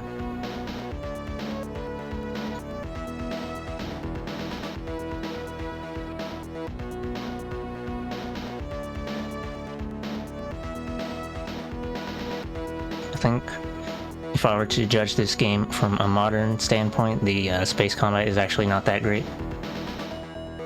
It's a bit unwieldy and hard. Like, I think the best part of this game is probably the story stuff. But it's like,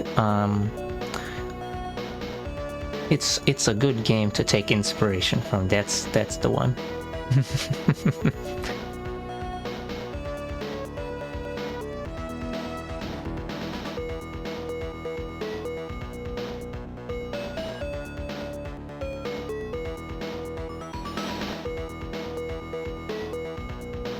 Because, well, I guess. Yeah, I guess for like a modern game that's kind of similar, Star Sector's got a lot more stuff going on in the gameplay side of things. But I'm not playing Star Sector for the story though. There's not really a whole lot of story stuff in Star Sector. Ooh, well, let's see if anybody's home. Ooh, I don't think this is a gas giant, so no one shall be home. Oh, there's some goods though. Grab them Zo crystals. Degenerate matter, whatever. Neutronium.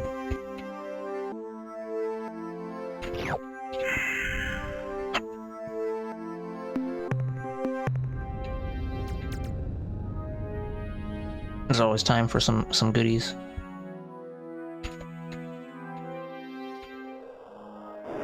Check the other planet too, just because. While we're here.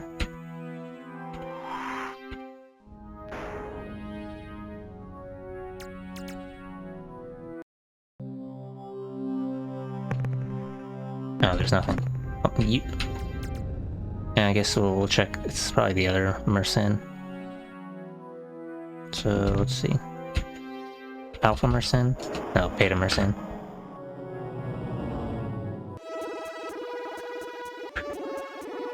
Oops.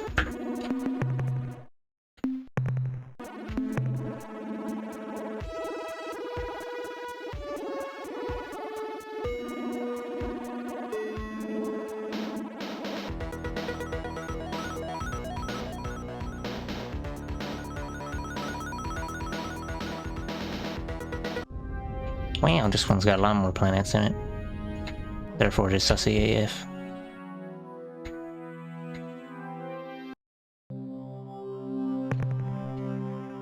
Oh, singular pink thing. Oh, actually, hold on. There's level 7 tectonics on this planet, so I don't know if it's really worth bothering. Wait, no, it's always worth bothering. Never mind, it was only one little tidbit. Cannot believe the audacity of this planet existing in time and space.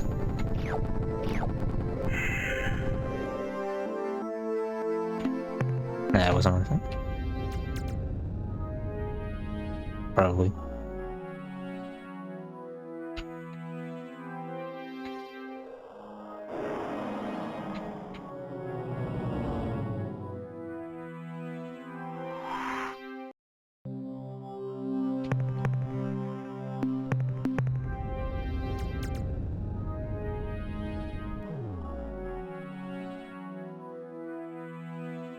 Check the planet right in the soup. Ah, fuck.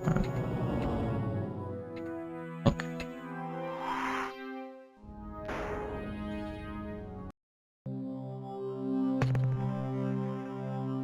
Oh, I thought it was gonna be a hot planet, but it is not.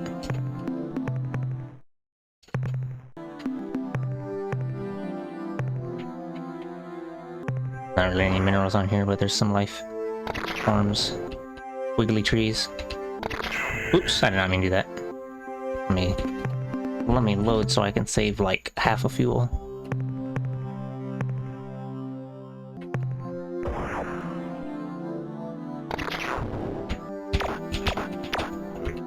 Angry trees. Can I? What happens if I touch these flowers? Nothing. Because it's a plant. Oh, if I stand still, does the lightning not hurt me? Or am I just dumb? Or is it just random? I don't know. The world may never know.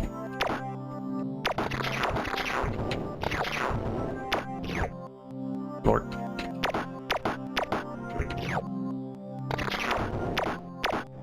Building up that static electricity from zooping around at high speed, clearly.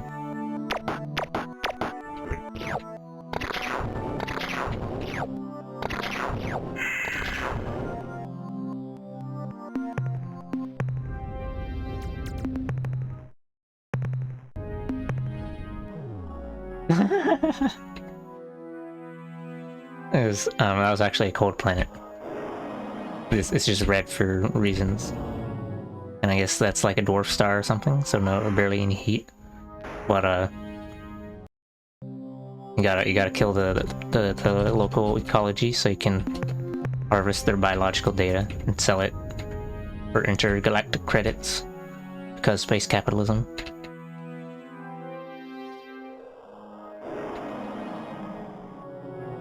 So maybe the system might not be the one I'm looking for either. But at least I guess I can conduct space capitalism.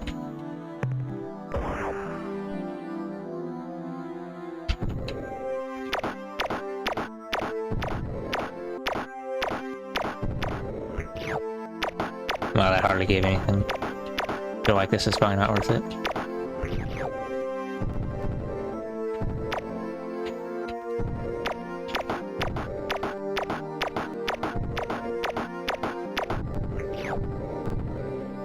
Oh, funny trees. Oh, God. Quake spawned right on me. Cannot believe this shit. Okay, this is what we trained for. Getting exploded.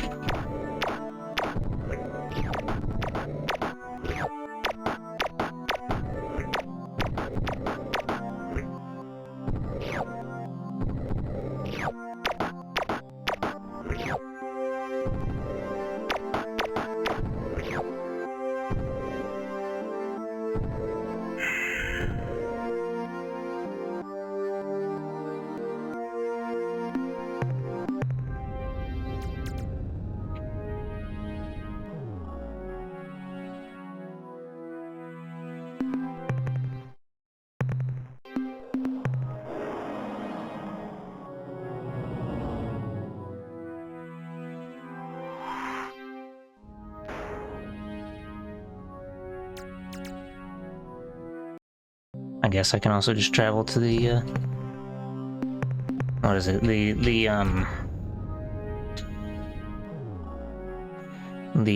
little bit of info from the Zokfot pic was that this Lively star system, or whatever I'm looking for, is in a straight line between Alpha Tucanae and Epsilon Muscae, but maybe I'm looking in the wrong direction and they actually meant like... Oh, it could be one of these ones very far out. Delta Corvi, or Vega. Or it could be in the opposite direction. Actually, because the opposite direction would be like down here somewhere, which doesn't seem to make a whole lot of sense. But we'll just keep trying some more of these. And we'll go to Epsilon Muscae himself.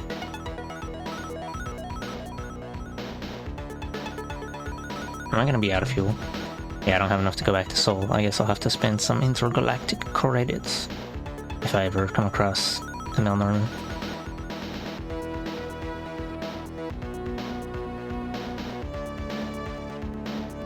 Alright, or I'll have to load my save file and switch out one of the storage pods for a fuel pod.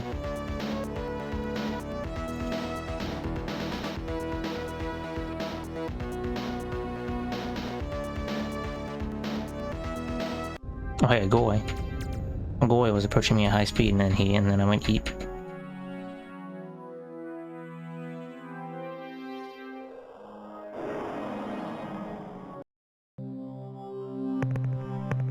Oops. Yeah, there's nothing here. For shame.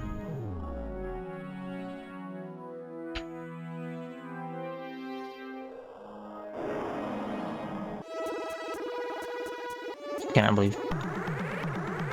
It's time to fight. We are not hostile. Priorities set at point of origin. Behavior follows dictated priorities. Priority override. New behavior dictated. He's about to tell us his priorities and then he's like, whoops, just kidding. Priority override.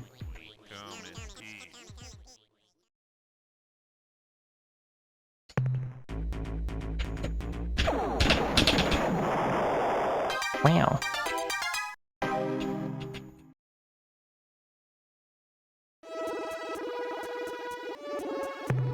Or do we want to keep going northwest? Try Zeta Muskie.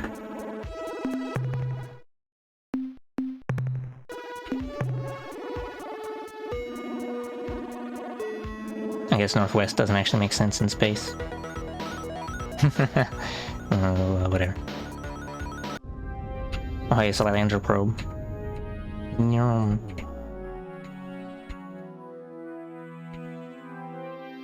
Oh, well, let's ignore that planet. Where? Let's not fight the probe, never mind.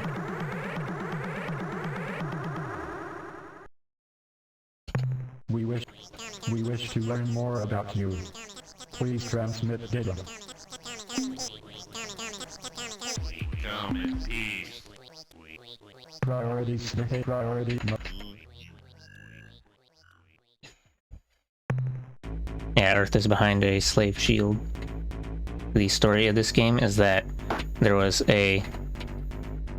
two space alliances. One is the hierarchy of thralls, aka them battle slaves, and then the other one was the alliance of free stars, and then the good guys lost, and so then they all were enslaved or put on, or like imprisoned on a single world. And then, oh hey, another one. Get out of here, Jimbo. Can't believe.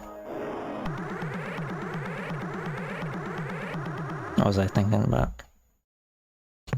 This probe is not. This is probe priority.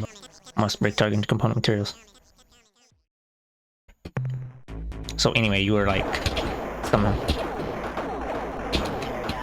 Ah, fucking annoying ass. You were part of some little secret space mission that kind of fucked around in the backwater part of space, and whoopie-doo, a little accident. Gonna do some accidental liberation missions.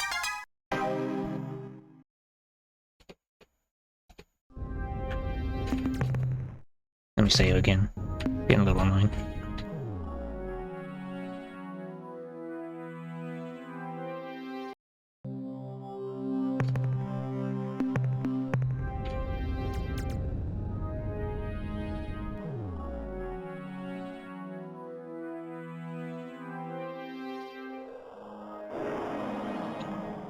Yeah, I don't know where they came from, because I don't think this is the right system either. At least I'm not seeing any,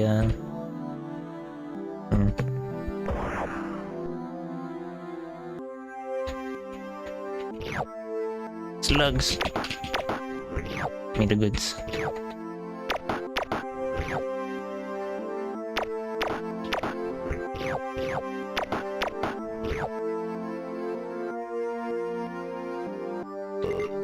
Oh, I'm full already on minerals.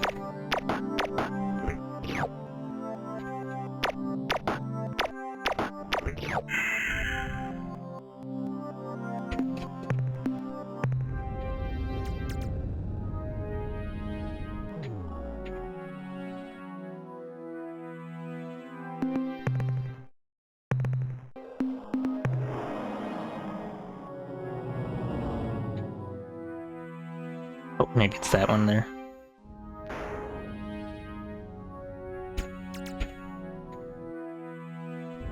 Might as well check it out.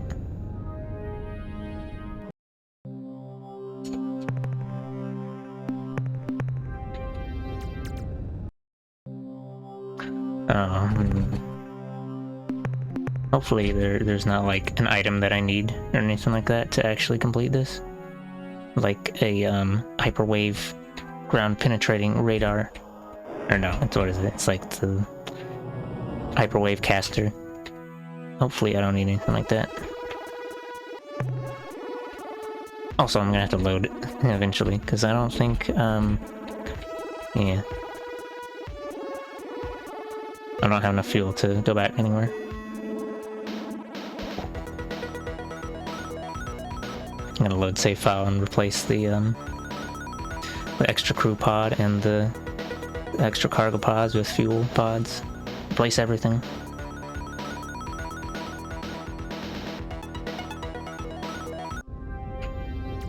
Yeah, this isn't either. Let's see.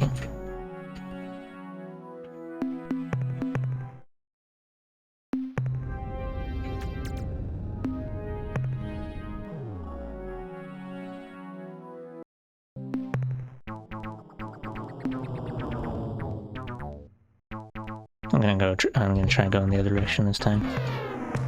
Sorry.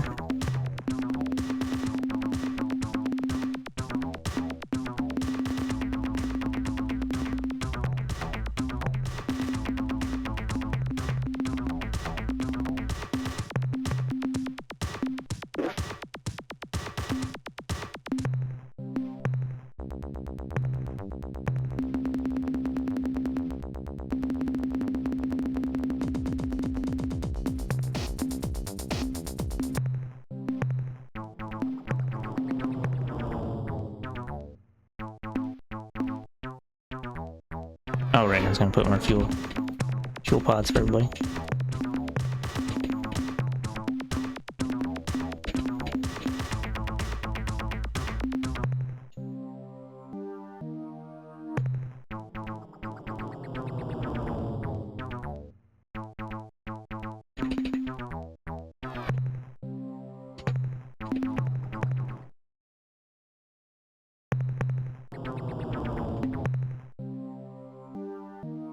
Oops. Let me check something real quick. Let me make sure I didn't accidentally undo some controls or something.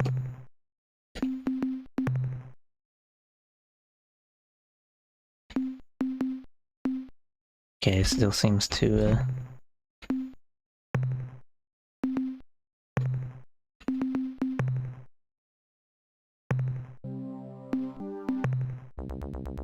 I'm gonna grab one of these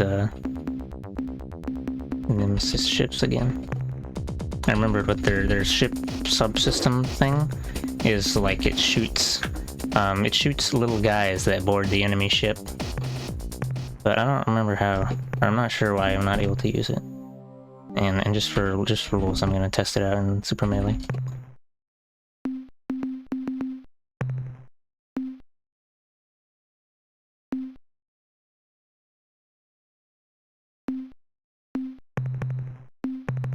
Wondering how you figure out.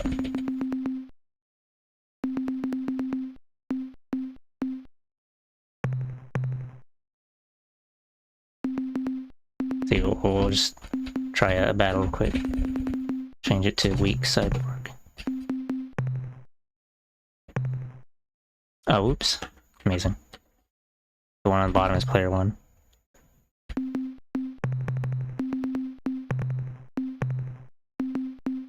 There you go.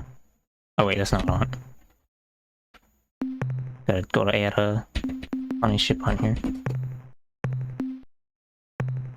There you go.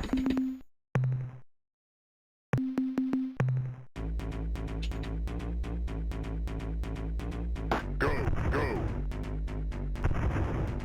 Intruder. So what button? Maybe you have to be close enough or something.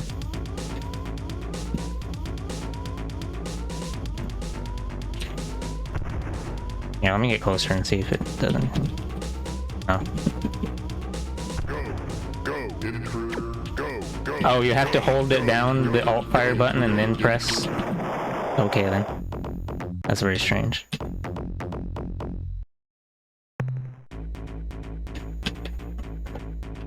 Okay, I figured it out. Now I can uninstall PC. Let's try the other ship too, just for rules. Not sure why it works like that.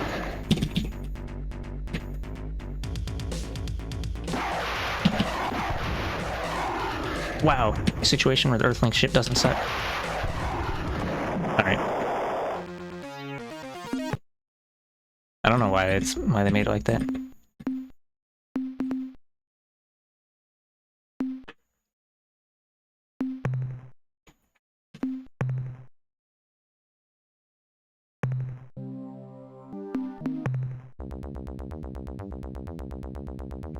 Yeah, now I can cheese things with send fighters, or actually no, they're boarders, because they don't do any shooting. They just attach onto it, and then there's a little guy on their ship and depletes their HP.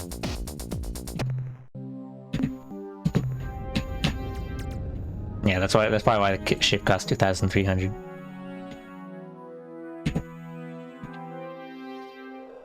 Oh wait, I forgot to fill up on fuel. Welcome back. Goodbye.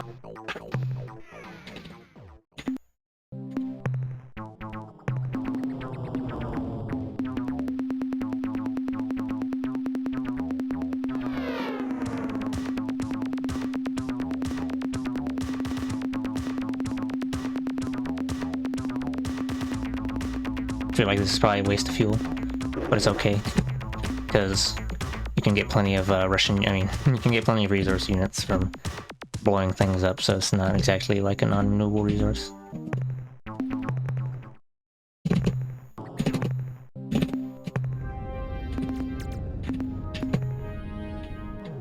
Okay. Let's see, that was Epsilon Musket. Lined up with the whatever. And actually, I feel like we're just gonna cheat and look up our control to Slylandro homeworld.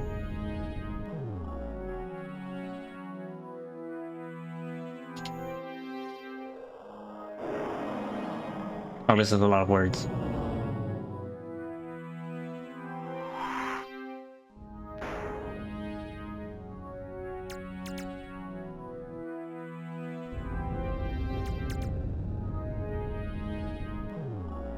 Oh, they just tell you a general direction where they're coming from, I guess. I don't want to search every single system though.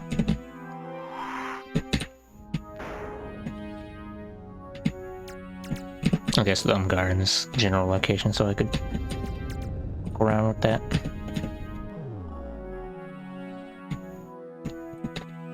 Two 41368. I might as well visit the Spathy homeworld too while I'm at it.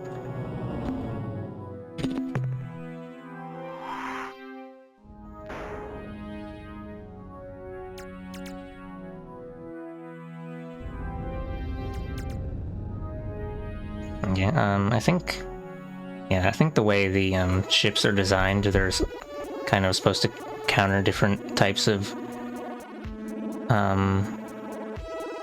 ship styles, I guess. Oh, well, what's this? I'm being followed by a thingy.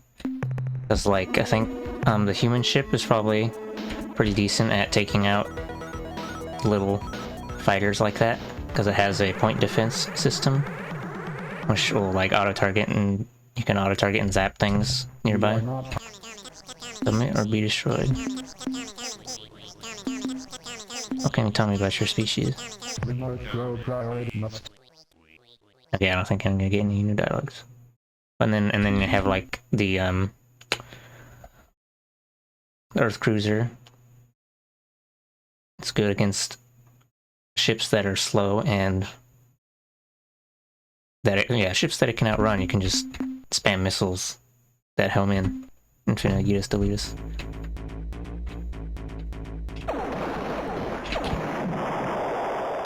Wow, only one casualty. I don't know if borders do anything against a drone. But actually, I could have tested that out, I guess. But oh well.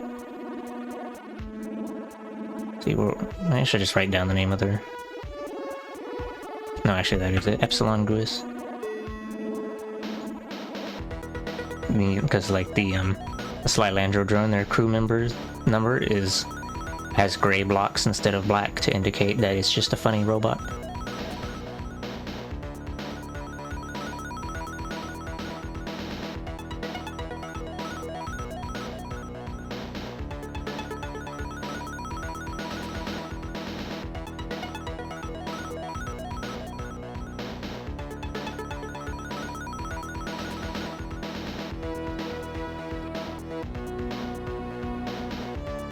Yeah, anyway, and then meanwhile you have some ships that are very, very bad at, or like some ships that are pretty bad at dealing with the fighter type stuff. And then, I don't know, you have some ships that are really good at close range, but, eh. And then you have some ships that are just OP because, sure, I guess.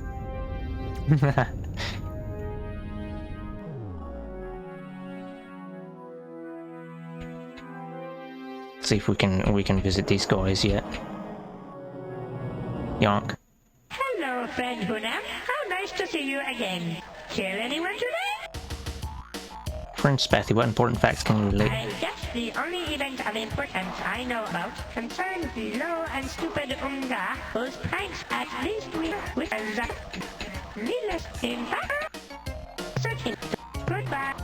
I already saw the dialogue. They relieved them of their hyperwave caster, the Umga, and then I asked them for free stuff and they refused me. Oh, they still haven't moved in? Can't believe. Oh, hey, why don't you just wait? Goodbye. Wait, hold on. I wanted to say, how long do you expect us to wait? Oh, hello, Unam. You called just do you? Why don't you? Am I correct in understanding that you refuse to live up to your end of the bargain 10-15 years? No. We are simply taking a more adult, welcome to the real world view of the situation. We cannot simply say, hurrah! And form an alliance with you this very moment. Surely you see that. No, you know, those creatures aren't dead. We have them in suspended animation. How would you like us to return to the surface? No, please. Exactly what kind of relationship were you thinking of? A mutually beneficial alliance of minds and might. An egalitarian fellowship of sentient life forms. The kind where you do everything exactly as we say.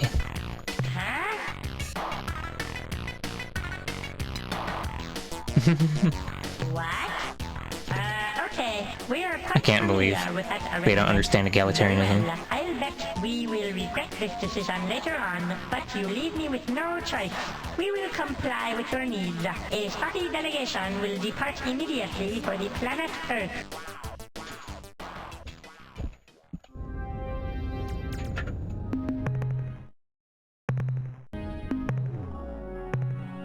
Alright, time to finna yeet over to, I don't know.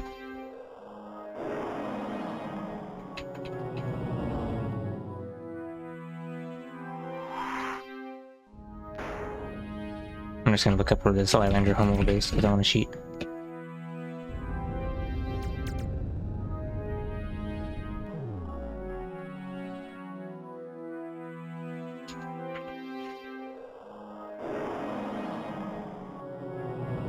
Beta Corvi.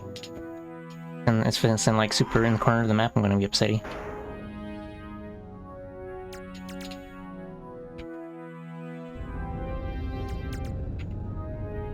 Wow, it is what it was in the super corner of the map. I guess I would have found it eventually. What a load of bollocks. I don't know if I actually found anything really important when I was fucking around with these other star systems. Guess we could just... Well, actually, we'll pass through, Alpha Octantis. Because I think the Umgar are around this general location.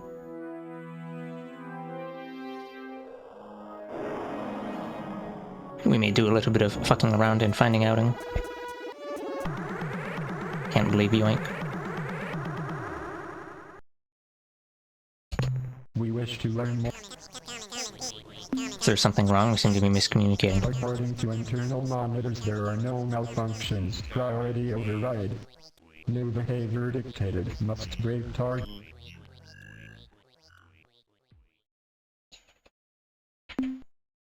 Just for fun, we're gonna try using the, Go. Oh, okay, they don't... It doesn't work. Or no, actually does... It does... I guess it would work if they didn't have such godlike swiggity-swoogity.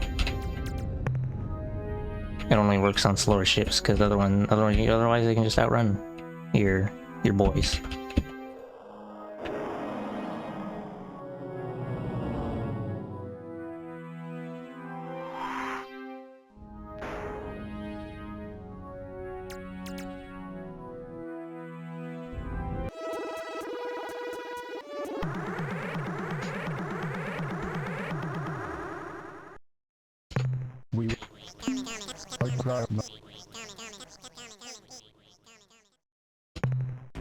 Seems to be the easiest way to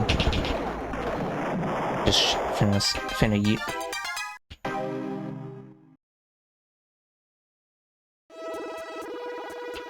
Wow. Oops.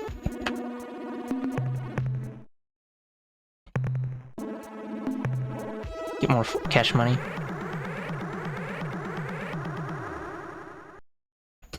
This probe is not hot. Look, try to understand. We mean you no harm. I will initiate systems check. Level 4. Checking. Checking. Checking. Systems check level 4. Reports no abnormalities or malfunctions. Priority override must... As the break target into component materials. But it is I who will do the breaking to component materials. I don't miss all my shots. Cannot believe this shit. Me finna miss my shots.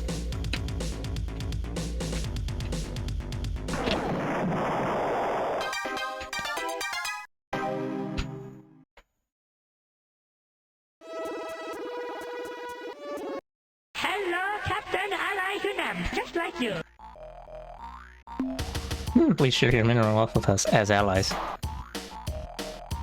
Such as we are, I suggest you can... Very little.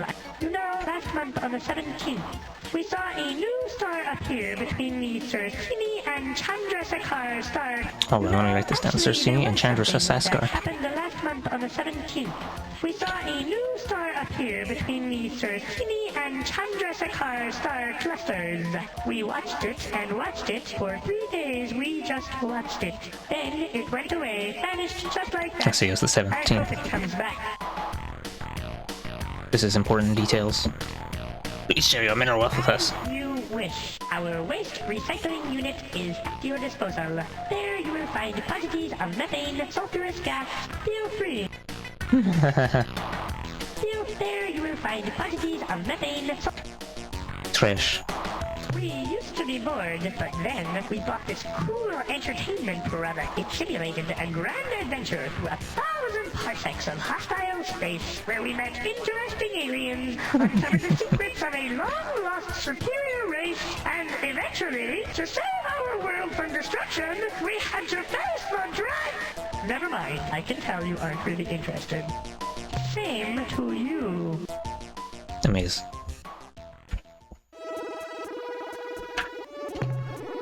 Where was I going? Oh yeah, the green spot.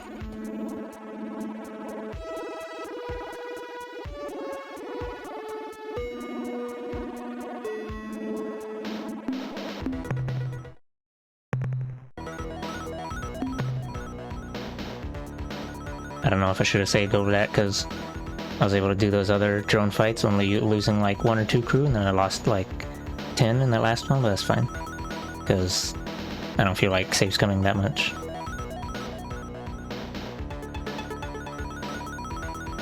Alternatively, maybe I should be better. Maybe I should try using the Ores ship's gun instead. I don't know. Because the drones will just fly straight at you until they get close enough. So if you mash face enough, you can just blow them up before they even get close enough to attack. Or at least enough to damage you much.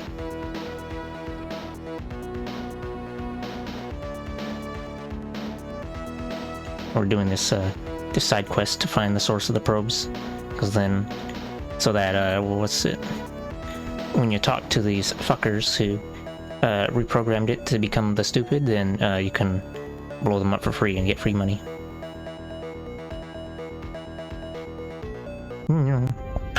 Oh hey, it's the guy, the individual.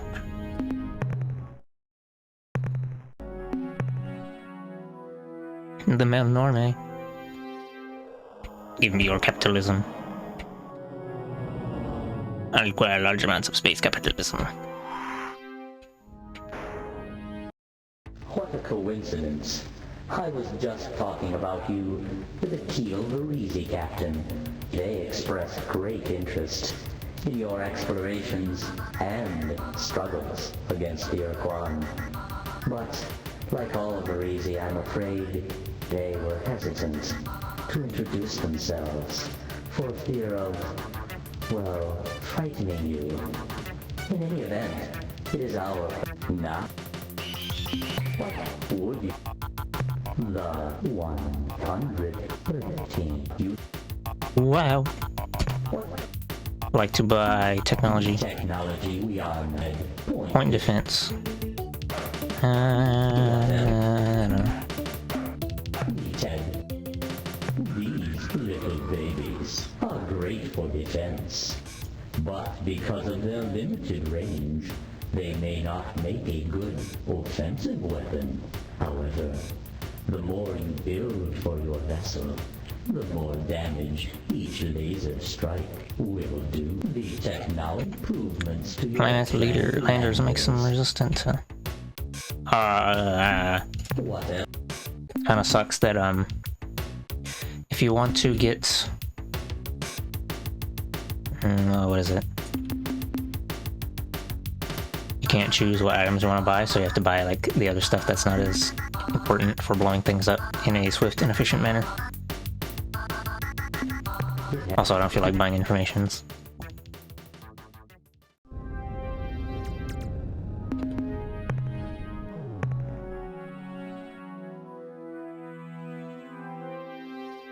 And I don't remember which world is Amgaham world, or if I'll be able to find that out.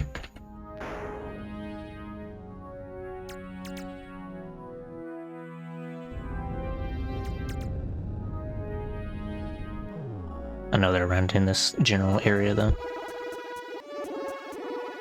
Sort of, kind of.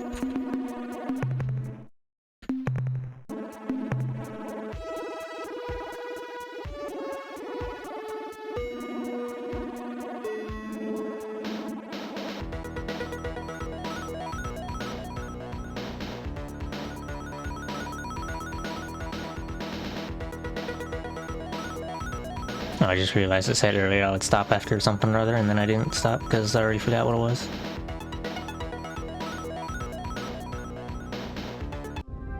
Alternative title, side quest thing finna take forever. Time to check out White Dead Rock. Nothing.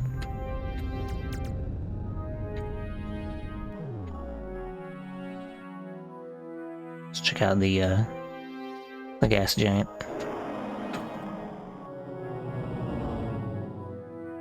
Oh, shame.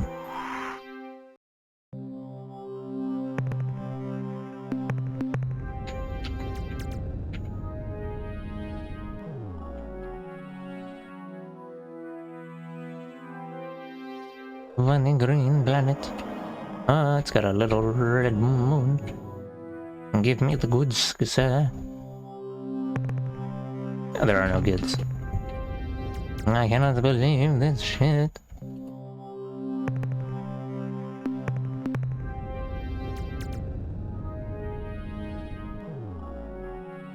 I guess I might as well just make a straight beeline for the goys.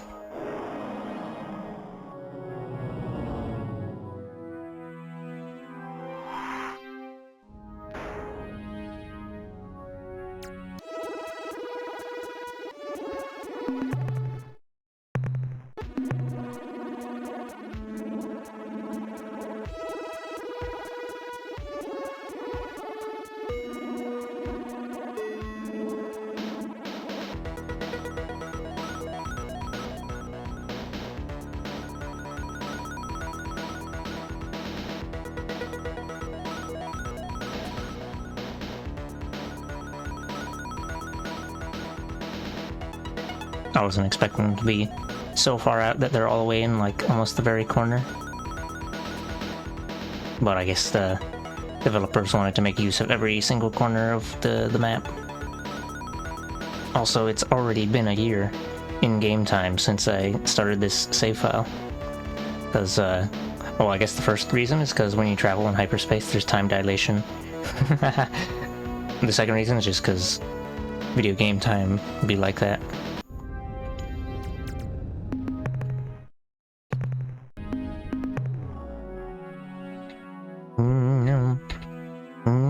Time to look at this gas giant. Investigate the gas giant with great scrutiny. Oh, whoops, that's not the gas giant.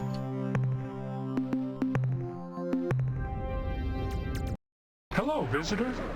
We are the Sly Landro. I am content to hover, a Slylandro speaker. Your presence here fills us with excitement.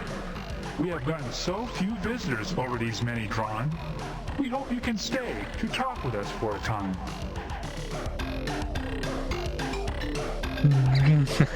What are those glowy bits inside of you?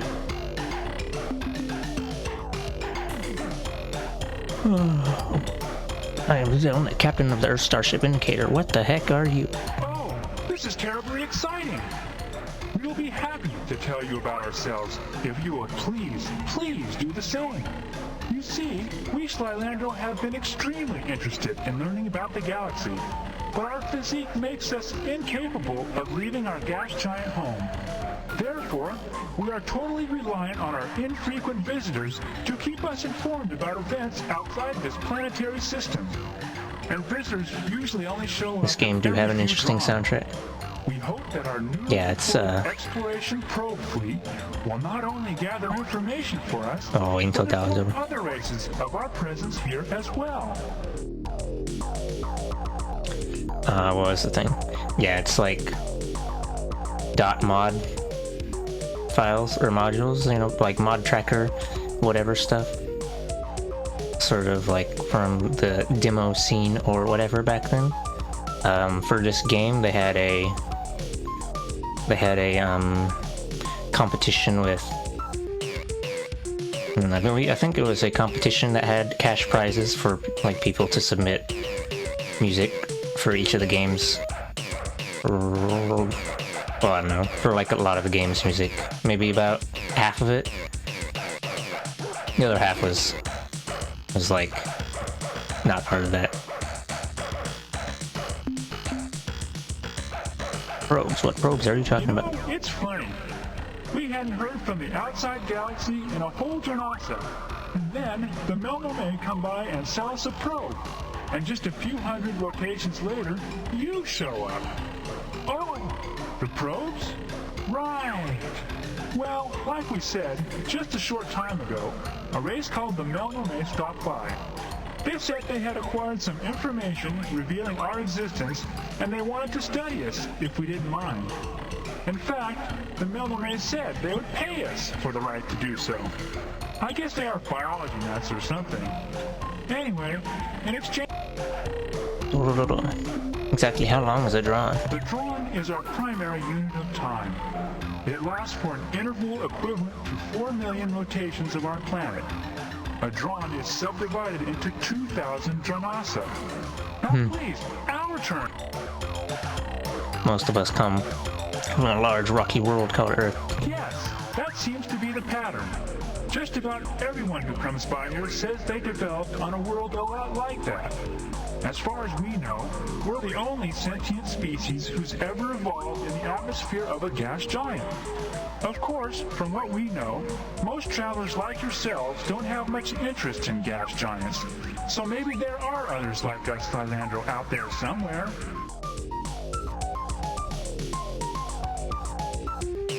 That must be great. Or travel a galaxy in starships seeking knowledge and contact with other sentients. To leave your planet and roam the stars. I keep forgetting to read them out loud when I click How them. monotonous living on a gas giant for 3 or 4 drawn can be. Clouds, clouds, clouds. Wind, lightning, clouds, clouds, clouds. That's it. We know a lot about clouds. If you've got any cloud questions, ask us. We have over 800 different symbolic references just to describe them.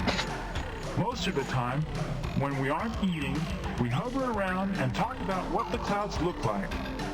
Of course, the only things we know about are clouds, food, and other Slylandro.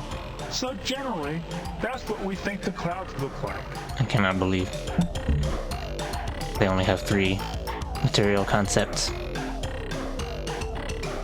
Oh, it makes me wonder how they got sentience in the first place. The Earth one? The long brownish guys from the milieu with all the eyes and arms? They used to come visit us regularly about 3 drawns ago. They told us about all the interesting things they found from their scouting missions. They were really nice. Why do you fight with them? Evil Orquan.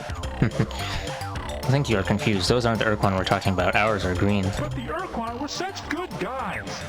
They had lots of interesting things to tell us about, and they never got impatient with our questions. Well, I guess a lot can happen to a species in 3-Drawn, like turning green and evil. We are particularly interested in studying unusual planets and life forms. Oh, then you should go check out a planet orbiting a blue star not too far from here. I think there is another blue star right next to it. We can't describe exactly where it is, but the people who told us about it, the Urquan I think, said that it was one of the rarest worlds in space, and that as far as they knew, there were only 10 of these planets in this part of the galaxy. Okay, Sussy bucket but planets. please, Can you give me details about your probes? Sure. If you are interested, in exchange for information about the life on Source, the Melnor may offer to give us a remote exploration probe. It would roam the galaxy, gathering information and contacting alien races, and when it had filled its data storage units, it would return here and reveal to us everything it had learned. Well, why then do your probes attack our ships? Our probes do not attack. They have only defensive capabilities. Offensive behavior is not part of the instructions we programmed into the probe. To do so would be reprehensible. Can't wait. Let's see. Where exactly did you say you got your probe from? The Melnor Traveler Traders. It was catalog item 2418. Remote self-replicating robot explorer probe. The economy model.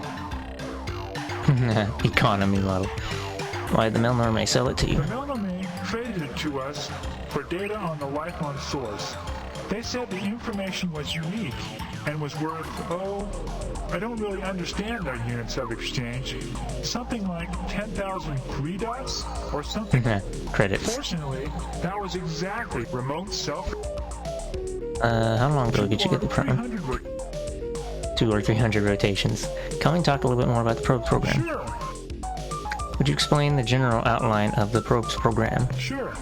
It was a difficult task for us, since we'd never done anything like that before. But for the most part, we just adjusted its standard program, which went something like scan for targets as defined in target list. If no current target, then select new target from the current targets list using specified priorities. If current position is at current target, then set current behavior to new behavior based on behavior priority settings. Perform current behavior. Okay, that's the basic program. I said Wow, it was program. simple, and here are the Cannot believe tables used programming. by the program. Target list with associated target priority. Space vessel 5. Transmission source 4. Astronomical anomaly 3. Planet bearing life signature 2. Raw replication materials 1. Probe behaviors with assigned priorities. Communicate 5. Record data 4. Analyze data 3. Seek replication materials 999. Wow. Move to current target 1. That's it. One of these things is not like the other. Behavior was hard-coded by the Melnor. We couldn't mess with it. Essentially, the probe will only fire its weapons if it has been attacked and cannot communicate with the attacker. And when defending itself, it uses its lightning weapon? No. The probe is armed with a battery of missiles. It doesn't use its electrical discharge device in combat. What missile batteries? It always attacked us with lightning bolts. That's impossible. It's inconceivable. The electrical discharge device is used only for breaking down raw replication materials into their component compounds for easy gathering. Let's talk more about this later on. I've heard enough, thanks. Pardon me, but who exactly are you We are again? the Sly Landro. Kind, curious gas bags. Sounds interesting. Tell us more. Certainly. What would you like to... Tell us about your home, this gas giant planet. which we call source, has no solid surface as yours likely does. Our world is the 500-kilometer band of atmosphere in which we can survive. Below this are the depths, a dark, hostile region, which grows increasingly darker and more hostile the farther one. A typical feat of courage for Slilandro juveniles is to sink far enough into the depths so that the juvenile's gas bag is almost ruptured by the pressure. I cannot believe. The tissue scars left by the trip last many Sussy rotations bacas. and are thought to attract comely mates. Above our world is void. When we travel up too far into void, we grow giddy and behave inappropriately.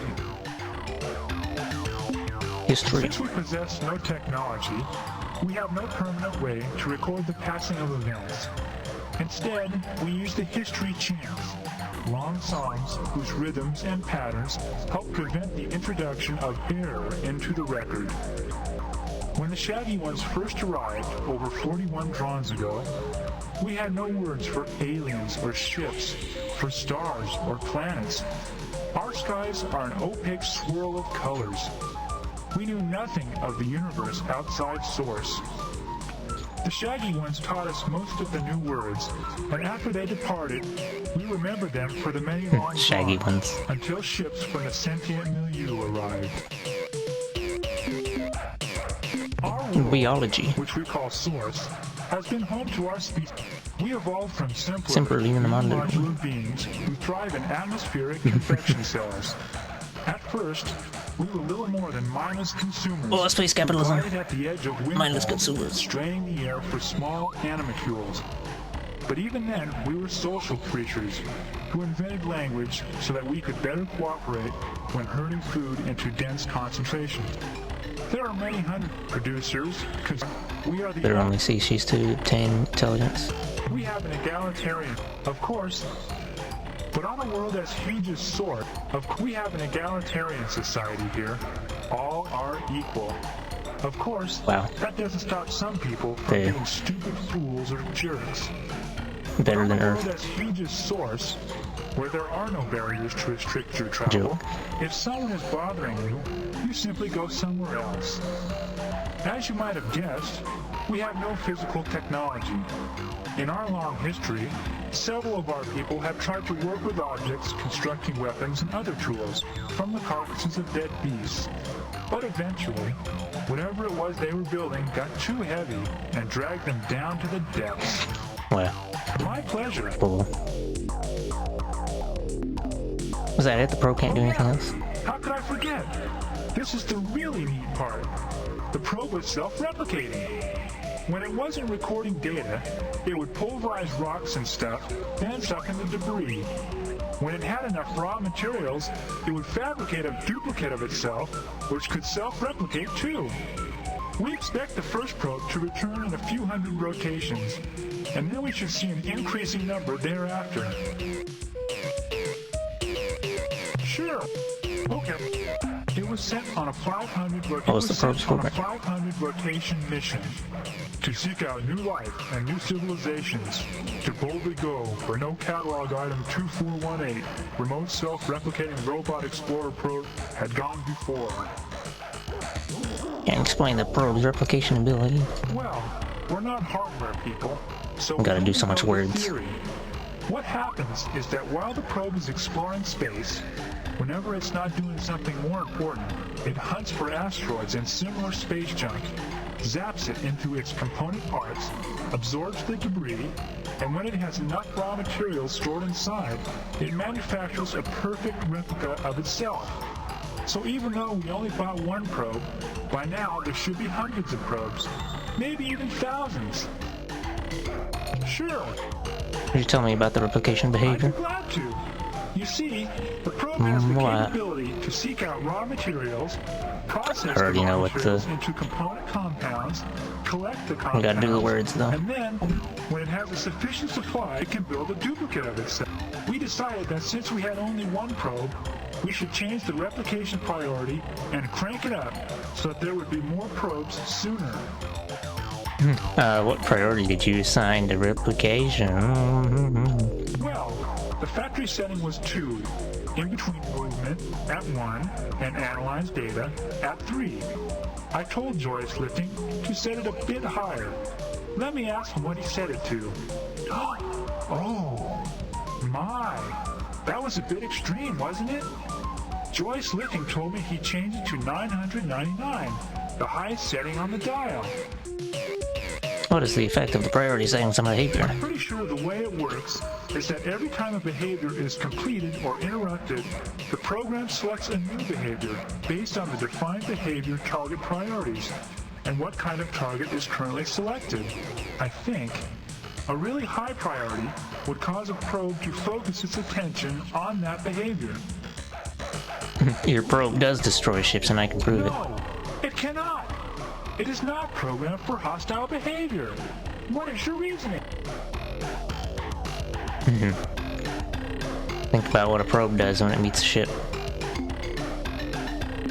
Spaceships are the probe's highest priority because we want more than anything. Think about a probe's application behavior. Raw materials and processes them in preparation for. Think about the effect of changing the per application behavior's priority. The answer is simple. It would spend more of its time seeking raw materials for its replication process. So what?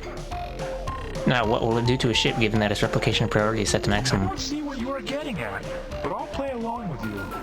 Like I said, Well, I can't believe that they're dumb. Priority target. Once a probe scanned a ship, it would instantly move toward it. Then, when it got to the ship, it would initiate communication automatically. When communications were terminated, a new behavior would be selected, and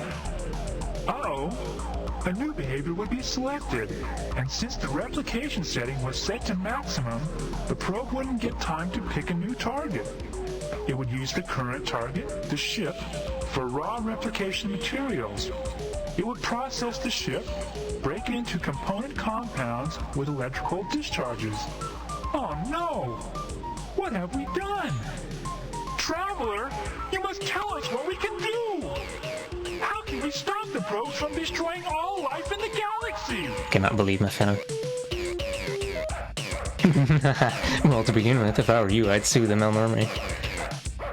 Yeah. Someone is gonna have to hunt them all down and destroy them. No, that would never work.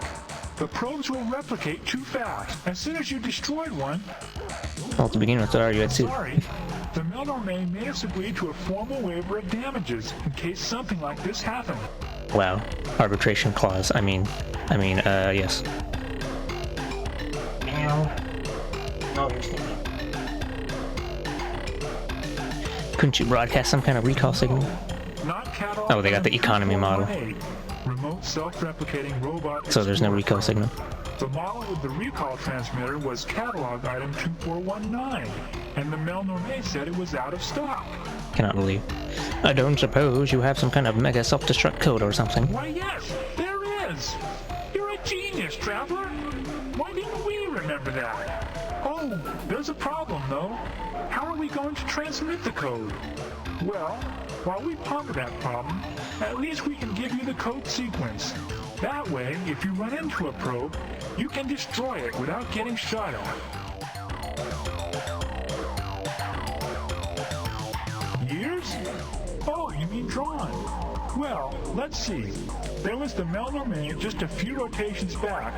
Then we go all the way back over 3 drawn ago to the Urquan, the other milieu guy. Then we go other milieu guys. Yuli and the draw. Sentient milieu. Remember. That was a long, long time ago. Oh yes, the Sentient Milieu was a cooperative association of sentient alien species. The Yuli, the Drawl, the Taelo, the Melnon, the Foz, and the Urquan, who lived across a wide section. Most of those aren't important, because you never see them. Fairly frequently for almost half a drawn. Then suddenly, the visit stopped, and we haven't heard from them since. Are there any other visitors here besides the Melnorme and milieu? Yes, there was was another race, a highly sophisticated species of shaggy giants who made repeated trips to Highly our sophisticated. world over a period of several Oh, those are drives. probably precursors. They even installed a broadcasting satellite in orbit around our world, which let us talk with them whenever we wanted. They were called I'm sorry, I can't remember their names. It was a long, long time ago. Yeah, oh, that sounds like the precursors. What else can you tell us about this I race? wish I knew more of the information you seek, traveler. But we last saw the shaggy ones just over 39 drawn ago, and very little from that era has remained intact in our history chance. Hold on a minute. Let me consult with associates Joyce Lifting and Sullen Plummet. Joyce Lifting, who has a better memory than I, recalls that the shaggy ones were described as being worried. They were always hurrying from place to place, seeking knowledge as though they were in a desperate search for some important secret, some answer to a question that they never shared with us. Sullen Plummet remembers that the last time the shaggy ones visited our world, they came aboard a great circular starship, one even larger than your own. They had discovered their answer and were leaving to go somewhere, and they didn't tell us exactly where somewhere was. This is extremely important to us, don't you know anymore? No, I have told Joyce Lifting. No, One moment, Joyce Lifting transmits. Though it does not relate to the shaggy one's question, answer, or departure destination. What my associate communicates is the description of a set of 10 Oh, worlds, right. Funny unlike all Radiant World, others. I think. The shaggy ones either discovered these planets, or, this is garbled, assembled them? We were told the planets were, again this is confusing, organized in some pattern which in some way alluded to the shaggy one's ultimate fate. One of the worlds was described as orbiting one of a pair of blue stars. Not another of these worlds circled a large white sun. Blue... Let me write that down.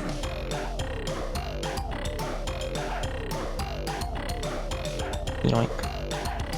What are those glowy bits inside you? I forgot. You creatures see in the visual range and can see our genitals. Well, we can't see them. What I mean to say is they are. Well, we use them when the male and the female. Oh look. I'd rather if you didn't ask about them, okay? Especially not in front of Sullen Plummet. She's shy.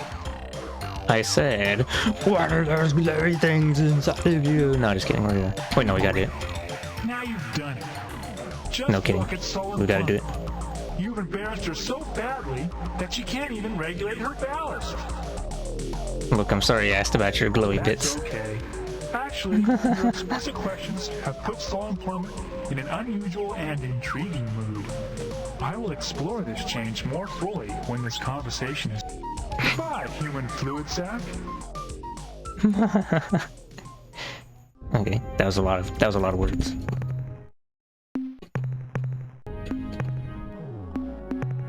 Let's see. Nearby, double blue stars. Oh, down here. Alpha Pegasi and Beta Pegasi. How about large white sun? No, not that. Oh, actually, maybe it could be Z-Man down there. I don't know.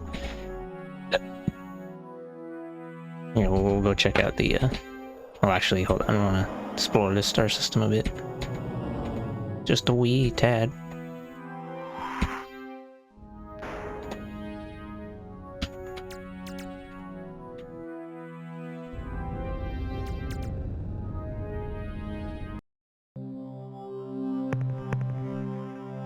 Biology.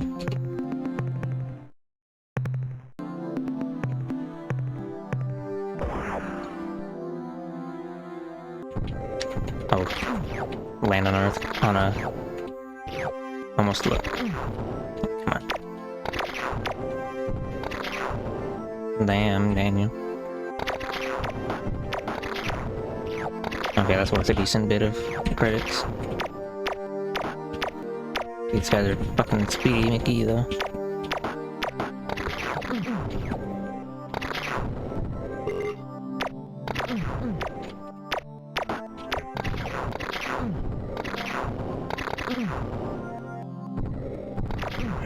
Okay, I gotta eat. Cannot believe. Lightning. Annoying as fuck.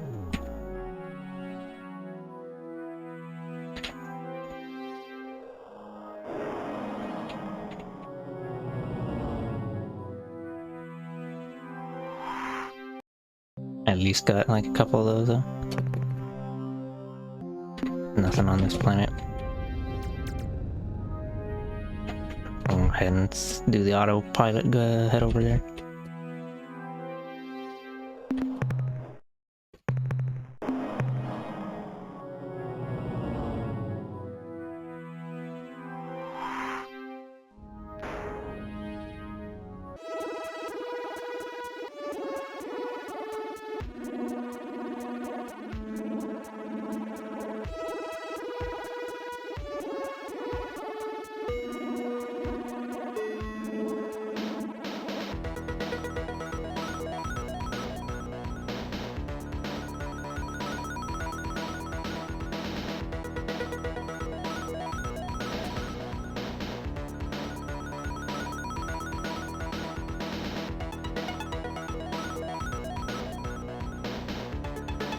Alright. I said I was gonna stop soon, and then it's been an hour since then. I'm gonna actually stop after I find the funny world that they're describing in the... Well, if it's not in these one of these two blue star systems, I'm just gonna stop anyway. Wait. Let's see.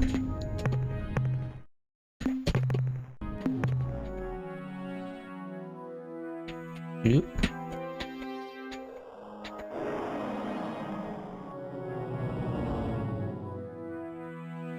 Oh, I missed. Can't believe.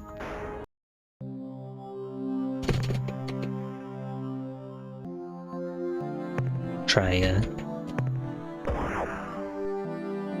Oh shit. Dinosaurs. Godzilla.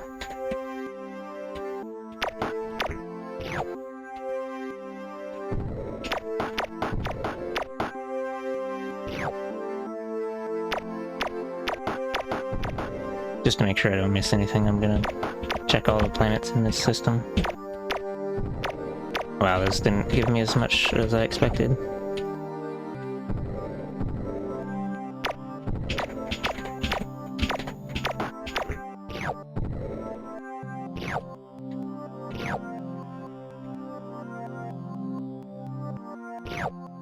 Oh, didn't realize those were rare, or precious metals.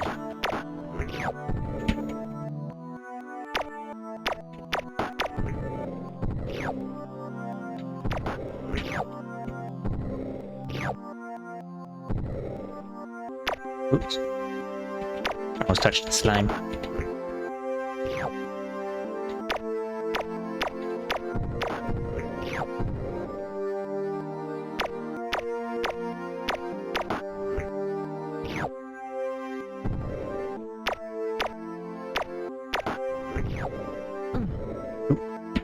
Shame. Thought I'd be able to not be damaged at all.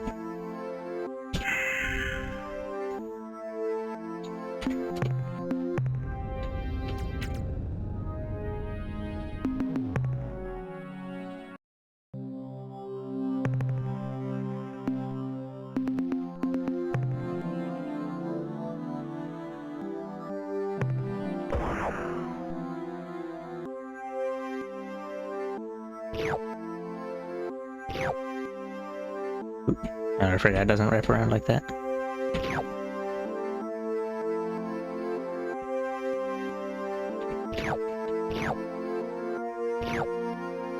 Radon. Radioactive gas.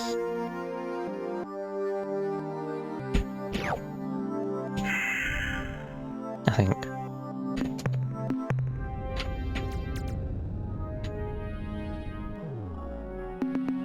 Oops.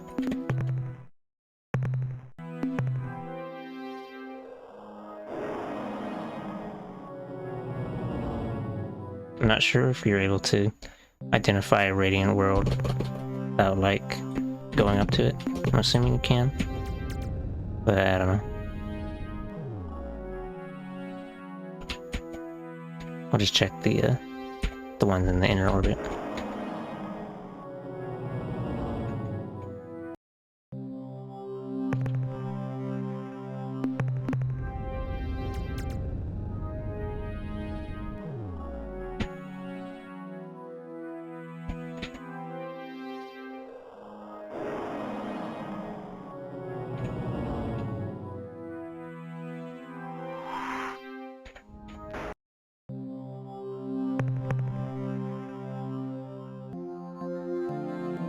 Biology.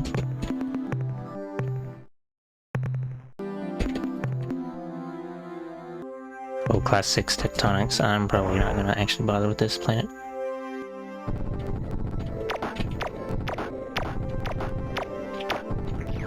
Okay, maybe we'll see if I can not die or not lose too many crew.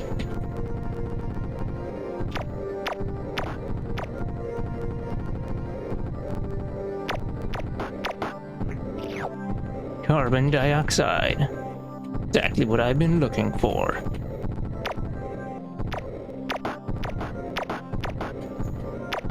Rare space material, carbon dioxide.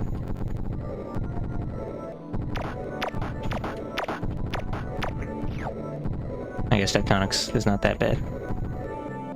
Whoa. No, just kidding. It's bad if you're not paying close attention. Or if it spawns directly underneath you and ruins everything.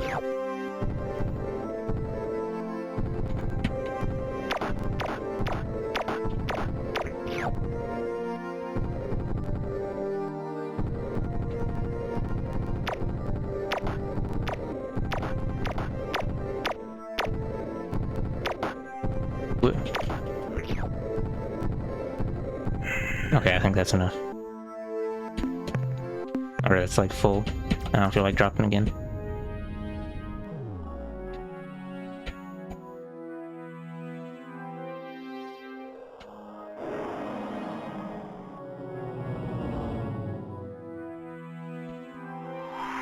Oh, how did I hit that world?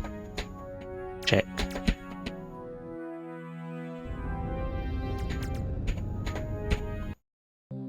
Gotta hit the bricks. Oh, I did. And I decided there was trash.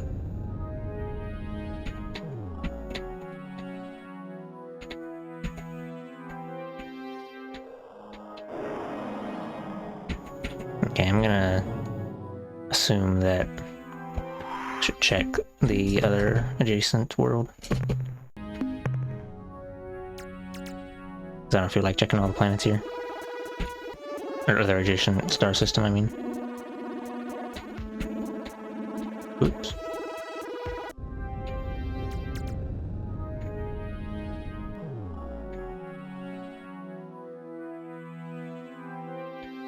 Oh, images.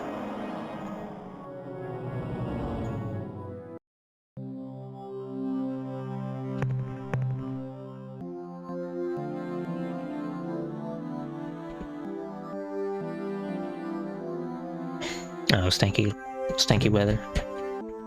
Let's see how many guys are gonna die on this trip. I cannot tell if this is a radiant world or if just my eyeballs are being seared by the big glow.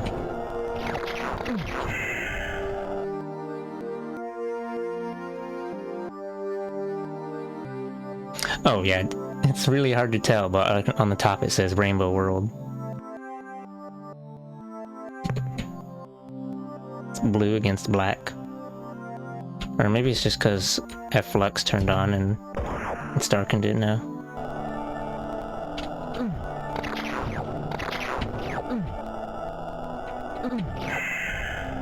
Okay, that's enough. So I guess it doesn't... You can't tell from... what's it? Orbit? Not orbit. You can't tell from... far away.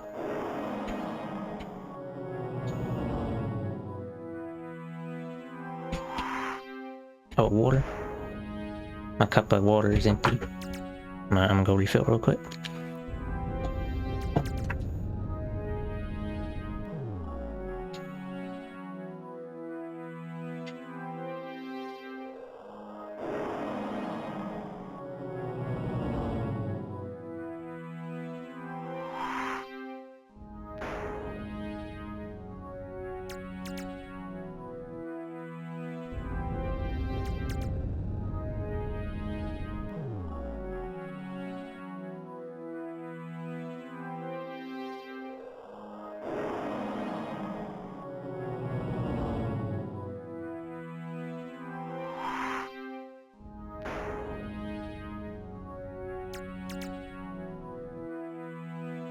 I'm gonna have to get a water bottle or something for maximum water, because I usually drink up my cup pretty quick.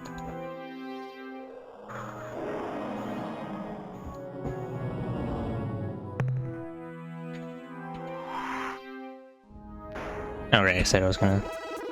Let me see, I'll just save real quick. Hold on, what's this little spot? This goy. Just a little goy.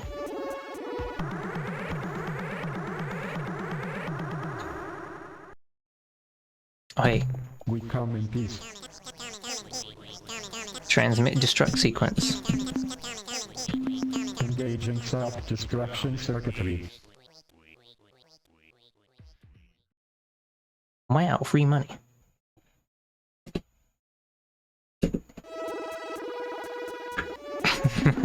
Okay, now I'll save them. Let's see.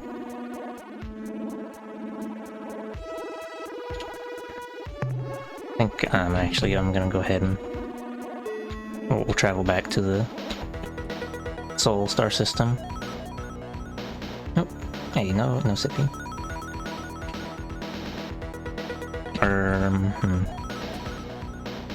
Yeah.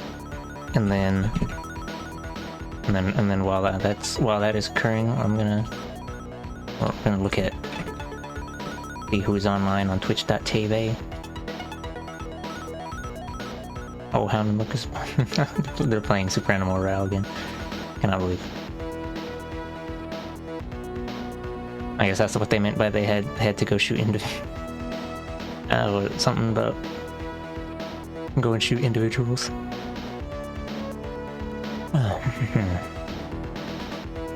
I guess I'll go ahead and raid them in like a minute.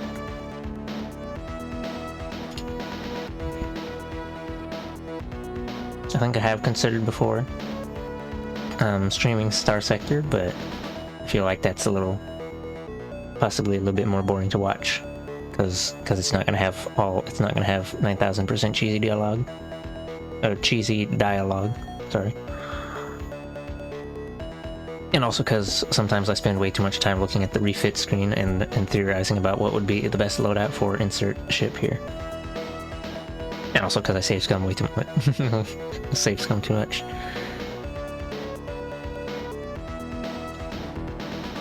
Alternatively, I guess I could just not give a shit and stream whatever I want, instead of being like, yeah, I don't know.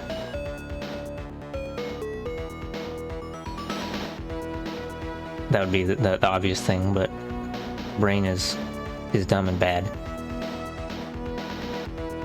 Brain be like, does anyone really want to watch insert every single video game that's ever existed? Nah, yeah, I don't know.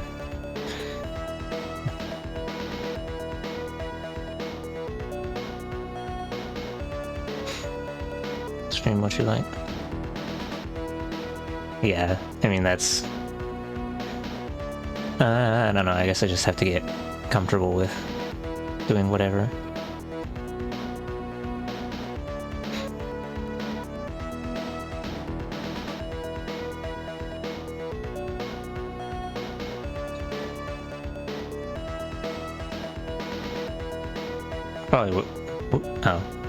Probably will be streaming this game until I'm finished with it. And I probably will also still be streaming fighting games in the future. But I do have some other games that I want to either like... I guess it's either games that I want to show off or games that I want like... because they're obscure and like, oh, people need to know about this game. Or it's like... just games that I've always wanted to try but never actually bothered to sit down and play, like the original Deus Ex. Because because I gotta see where all the amazing dank one-liners come from. It's good to see you again, Captain. Before we go on, I have something important to tell you. Captain, a delegation of Spathi has just arrived here under orders from their High Council to form an alliance and assist you against the hierarchy. They have provided fabricator blueprint data for their Eluder spacecraft and promise a steady supply of captains for as many ships as we build. Excellent work, Captain. Yeah.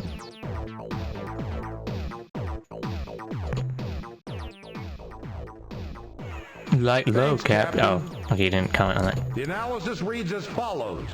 Subject, Slylandro probe destruct code sequence.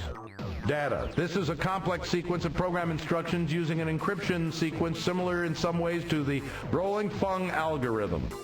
Summary, when a Slylandro probe approaches, open a hailing frequency, wait for a response, and then transmit the code. That's the end of our scientist's report. Be careful out there.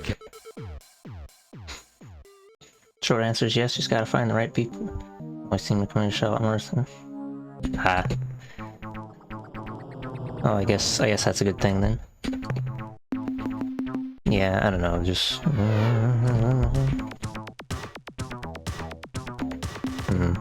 There was another game that I like streamed for a couple hours once and then have not returned to, which was Duke Nukem 2. Which, I don't know, I guess I could probably revisit that one also and actually finish it. Oh hey, that's right, I got the point defense thing and I don't know if I'm even gonna use it. Let's see. I should probably actually keep the 3 fuel tanks, but let's see, we're gonna add another storage bay.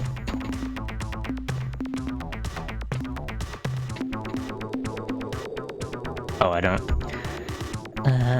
Maybe if I get rid of that. But I'm not really sure if the point defense is worth using.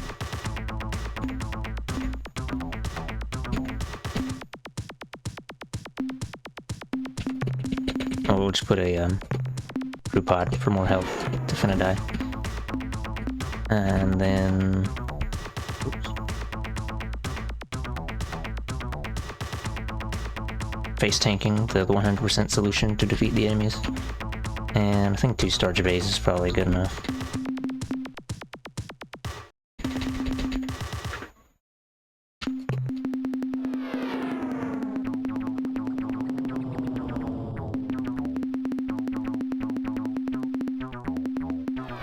Wow, I'm gonna have just barely enough money to buy the things I need. Oops. Or maybe I'll actually not have enough money. Well, we'll see. I can always... Wait. We'll, guess we'll just... We'll remove 1 fuel, and then I'll have enough.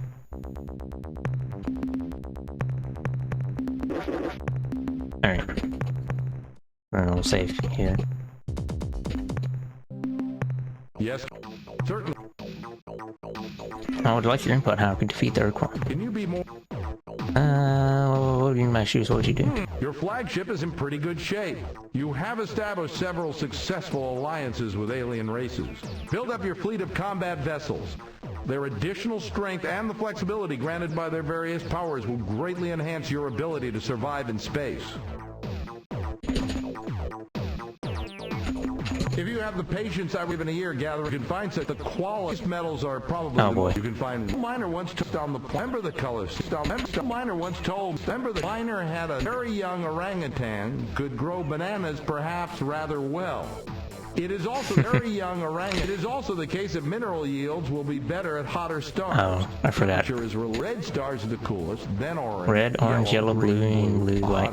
Red stars. Red is minor. Remember, the very young orangutan could grow bananas perhaps rather well. It is also red. What else can I? Fine. Good. I think it would have made more sense if they just they just made it proceed from like cold to hot colors, or not. Maybe not make more sense, but it'd be easier to remember. Yeah, anyway, I guess we're gonna raid Hound of Milk now, cause I want to. Let's see.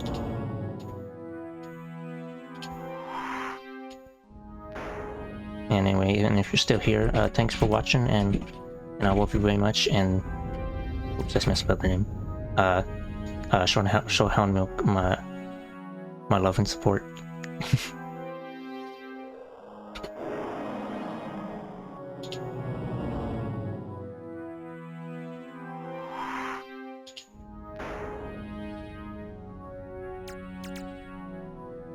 Alright, it's time for a friend to eat.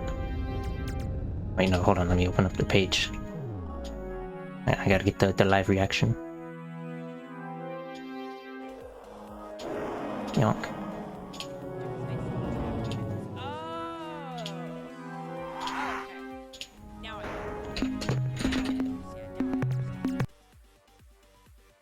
Kept saying drip with Terraria, and I was so confused because I was like, is it just like dripping noises putting over it? Oh my!